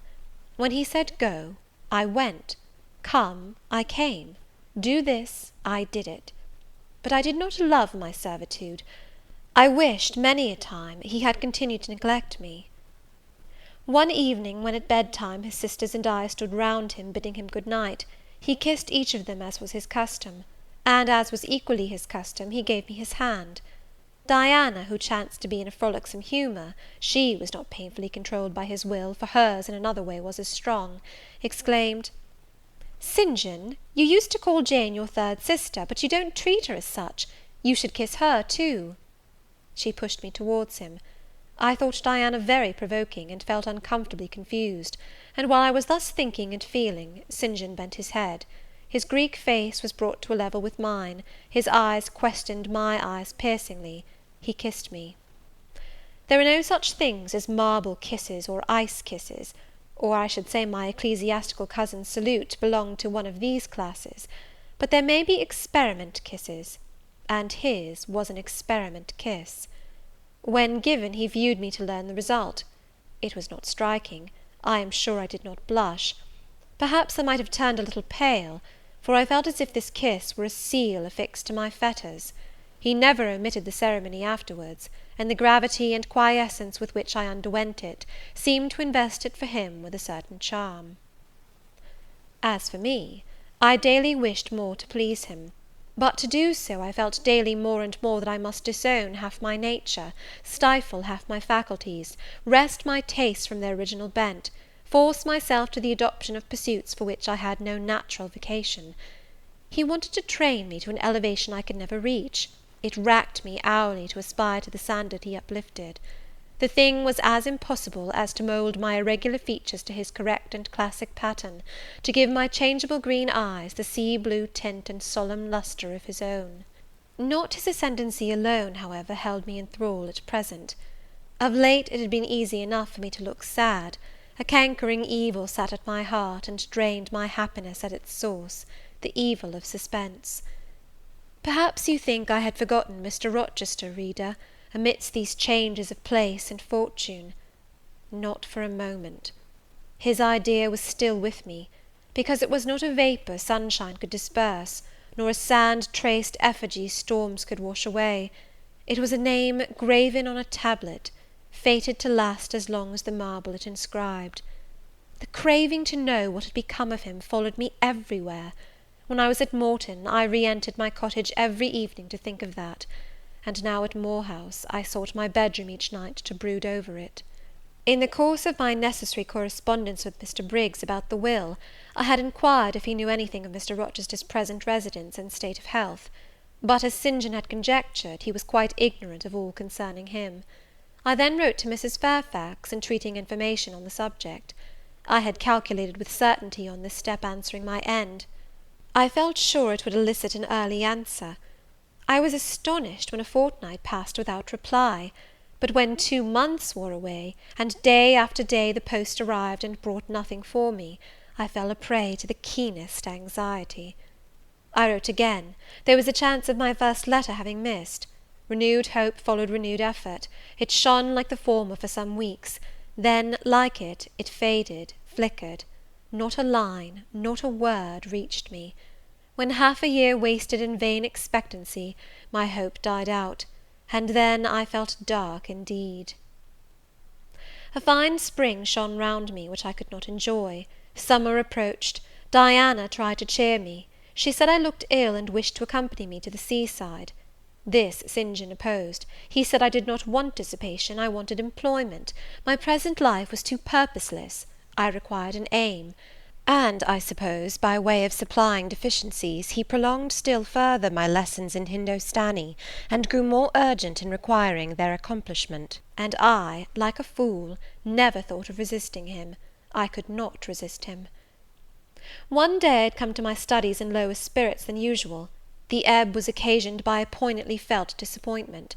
Hannah had told me in the morning there was a letter for me, and when I went down to take it, almost certain that the long-looked-for tidings were vouchsafed me at last, I found only an unimportant note from Mr. Briggs on business.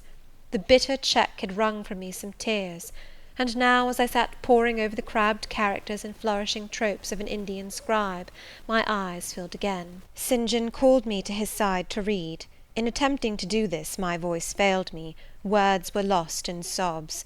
He and I were the only occupants of the parlour. Diana was practising her music in the drawing-room, Mary was gardening. It was a very fine May day, clear, sunny, and breezy. My companion expressed no surprise at this emotion, nor did he question me as to its cause. He only said, "We will wait a few minutes, Jane, till you are more composed." And while I smothered the paroxysm with all haste, he sat calm and patient, leaning on his desk, and looking like a physician watching with the eye of science an expected and fully understood crisis in a patient's malady. Having stifled my sobs, wiped my eyes, and muttered something about not being very well that morning, I resumed my task, and succeeded in completing it. St. John put away my books and his, locked his desk, and said, "Now, Jane, you shall take a walk, and with me." "I will call Diana and Mary." "No, I want only one companion this morning, and that must be you. Put on your things, go out by the kitchen door, take the road towards the head of Marsh Glen. I will join you in a moment." I know no medium. I never in my life have known any medium in dealing with positive hard characters antagonistic to my own, between absolute submission and determined revolt. I have always faithfully observed the one, up to the very moment of bursting, sometimes with volcanic vehemence, into the other; and as neither present circumstances warranted, nor my present mood inclined me to mutiny, I observed careful obedience to St. John's directions, and in 10 minutes I was treading the wild track of the glen, side by side with him. The breeze was from the west. It came over the hills, sweet with scents of heath and rush. The sky was of stainless blue. The stream descending the ravines swelled with past spring rains, poured along plentiful and clear, catching golden gleams from the sun and sapphire tints from the firmament. As we advanced and left the track, we trod a soft turf, mossy fine and emerald green, minutely enamelled with a tiny white flower, and spangled with a star-like yellow blossom. The hills, meantime, shut us quite in, for the glen, towards its head, wound to their very core. "Let us rest here," said St. John as we reached the first stragglers of a battalion of rocks, guarding a sort of pass, beyond which the beck rushed down a waterfall, and where, still a little further, the mountain shook off turf and flower, had only heath for raiment and crag for gem, where it exaggerated the wild to the savage, and exchanged the fresh for the frowning, where it guarded the forlorn hope of solitude, and a last refuge for silence. I took a seat. St. John stood near me. He looked up the pass and down the hollow. His glance wandered away with the stream and returned to traverse the unclouded heaven which coloured it. He removed his hat, let the breeze stir his hair and kiss his brow. He seemed in communion with the genius of the haunt. With his eye he bade farewell to something. "And I shall see it again," he said aloud, "in dreams when I sleep by the Ganges, and again in a more remote hour, when another slumber overcomes me, on the shore of a darker stream." Strange words of a strange love, an austere patriot's passion for his fatherland. He sat down. For half an hour we never spoke, neither he to me nor I to him. That interval past, he recommenced. "Jane, I go in 6 weeks. I have taken my berth in an East Indiaman which sails on the 20th of June. "God will protect you, for you have undertaken his work," I answered. "Yes," he said, "there is my glory and joy.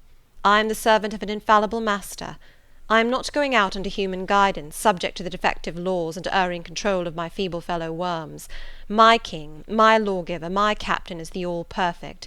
It seems strange to me that all round me do not burn to enlist under the same banner, to join in the same enterprise." "All have not your powers, and it would be folly for the feeble to wish to march with the strong." "I do not speak of the feeble, or think of them. I address only such as are worthy of the work, and content to accomplish it." "Those are few in number, and difficult to discover." "You say truly. But when found, it is right to stir them up, to urge and exhort them to the effort, to show them what their gifts are and why they were given, to speak heaven's message in their ear, to offer them, direct from God, a place in the ranks of his chosen." "If they are really qualified for the task, will not their own hearts be the first to inform them of it?" I felt as if an awful charm was framing round and gathering over me. I trembled to hear some fatal word spoken which would at once declare and rivet the spell. "And what does your heart say?" demanded St. John. "My heart is mute. My heart is mute," I answered, struck and thrilled. "Then I must speak for it," continued the deep, relentless voice. "Jane, come with me to India.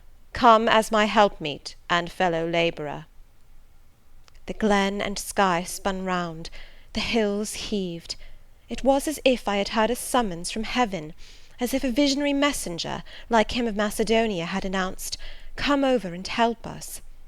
But I was no apostle. I could not behold the herald. I could not receive his call. "Oh, St. John," I cried, "have some mercy!" I appealed to one who, in the discharge of what he believed his duty, knew neither mercy nor remorse. He continued, "God and nature intended you for a missionary's wife. It is not personal, but mental endowments they have given you. You are formed for labour, not for love. A missionary's wife you must, shall be. You shall be mine. I claim you, not for my pleasure, but for my sovereign's service." "I am not fit for it. I have no vocation," I said. He had calculated on these first objections. He was not irritated by them. Indeed, as he leaned back against the crag behind him, folded his arms on his chest, and fixed his countenance, I saw he was prepared for a long and trying opposition, and had taken in a stock of patience to last him to its close, resolved, however, that that close should be conquest for him. "Humility, Jane," said he, "is the groundwork of Christian virtues. You say right that you are not fit for the work. Who is fit for it? Or who, that ever was truly called, believed himself worthy of the summons? I, for instance, am but dust and ashes. With St. Paul I acknowledge myself the chiefest of sinners, but I do not suffer this sense of my personal vileness to daunt me. I know my leader, that he is just as well as mighty, and while he has chosen a feeble instrument to perform a great task, he will, from the boundless stores of his providence, supply the inadequacy of the means to the end. Think like me, Jane, trust like me. It is the Rock of Ages I ask you to lean on. Do not doubt but it will bear the weight of your human weakness." "I do not understand a missionary life. I have never studied missionary labours." "There I, humble as I am, can give you the aid you want. I can set you your task from hour to hour, stand by you always, help you from moment to moment. This I could do in the beginning. Soon, for I know your powers, you would be as strong and apt as myself, and would not require my help." "But my powers, where are they for this undertaking? I do not feel them. Nothing speaks or stirs in me while you talk. I am sensible of no light kindling, no life quickening, no voice counselling or cheering. Oh, I wish I could make you see how much my mind is at this moment like a rayless dungeon, with one shrinking fear fettered in its depths, the fear of being persuaded by you to attempt what I cannot accomplish." "I have an answer for you. Hear it. I have watched you ever since we first met. I have made you my study for 10 months. I have proved you in that time by sundry tests. And what have I seen and elicited? In the village school I found you could perform well, punctually, uprightly, labour uncongenial to your habits and inclinations. I saw you could perform it with capacity and tact. You could win while you controlled. In the calm with which you learnt you had become suddenly rich, I read a mind clear of the vice of Demas. Lucre had no undue power over you. In the resolute readiness with which you cut your wealth into 4 shares, keeping but one to yourself, and relinquishing the 3 others to the claim of abstract justice, I recognized a soul that revelled in the flame and excitement of sacrifice. In the tractability with which, at my wish, you forsook a study in which you were interested, and adopted another because it interested me, in the untiring assiduity with which you have since persevered in it, in the unflagging energy and unshaken temper with which you have met its difficulties, I acknowledge the complement of the qualities I seek. Jane, you are docile, diligent, disinterested, faithful, constant, and courageous, very gentle and very heroic. Cease to mistrust yourself. I can trust you unreservedly. As a conductress of Indian schools and a helper amongst Indian women, your assistance will be to me invaluable." My iron shroud contracted round me. Persuasion advanced with slow, sure step. Shut my eyes as I would, these last words of his succeeded in making the way, which had seemed blocked up, comparatively clear. My work, which had appeared so vague, so hopelessly diffuse, condensed itself as he proceeded, and assumed a definite form under his shaping hand. He waited for an answer. I demanded a quarter of an hour to think before I again hazarded a reply. "Very willingly," he rejoined, and rising, he strode a little distance up the pass, threw himself down on a swell of heath, and there lay still. I can do what he wants me to do. I am forced to see and acknowledge that, I meditated. That is, if life be spared me. But I feel mine is not the existence to be long protracted under an Indian sun. What then? He does not care for that. When my time came to die, he would resign me, in all serenity and sanctity, to the God who gave me. The case is very plain before me. In leaving England I should leave a loved but empty land. Mr. Rochester is not there, and if he were, what is, and what can that ever be to me? My business is to live without him now. Nothing so absurd, so weak as to drag on from day to day as if I were waiting some impossible change in circumstances which might reunite me to him. Of course, as St. John once said, I must seek another interest in life to replace the one lost. Is not the occupation he now offers me truly the most glorious man can adopt or God assign? Is it not, by its noble cares and sublime results, the one best calculated to fill the void left by uptorn affections and demolished hopes? I believe I must say yes, and yet I shudder. Alas, if I join St. John, I abandon half myself. If I go to India, I go to premature death. And how will the interval between leaving England for India and India for the grave be filled? Oh, I know well. That, too, is very clear to my vision. By straining to satisfy St. John till my sinews ache, I shall satisfy him, to the finest central point and farthest outward circle of his expectations. If I do go with him, if I do make the sacrifice he urges, I will make it absolutely. I will throw all on the altar. heart, vitals, the entire victim. He will never love me, but he shall approve me. I will show him energies he has not yet seen, resources he has never suspected. Yes, I can work as hard as he can, and with as little grudging. Consent, then, to his demand is possible, but for one item, one dreadful item. It is that he asks me to be his wife, and has no more of a husband's heart for me than that frowning giant of a rock down which the stream is foaming in yonder gorge. He prizes me as a soldier would a good weapon, and that is all. Unmarried to him, this would never grieve me, but can I let him complete his calculations, coolly put into practice his plans, go through the wedding ceremony? Can I receive from him the bridal ring, endure all the forms of love, which I doubt not he would scrupulously observe, and know that the spirit was quite absent? Can I bear the consciousness that every endearment he bestows is a sacrifice made on principle? No, such a martyrdom would be monstrous. I will never undergo it. As his sister I might accompany him, not as his wife. I will tell him so. I looked towards the knoll. There he lay, still as a prostrate column, his face turned to me, his eye beaming watchful and keen. He started to his feet and approached me. I am ready to go to India, if I may go free. Your answer requires a commentary, he said. It is not clear. You have hitherto been my adopted brother, I your adopted sister. Let us continue as such.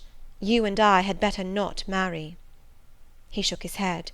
Adopted fraternity will not do in this case. If you were my real sister, it would be different. I should take you and seek no wife. But as it is, either our union must be consecrated and sealed by marriage, or it cannot exist. Practical obstacles oppose themselves to any other plan. Do you not see it, Jane? Consider a moment, your strong sense will guide you. I did consider, and still my sense, such as it was, directed me only to the fact that we did not love each other as man and wife should, and therefore it inferred we ought not to marry. I said so. St. John, I returned, I regard you as a brother, you me as a sister, so let us continue. We cannot, he answered, with short, sharp determination. It would not do. You have said you will go with me to India. Remember, you have said that. Conditionally. Well, well, to the main point. The departure with me from England, the cooperation with me in my future labours, you do not object. You have already as good as put your hand to the plough. You are too consistent to withdraw it. You have but one end to keep in view, how the work you have undertaken can best be done. Simplify your complicated interests, feelings, thoughts, wishes, aims. Merge all considerations in one purpose, that of fulfilling with effect, with power, the mission of your great master. To do so you must have a coadjutor, not a brother, that is a loose tie, but a husband. I, too, do not want a sister. A sister might any day be taken from me. I want a wife, the sole helpmeet I can influence sufficiently in life, and retain absolutely till death. I shuddered as he spoke. I felt his influence in my marrow, his hold on my limbs. Seek one elsewhere than in me, St. John. Seek one fitted to you. One fitted to my purpose, you mean? Fitted to my vocation? Again, I tell you, it is not the insignificant private individual, the mere man with the man's selfish senses, I wish to mate. It is the missionary. And I will give the missionary my energies. It is all he wants, but not myself. That would only be adding the husk and shell to the kernel. For them he has no use. I retain them. You cannot. You ought not. Do you think God will be satisfied with half an oblation? Will he accept a mutilated sacrifice? It is the cause of God I advocate. It is under his standard I enlist you. I cannot accept on his behalf a divided allegiance. It must be entire. Oh, I will give my heart to God, I said. You do not want it. I will not swear, reader, that there was not something of repressed sarcasm both in the tone in which I uttered this sentence, and in the feeling that accompanied it. I had silently feared St. John till now, because I had not understood him. He had held me in awe, because he had held me in doubt. How much of him was saint, how much mortal, I could not heretofore tell, but revelations were being made in this conference. The analysis of his nature was proceeding before my eyes. I saw his fallibilities, I comprehended them. I understood that, sitting there where I did, on the bank of heath, and with that handsome form before me, I sat at the feet of a man, caring as I. The veil fell from his hardness and despotism. Having felt in him the presence of these qualities, I felt his imperfection, and took courage. I was with an equal, one with whom I might argue, one whom, if I saw good, I might resist. He was silent after I had uttered the last sentence, and I presently risked an upward glance at his countenance. His eye, bent on me, expressed at once stern surprise and keen inquiry. Is she sarcastic, and sarcastic to me? It seemed to say. What does this signify? Do not let us forget that this is a solemn matter, he said ere long, one of which we may neither think nor talk lightly without sin. I trust, Jane, you are in earnest when you say you will serve your heart to God. It is all I want. Once wrench your heart from man, and fix it on your Maker. The advancement of that Maker's spiritual kingdom on earth will be your chief delight and endeavour. You will be ready to do at once whatever furthers that end. You will see what impetus would be given to your efforts and mine by our physical and mental union in marriage. The only union that gives a character of permanent conformity to the destinies and designs of human beings, and passing over all minor caprices, all trivial difficulties and delicacies of feeling, all scruple about the degree, kind, strength, or tenderness of mere personal inclination, you will hasten to enter into that union at once. Shall I said briefly, and I looked at his features, beautiful in their harmony, but strangely formidable in their still severity, at his brow, commanding but not open, at his eyes, bright and deep and searching, but never soft, at his tall imposing figure, and fancied myself in idea his wife. Oh, it would never do. As his curate, his comrade, all would be right. I would cross oceans with him in that capacity, toil under eastern suns and Asian deserts with him in that office, admire and emulate his courage and devotion and vigour, accommodate quietly to his masterhood, smile undisturbed at his ineradicable ambition, discriminate the Christian from the man, profoundly esteem the one and freely forgive the other. I should suffer often, no doubt, attached to him only in this capacity. My body would be under rather a stringent yoke, but my heart and mind would be free. I should still have my unblighted self to turn to, my natural unenslaved feelings with which to communicate in moments of loneliness.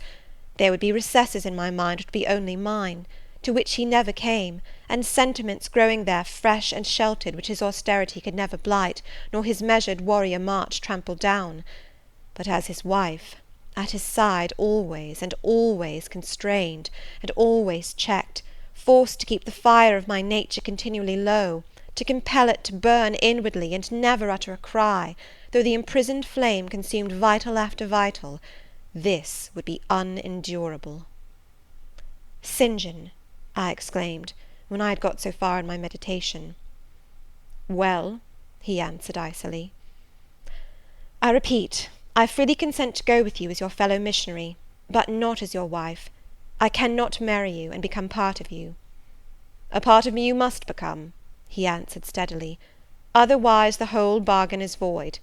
How can I, a man not yet 30, take out with me to India a girl of 19, unless she be married to me? How can we be forever together, sometimes in solitude, sometimes amidst savage tribes, and unwed? Very well, I said shortly. Under the circumstances, quite as well as if I were either your real sister, or a man and a clergyman like yourself. It is known that you are not my sister. I cannot introduce you as such. To attempt it would be to fasten injurious suspicions on us both.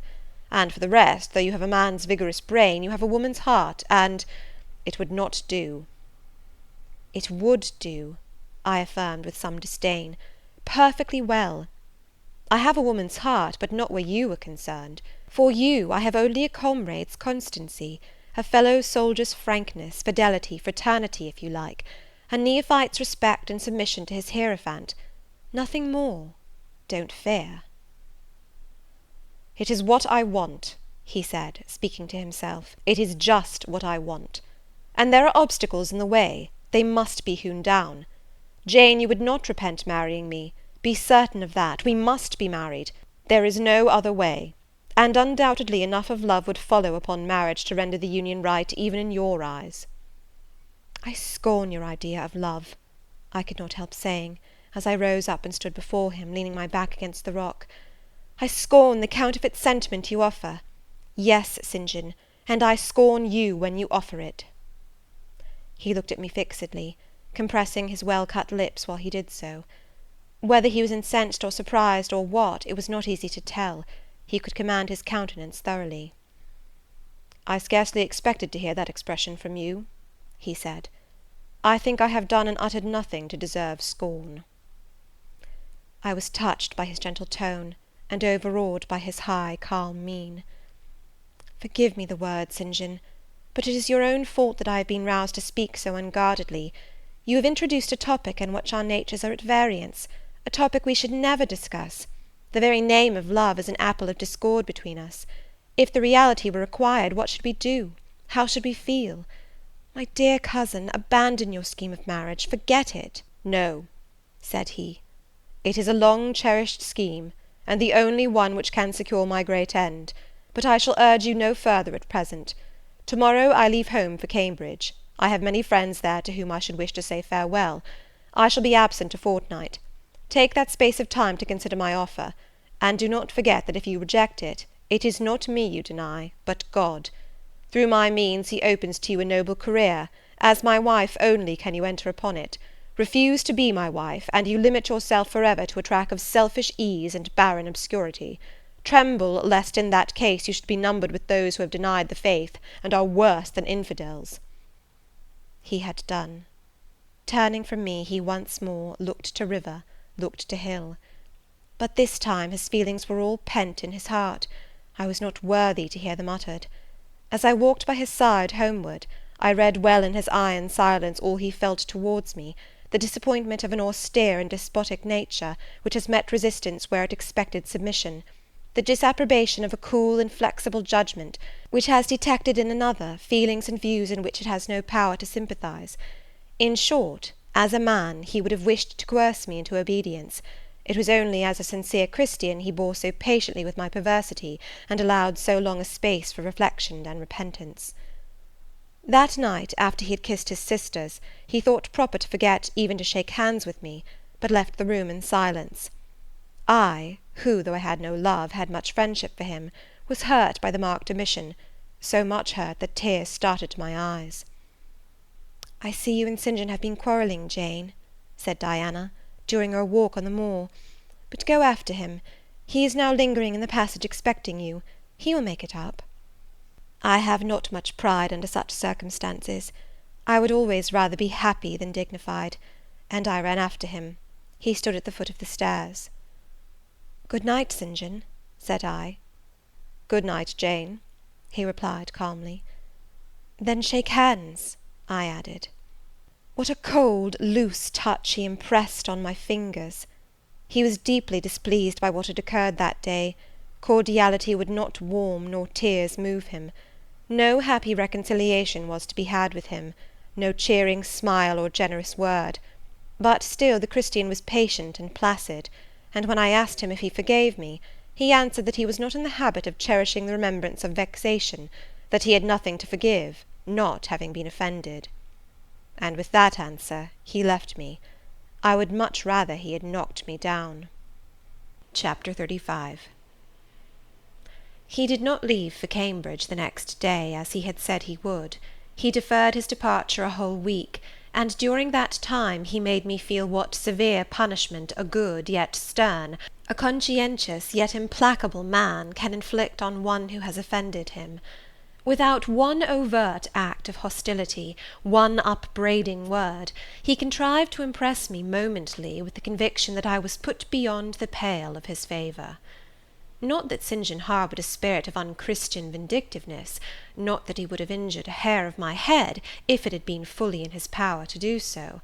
Both by nature and principle, he was superior to the mean gratification of vengeance. He had forgiven me for saying I scorned him in his love, but he had not forgotten the words, and as long as he and I lived, he never would forget them. I saw by his look, when he turned to me, that they were always written on the air between me and him. Whenever I spoke, they sounded in my voice to his ear, and their echo toned every answer he gave me. He did not abstain from conversing with me. He even called me as usual each morning to join him at his desk, and I fear the corrupt man within him had a pleasure unimparted to, and unshared by, the pure Christian, in evincing with what skill he could, while acting and speaking apparently just as usual, extract from every deed and every phrase the spirit of interest and approval which had formerly communicated a certain austere charm to his language and manner. To me he was in reality become no longer flesh, but marble. His eye was a cold, bright, blue gem, his tongue a speaking instrument, nothing more. All this was torture to me, refined, lingering torture. It kept up a slow fire of indignation and a trembling trouble of grief, which harassed and crushed me altogether. I felt how, if I were his wife, this good man, pure as the deep sunless source, could soon kill me, without drawing from my veins a single drop of blood, or receiving on his own crystal conscience the faintest stain of crime. Especially I felt this when I made any attempt to propitiate him. No ruth met my ruth. He experienced no suffering from estrangement, no yearning after reconciliation, and though more than once my fast-falling tears blistered the page over which we both bent, they produced no more effect on him than if his heart had been really a matter of stone or metal. To his sisters, meantime, he was somewhat kinder than usual, as if afraid that mere coldness would not sufficiently convince me how completely I was banished and banned, he added the force of contrast, and this I am sure he did not by force, but on principle.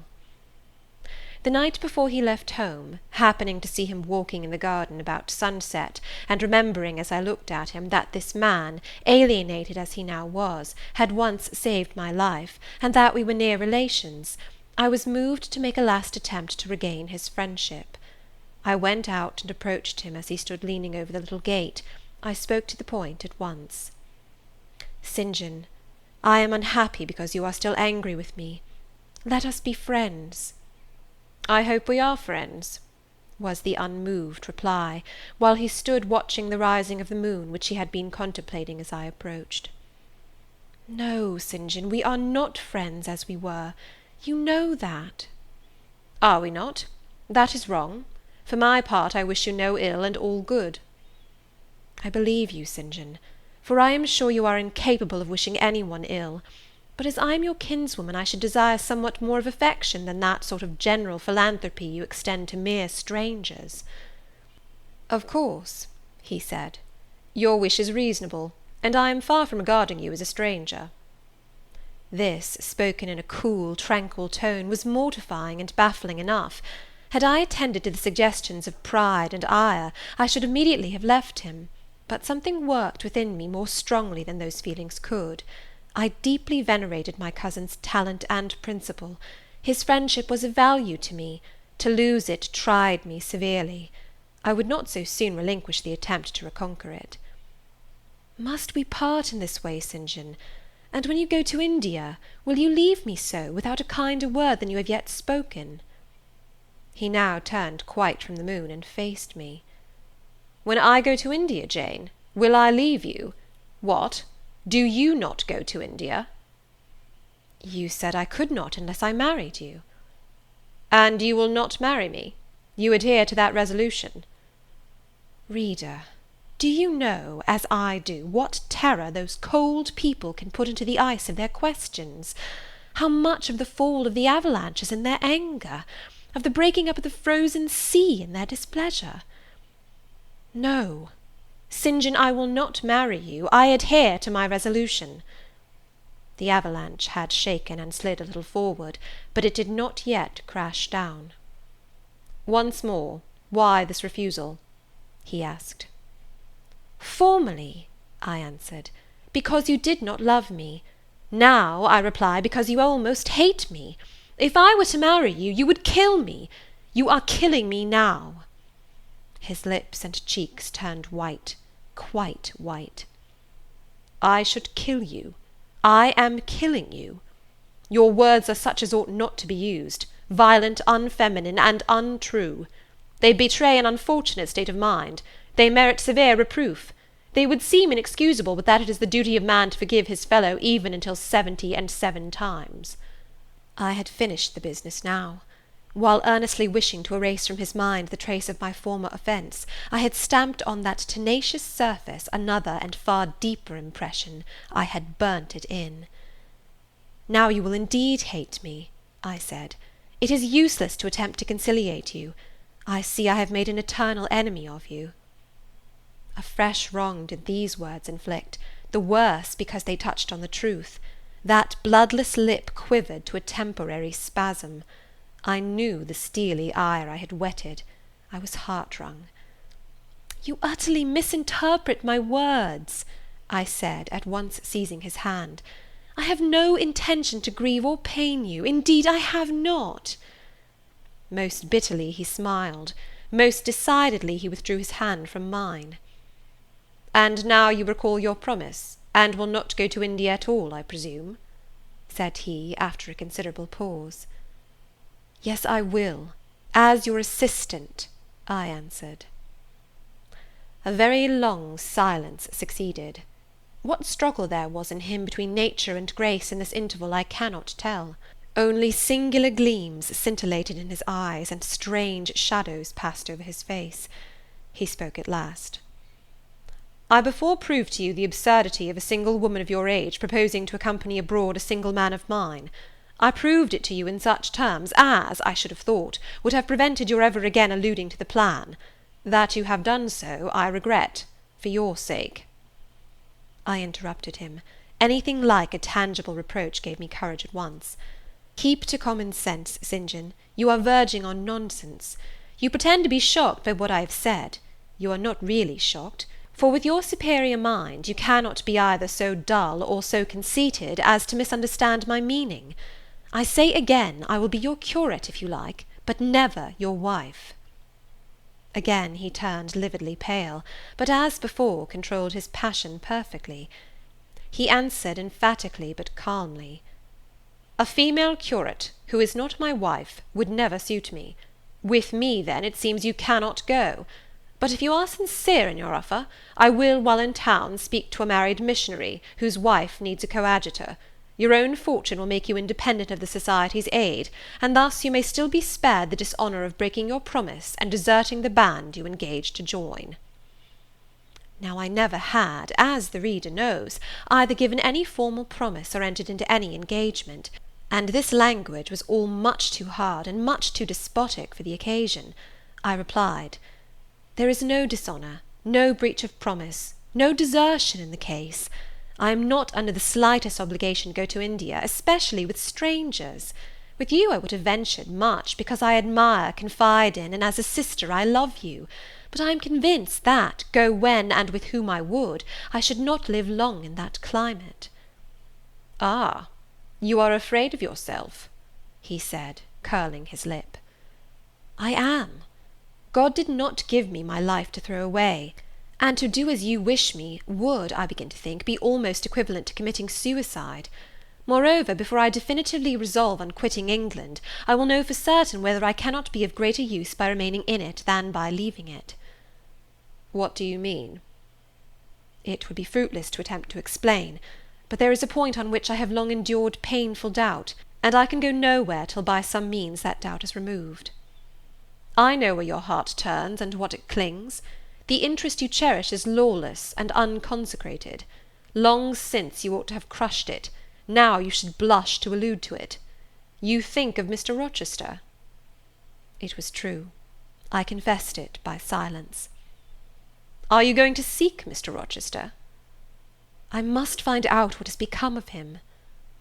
"It remains for me, then," he said, "to remember you in my prayers, and to entreat God for you in all earnestness that you may not indeed become a castaway. I had thought I recognized in you one of the chosen, but God sees not as man sees. His will be done." He opened the gate, passed through it, and strayed away down the glen. He was soon out of sight. On re-entering the parlour, I found Diana standing at the window, looking very thoughtful. Diana was a great deal taller than I. She put her hand on my shoulder, and stooping examined my face. "Jane," she said, "you are always agitated and pale now. I am sure there is something the matter. Tell me what business St. John and you have on hands. I have watched you this half hour from the window. You must forgive my being such a spy, but for a long time I have fancied I hardly know what. St. John is a strange being." She paused. I did not speak. Soon she resumed. "That brother of mine cherishes peculiar views of some sort respecting you, I am sure. He has long distinguished you by a notice and interest he never showed to any one else. To what end? I wish he loved you. Does he, Jane?" I put her cool hand to my hot forehead. "No, Di, not one whit." "Then why does he follow you so with his eyes, and get you so frequently alone with him, and keep you so continually at his side? Mary and I had both concluded he wished you to marry him." "He does. He has asked me to be his wife." Diana clapped her hands. "Oh, that is just what we hoped and thought! And you will marry him, Jane, won't you? And then he will stay in England." "Far from that, Diana.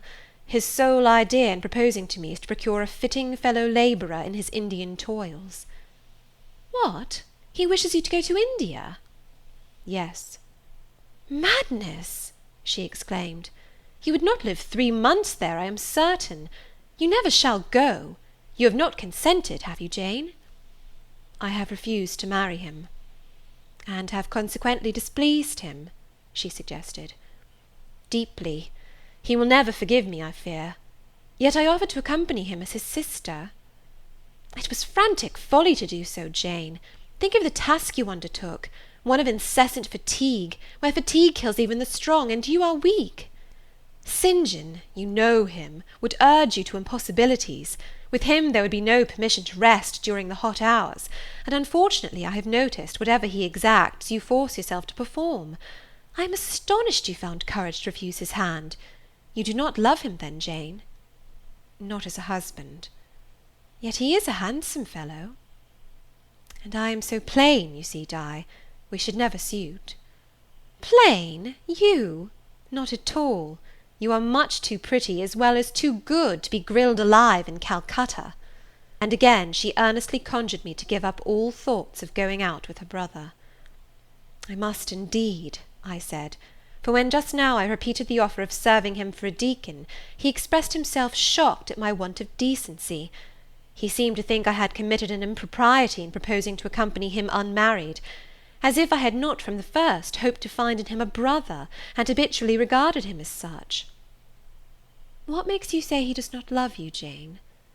"You should hear himself on the subject. He has again and again explained that it is not himself, but his office he wishes to mate. He has told me I am formed for labour, not for love, which is true, no doubt. But in my opinion, if I am not formed for love, it follows that I am not formed for marriage. Would it not be strange, Di, to be chained for life to a man who regarded one but as a useful tool?" "Insupportable, unnatural, out of the question." "And then," I continued, "though I have only sisterly affection for him now, yet, if forced to be his wife, I can imagine the possibility of conceiving an inevitable, strange, torturing kind of love for him, because he is so talented, and there is often a certain heroic grandeur in his look, manner, and conversation. In that case my lot would become unspeakably wretched. He would not want me to love him, and if I showed the feeling, he would make me sensible that it was a superfluity, unrequired by him, unbecoming in me. I know he would." "And yet St. John is a good man," said Diana. "He is a good and a great man, but he forgets, pitilessly, the feelings and claims of little people in pursuing his own large views. It is better, therefore, for the insignificant to keep out of his way, lest in his progress he should trample them down. Here he comes. I will leave you, Diana." And I hastened upstairs as I saw him entering the garden. But I was forced to meet him again at supper. During that meal he appeared just as composed as usual. I had thought he would hardly speak to me, and I was certain he had given up the pursuit of his matrimonial scheme. The sequel showed I was mistaken on both points. He addressed me precisely in his ordinary manner, or what had of late been his ordinary manner, one scrupulously polite. No doubt he had invoked the help of the Holy Spirit to subdue the anger I had roused in him, and now believed he had forgiven me once more. For the evening reading before prayers, he selected the 21st chapter of Revelation. It was at all times pleasant to listen while from his lips fell the words of the Bible. Never did his fine voice sound at once so sweet and full, never did his manner become so impressive in its noble simplicity as when he delivered the oracles of God. And to-night that voice took a more solemn tone, that manner a more thrilling meaning, as he sat in the midst of his household circle, the May moon shining in through the uncurtained window, and rendering almost unnecessary the light of the candle on the table. As he sat there, bending over the great old Bible, and described from its page the vision of the new heaven and new earth, told how God would come to dwell with men, how he would wipe away all tears from their eyes, and promised that there should be no more death, neither sorrow nor crying, nor any more pain, because the former things were passed away. The succeeding words thrilled me strangely as he spoke them, especially as I felt, by the slight, indescribable alteration in sound, that in uttering them his eye had turned on me. "He that overcometh shall inherit all things, and I will be his God, and he shall be my son. But," was slowly, distinctly read, "the fearful, the unbelieving, etc., shall have their part in the lake which burneth with fire and brimstone, which is the second death." Henceforward I knew what fate St. John feared for me.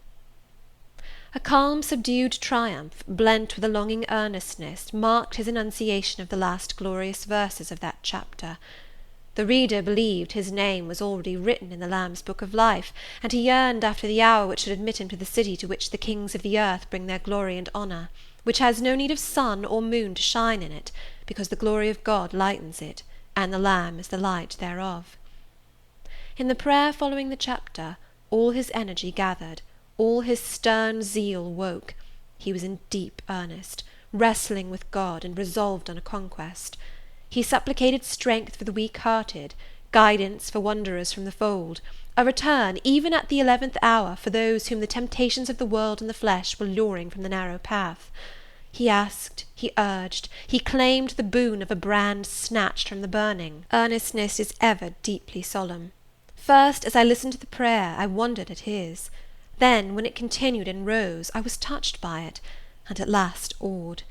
He felt the greatness and goodness of his purpose so sincerely, others who heard him plead for it could not but feel it too. The prayer over, we took leave of him. He was to go at a very early hour in the morning. Diana and Mary, having kissed him, left the room, in compliance, I think, with a whispered hint from him.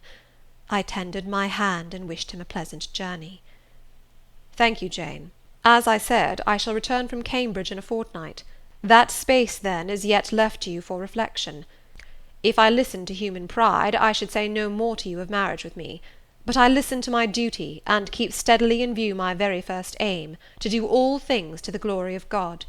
My master was long-suffering, so will I be. I cannot give you up to perdition as a vessel of wrath. Repent, resolve, while there is yet time.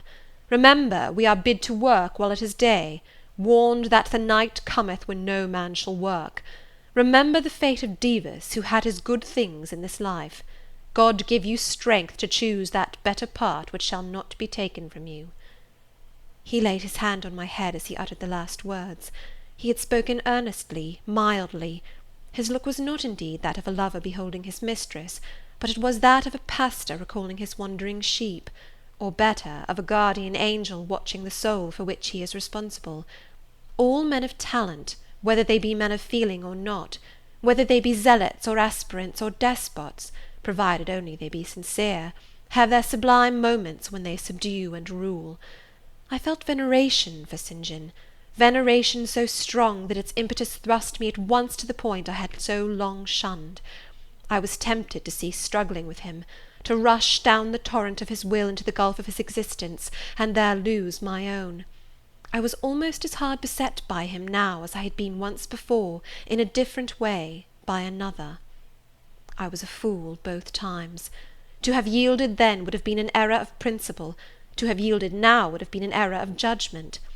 So I think at this hour, when I look back to the crisis through the quiet medium of time, I was unconscious of folly at the instant. I stood motionless under my hierophant's touch. My refusals were forgotten, my fears overcome, my wrestlings paralysed. The impossible, i.e. my marriage with St. John, was fast becoming the possible. All was changing utterly with a sudden sweep.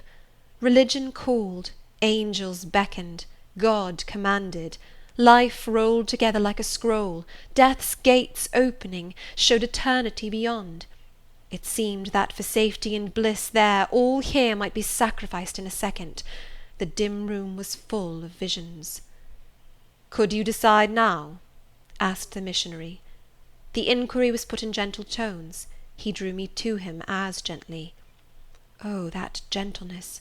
How far more potent is it than force! I could resist St. John's wrath. I grew pliant as a reed under his kindness. Yet I knew all the time, if I yielded now, I should not the less be made to repent, some day, of my former rebellion. His nature was not changed by 1 hour of solemn prayer. It was only elevated. "I could decide if I were but certain," I answered. "Were I but convinced that it is God's will I should marry you, I could vow to marry you here and now, come afterwards what would." "My prayers are heard," ejaculated St. John. He pressed his hand firmer on my head, as if he claimed me. He surrounded me with his arm, almost as if he loved me. I say almost, I knew the difference, for I had felt what it was to be loved. But like him, I had now put love out of the question, and thought only of duty. I contended with my inward dimness of vision, before which clouds yet rolled. I sincerely, deeply, fervently longed to do what was right, and only that. Show me the path," I entreated of heaven. I was excited more than I had ever been, and whether what followed was the effect of excitement the reader shall judge. All the house was still, for I believe all except St. John and myself were now retired to rest. The one candle was dying out. The room was full of moonlight. My heart beat fast and thick. I heard its throb. Suddenly it stood still to an inexpressible feeling that thrilled it through, and passed at once to my head and extremities. The feeling was not like an electric shock, but it was quite as sharp, as strange, as startling. It acted on my senses as if their utmost activity hitherto had been but torpor, from which they were now summoned and forced to wake. They rose expectant. Eye and ear waited while the flesh quivered on my bones. "What have you heard? What do you see?" asked St. John. I saw nothing, but I heard a voice somewhere cry, "Jane! Jane! Jane!" Nothing more. "Oh, God! What is it?" I gasped. I might have said, "Where is it?" for it did not seem in the room, nor in the house, nor in the garden. It did not come out of the air, nor from under the earth, nor from overhead. I had heard it. Where or whence, forever impossible to know. And it was the voice of a human being, a known, loved, well-remembered voice, that of Edward Fairfax Rochester, and it spoke in pain and woe, wildly, eerily, urgently. "I am coming!" I cried. "Wait for me! Oh, I will come!" I flew to the door and looked into the passage. It was dark. I ran out into the garden. It was void. "Where are you?" I exclaimed. The hills beyond Marsh Glen sent the answer faintly back. "Where are you?" I listened. The wind sighed low in the firs. All was moorland loneliness and midnight hush. "Down, superstition!" I commented, as that spectre rose up black by the black yew at the gate. "This is not thy deception, nor thy witchcraft. It is the work of nature. She was roused and did no miracle, but her best." I broke from St. John, who had followed and would have detained me. It was my time to assume ascendancy. My powers were in play and in force. I told him to forbear question or remark. I desired him to leave me. I must and would be alone. He obeyed at once. Where there is energy to command well enough, obedience never fails. I mounted to my chamber, locked myself in, fell on my knees, and prayed in my way, a different way to St. John's, but effective in its own fashion. I seemed to penetrate very near a mighty spirit, and my soul rushed out in gratitude at his feet. I rose from the thanksgiving, took a resolve, and lay down, unscared, enlightened, eager but for the daylight. Chapter 36. The daylight came. I rose at dawn. I busied myself for an hour or two with arranging my things in my chamber, drawers, and wardrobe, in the order wherein I should wish to leave them during a brief absence. Meantime, I heard St. John quit his room.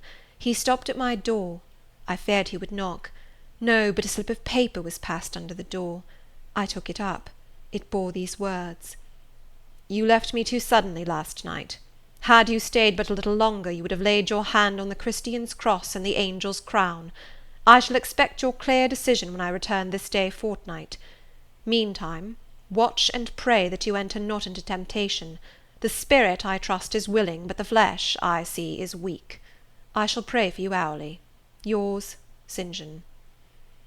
My spirit, I answered mentally, is willing to do what is right, and my flesh, I hope, is strong enough to accomplish the will of Heaven, when once that will is distinctly known to me. At any rate, it shall be strong enough to search, inquire, to grope an outlet from this cloud of doubt, and find the open day of certainty. It was the 1st of June, yet the morning was overcast and chilly. Rain beat fast on my casement. I heard the front door open, and St. John pass out. Looking through the window, I saw him traverse the garden. He took the way over the misty moors in the direction of Whitcross. There he would meet the coach. "In a few more hours I shall succeed you in that track, cousin," thought I. "I too have a coach to meet at Whitcross. I too have some to seek and ask after in England, before I depart for ever." It wanted yet 2 hours of breakfast time. I filled the interval in walking softly about my room, and pondering the visitation which had given my plans their present bent. I recalled that inward sensation I had experienced, for I could recall it in all its unspeakable strangeness. I recalled the voice I had heard. Again I questioned whence it came, as vainly as before. It seemed in me, not in the external world. I asked, was it a mere nervous impression, a delusion? I could not conceive or believe. It was more like an inspiration. The wondrous shock of feeling had come like the earthquake which shook the foundations of Paul and Silas's prison. It had opened the doors of the soul's cell and loosed its bands. It had wakened it out of its sleep, whence it sprang trembling, listening, aghast, then vibrated thrice a cry on my startled ear, and in my quaking heart, and through my spirit, which neither feared nor shook, but exulted as if in joy over the success of one effort it had been privileged to make, independent of the cumbrous body. "Ere many days," I said, as I terminated my musings, "I will know something of him whose voice seemed last night to summon me. Letters have proved of no avail. Personal inquiry shall replace them." At breakfast I announced to Diana and Mary that I was going a journey, and should be absent at least 4 days. "Alone, Jane?" they asked. "Yes, it was to see or hear news of a friend about whom I had for some time been uneasy." They might have said, as I have no doubt they thought, that they had believed me to be without friends, save them; for indeed I had often said so; but with their true natural delicacy they abstained from comment, except that Diana asked me if I was sure I was well enough to travel. I looked very pale, she observed. I replied that nothing ailed me save anxiety of mind, which I hoped soon to alleviate. It was easy to make my further arrangements, for I was troubled with no inquiries, no surmises. Having once explained to them that I could not now be explicit about my plans, they kindly and wisely acquiesced in the silence with which I pursued them, according to me the privilege of free action I should under similar circumstances have accorded them. I left Moor House at 3 p.m., and soon after 4 I stood at the foot of the sign-post of Whitcross, waiting the arrival of the coach which was to take me to distant Thornfield. Amidst the silence of those solitary roads and desert hills, I heard it approach from the great distance. It was the same vehicle whence, a year ago, I had alighted one summer evening on this very spot. How desolate and hopeless and objectless! It stopped as I beckoned. I entered, not now obliged to part with my whole fortune as the price of its accommodation. Once more on the road to Thornfield, I felt like the messenger pigeon flying home. It was a journey of 36 hours. I had set out from Whitcross on a Tuesday afternoon, and early on the succeeding Thursday morning the coach stopped to water the horses at a wayside inn, situated in the midst of scenery whose green hedges and large fields and low pastoral hills, how mild of feature and verdant of hue compared with the stern North Midland moors of Morton, met my eye like the lineaments of a once familiar face. Yes, I knew the character of this landscape. I was sure we were very near my bourne. "How far is Thornfield Hall from here?"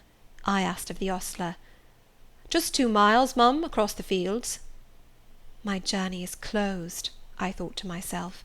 I got out of the coach, gave a box I had into the ostler's charge, to be kept till I called for it, paid my fare, satisfied the coachman, and was going. The brightening day gleamed on the sign of the inn, and I read in gilt letters, "The Rochester Arms."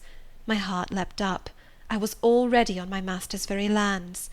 It fell again. The thought struck it. Your master himself may be beyond the British Channel, for aught you know. And then if he is at Thornfield Hall, towards which you hasten, who besides him is there?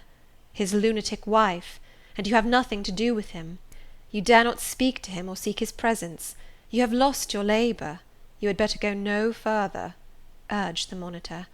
Ask information of the people at the inn. They can give you all you seek. They can solve your doubts at once. Go up to that man and inquire if Mr. Rochester be at home. The suggestion was sensible, and yet I could not force myself to act on it. I so dreaded a reply that would crush me with despair. To prolong doubt was to prolong hope. I might yet once more see the Hall under the ray of her star.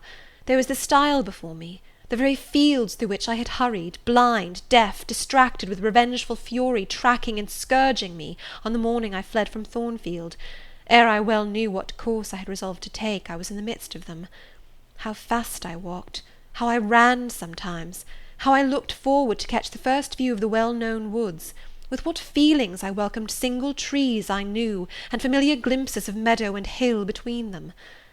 At last the woods rose, the rookery clustered dark, a loud cawing broke the morning stillness. Strange delight inspired me, on I hastened. Another field crossed, a lane threaded, and there were the courtyard walls, the back offices, the house itself, the rookery still hid. My first view of it shall be in front, I determined, where its bold battlements will strike the eye nobly at once, and where I can single out my master's very window. Perhaps he will be standing at it. He rises early. Perhaps he is now walking in the orchard, or on the pavement in front. Could I but see him, but a moment! Surely in that case I should not be so mad as to run to him. I cannot tell, I am not certain. And if I did, what then? God bless him, what then? Who would be hurt by my once more tasting the life his glance can give me? I rave. Perhaps at this moment he is watching the sunrise over the Pyrenees, or on the tideless sea of the south. I had coasted along the lower wall of the orchard, turned its angle. There was a gate just there, opening into the meadow between 2 stone pillars crowned by stone balls. From behind one pillar I could peep round quietly at the full front of the mansion. I advanced my head with precaution, desirous to ascertain if any bedroom window blinds were yet drawn up. Battlements, windows, long front, all from this sheltered station were at my command. The crows sailing overhead perhaps watched me while I took this survey. I wonder what they thought. They must have considered I was very careful and timid at first, and that gradually I grew very bold and reckless. A peep, and then a long stare, and then a departure from my niche and a straying out into the meadow, and a sudden stop full in front of the great mansion, and a protracted hardy gaze towards it. What affectation of diffidence was this at first? They might have demanded. What stupid regardlessness now? Here an illustration, reader. A lover finds his mistress asleep on a mossy bank. He wishes to catch a glimpse of her fair face without waking her. He steals softly over the grass, careful to make no sound. He pauses, fancying she has stirred. He withdraws, not for worlds would he be seen. All is still. He again advances, he bends above her, a light veil rests on her features. He lifts it, bends lower. Now his eyes anticipate the vision of beauty, warm and blooming and lovely in rest. How hurried was their first glance! But how they fix! How he starts! How he suddenly and vehemently clasps in both arms the form he dared not a moment since touch with his finger! How he calls aloud a name, and drops his burden, and gazes on it wildly! He thus grasps and cries and gazes because he no longer fears to waken by any sound he can utter, by any movement he can make. He thought his love slept sweetly. He finds she is stone dead. I looked with timorous joy towards a stately house. I saw a blackened ruin. No need to cower behind a gate-post, indeed, to peep up at chamber lattices, fearing life was astir behind them. No need to listen for doors opening, to fancy steps on the pavement or the gravel-walk. The lawn, the gardens were trodden and waste, the portal yawned void. The front was, as I had once seen it in a dream, but a well-like wall, very high and very fragile-looking, perforated with paneless windows. No roof, no battlements, no chimneys, all had crashed in. And there was the silence of death about it, the solitude of a lonesome wild. No wonder that letters addressed to people here had never received an answer, as well dispatch epistles to a vault in a church aisle. The grim blackness of the stones told by what fate the hall had fallen, by conflagration. But how kindled? What story belonged to this disaster? What loss besides mortar and marble and woodwork had followed upon it? Had life been wrecked as well as property? If so, whose? Dreadful question. There was no one here to answer it, not even dumb sign, mute token. In wandering round the shattered walls and through the devastated interior, I gathered evidence that the calamity was not of late occurrence.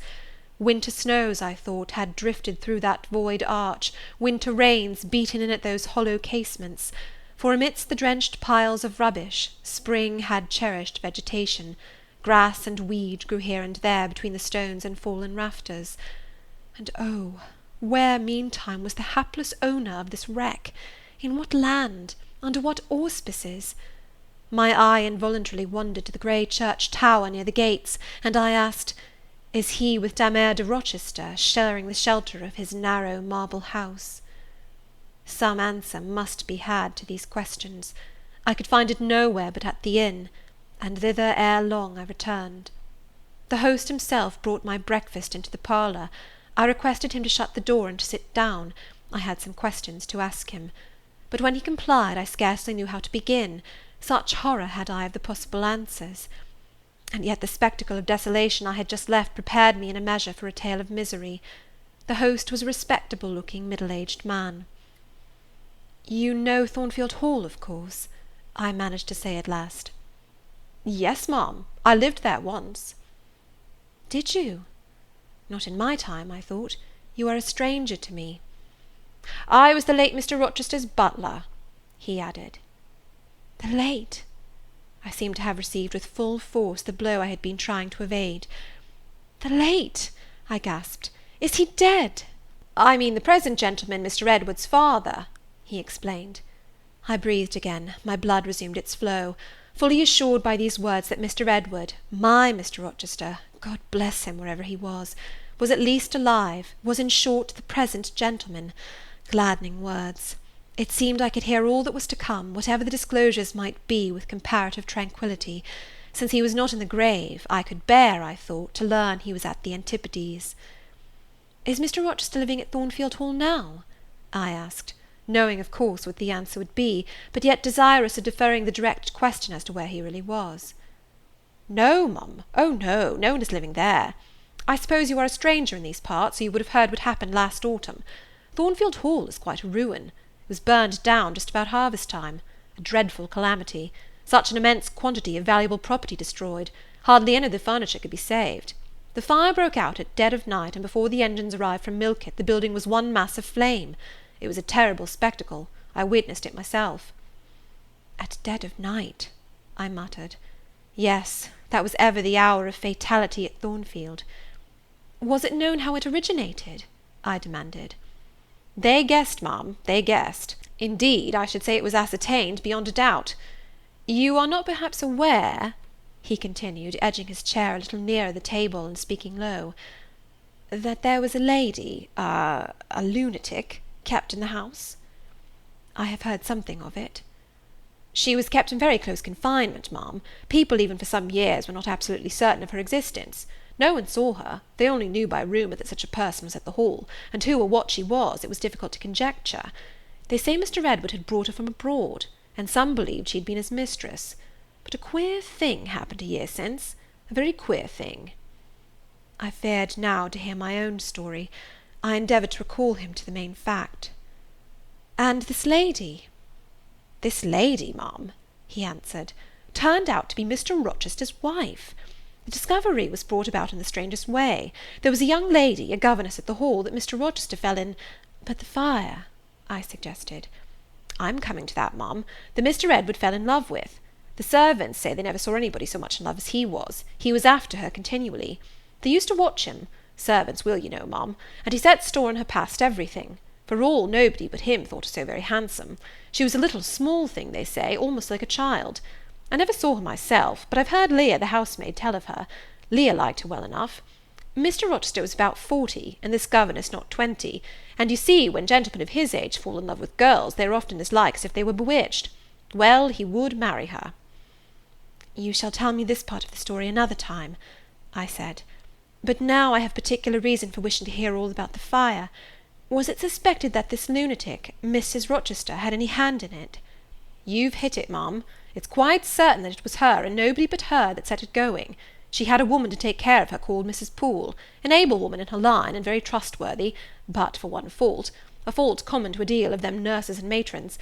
She kept a private bottle of gin by her, and now and then took a drop overmuch. It is excusable, for she had a hard life of it, but still it was dangerous, for when Mrs. Poole was fast asleep after the gin and water, the mad lady, who was as cunning as a witch, would take the keys out of her pocket and let herself out of her chamber, and go roaming about the house, doing any wild mischief that came into her head. They say she had nearly burnt her husband in his bed once, but I don't know about that. However, on this night she set fire first to the hangings of the room next her own, and then she got down to a lower story, and made her way to the chamber that had been the governess's.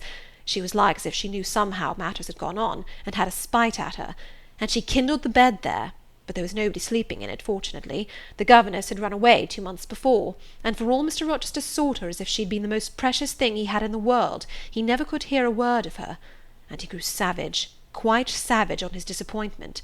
He never was a wild man, but he got dangerous after he lost her. He would be alone, too. He sent Mrs. Fairfax, the housekeeper, away to her friends at a distance, but he did it handsomely, for he settled an annuity on her for life, and she deserved it. She was a very good woman. Miss Adele, a ward he had, was put to school. He broke off acquaintance with all the gentry, and shut himself up like a hermit at the Hall." "What? Did he not leave England?" "Leave England? Bless you, no. He would not cross the door-stones of the house, except at night, when he walked just like a ghost about the grounds and in the orchard, as if he had lost his senses, which it is my opinion he had, for a more spirited, bolder, keener gentleman than he was before that midge of a governess crossed him you never saw, ma'am. He was not a man given to wine, or cards, or racing, as some are, and he was not so very handsome, but he had a courage and a will of his own, if ever man had. I knew him from a boy, you see, and for my part I have often wished that Miss Eyre had been sunk in the sea before she came to Thornfield Hall." "Then Mr. Rochester was at home when the fire broke out?" "Yes, indeed was he, and he went up to the attics when all was burning above and below, and got the servants out of their beds, and helped them down himself, and went back to get his mad wife out of her cell. And then they called out to him that she was on the roof, and where she was standing, waving her arms above the battlements, and shouting out till they could hear her a mile off. I saw her and heard her with my own eyes. She was a big woman, and had long black hair. We could see it streaming against the flames as she stood. I witnessed, and several more witnessed, Mr. Rochester ascend through the skylight to the roof. We heard him call Bertha. We saw him approach her. And then, ma'am, she yelled and gave a spring, and the next minute she lay smashed on the pavement." "Dead?" "Dead. Ay, dead as the stones on which her brains and blood were scattered." "Good God!" "You may well say so, ma'am. It was frightful." He shuddered. "And afterwards?" I urged. "Well, ma'am, afterwards the house was burnt to the ground. There are only some bits of walls standing now." "Were any other lives lost?" "No. Perhaps it would have been better if there had." "What do you mean?" "Poor Mr. Edward!" he ejaculated. "I little thought ever to have seen it. Some say it was a just judgment on him for keeping his first marriage secret, and wanting to take another wife while he had one living. But I pity him for my part." "You said he was alive?" I exclaimed. Yes, he is alive, but many think he had better be dead." "Why? How?" My blood was again running cold. "Where is he?" I demanded. "Is he in England?" Ay, he's in England. He can't get out of England, I fancy. He's a fixture now." What agony was this? And the man seemed resolved to protract it. "He is stone blind," he said at last. "Yes, he is stone blind, is Mr. Edward." I had dreaded worse. I had dreaded he was mad. I summoned strength to ask what had caused this calamity. "It was all his own courage, and a body may say his kindness in a way, ma'am. He wouldn't leave the house till every one else was out before him. As he came down the great staircase at last, after Mrs. Rochester had flung herself from the battlements, there was a great crash, all fell. He was taken out from under the ruins, alive, but sadly hurt. A beam had fallen in such a way as to protect him partly, but one eye was knocked out, and one hand so crushed that Mr. Carter, the surgeon, had to amputate it directly. The other eye inflamed, he lost the sight of that also. He is now helpless indeed, blind and a cripple." "Where is he? Where does he live now?" "At Ferndean, a manor house on a farm he has, about 30 miles off. Quite a desolate spot." "Who is with him?" "Old John and his wife. He would have none else. He is quite broken down, they say." "Have you any sort of conveyance?" "We have a chaise, ma'am, a very handsome chaise." "Let it be got ready instantly, and if your post-boy can drive me to Ferndean before dark this day, I'll pay both you and him twice the hire you usually demand." Chapter 37. The manor house of Ferndean was a building of considerable antiquity, moderate size, and no architectural pretensions, deep buried in a wood. I had heard of it before. Mr. Rochester often spoke of it, and sometimes went there. His father had purchased the estate for the sake of the game covers. He would have let the house, but could find no tenant, in consequence of its ineligible and insalubrious site. Ferndean then remained uninhabited and unfurnished, with the exception of some 2 or 3 rooms fitted up for the accommodation of the squire when he went there in the season to shoot. To this house I came just ere dark on an evening marked by the characteristics of sad sky, cold gale, and continued small penetrating rain. The last mile I performed on foot, having dismissed the chaise and driver with the double remuneration I had promised. Even when within a very short distance of the manor house you could see nothing of it, so thick and dark grew the timber of the gloomy wood about it. Iron gates between granite pillars showed me where to enter, and passing through them I found myself at once in the twilight of close-ranked trees. There was a grass-grown track descending the forest aisle between hoar and knotty shafts and under-branched arches. I followed it, expecting soon to reach the dwelling, but it stretched on and on, it would far and farther, no sign of habitation or grounds was visible. I thought I had taken a wrong direction and lost my way. The darkness of natural as well as of sylvan dusk gathered over me. I looked round in search of another road. There was none. All was interwoven stem, columnar trunk, dense summer foliage, no opening anywhere. I proceeded. At last my way opened, the trees thinned a little. Presently I beheld a railing. Then the house, scarce, by this dim light, distinguishable from the trees, so dank and green were its decaying walls. Entering a portal, fastened only by a latch, I stood amidst a space of enclosed ground, from which the wood swept away in a semicircle. There were no flowers, no garden beds, only a broad gravel walk girdling a grass plat, and this set in the heavy frame of the forest. The house presented 2 pointed gables in its front. The windows were latticed and narrow. The front door was narrow too, 1 step led up to it. The whole looked, as the host of the Rochester Arms had said, quite a desolate spot. It was as still as a church on a week-day. The pattering rain on the forest leaves was the only sound audible in its vicinage. "Can there be life here?" I asked. Yes, life of some kind there was, for I heard a movement. That narrow front door was unclosing, and some shape was about to issue from the grange. It opened slowly. A figure came out into the twilight and stood on the step, a man without a hat. He stretched forth his hand as if to feel whether it rained. Dusk as it was, I had recognized him. It was my master, Edward Fairfax Rochester, and no other. I stayed my step, almost my breath, and stood to watch him, to examine him, myself unseen, and, alas, to him invisible. It was a sudden meeting, and one in which rapture was kept well in check by pain. I had no difficulty in restraining my voice from exclamation, my step from hasty advance. His form was of the same strong and stalwart contour as ever. His port was still erect, his hair was still raven black, nor were his features altered or sunk. Not in 1 year's space, by any sorrow, could his athletic strength be quelled, or his vigorous prime blighted. But in his countenance I saw a change. That looked desperate and brooding. That reminded me of some wronged and fettered wild beast or bird, dangerous to approach in his sullen woe. The caged eagle, whose gold-ringed eyes cruelty has extinguished, might look as looked that sightless Samson.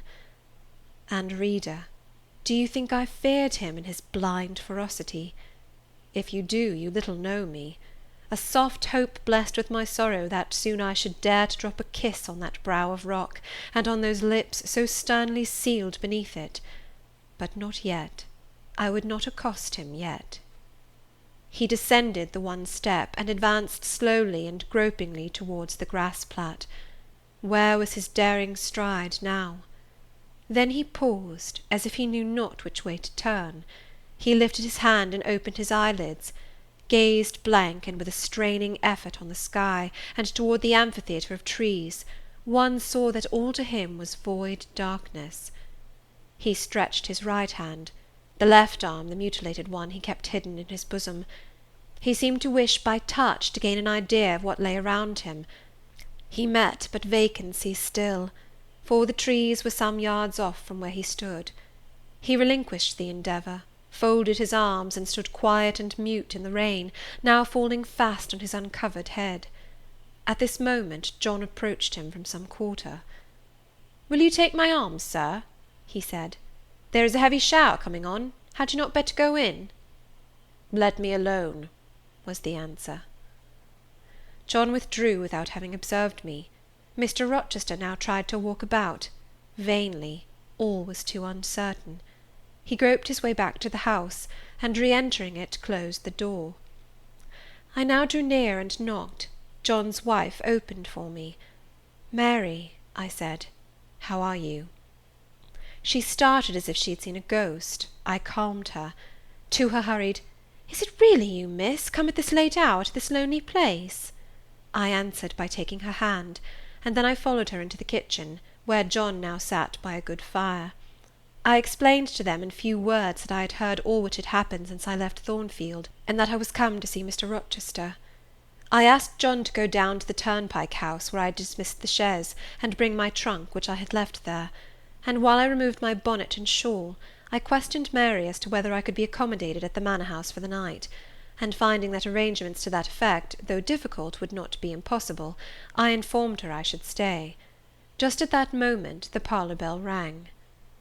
"When you go in," said I, "tell your master that a person wishes to speak to him, but do not give my name."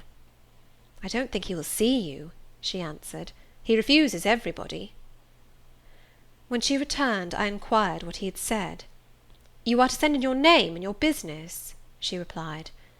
She then proceeded to fill a glass with water and place it on a tray, together with candles. "Is that what he rang for?" I asked. "Yes. He always has candles brought in at dark, though he is blind." "Give the tray to me. I will carry it in." I took it from her hand. She pointed me out to the parlour door. The tray shook as I held it. The water spilled from the glass. My heart struck my ribs loud and fast. Mary opened the door for me and shut it behind me. This parlour looked gloomy.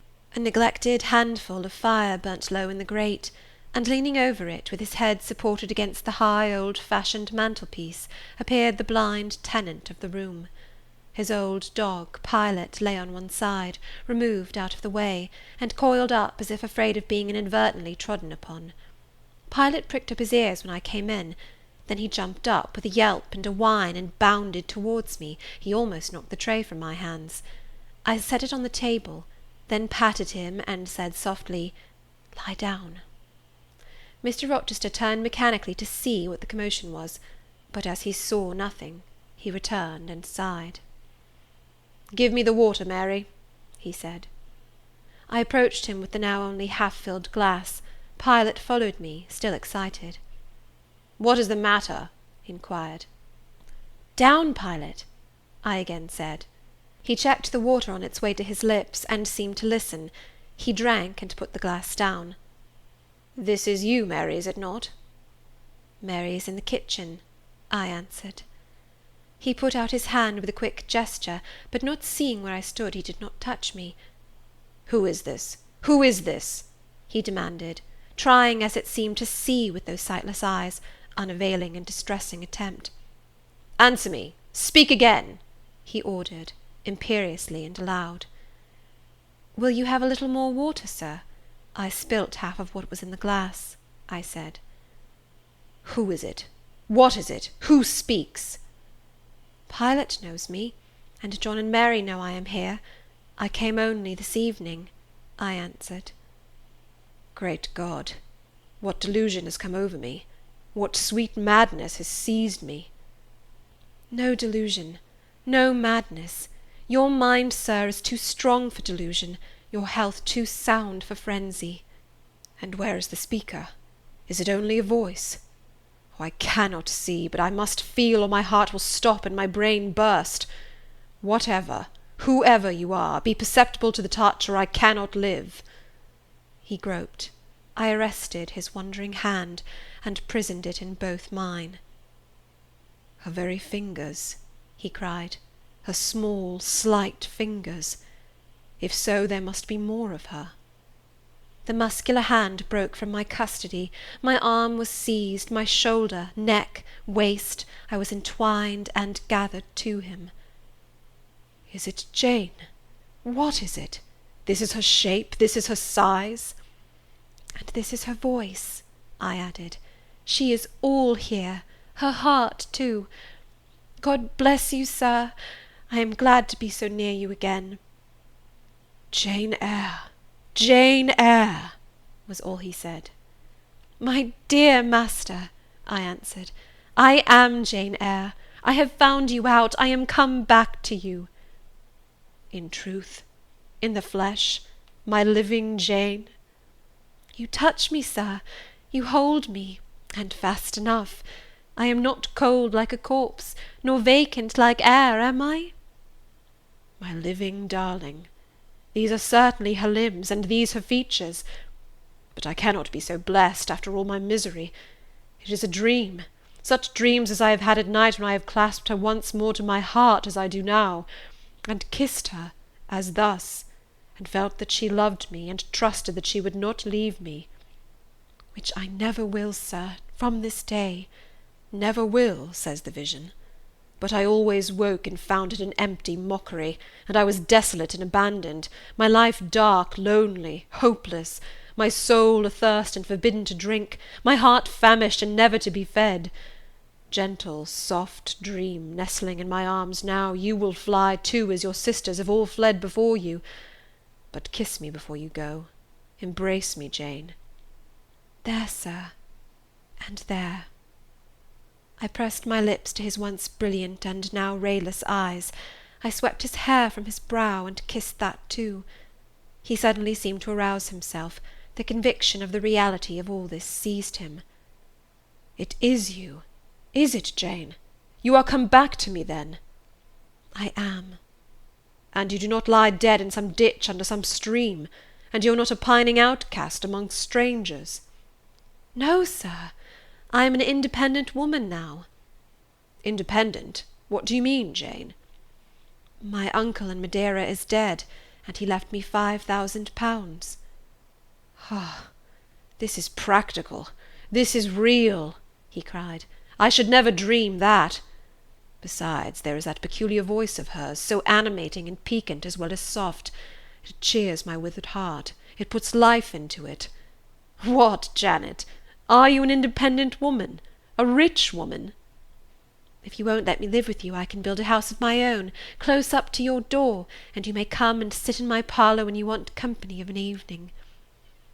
But as you are rich, Jane, you have now, no doubt, friends who will look after you, and do not suffer you to devote yourself to a blind lamenter like me. I told you I am independent, sir, as well as rich. I am my own mistress. And you will stay with me? Certainly, unless you object. I will be your neighbour, your nurse, your housekeeper. I find you lonely. I will be your companion, to read to you, to walk with you, to sit with you, to wait on you, to be eyes and hands to you. Cease to look so melancholy, my dear master. You shall not be left desolate so long as I live. He replied not. He seemed serious, abstracted. He sighed. He half opened his lips as if to speak. He closed them again. I felt a little embarrassed. Perhaps I had too rashly overleaped conventionalities, and he, like St. John, saw impropriety in my inconsiderateness. I had indeed made my proposal from the idea that he wished and would ask me to be his wife. An expectation, not the less certain because unexpressed, had buoyed me up, that he would claim me at once as his own. But no hint to that effect escaping him, and his countenance becoming more overcast, I suddenly remembered that I might have been all wrong, and was perhaps playing the fool unwittingly, and I began gently to withdraw myself from his arms, but he eagerly snatched me closer. No, no, Jane, you must not go.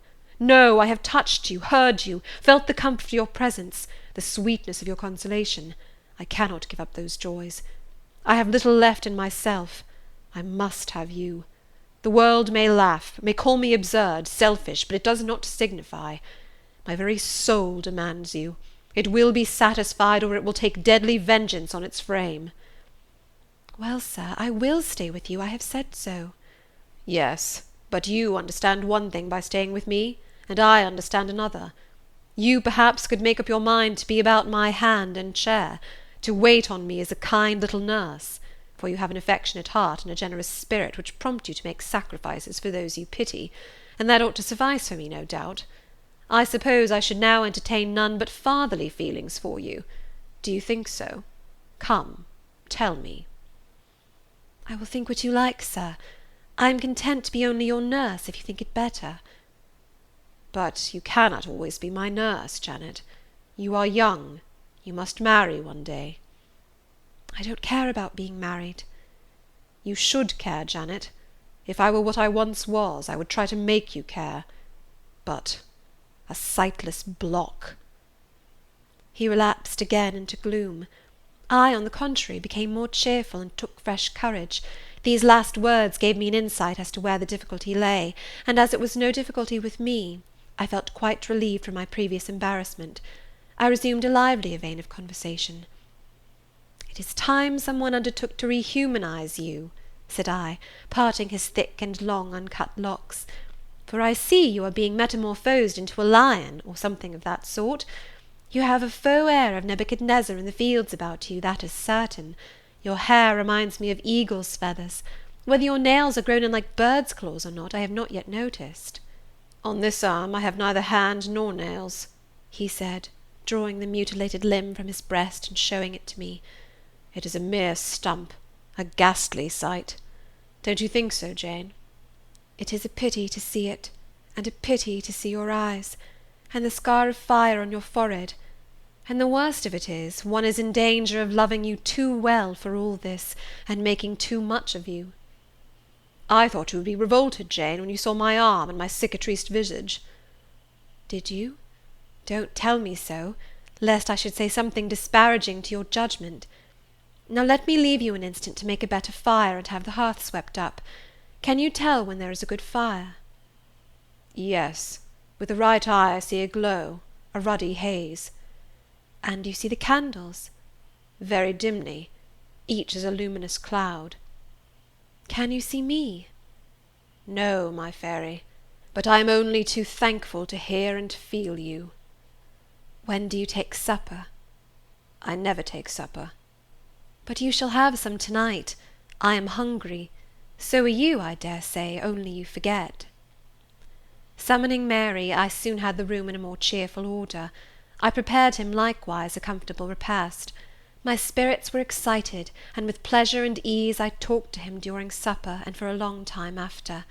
There was no harassing restraint, no repressing of glee and vivacity with him, for with him I was perfectly at ease, because I knew I suited him. All I said or did seemed either to console or revive him. Delightful consciousness! It brought to life and light my whole nature. In his presence I thoroughly lived, and he in mine. Blind as he was, smiles played over his face, joy dawned on his forehead, his lineaments softened and warmed. After supper he began to ask me many questions, of where I had been, what I had been doing, how I had found him out. But I gave him only partial replies. It was too late to enter into particulars that night. Besides, I wished to touch no deep thrilling chord, to open no fresh well of emotion in his heart. My sole present aim was to cheer him. Cheered, as I have said, he was, and yet but by fits. If a moment's silence broke the conversation, he would turn restless, touch me, then say, "Jane, you are altogether a human being, Jane? You are certain of that?" "I conscientiously believe so, Mr. Rochester." "Yet how on this dark and doleful evening could you so suddenly rise on my lone hearth? I stretched my hand to take a glass of water from a hireling, and it was given me by you. I asked a question, expecting John's wife to answer me, and your voice spoke at my ear." "Because I had come in Mary's stead with the tray."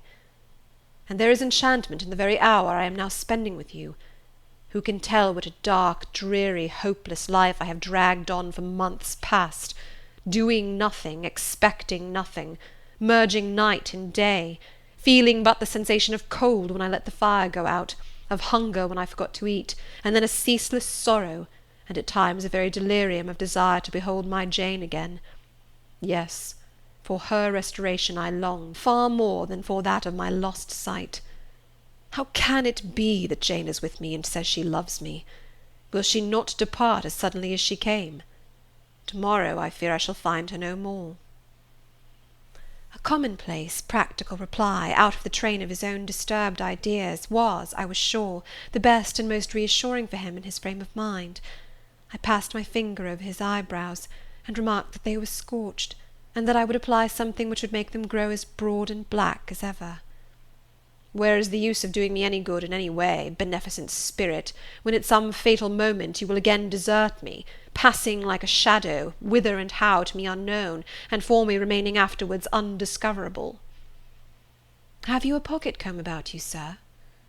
"What for, Jane?" "Just to comb out this shaggy black mane. I find you rather alarming when I examine you close at hand. You talk of me being like a fairy, but I am sure you are more like a brownie." "Am I hideous, Jane?" "Very, sir. You always were, you know." "Humph! The wickedness has not been taken out of you, wherever you have sojourned."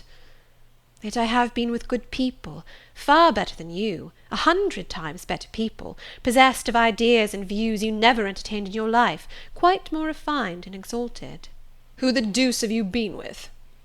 "If you twist in that way, you will make me pull the hair out of your head, and then I think you will cease to entertain doubts of my substantiality." "Who have you been with, Jane?" "You shall not get it out of me to-night, sir. You must wait till to-morrow. To leave my tale half told will, you know, be a sort of security that I shall appear at your breakfast-table to finish it. By the by, I must not mind to rise on your hearth with only a glass of water then. I must bring an egg at the least, to say nothing of fried ham." "You mocking changeling, fairy born and human bred! You make me feel as I have not these 12 months. If Saul could have had you for his David, the evil spirit would have been exorcised without the aid of the harp." "There, sir, you are redd up and made decent. Now I'll leave you.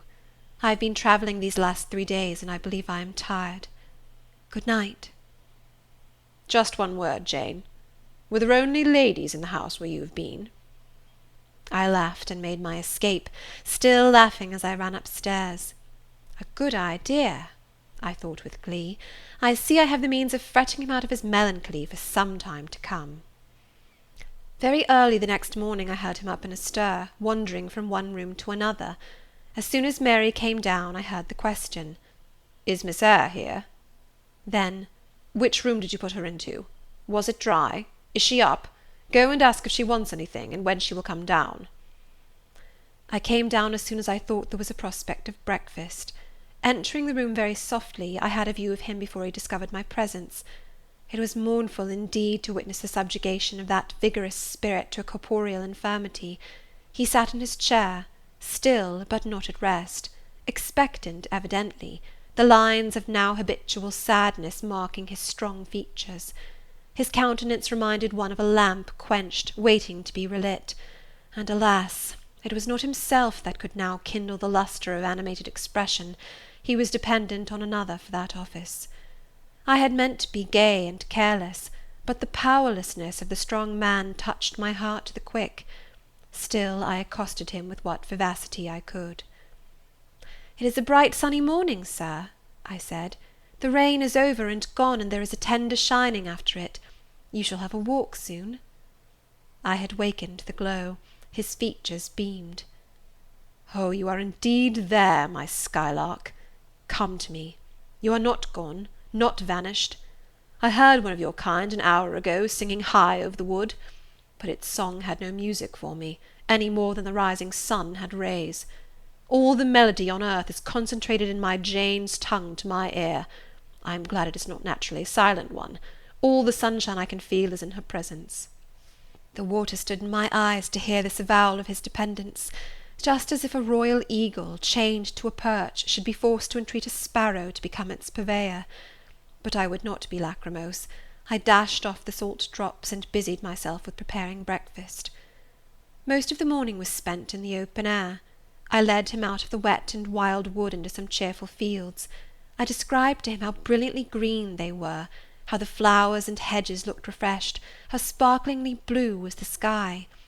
I sought a seat for him in a hidden and lovely spot, a dry stump of a tree. Nor did I refuse to let him, when seated, place me on his knee. Why should I, when both he and I were happier near than apart? Pilot lay beside us. All was quiet. He broke out suddenly while clasping me in his arms. "Cruel, cruel deserter! Oh, Jane, what did I feel when I discovered you had fled from Thornfield, and when I could nowhere find you, and after examining your apartment, ascertained that you had taken no money, nor anything which could serve as an equivalent. A pearl necklace I had given you lay untouched in its little casket. Your trunks were left corded and locked as they had been prepared for the bridal tour. What could my darling do, I asked, left destitute and penniless? And what did she do? Let me hear now." Thus urged, I began the narrative of my experience for the last year. I softened considerably what related to the 3 days of wandering and starvation, because to have told him all would have been to inflict unnecessary pain. The little I did say lacerated his faithful heart deeper than I wished. I should not have left him thus, he said, without any means of making my way. I should have told him my intention. I should have confided in him. He would never have forced me to be his mistress. Violent as he had seemed in his despair, he in truth loved me far too well and too tenderly to constitute himself my tyrant. He would have given me half his fortune, without demanding so much as a kiss in return, rather than I should have flung myself friendless on the wide world. I had endured, he was certain, more than I had confessed to him. Well, whatever my sufferings had been, they were very short, I answered. And then I proceeded to tell him how I had been received at Moor House, how I had obtained the office of schoolmistress, etc. The accession of fortune, the discovery of my relations, followed in due order. Of course, St. John Rivers's name came in frequently in the progress of my tale. When I had done, that name was immediately taken up. "This St. John, then, is your cousin?" "Yes." "You have spoken of him often. Do you like him?" "He was a very good man, sir. I could not help liking him." "A good man? Does that mean a respectable, well-conducted man of 50, or what does it mean?" "St. John was only 29, sir." "Jeune encore, as the French say. Is he a person of low stature, phlegmatic and plain?" A person whose goodness consists rather in his guiltlessness of vice than in his prowess in virtue." "He is untiringly active. Great and exalted deeds are what he lives to perform." "But his brain, that is probably rather soft. He means well, but you shrug your shoulders to hear him talk." "He talks little, sir. What he does say is ever to the point. His brain is first rate. I should think not impressible, but vigorous." "Is he an able man, then?" "Truly able." "A thoroughly educated man?" "St. John is an accomplished and profound scholar." "His manners, I think you said, are not to your taste, priggish and parsonic?"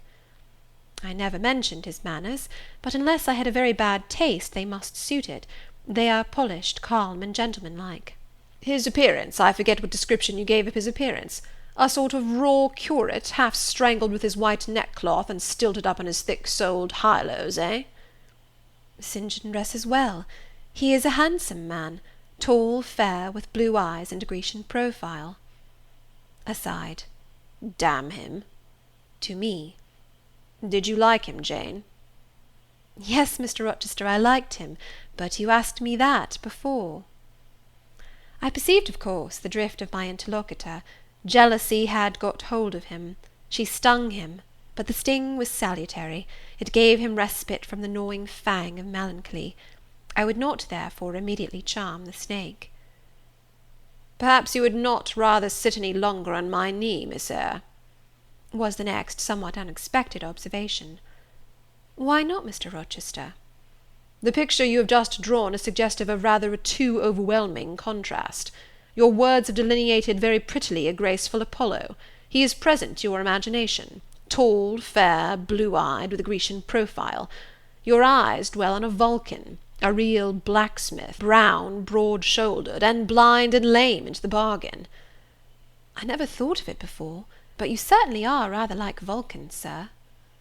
"Well, you can leave me, ma'am, but before you go," and he retained me by a firmer grasp than ever, "you will be pleased just to answer me a question or two."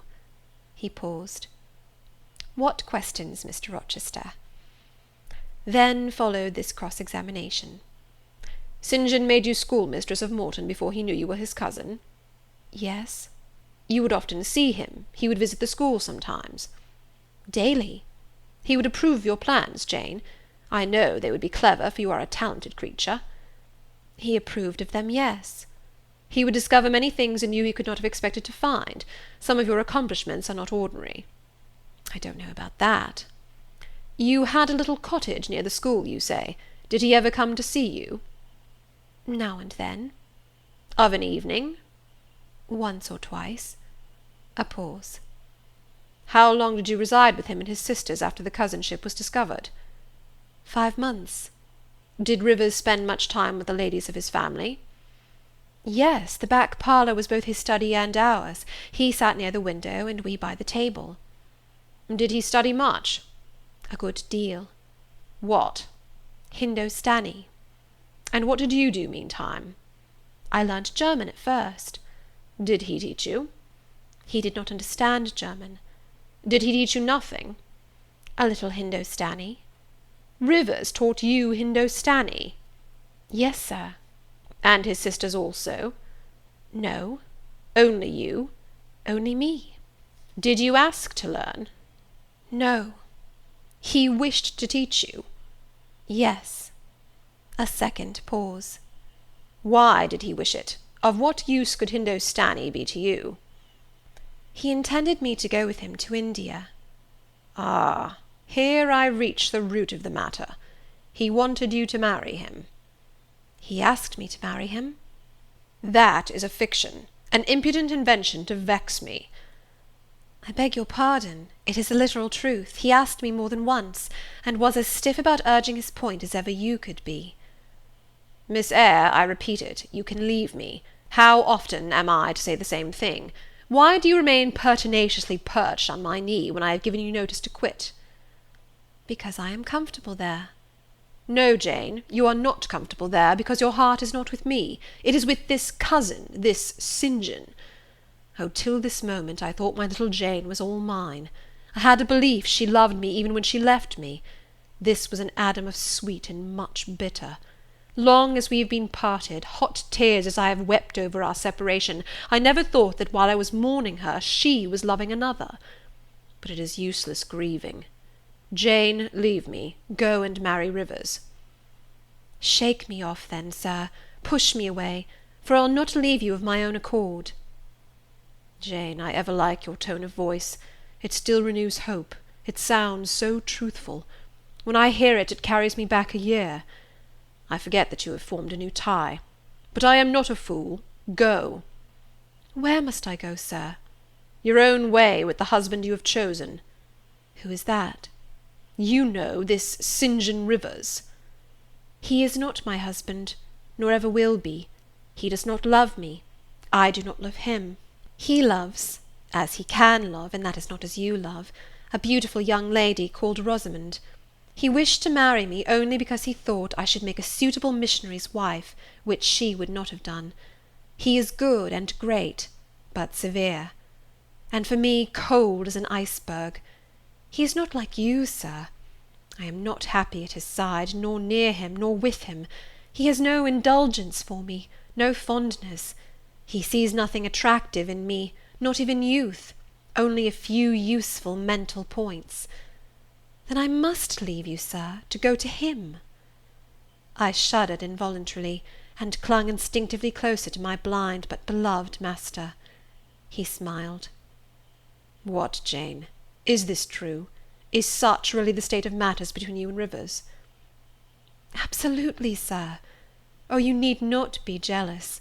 I wanted to tease you a little to make you less sad. I thought anger would be better than grief. But if you wish me to love you, could you but see how much I do love you, you would be proud and content. All my heart is yours, sir.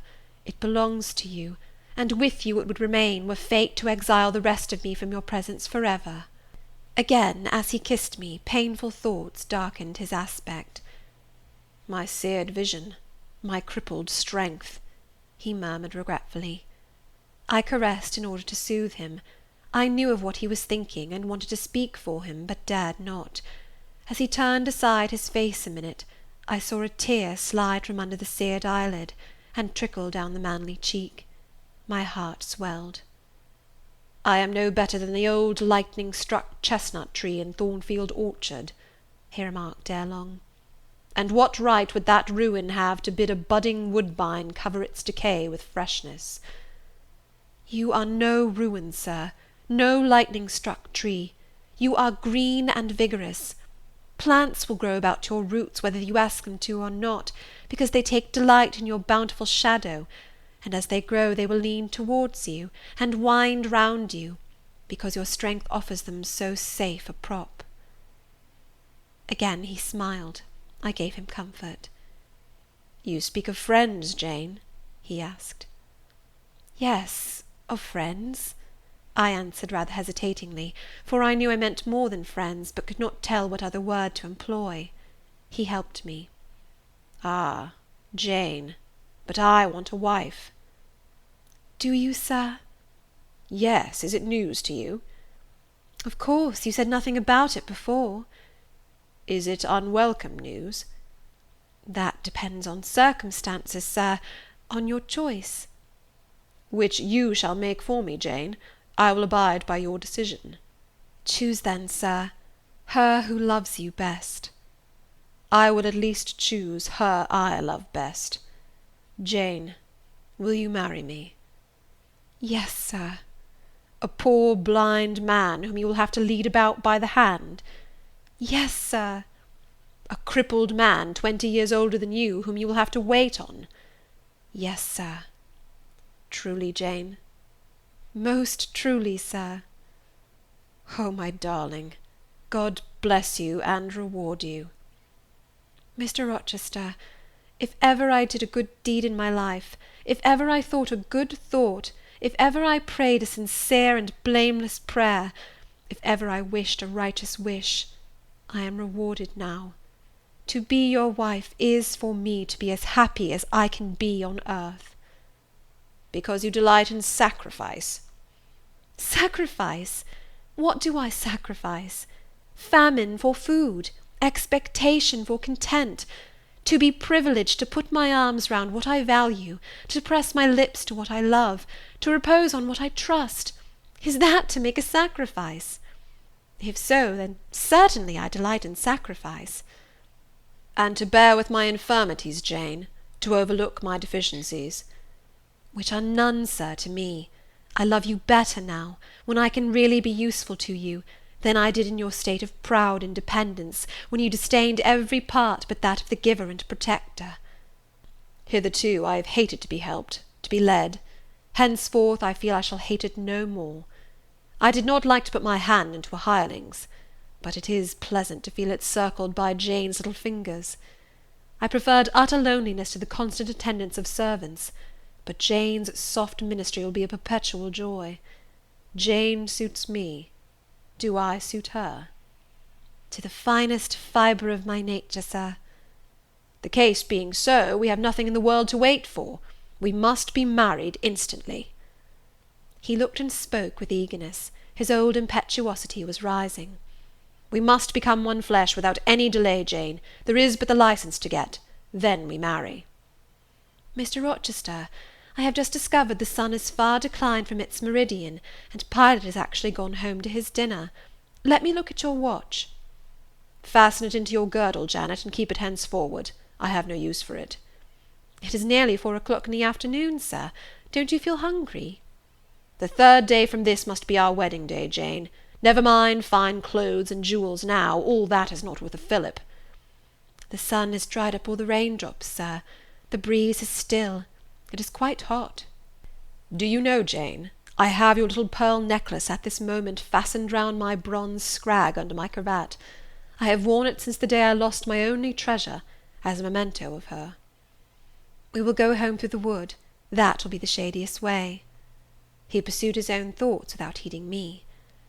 Jane, you think me, I dare say, an irreligious dog, but my heart swells with gratitude to the beneficent God of this earth just now. He sees not as man sees, but far clearer, judges not as man judges, but far more wisely. I did wrong. I would have sullied my innocent flower, breathed guilt on its purity. The Omnipotent snatched it from me. I, in my stiff-necked rebellion, almost cursed the dispensation. Instead of bending to the decree, I defied it. Divine justice pursued its course. Disasters came thick on me. I was forced to pass through the valley of the shadow of death. His chastisements are mighty, and one smote me which has humbled me forever. You know I was proud of my strength, but what is it now, when I must give it over to foreign guidance as a child does its weakness? Of late, Jane, only of late, I began to see and acknowledge the hand of God in my doom. I began to experience remorse, repentance, the wish for reconcilement to my Maker. I began sometimes to pray. Very brief prayers they were, but very sincere. Some days since, nay, I can number them, 4, it was last Monday night, a singular mood came over me, one in which grief replaced frenzy, sorrow sullenness. I had long had the impression that since I could nowhere find you, you must be dead. Late that night, perhaps it might be between 11 and 12 o'clock, ere I retired to my dreary rest, I supplicated God, that if it seemed good to him, I might soon be taken from this life, and admitted to that world to come, where there was still hope of rejoining Jane. I was in my own room, and sitting by the window, which was open. It soothed me to feel the balmy night air, though I could see no stars, and only by a vague luminous haze knew the presence of a moon. I longed for thee, Janet. Oh, I longed for thee both with soul and flesh. I asked of God, at once in anguish and humility, if I had not been long enough desolate, afflicted, tormented, and might not soon taste bliss and peace once more. That I merited all I endured, I acknowledged. That I could scarcely endure more, I pleaded. And the Alpha and Omega of my heart's wishes broke involuntarily from my lips the words, Jane, Jane, Jane. Did you speak those words aloud? I did, Jane. If any listener had heard me, he would have thought me mad. I pronounced them with such frantic energy. And it was last Monday night, somewhere near midnight? Yes, but the time is of no consequence. What followed is the strange point. You will think me superstitious, some superstition I have in my blood, and always had. Nevertheless, this is true. True at least it is that I heard what I now relate. As I exclaimed, "Jane! Jane! Jane!" a voice, I cannot tell whence the voice came, but I know whose voice it was, replied, "I am coming. Wait for me," and a moment after went whispering on the wind the words, "Where are you?" I'll tell you, if I can, the idea, the picture these words opened to my mind, yet it is difficult to express what I want to express. Ferndean is buried, as you see, in a heavy wood, where sound falls dull, and dies unreverberating. "Where are you?" seemed spoken amongst mountains, for I heard a hill-sent echo repeat the words. Cooler and fresher at the moment the gale seemed to visit my brow, I could have deemed that in some wild lone scene I and Jane were meeting. In spirit, I believe we must have met. You no doubt were at that hour in unconscious sleep, Jane. Perhaps your soul wandered from its cell to comfort mine, for those were your accents, as certain as I live, they were yours. Reader, it was on Monday night, near midnight, that I too had received the mysterious summons. Those were the very words by which I replied to it. I listened to Mr. Rochester's narrative, but made no disclosure in return. The coincidence struck me as too awful and inexplicable to be communicated or discussed. If I told anything, my tale would be such as must necessarily make a profound impression on the mind of my hearer, and that mind, yet from its sufferings too prone to gloom, needed not the deeper shade of the supernatural. I kept these things then, and pondered them in my heart. "You cannot now wonder," continued my master, "that when you rose upon me so unexpectedly last night, I had difficulty in believing you any other than a mere voice and vision, something that would melt to silence and annihilation, as the midnight whisper and mountain echo had melted before. Now I thank God, I know it to be otherwise. Yes, I thank God." He put me off his knee, rose, and reverently lifting his hat from his brow, and bending his sightless eyes to the earth, he stood in mute devotion. Only the last words of the worship were audible. "I thank my Maker, that in the midst of judgment he has remembered mercy. I humbly entreat my Redeemer to give me strength to lead henceforth a purer life than I have done hitherto." Then he stretched his hand out to be led. I took that dear hand, held it a moment to my lips, then let it pass round my shoulder.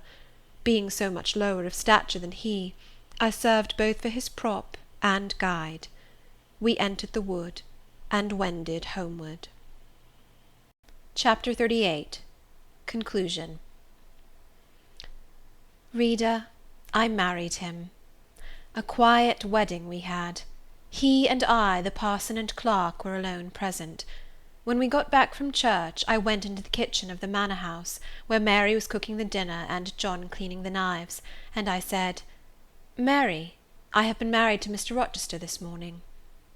The housekeeper and her husband were both of that decent, phlegmatic order of people, to whom one may at any time safely communicate a remarkable piece of news without incurring the danger of having one's ears pierced by some shrill ejaculation, and subsequently stunned by a torrent of wordy wonderment.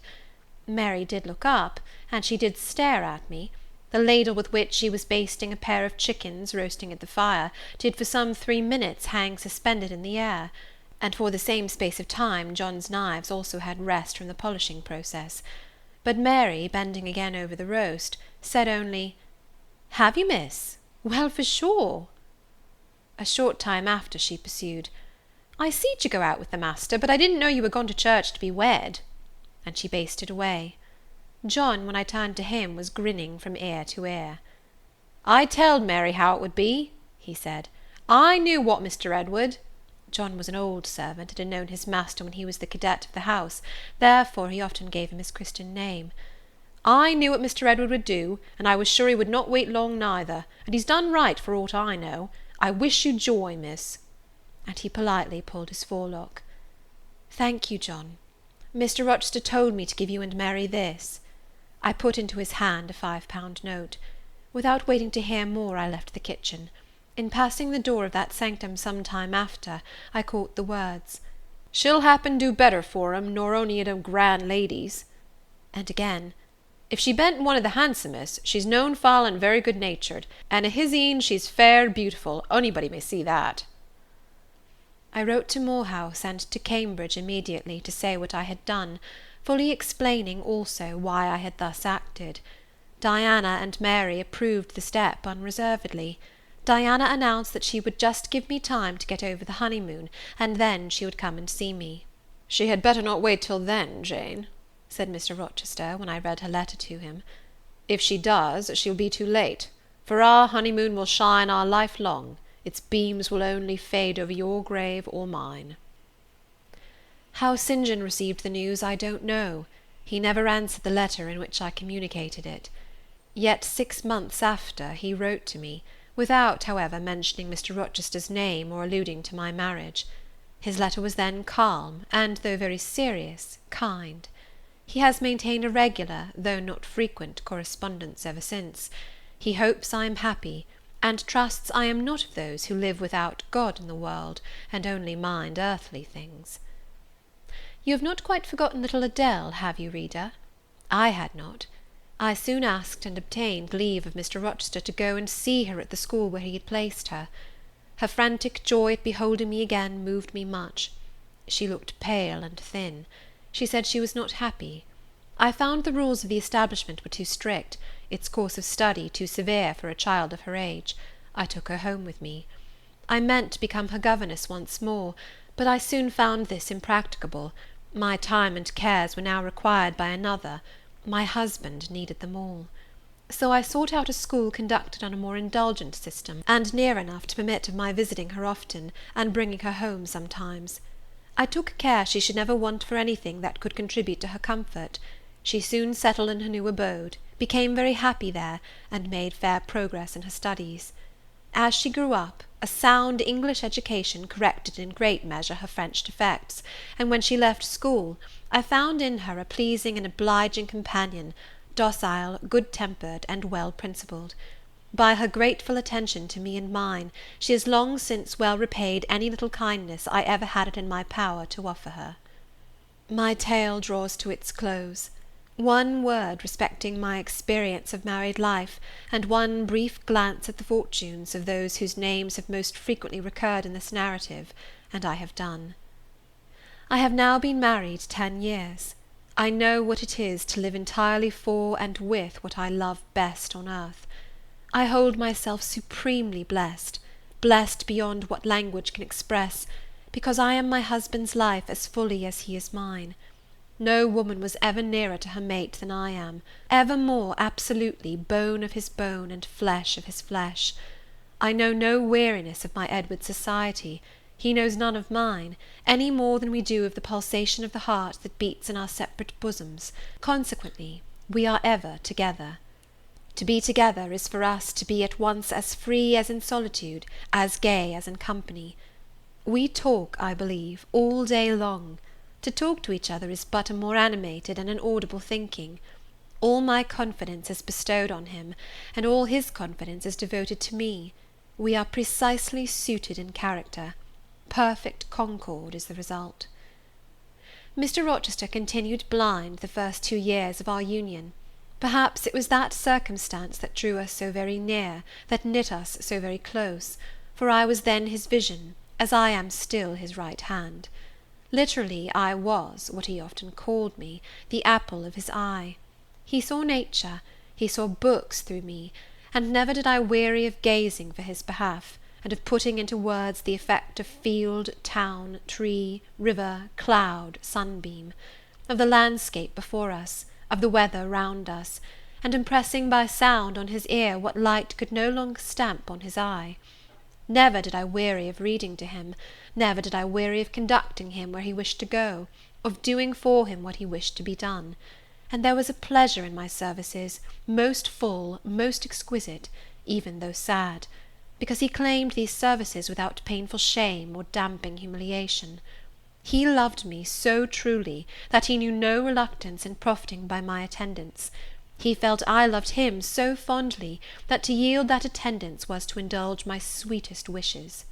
One morning at the end of the 2 years, as I was writing a letter to his dictation, he came and bent over me and said, "Jane, have you a glittering ornament round your neck?" I had a gold watch chain. I answered, "Yes." "And have you a pale blue dress on?" I had. He informed me then that for some time he had fancied the obscurity clouding one eye was becoming less dense, and that now he was sure of it. He and I went up to London. He had the advice of an eminent oculist, and he eventually recovered the sight of that one eye. He cannot now see very distinctly, he cannot read or write much, but he can find his way without being led by the hand. The sky is no longer a blank to him, the earth no longer a void. When his first-born was put into his arms, he could see that the boy had inherited his own eyes as they once were, large, brilliant, and black. On that occasion, he again, with a full heart, acknowledged that God had tempered judgment with mercy. My Edward and I then are happy, and the more so, because those we most love are happy likewise. Diana and Mary Rivers are both married. Alternately, once every year, they come to see us, and we go to see them. Diana's husband is a captain in the navy, a gallant officer and a good man. Mary's is a clergyman, a college friend of her brother's, and from his attainments and principles, worthy of the connection. Both Captain Fitzjames and Mr. Wharton love their wives, and are loved by them.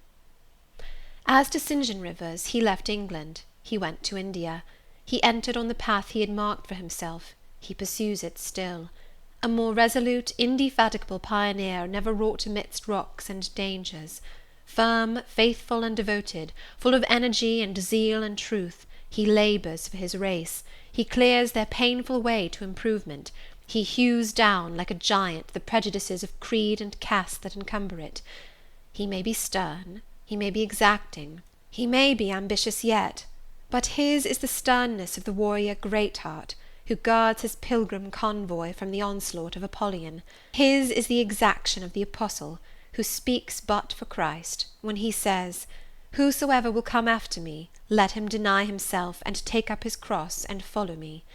His is the ambition of the high master spirit, which aims to fill a place in the first rank of those who are redeemed from the earth, who stand without fault before the throne of God, who share the last mighty victories of the Lamb, who are called, and chosen, and faithful. St. John is unmarried. He never will marry now. Himself has hitherto sufficed to the toil, and the toil draws near its close, his glorious sun hastens to its setting. The last letter I received from him drew from my eyes human tears, and yet filled my heart with divine joy. He anticipated his sure reward, his incorruptible crown. I know that a stranger's hand will write to me next, to say that the good and faithful servant has been called at length into the joy of his Lord. And why weep for this? No fear of death will darken St. John's last hour. His mind will be unclouded, his heart will be undaunted, his hope will be sure, his faith steadfast. His own words are a pledge of this. "My Master," he says, "has forewarned me. Daily he announces more distinctly, 'Surely I come quickly,' and hourly I more eagerly respond, 'Amen, even so come, Lord Jesus.'" End of Jane Eyre, by Charlotte Brontë.